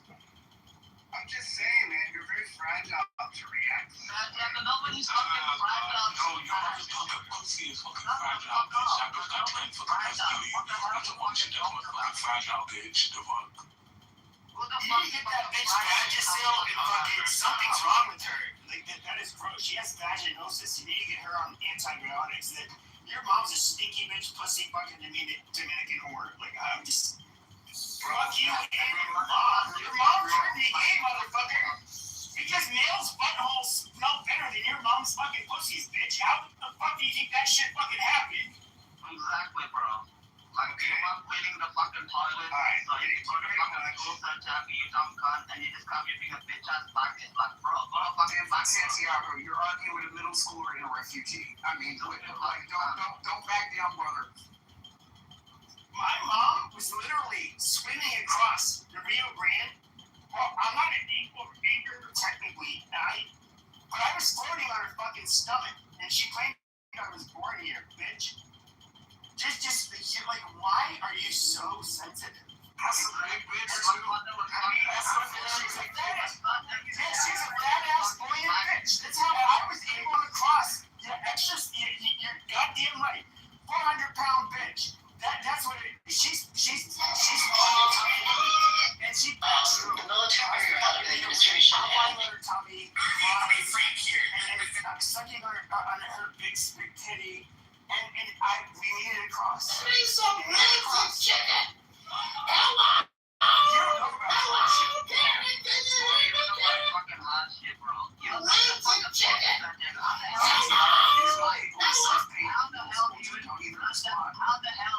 the hell do you even function in life being such a pussy like this? Oh, Pepper hurt my fucking bitch ass vagina. Shut the fuck up, bro. How the hell do you even function in life? I said multiple times. What is going on? I'm offended. I'm not offended. You're just like, oh, you feel so sorry for us because we're fragile. What the fuck are we fragile about when you're leftist doctor for some cool bullshit? What the hell are we fragile about? The fact that you're reacting in this way is I'm reacting like this because he sounds like a defensive black woman. He does. Why? You do, H. You sound like a very defensive black woman. Y'all just be chattering for the last 10 minutes. Because Santiago, you won't even let the man speak. You know what? Let a man speak. Santiago, your mother. Let him speak. You see, this is what I'm saying. These angry black women can't get a word. You have to have the last word. Just chattering. Shaking earrings. Let the man go ahead, Santiago. Well, I just opened up my app. I was driving home, and I listened into this room. Literally for like 10 seconds, I just hear a fight. So I'm like trying to figure this out. You know, I got a phone call. I had to go to the store. I got off. You know, battery died. Came back home. My phone back on, and the conversation changed. But when I listened to what was going on, I was in shock because these men, I don't know if they're still on the stage, were clearly trying to trigger this guy, Pepe. And you know, say it correctly. Okay, PP, my apologies. And we're clearly trying to trigger him and get him riled up, and it worked. And he went from like a 1 to a 10. Chicago, this is Mayor-elect Kitover. I want to show you the crisis that we have with our sewer systems. They're saying we need to spend $20 billion on lead pipe replacement. Our sewer systems don't even work because the environmentalists at the Chicago Reclamation District don't let the water. Chicago, this is Mayor-elect Kitover. I want to show you the crisis. That's basically what I felt. And I just wanted to say so. Like, you're a pretty weak man to be able to have to react in that way because your ego is so hurt. Okay, but I like the top power bottoms, but I only have the power when you're a bottom. And so, sweetie, look, I understand. I let my words get the best of me, but honey, I will up to you. Just come on, dude. I just feel like I know first impressions are everything. I feel a little stronger than that. It's real. Really. I know I was being a very bad top. I get it. I needed to project more of a control power. I needed to channel it. And I get it. But sweetie, I'm sorry. Like, really. I mean, you must be really struggling right now to have to react in that way. Like, really. You must be really struggling right now. That is a genuine statement. Like, you don't react like that without having some really deep insecurities and like some illness. Did you hear what they were saying by any chance? But they were totally, they knew exactly what they were doing. Yeah, why even know, Pats? Because they were intentionally doing it to get him to that place. Yeah, and you don't know Pepe that he does that. He goes along with it. I don't understand. I'm confused. You realize this is what Pepe does. Maybe it's your first time. I don't know. If Pepe is like, you know, oh man, that's. I don't understand. Your battery's charged. I wear my All ripped that white woman's pussy, like. Oh yes, no. By all means, that was inappropriate too. Yeah. Oh, by all means. No, you have to understand. I'm a gay man, and I'm not like really.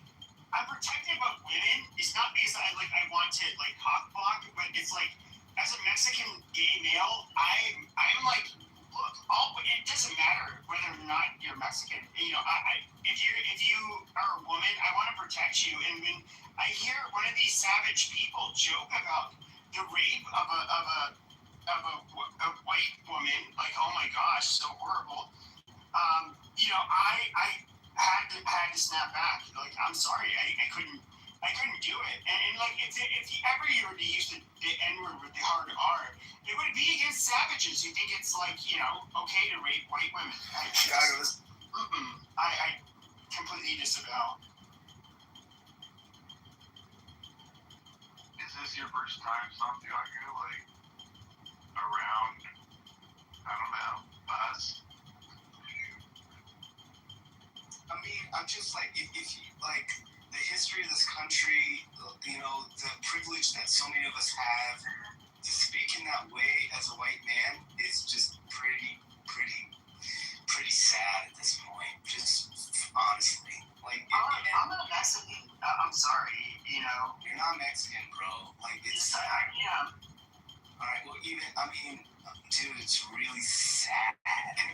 It's like, I'm not triggered. I'm not mad. You don't hear anger in my voice.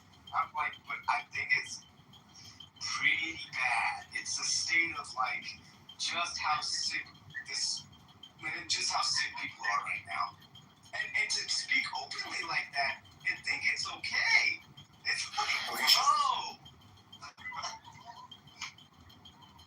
I mean, it doesn't matter. Okay, but I'm sorry. But is the joke about the...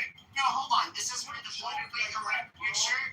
This is where the politically correct, you know, culture really gets in the way. Is it worse to call somebody a nigger, or is it worse to say I like raping white women? I mean, I'm sorry.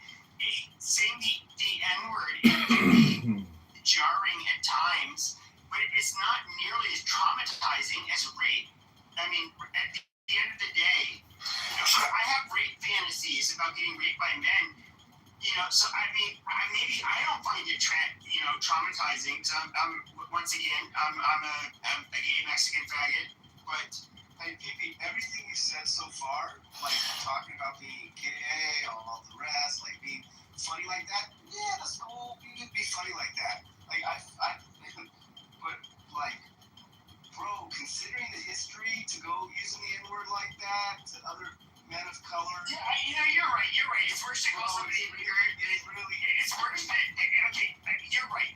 somebody said who honks their horn and uses, "Hey, what's nigger?" It is a lot worse than like, you know, you're running, you're doing a nice jog, you're like 40-year-old woman, and you're like, I'm really sweat. And then all of a sudden a guy pops out from behind the bushes. And he's like, "Hey, pretty lady, come here." And she's like, "No, please don't." And then he's like, "I want some loving." And he's like, "No, please don't." And then he's like, "Oh, look what we got here." And he's got an erection. And he sticks it under his basketball, or he pulls down his basketball shorts. And then he rapes the living shit out of her.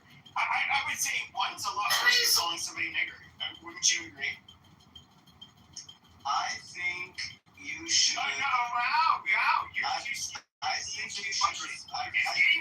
Is getting raped worse than being called a nigger? I think you should reflect after. And you all answered the question. I love this. And so, okay, let me ask you a question. Let me finish my sentence. So if I rape a black woman and call her a nigger, is that like, how much worse is that than like a white woman getting raped by a black guy? Is saying like, you dirty snow bunny and raping her? You should. Is the victim, are the victims gonna like feel that that their violation is somehow going to be less traumatic because one person of color, you know, heard a slur, or are they both going to be like, "Oh my God, this guy violently penetrated me"? Like, I'm just curious. I think you're safe wherever you are right now. And you can speak this you way. answered the question. I loved it. The level of I'm dishonesty happy to answer your question after I finish my thought. I think you're safe to speak that way in your home or wherever you are right now on a telephone. But you say that in the wrong place at the wrong time. And okay, I'm done with your nigger negotiating. I asked you questions, and you dumb, dirty faggot. I asked you a question. Number two, you should consider after you're triggered, when you calm yourself down. I know, I'm absolutely calm. Okay, if you're calm, you allow me to speak without speaking over me. When you have the space. But you're not answering my questions. That's the hard part, is that you're not answering my questions. I asked you direct questions. I asked you direct questions. Okay, what is the difference between a white woman getting violently raped without drugs? Nothing. She's just getting raw raped.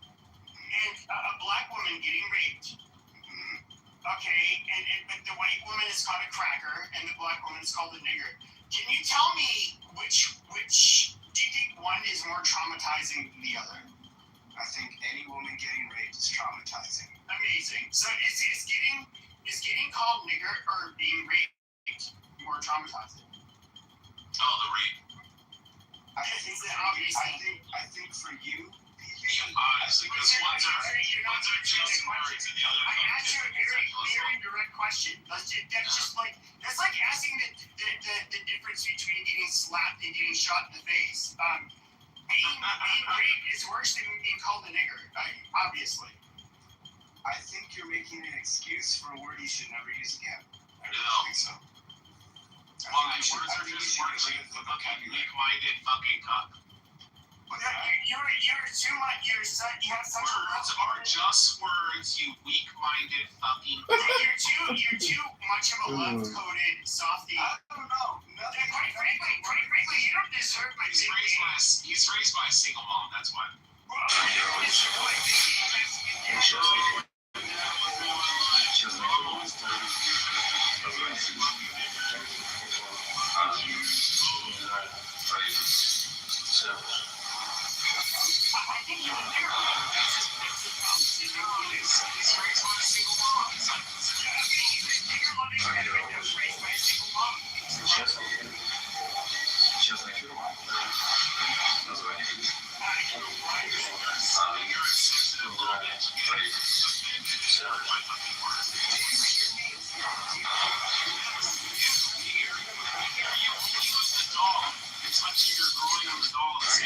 This is where they hurt me.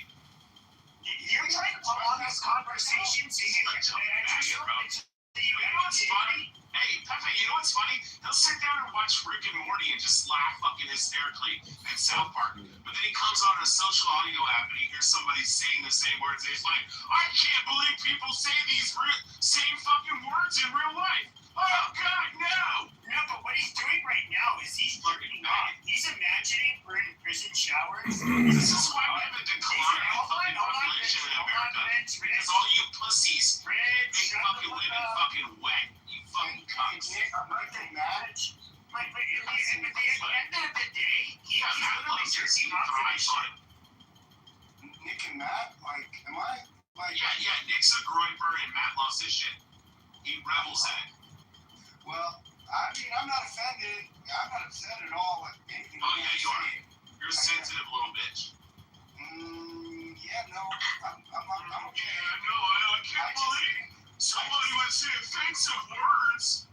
But I'll watch fucking comedy specials and watch South Park and Rick and Morty and just laugh at all the N-bombs and faggots they say. You're cheating faggot spick. That's what you are. I'm literally somebody. I'm literally somebody who has a big goddamn burrito as a dick, and I'm gay as fuck, and Mexican as fuck. And you cannot handle the level of machismo I would give to your little dirty Dominican third world. Brown hole.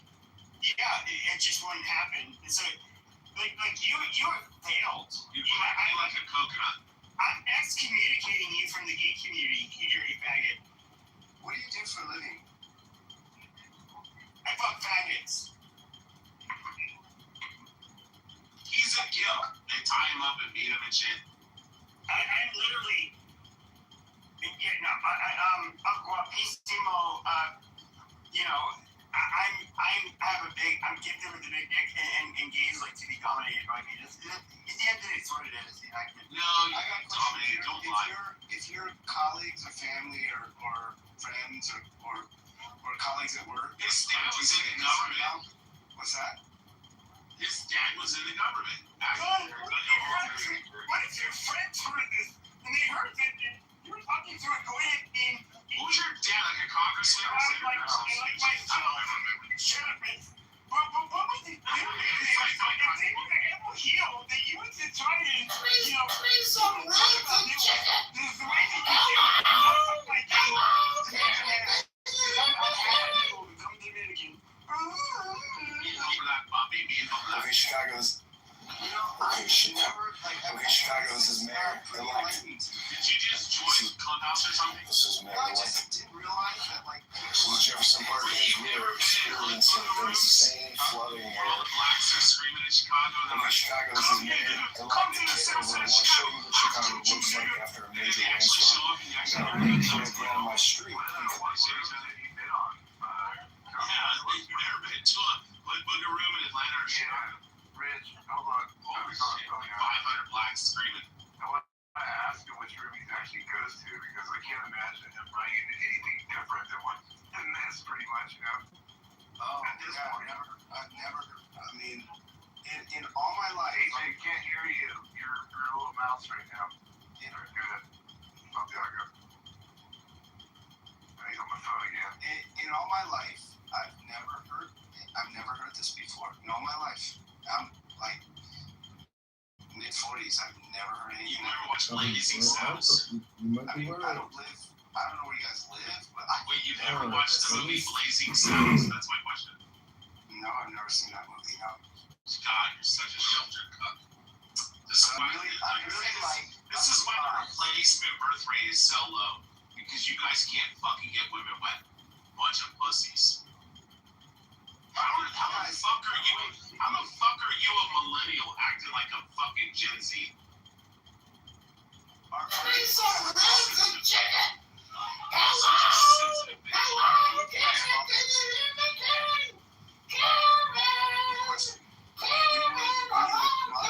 Karen, get away from my car, Karen. Karen, I don't see how that's any relevance. You want your children hearing this? What, you want to be around kids or something? You fucking weirdo? I don't fucking call you. You're right. Rich, hold on, chill, dude. You got all your smells outside.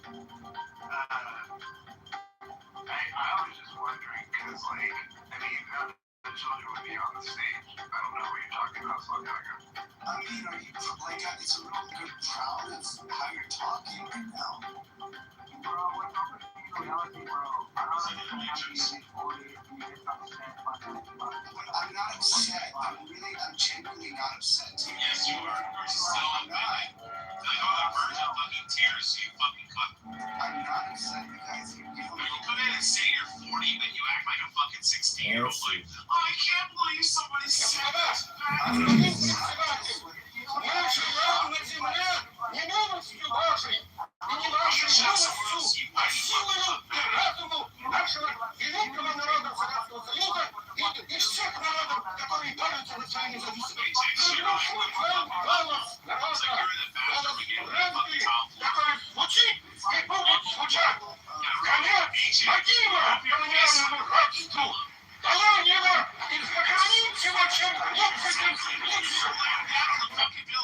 You fucking faggot.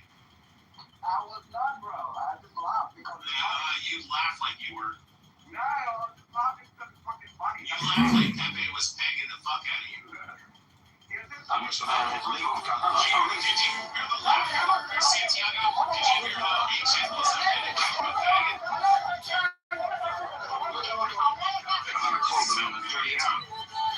often refers to Arabs as dogs. I want to make it clear to those Americans that are standing there, there is no such thing as an Arab village in the state of Israel.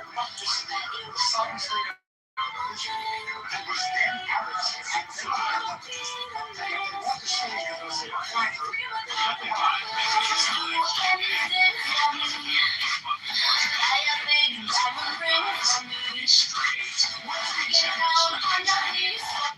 Pretends to be straight. But those men that I ended up the conversation, actually, real question.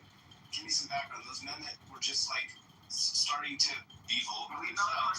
Those two guys on the fight, Santiago, I can go on any stage right now that's non-white, and those two individuals will be doing the same shit, actually with more of them on the stage. So I don't know, like, they were doing his show, and like, Pepe was doing his show. Okay, Chicago. Chicago is his mayor. I want to show you what Chicago looks like after a major rainstorm. We got a lake here at the end of my street because the environmentalists don't let the Chicago sewer system fully drain out using the large drainage from billions. Okay, Chicago is his mayor. Chicago, this is Mayor-elect Kitover. I want to show you the crisis that we have with our sewer systems.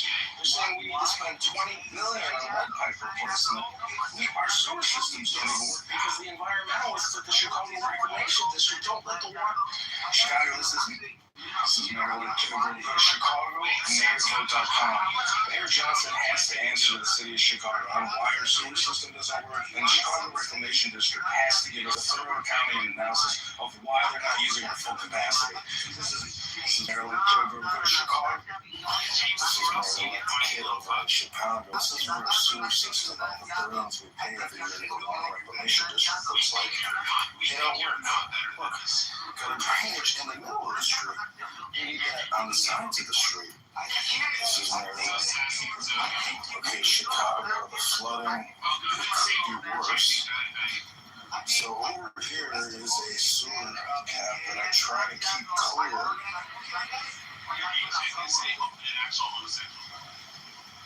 I try to keep it clear, and you can see the water is flowing into it. And it is running. You can hear the water running, so. But right here, it is unfortunately jammed, but it looks like it's still flowing in enough. So in Jefferson Park, we are experiencing insane flooding here. I've never seen this. Before AJ came to Australia, he was starving. Say some rotten chicken!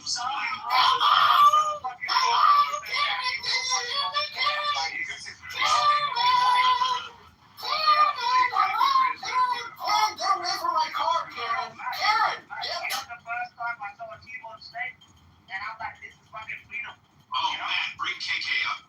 KK will deal with this fucking bag. Come on, KK. Get your dumb Asian ass up here.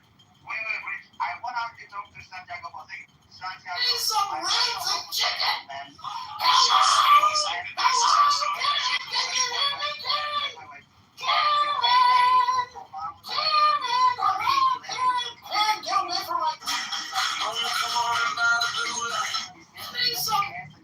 Okay, Chicago is his mayor-elect Kitover.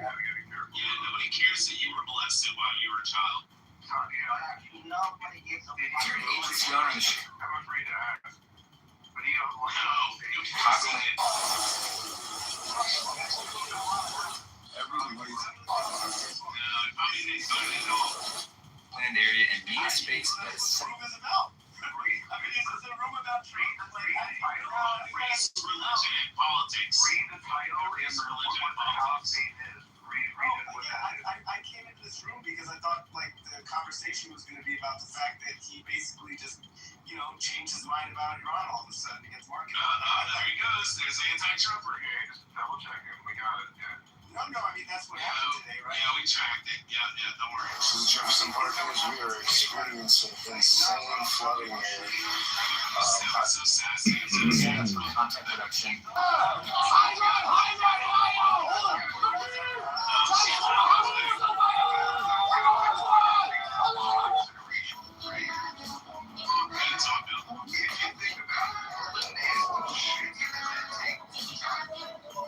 And then how deranged you have to be as a man to constantly dig around in there.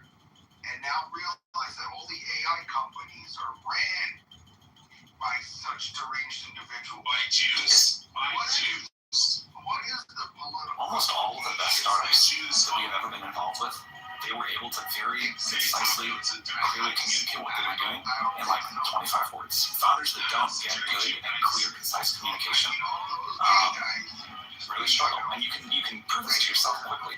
Regular Christian white guys. Wait, regular Santiago is actually a homosexual, and that's why he's offended, and that's his problem. I cannot waste my time. Almost all of the best startups that we have ever been involved with, they were able to very concisely, clearly communicate what they were doing in like 25 words. Founders that don't get good and clear, concise communication really struggle, and you can prove this to yourself quickly by just looking at the founders of really successful companies. They're all good at this.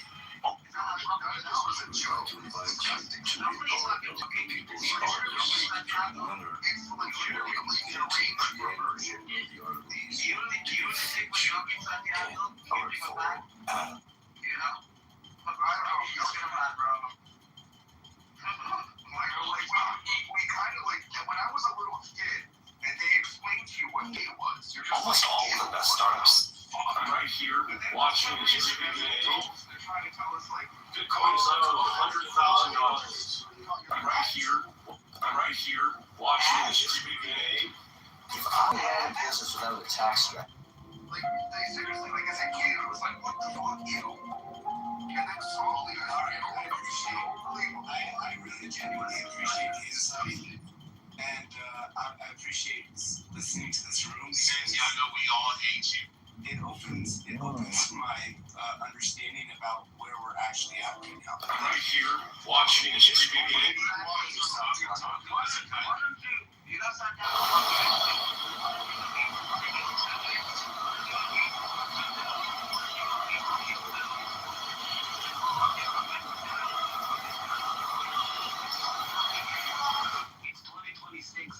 It's funny because he's a skinny, scrawny South Sudanese. We don't get it. And now, He's like the South Sudanese version of McLovin. It's true. I mean, it shows me. You're such a fucking pussy. How the hell do you even go on in real life being such a fucking pussy like this? You know what you're saying? Like, you're like, oh, I'm so glad for the education. Now I know where we're really at. What the fuck kind of bullshit is that? I genuinely think you're very ill and you're very insecure. No. I'm telling you the truth. I think you're very like this. No, bro. Were they Americans? If I'm being honest with you, I think you need some help, bro. I think No. I think you need some help being a fact. You know, you need help. I think the fact that you were projecting all of this and How did they get so much money? I'm telling you the truth. I'm telling you the truth, Santiago. I will never go for the Tesla, but I did see four extreme Islamist Muslim women today from some Arab country driving a luxury Tesla. Were they Americans? Were they illegal aliens? How did they get so much money? Insulted by somebody big called a fucking nigger. Can hear that? I'm not on Sunday. The best thing in my life.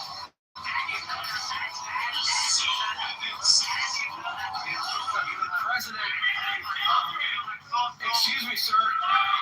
Right now, there's certainly things that the Pope has said the last few months that I disagree with. I don't like that the Pope is an advocate for peace. I think that's certainly one of his roles. On the other hand, how can you say that God is never on the side of those who wield the sword?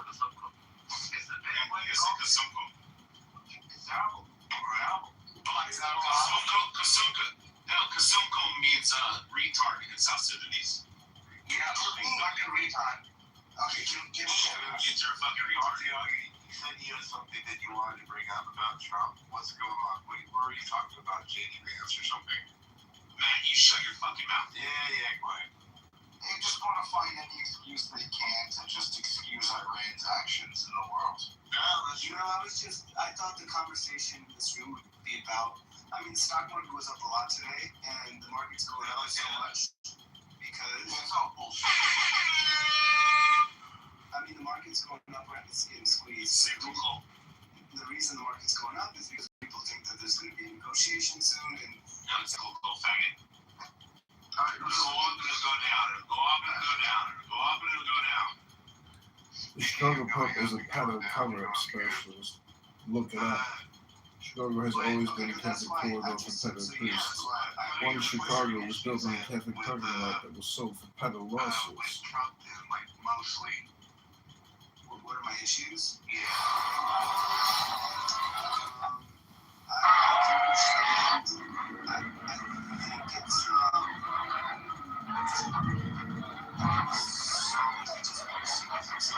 that's pretty relevant.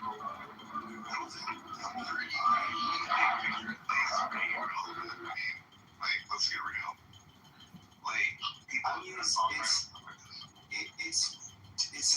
It's a deep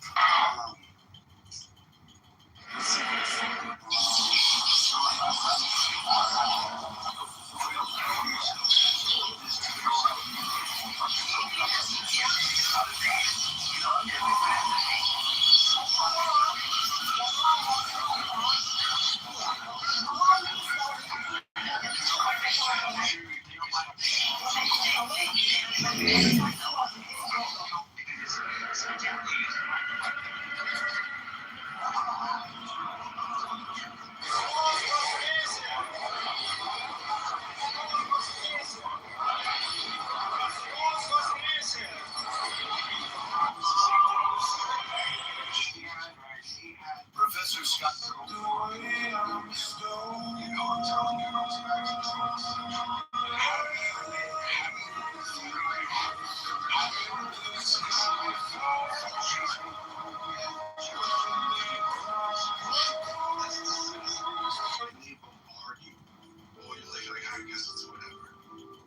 So they've thrown everyone up into this hypnotized, deluded state of what we accept as normal, and they thought they had everyone on it, and they're like, oh, Donald Trump is just such a goof. You're talking about now they're extra mad. I'm 43 and really feel possibly better than I did when I was 18 years old to the idea of just like continual rejuvenation of protocols like this. So far, we're fucking. So, this is an incredible fucking.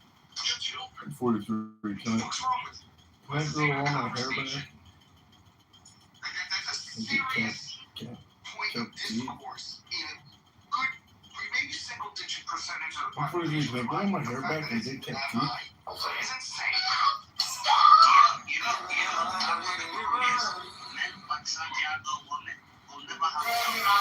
One, two, three.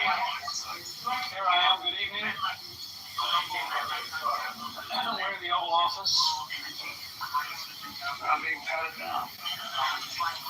Okay.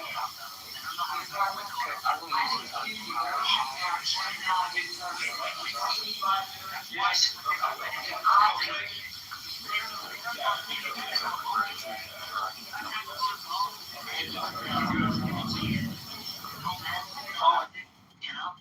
When I go home, I come home to my wife and beautiful family.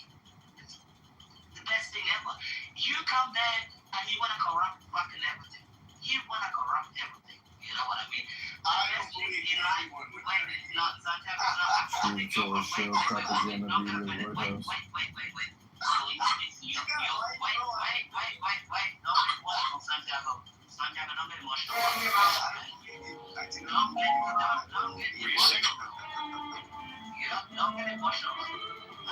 Speaking of Peter, sort of a closing question, what's the best piece of advice you ever gave? I think Peter was the person who told me this really pithy quote that in a world that's changing so quickly, the biggest risk you can take is not taking any risk. And I really think that's true. Right? I know a lot of people think that whenever it comes to like, you get yourself through. You took a risk? The CIA paid for all his risks. He took risk? The CIA paid for all his risks? God Galloway explained. It's going to lead to a Democrat, you say, in the White House. Hello? It's going to lead to a Democrat. What makes you think I don't have a family? Of course, I was immensely impressed with Churchill, but he was quite another thing, you know. He had great humor and great irony. I happened to be in Venice trying to get some money for a movie, and there he was in the hotel at the Lido with Clemmy, his wife. One day at lunch, I came in with a Russian businessman. I was trying to hustle for some money for this picture. And as we passed Mr. Churchill's table, Mr. Churchill saw me and made that little gesture as the Russian went out of his money. This is a white Russian, not a red Russian. He saw that Mr. Churchill not only knew me, but gave a rather special acknowledgement. It was clear to me that I had the money for my picture. So the next morning I was out swimming at the beach and I found myself paddling in the water right next to Mr. Churchill. And I hadn't gone up to speak to him. There we were in the water, and I had known him on and off during the war in a humble capacity. And I said, he had to come backstage to see me. And I said, Mr. Churchill, I think you want to know what you did for me. And I told him about how this acknowledgement had meant so much to me with my financier. And that day at lunch, I came in with a financier again. And Mr. Churchill rose and bowed. Is this ad check guy? Right, so there's no way I would. What's up, Times Square? What's up, But either way, I mean, if you're actually saying this stuff, then it means you're projecting. Because you don't know me from anywhere. Let me say something. You don't know me from anywhere, bro. You have no idea who I am. You have no idea who I am. Legitimately. And you are making all kinds of projections. I think you're doing it to be funny, and you think the audience finds you funny. But that'd be gross. I've known these people for like fucking 3 years. They know I'm being dead fucking serious. I'm not trying to be fucking funny. Tell me a lot about your state of mind. Between those two, the first ask my explains question 1 second, so what you know I'm telling the truth. Like, I'm being dead serious. I'm not even trying to be funny here. No, he's being serious. He's not joking. So what's your main point?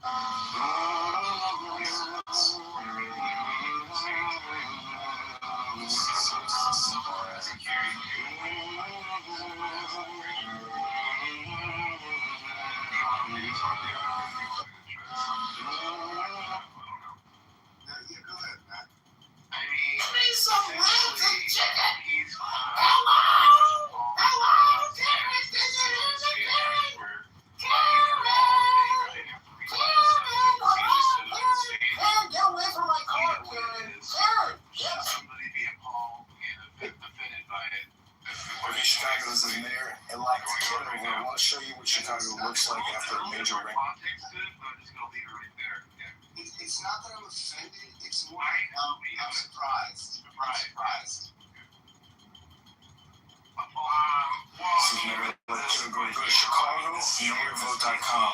Mayor Johnson has to answer to the city of Chicago on why our sewer system doesn't work, and the Chicago Reclamation District has to give us a thorough. But just the fact that you so openly speak about your speak.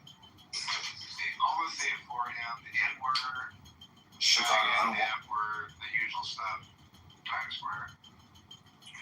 So he's upset that people say faggot or something? No, upset is not the right word. Surprised that men would speak, white men would speak.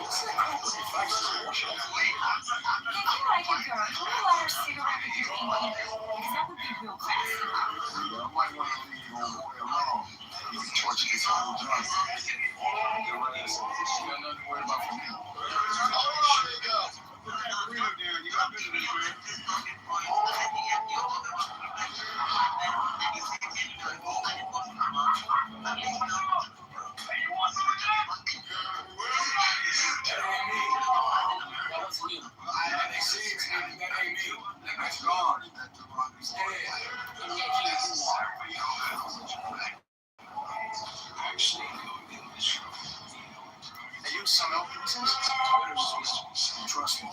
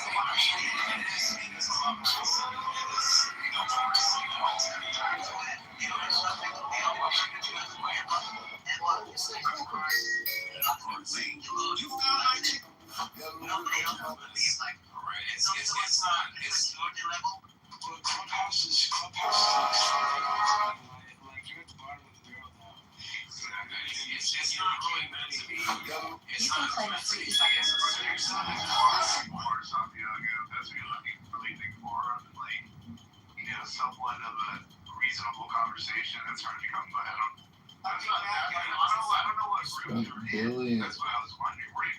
What rooms do you go in where there's not somebody who's... I mean, Brad, I've lived in New York for, 15 years. No, he didn't ask me lived in New York. He said what room? Yeah, what rooms are clubhouse? I've traveled more across the country, and for... This is where, like the Kitover in Chicago, this is where a sewer system, like the billions we pay for you to the water reclamation district looks like. They don't work. Look, got a drainage in the middle of the street. I've heard a lot of... Chicago, listen, Mayor, like Kitover, I want to show you the crisis that we have with our sewer systems. You're saying we need to spend $20 billion on lead pipe replacement.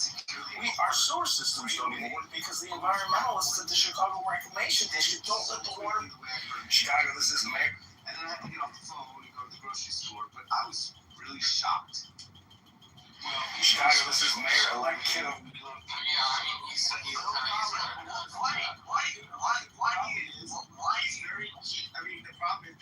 Chicago, this is Mayor-elect Kitover. I want to show you what Chicago looks like. Chicago, this is Mayor-elect Kitover. There's a lot of struggle and a lot of deep wounds in that man. I need some rancid chicken. Hello?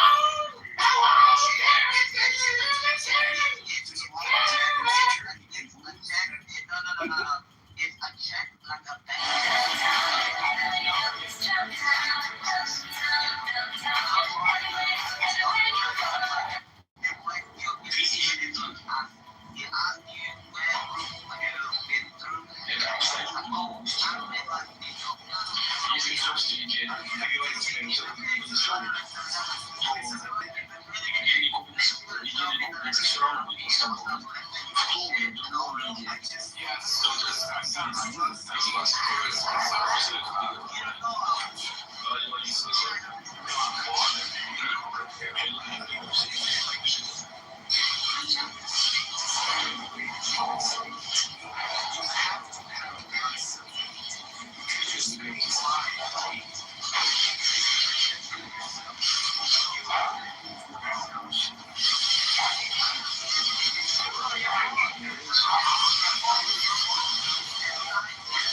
Country as big as Russia needed a personal visit from the boss to get one factory back to work.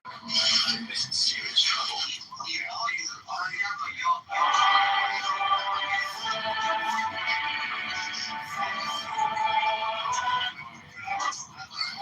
That's cool. I literally entered it for a second and heard what I heard, and I was like, oh, it's almost shock and awe. Yeah, oh, well, fuck. You know, at least we can shock and awe.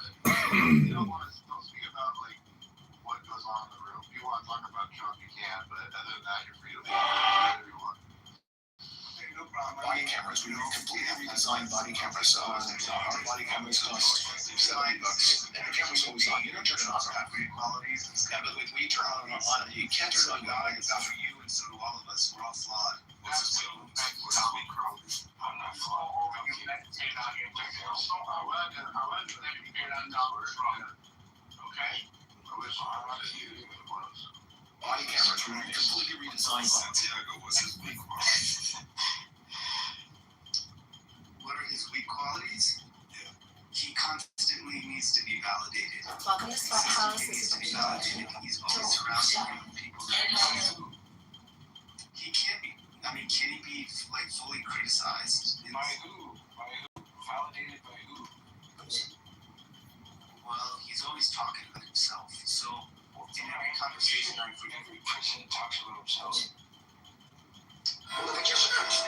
I say neither one of us said we would lose weight. Look at your shirt. What does your shirt say? It says pure calories. How do you look at it? Now, please finish. We're not claiming that you're going to lose weight. We're saying that we are going to take some fat out of your body. Now, I don't care what you say. I know what my science says, and you're wrong. You're just plain wrong. Now, that particular molecule extract also will help you on your weight. It won't make you lose weight. It won't make you lose weight. It will help you. It will help you lose weight. It won't make you lose weight. Actually, now you're pissing me off. Yeah. You're not losing weight. You just said you're not. You said you're not losing weight. What does it say right here? I will stand behind the fact that the souls is just no objection. Everybody wants to see how effective this air defense actually is. We are the first Americans to adapt this technology from the Pakistanis, and we actually have an enemy aircraft inbound right now. Self-love to not be so needy for Is it genetics or is it artwork? Yeah, you said wrong. It's really wrong, yeah. Okay. A little bit of both, I guess. So you won the genetic lottery. Yeah. I won the genetic lottery and have to keep up with it by working out at the gym. There's been threats made to you from creepy dudes online to the pizza store. Yeah, we've been getting a lot of phone calls, people calling, asking for me. We have a guy that calls constantly. What was he saying when you picked up? Just like, where's Pizza Girl? There was this one guy that was like, I want to eat Pizza Girl. Like, I got some things that he said when I met him both times. And yet here you are precisely. No, I'm not. We're all, we all have our own distance. All of us are I'm just saying that you're that powerful of a man, and you're that successful.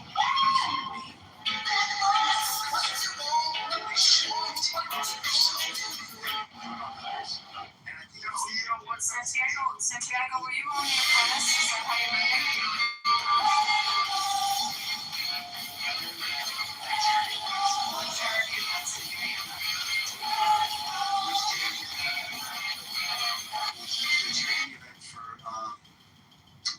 Something for children. I don't want to say it right here. We have I said, were you at this table? If you have an idea, but you don't want to talk about it because it makes someone feel good. I guarantee you ain't about to fucking on that street. I liked it. What year? This was in this was getting. Okay, Chicago, this is Mayor-elect Kitover. Let's show you what Chicago looks like after a major rainstorm. Okay, Chicago, this is Mayor. And then we get at another charity event. Another charity event and spoke to him. And I guarantee you ain't got all that stupid ass shit you're talking about. I'd like to know you had rights in this country. You have equal rights, but separate rights. It worked for 100 years in the South, and I think it will work now. But if you was the nicest fella in the world, limited job, $5. Sorry, I'll take cash. You got card. You're telling me you have a phone and you're still using sales? Here, down to talk to me because you find your card. Watch this. Just type the amount. Type. Pay. Done. Pay accepted. But you was polite. I just got you all this stuff. I thought you cheated. He was steering in his own way. And the stuff. I got a Donald Trump story. So I know when you drank, did you go over the limit? Were you really just goofed up? Well, Dave, there was a problem. I remember once, one of the first times. So the question is, if you have an idea but you don't want to talk about it because of the company's deal with make it better. Here's one of the things that takes time to long term to learn. And that is, no matter how great your idea is, no one cares. Everybody else is so distracted. You have probably gave the guy an exact instruction track on Tim Cook's desk and take no risk. Like it probably is a great idea, but like everyone's really busy with their own things. Everyone's lives are really busy with their own life, and so you can rely on that to protect you. Now you can pick a few examples from history, like Steve Jobs walking. Be on my phone. He's on the phone. This guy seems like kind of copped out. You know, it's like. Well, he ran into Pepe. You voted to impeach President over Russia collusion that you guys made up.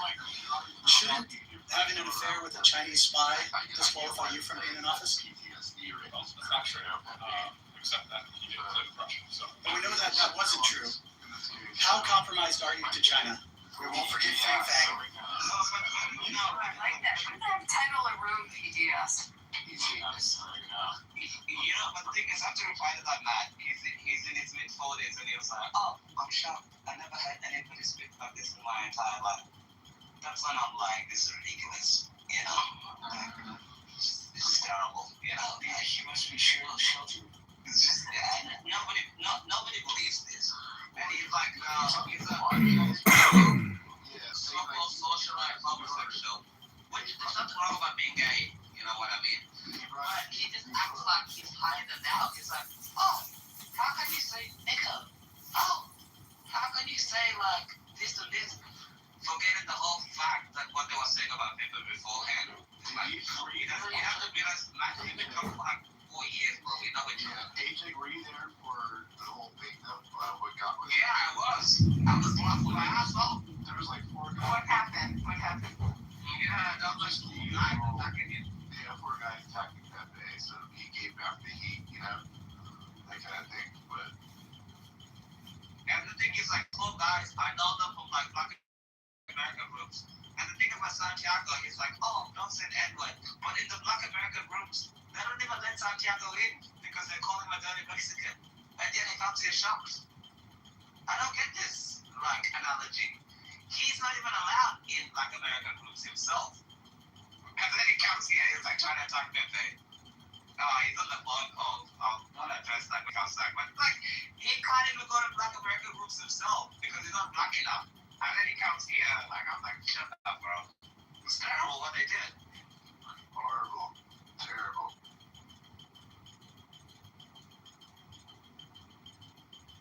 It's terrible. By the way, guys, I mean, I got this. I didn't lock on. I went. So how'd that happen? Like, explain what happened. Like, I went to my specialist doctor because they didn't do my leg properly, as you know, right? And they fixed my leg, so I was at home resting for like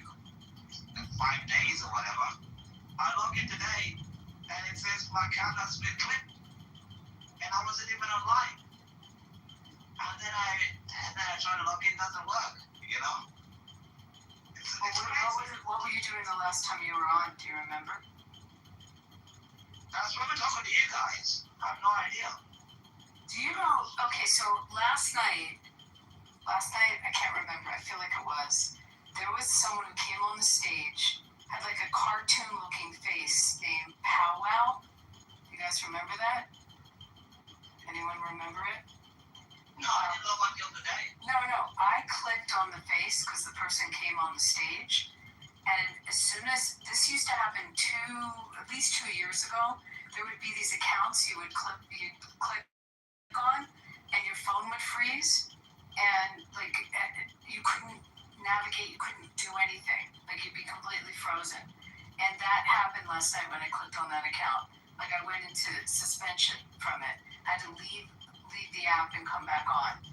Do you guys know what I'm talking about? Do you remember that happening? Yeah, it's a no glitch though. It's nothing more than that though.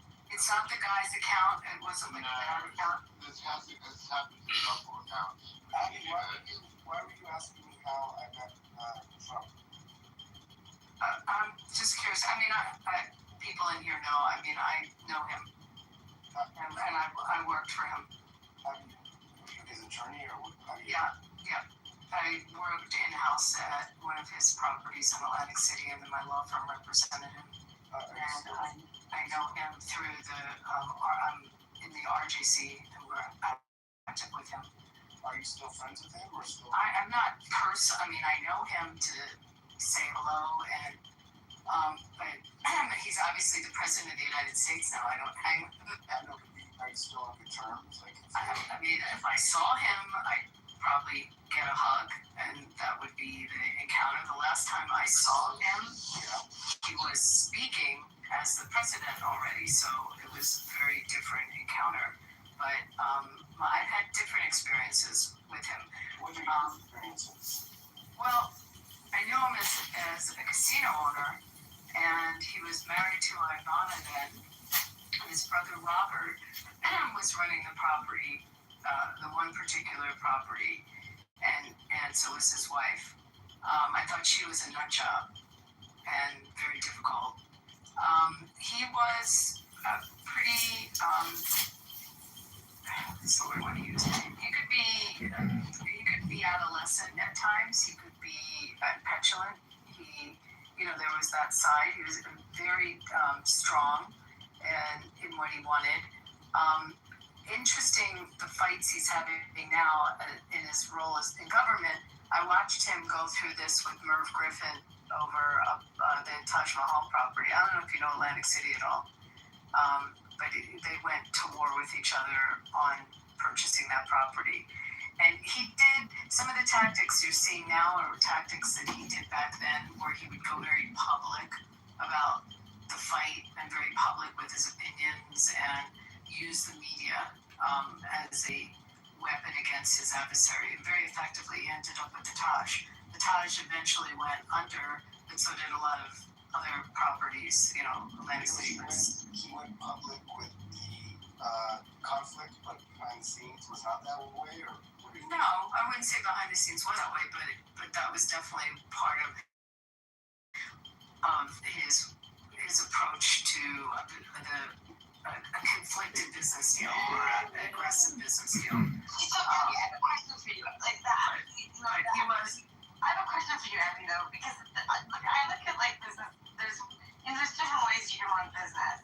You can run them wise and strategic and smart, and if you take the time to do so, foresight, planning, and he is not. But to use the judicial system and means to basically put people in corners to give to him what he wants is not. I don't call that a considerable respectful way in which to orchestrate business in this day, especially in this day and age that we live at today. Well, a lot of people use the legal system as a weapon. But I mean, I can't. Abby, no one said. I wanted to share something else about. No, Abby, no one said we not to use the legal system. But there is a point when the slapstick lawsuits come into play, which he's used used based on what home. This is how he learned to do business. I really don't think it's exceptional. I don't think it's something to be proud of. I don't think That's your opinion. You know, kept us paying our mortgages, so we were not really upset about it. But I do want to share something with Santiago. Can I finish what I'm saying for a second? I don't think I can even answer my question with you. That's okay. Let me just finish what I was saying to Santiago. One of the things that I will say that I thought was pretty remarkable about him was how women were treated that worked for him. He had the first GM running a property of a woman of anyone in the industry. Wait, and it was. are you talking about President Trump? Can I'm answering? Are you talking about Trump right now? Yes. You're doing this really? Seriously, I'm doing it from first hand, not fifth hand. So can I answer his question? Santiago, would you like me to finish what you asked me? Yeah. So he actually had a woman GM before anyone else in the industry did. And he mostly had women as his GCs. At one point he had 3 properties there, as well as the stuff he had in New York. But he elevated women and also paid them extremely well at his properties in top executive positions. And I thought that was pretty admirable because it was an industry generally male dominated, and it just starting to change to bring women in. But that was something that definitely stood out about him. I think he used it in his executive levels at his different businesses. He utilized women executives often, and so that was definitely something that stood out. So your experience with him has been incredibly positive. Not incredibly positive, but not negative. I don't know if you know what happens with respect to day-to-day operations at a casino resort, but there's all kinds of things that go on.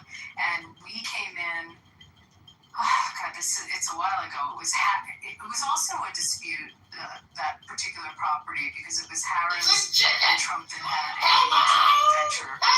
And he had some falling out with Harris, which ultimately became another company. And he ended up with the property, and Harris ended up with a different property. I mean, it was really like Monopoly in a funny way. The place where Monopoly was invented, and it was a lot of F1 engines from Apollo 11 sitting on the bottom of the Atlantic somewhere. And I went to Google and I typed in Apollo 11 booster backwards. And it popped up. They had radar tracking all the way to New York. It says, this is the easiest thing I've ever done. I'm going to go cover those engines. Of course, that was the only part of it that was easy. It turned out to be incredibly hard. We did side-scanning sonar first. We located many objects. So it's like massive radar all of this stuff that flew out there, most of it. Their position because of violations of licensing. And that's a pretty thorough review of him that it didn't connect him in any way with organized crime. And I've actually never heard that allegation or any kind of allegation like that. I'm Jeff Bezos. There's other things people will say to I'm the founder of Amazon.com.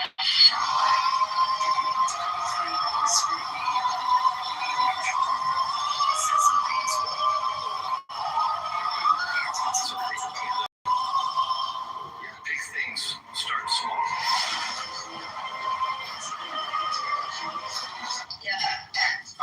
Alrighty. I stop it right away. I'm sorry. Okay. Alrighty.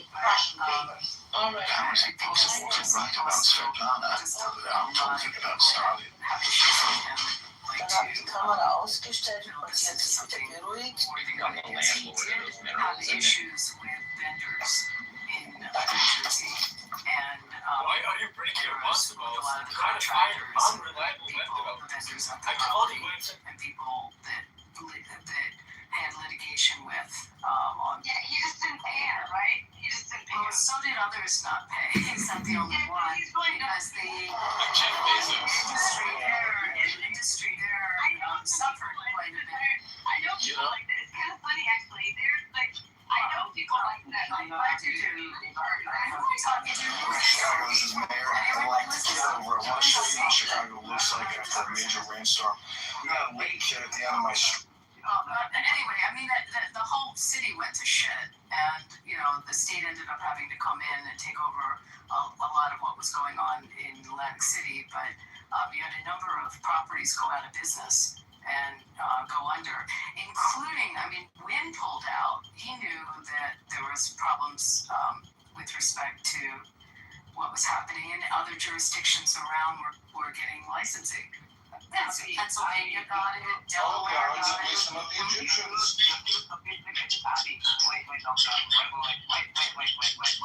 Abby, you're sophisticated, you're too sophisticated for speed. All he wants, like, Trump is terrible, Trump did this. You know what I like about Trump?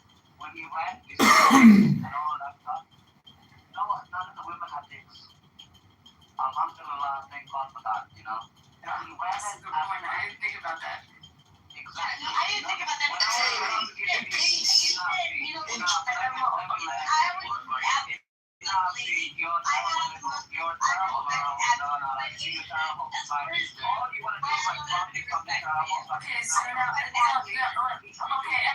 Everyone. Okay, guys, chill out. I'm going to finish up with Santiago still here?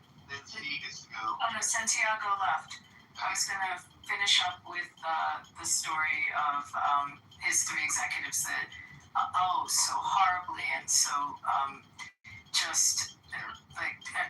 this was really terrible. It was three of his top executives died in a helicopter crash coming from New York back down to Atlantic City. Three wonderful, wonderful men. And what he did for the families and, also kept the memory alive of him. Especially Mark Edis, who was, I don't know if you know New York at all, but Mark was Mark Grossinger Edis from the Grossinger family that had a big resort up in the Catskills. Oh no, the Grossinger family! My father used to work for the Grossinger family. Really? So you know what, that resort. Well, anyway, after the helicopter crash, he named the auditorium after Mark at Trump Plaza, but he took care of the funerals and made sure the families who was three really wonderful men. So, I mean, you can trash and say all kinds of bad stuff, but I can also share with you some very menschy things that he did. Yeah, that's well, I like hearing that kind of stuff. Yeah. But, okay, C, go ahead, get it off, or you need to get off. I don't have something to say, actually. I was already entertained. See, why don't you Google and read about the helicopter crash in the family? The problem with people like Steve is when somebody's trying to tell like a genuine story, she interrupts. And that is like, you want to speak, Steve, so we can all be recorded together. She's like, oh, well, yeah, I don't have anything to say after speaking, but 30 fucking minutes when I be responding, educate you and give you 2 brain cells at least. They can run together. She's a terrible person. Yeah, but you do the same thing, Achak. You do it all the time. You do it for the dopamine, Achak. You're a dopamine addict. Wait. You didn't talk about someone else talking. All recorded for YouTube. I don't give a fuck.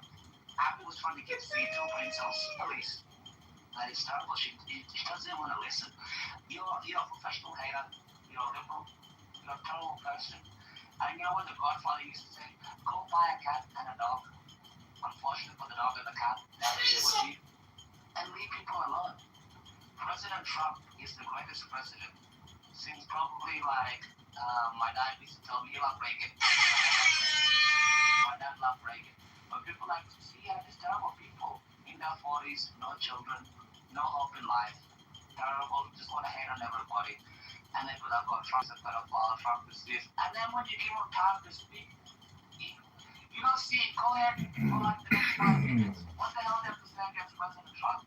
I want to know your grievances. Well, actually, see, what I just shared about what he did for women in an industry that really didn't have women in top executive positions, do you think that's a good thing about him? You You said he hired a bunch of women GCs. Is that women general contractors? No, general counsels, lawyers at his properties. And he had a GM, a general manager or president of a particular property. Yes, well, I will say this the concept of him being known for hiring people, smaller contractors, and then not paying them, it seems to be something that pro-Trump people don't really want to acknowledge. And it is a particularly shitty thing to do. I don't disagree with you at all. There's a lot of people that got hurt in Atlantic City. I also know that it's not the only property that went under, and that was there was a continuing problem in that city because business was changing.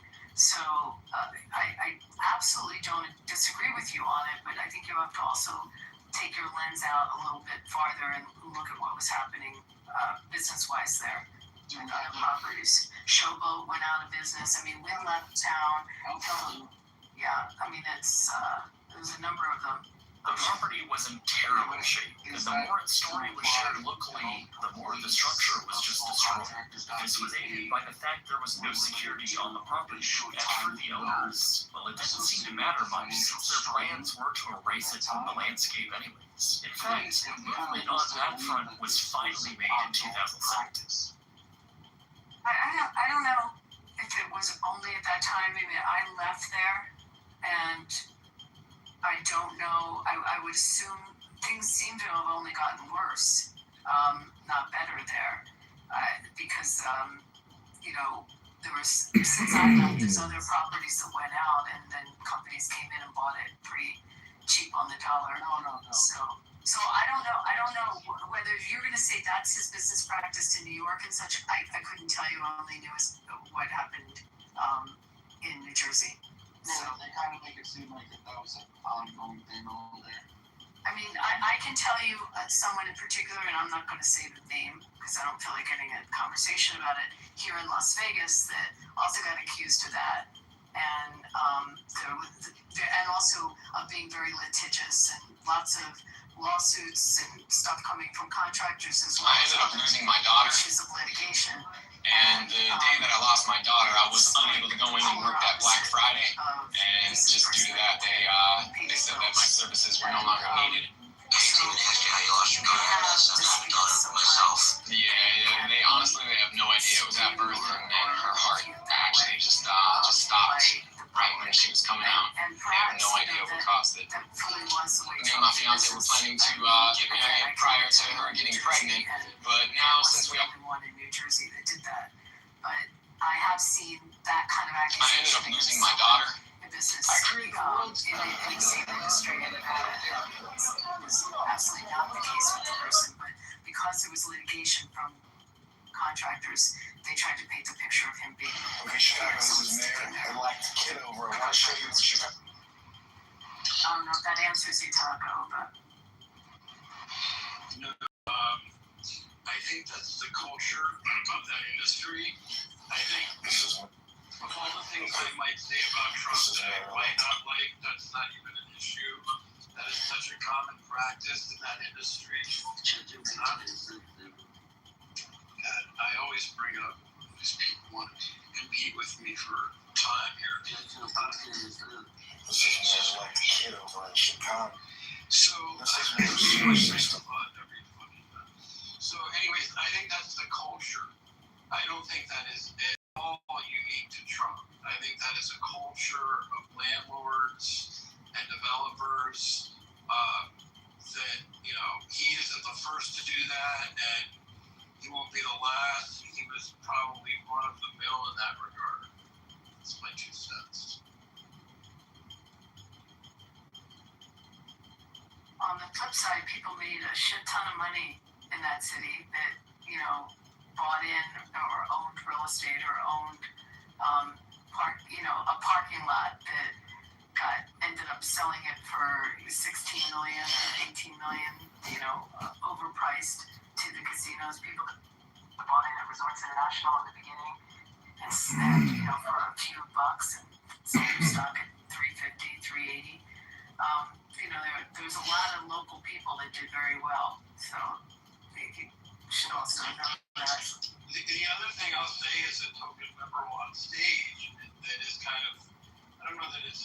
endorsement, but it's an explanation. This is Maryland. Mainstream media seems to be pointing out that Trump has changed his mind so much about projections on ending the war and oil prices, blah, blah, blah.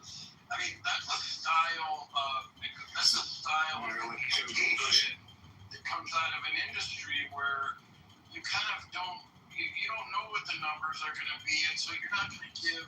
You're not an academic providing a hard and fast figure. You're kind of like, I don't know. That's kind of a salesman approach. And I think that it would behoove news consumers to better understand that that's not that's normal for his profession. It's a tactic, right? Yeah, and maybe it's not something to hold against them. It's atypical for a statesman to be like that. But it's like, he's probably shocked that people care that he talks that way because that's what he's used to. Being unpredictable is just a thing that he is. I mean, right? I mean, I didn't make the part of the deal, Matt, but my guess is that he would never tell you, oh yeah, I'm going to say that we're going to charge this per square foot. And it's like, he's going to say, well, it could be this, it could be that. Maryland, Kitover, Chicago, Mayor. He's not going to be nailed down on one certain. Right. That's one thing that supposedly the president's supposed to be good at, right? Is nailing down exactly. Chicago, this is Mayor Kitover. I want to show you the crisis that we have with our sewer systems. I don't know that there was ever a formula that said a president had to be decisive and careful with their words in that regard. Chicago, this is like if he comes out of an industry that teaches him one thing, why would I want to show you the I'm crisis. not here to endorse him. I'm just saying, like, that shocks me that people have made such an issue out of it. It's just kind of a little strange. That we have with our sewer systems. I mean, but that being said, the congressman who I can't say his name right, so I don't even try, who got ejected today or yesterday. I can never pronounce it. I get it wrong, dude. So now I have the same disdain for him that I had for, or more. Well, I don't want to change the topic. Never mind. He's a creep. He's a real creep, Dr. Day. It's a good transition. I'm sure Santiago. Well, I got a question for Abby. Abby. It's because Santiago's probably going to bring up eventually, why we're so concerned about Swalwell versus like what Trump did or something. I don't know. We'll see here, but go ahead, Doctor. Do you want to finish or no? No, that's the congressman was going to say something. I actually want to ask Santiago just something quick. This strain, see your last name is Rizzo. You don't happen to have had family in Philadelphia by any chance? Hey, fuck no. Chicago, Yeah, no. And you know who Frank Rizzo was? Chicago, this is Mayor Kitover. Ratso Rizzo. What do you do again? He was the mayor of Philadelphia for a very long time, and the police chief, and very controversial. That's why I was curious. Abby, I got a question for you. I was at a Sheldon Adelson, Friends of the IDF event in Beverly Hills many years ago, and he ran over my foot with his get-around, and I still have damage to my big toe. Do you think you could represent me in a personal injury lawsuit in Vegas against the family? He's passed away sadly. I can send you a picture of my big toe if you want to see the damage. I'm surprised how many years ago was it that happened? 2012, I think you ran over my foot. I'm going to post a PTR of my big toe. What year is it now? And what year is it now? 2020. Is there a statute of limitations on getting run over by a get-around? It's called 2 years of tort statute. Sorry, babe. That's how that works. Anyway, curious, Santiago, you might want to read about a very famous person with your name.